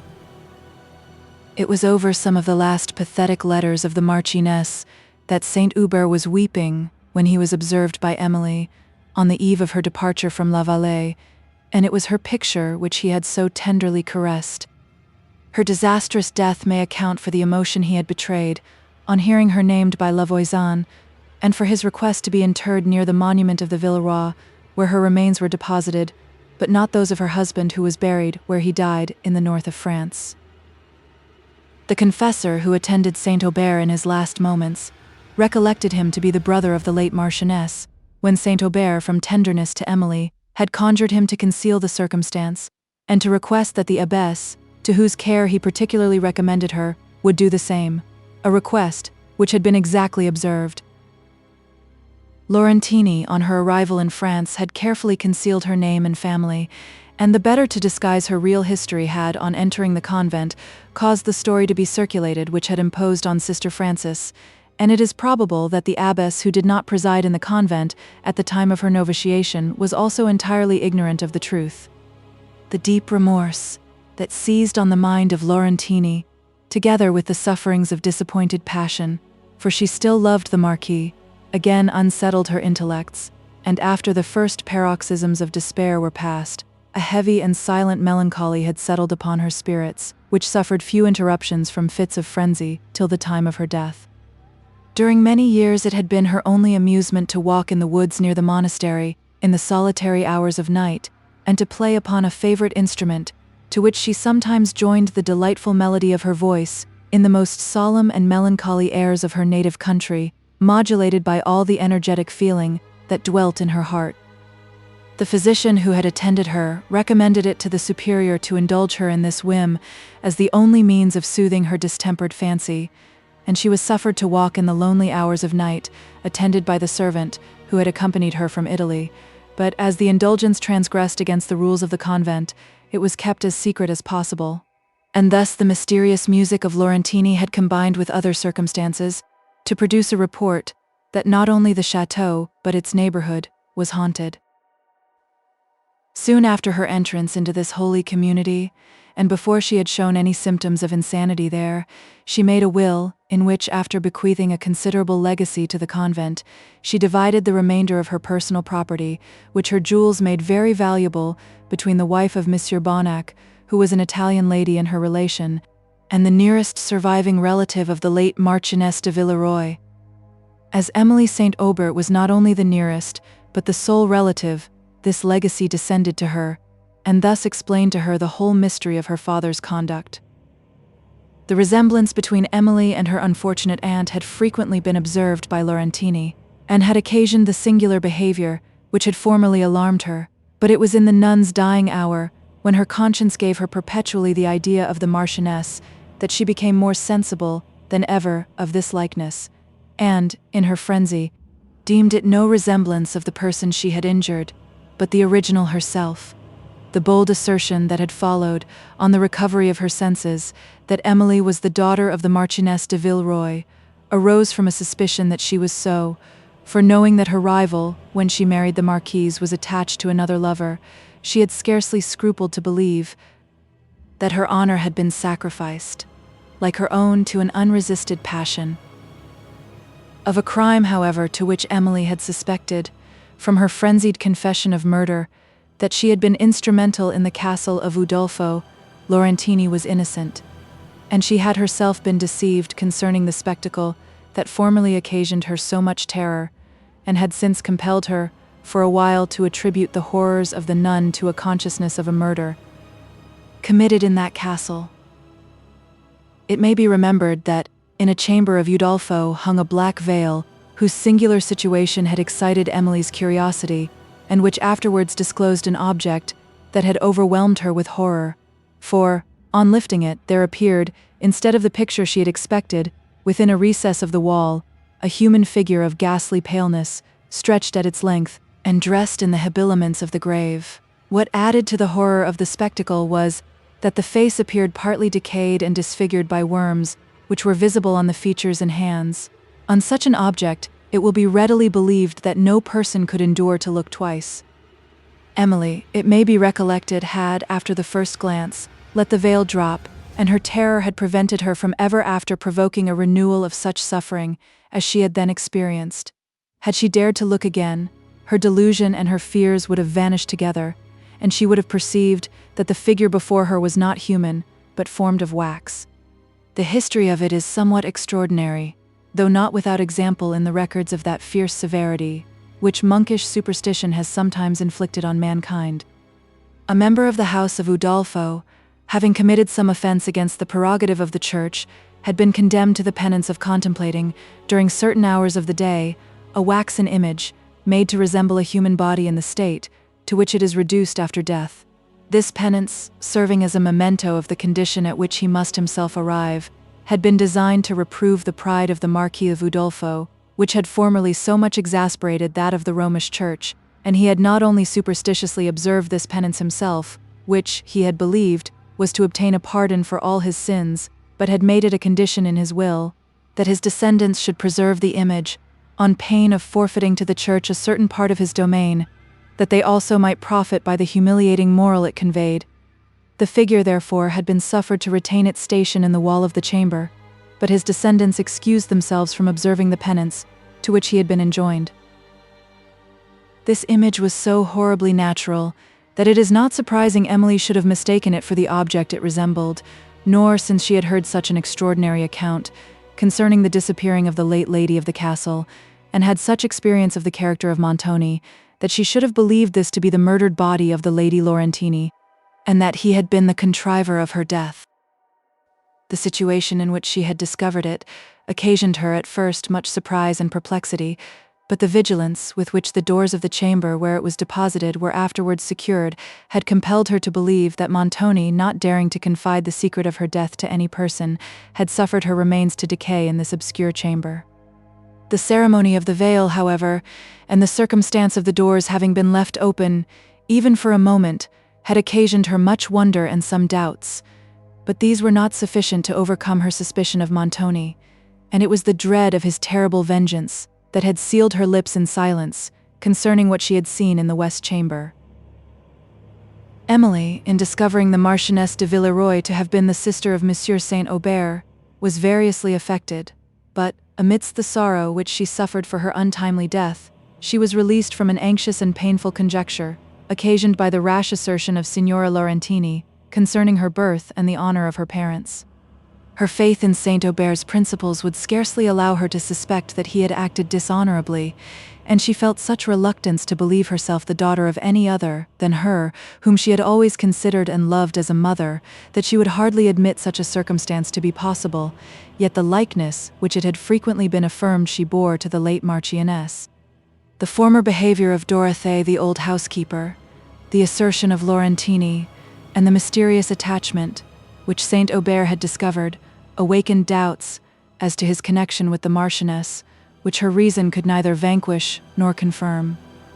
From these, however, she was now relieved, and all the circumstances of her father's conduct were fully explained, but her heart was oppressed by the melancholy catastrophe of her amiable relative, and by the awful lesson which the history of the nun exhibited, the indulgence of whose passions had been the means of leading her gradually to the commission of a crime, from the prophecy of which in her early years she would have recoiled in horror, and exclaimed that it could not be a crime which whole years of repentance and of the severest penance had not been able to obliterate from her conscience.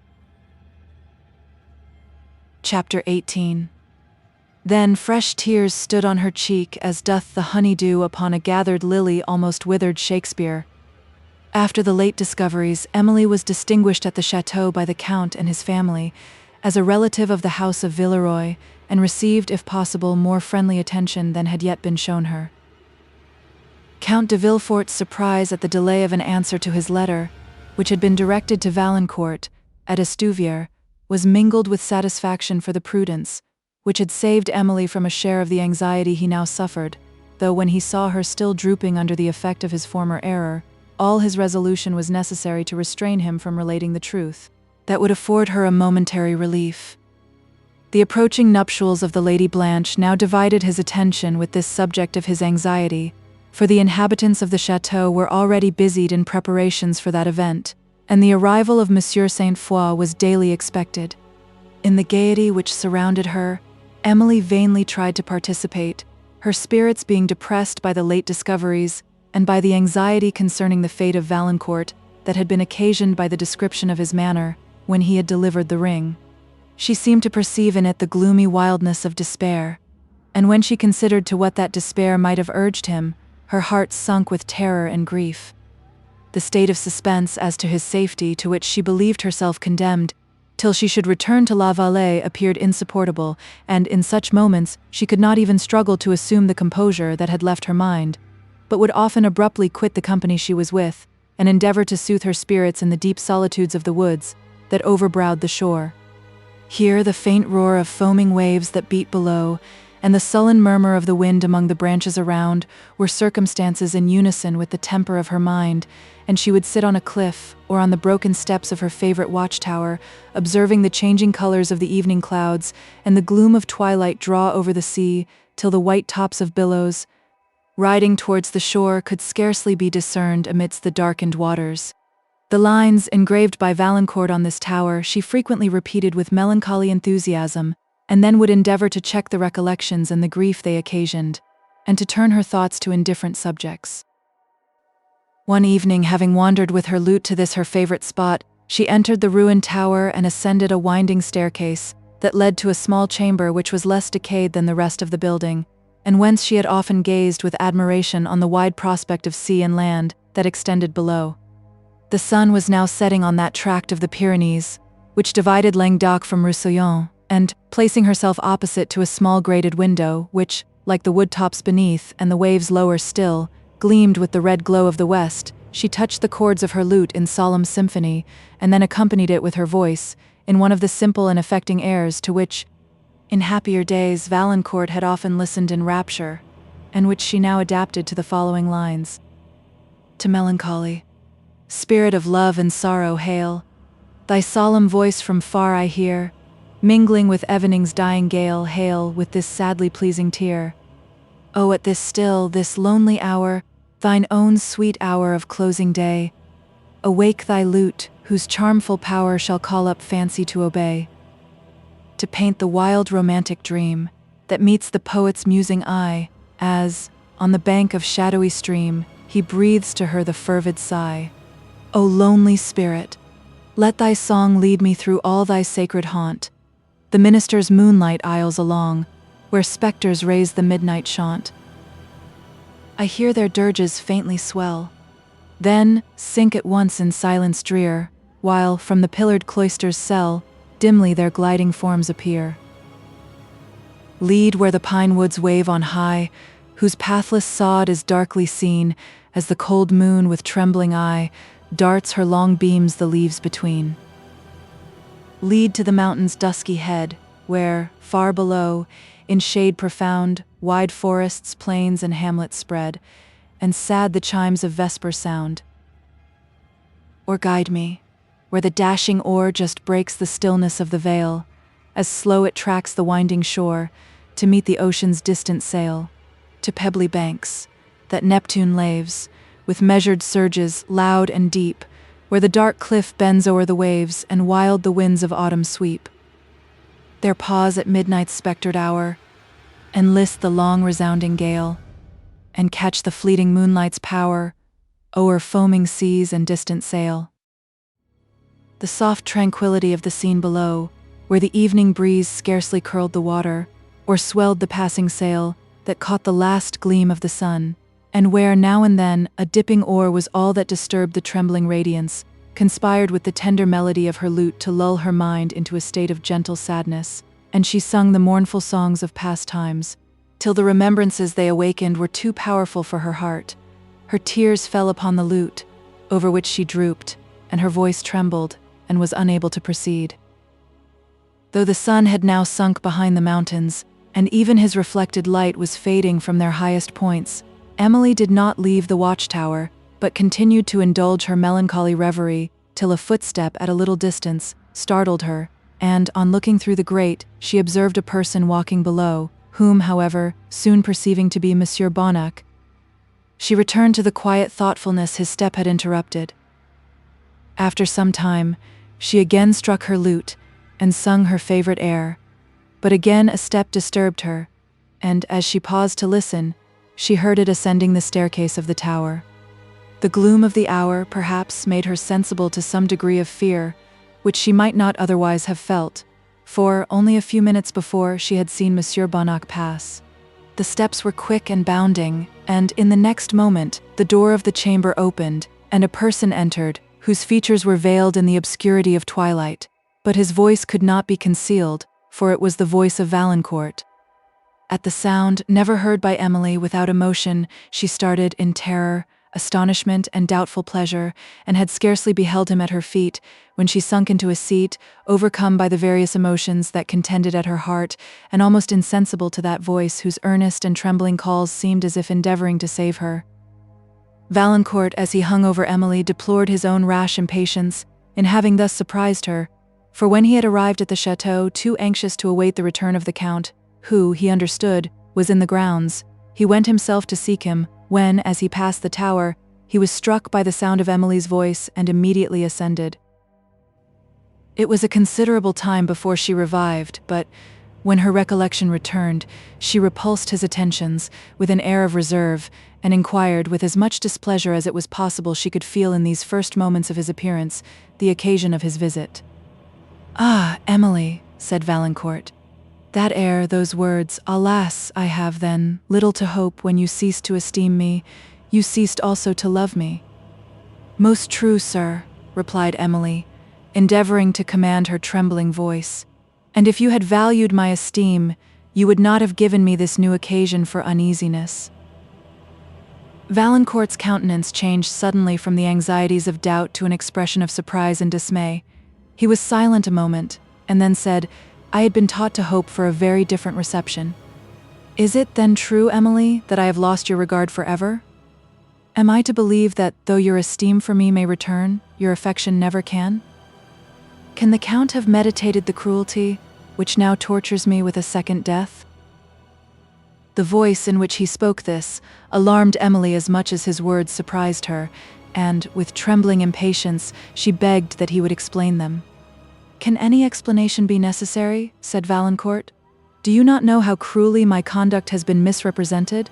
That the actions of which you once believed me guilty, and oh, Emily, how could you so degrade me in your opinion, even for a moment? Those actions I hold in as much contempt and abhorrence as yourself? Are you indeed ignorant that Count de Villefort has detected the slanders that have robbed me of all I hold dear on earth, and has invited me hither to justify to you my former conduct?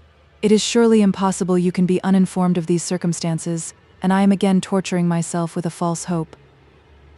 The silence of Emily confirmed this supposition, for the deep twilight would not allow Valancourt to distinguish the astonishment and doubting joy that fixed her features. For a moment she continued unable to speak, then a profound sigh seemed to give some relief to her spirits, and she said, "Valancourt, I was, till this moment, ignorant of all the circumstances you have mentioned. The emotion I now suffer may assure you of the truth of this, and that, though I had ceased to esteem, I had not taught myself entirely to forget you." "This moment," said Valancourt, in a low voice, and leaning for support against the window, "this moment brings with it a conviction that overpowers me. I am dear to you then, still dear to you, my Emily." "Is it necessary that I should tell you so?" she replied. "Is it necessary that I should say these are the first moments of joy I have known, since your departure, and that they repay me for all those of pain I have suffered in the interval?" Valancourt sighed deeply and was unable to reply, but as he pressed her hand to his lips, the tears that fell over it spoke a language which could not be mistaken, and to which words were inadequate. Emily, somewhat tranquilized, proposed returning to the chateau, and then, for the first time, recollected that the Count had invited Valancourt thither to explain his conduct, and that no explanation had yet been given.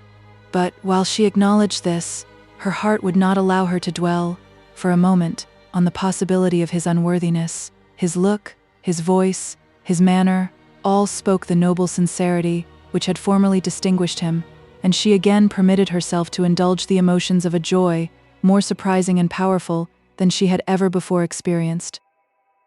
Neither Emily nor Valancourt were conscious how they reached the chateau, whither they might have been transferred by the spell of a fairy, for anything they could remember. And it was not, till they had reached the great hall, that either of them recollected there were other persons in the world besides themselves.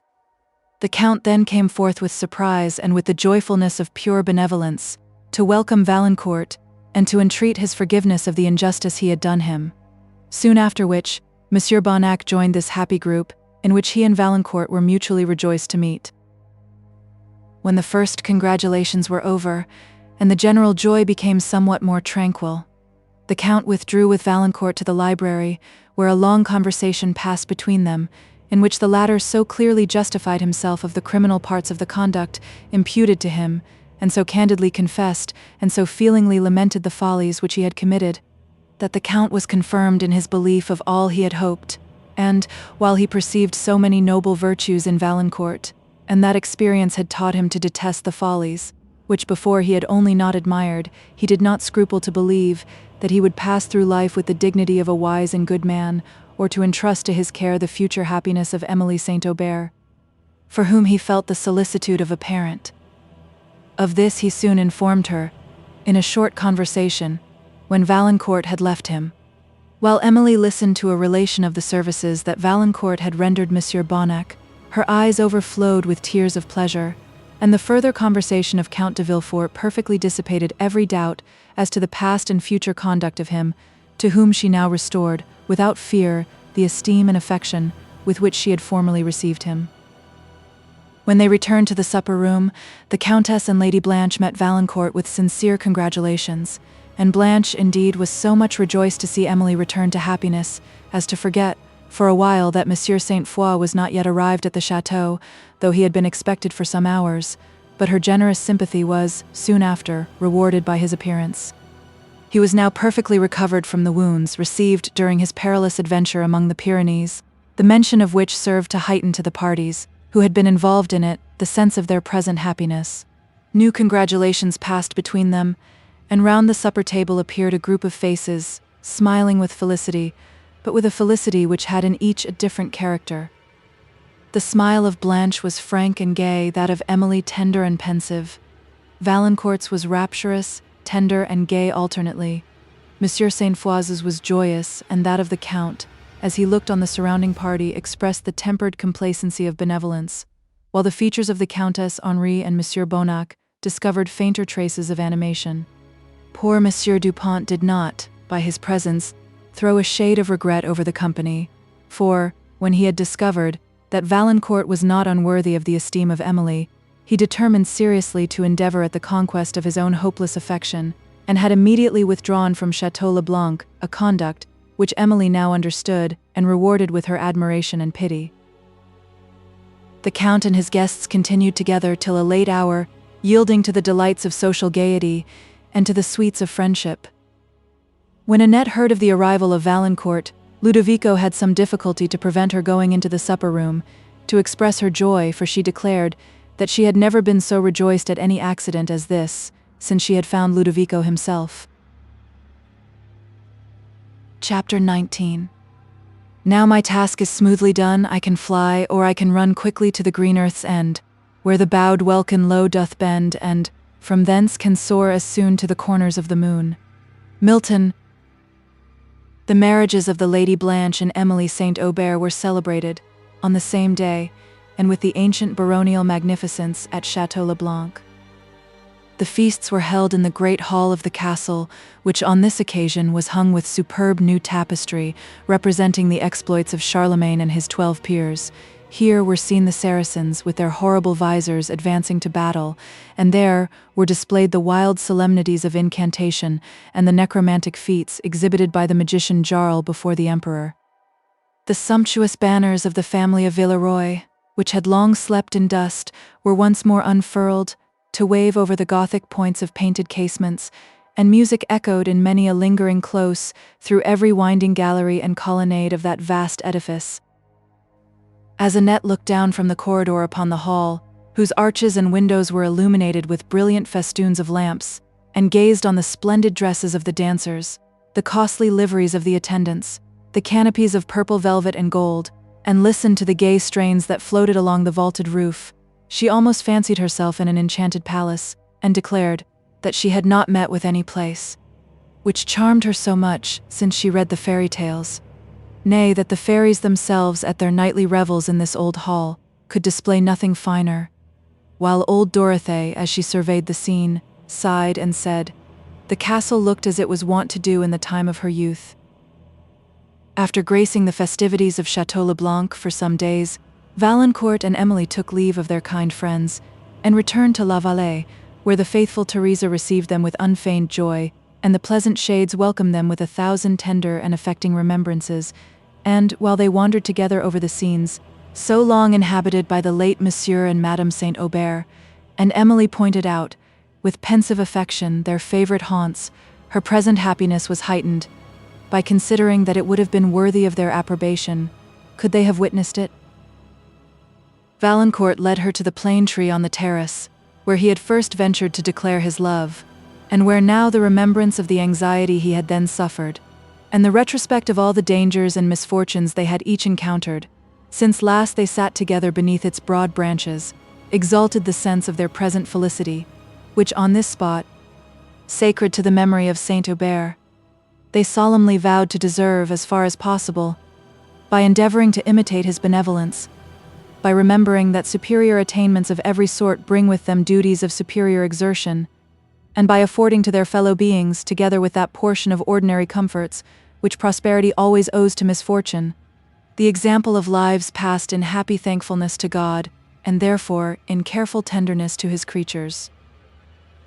Soon after their return to La Vallée, the brother of Valancourt came to congratulate him on his marriage, and to pay his respects to Emily, with whom he was so much pleased, as well as with the prospect of rational happiness, which these nuptials offered to Valancourt, that he immediately resigned to him a part of the rich domain, the whole of which, as he had no family, would of course descend to his brother on his decease.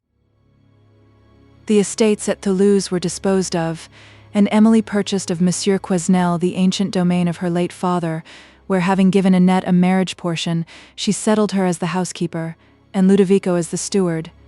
But since both Valancourt and herself preferred the pleasant and long-loved shades of La Vallée to the magnificence of Éperville, they continued to reside there, passing, however, a few months in the year at the birthplace of Saint Aubert, in tender respect to his memory. The legacy which had been bequeathed to Emily by Signora Laurentini, she begged Valancourt would allow her to resign to Monsieur Bonnac, and Valancourt, when she made the request, felt all the value of the compliment it conveyed. The castle of Udolpho also descended to the wife of Monsieur Bonnac, who was the nearest surviving relation of the house of that name, and thus affluence restored his long oppressed spirits to peace, and his family to comfort. The end.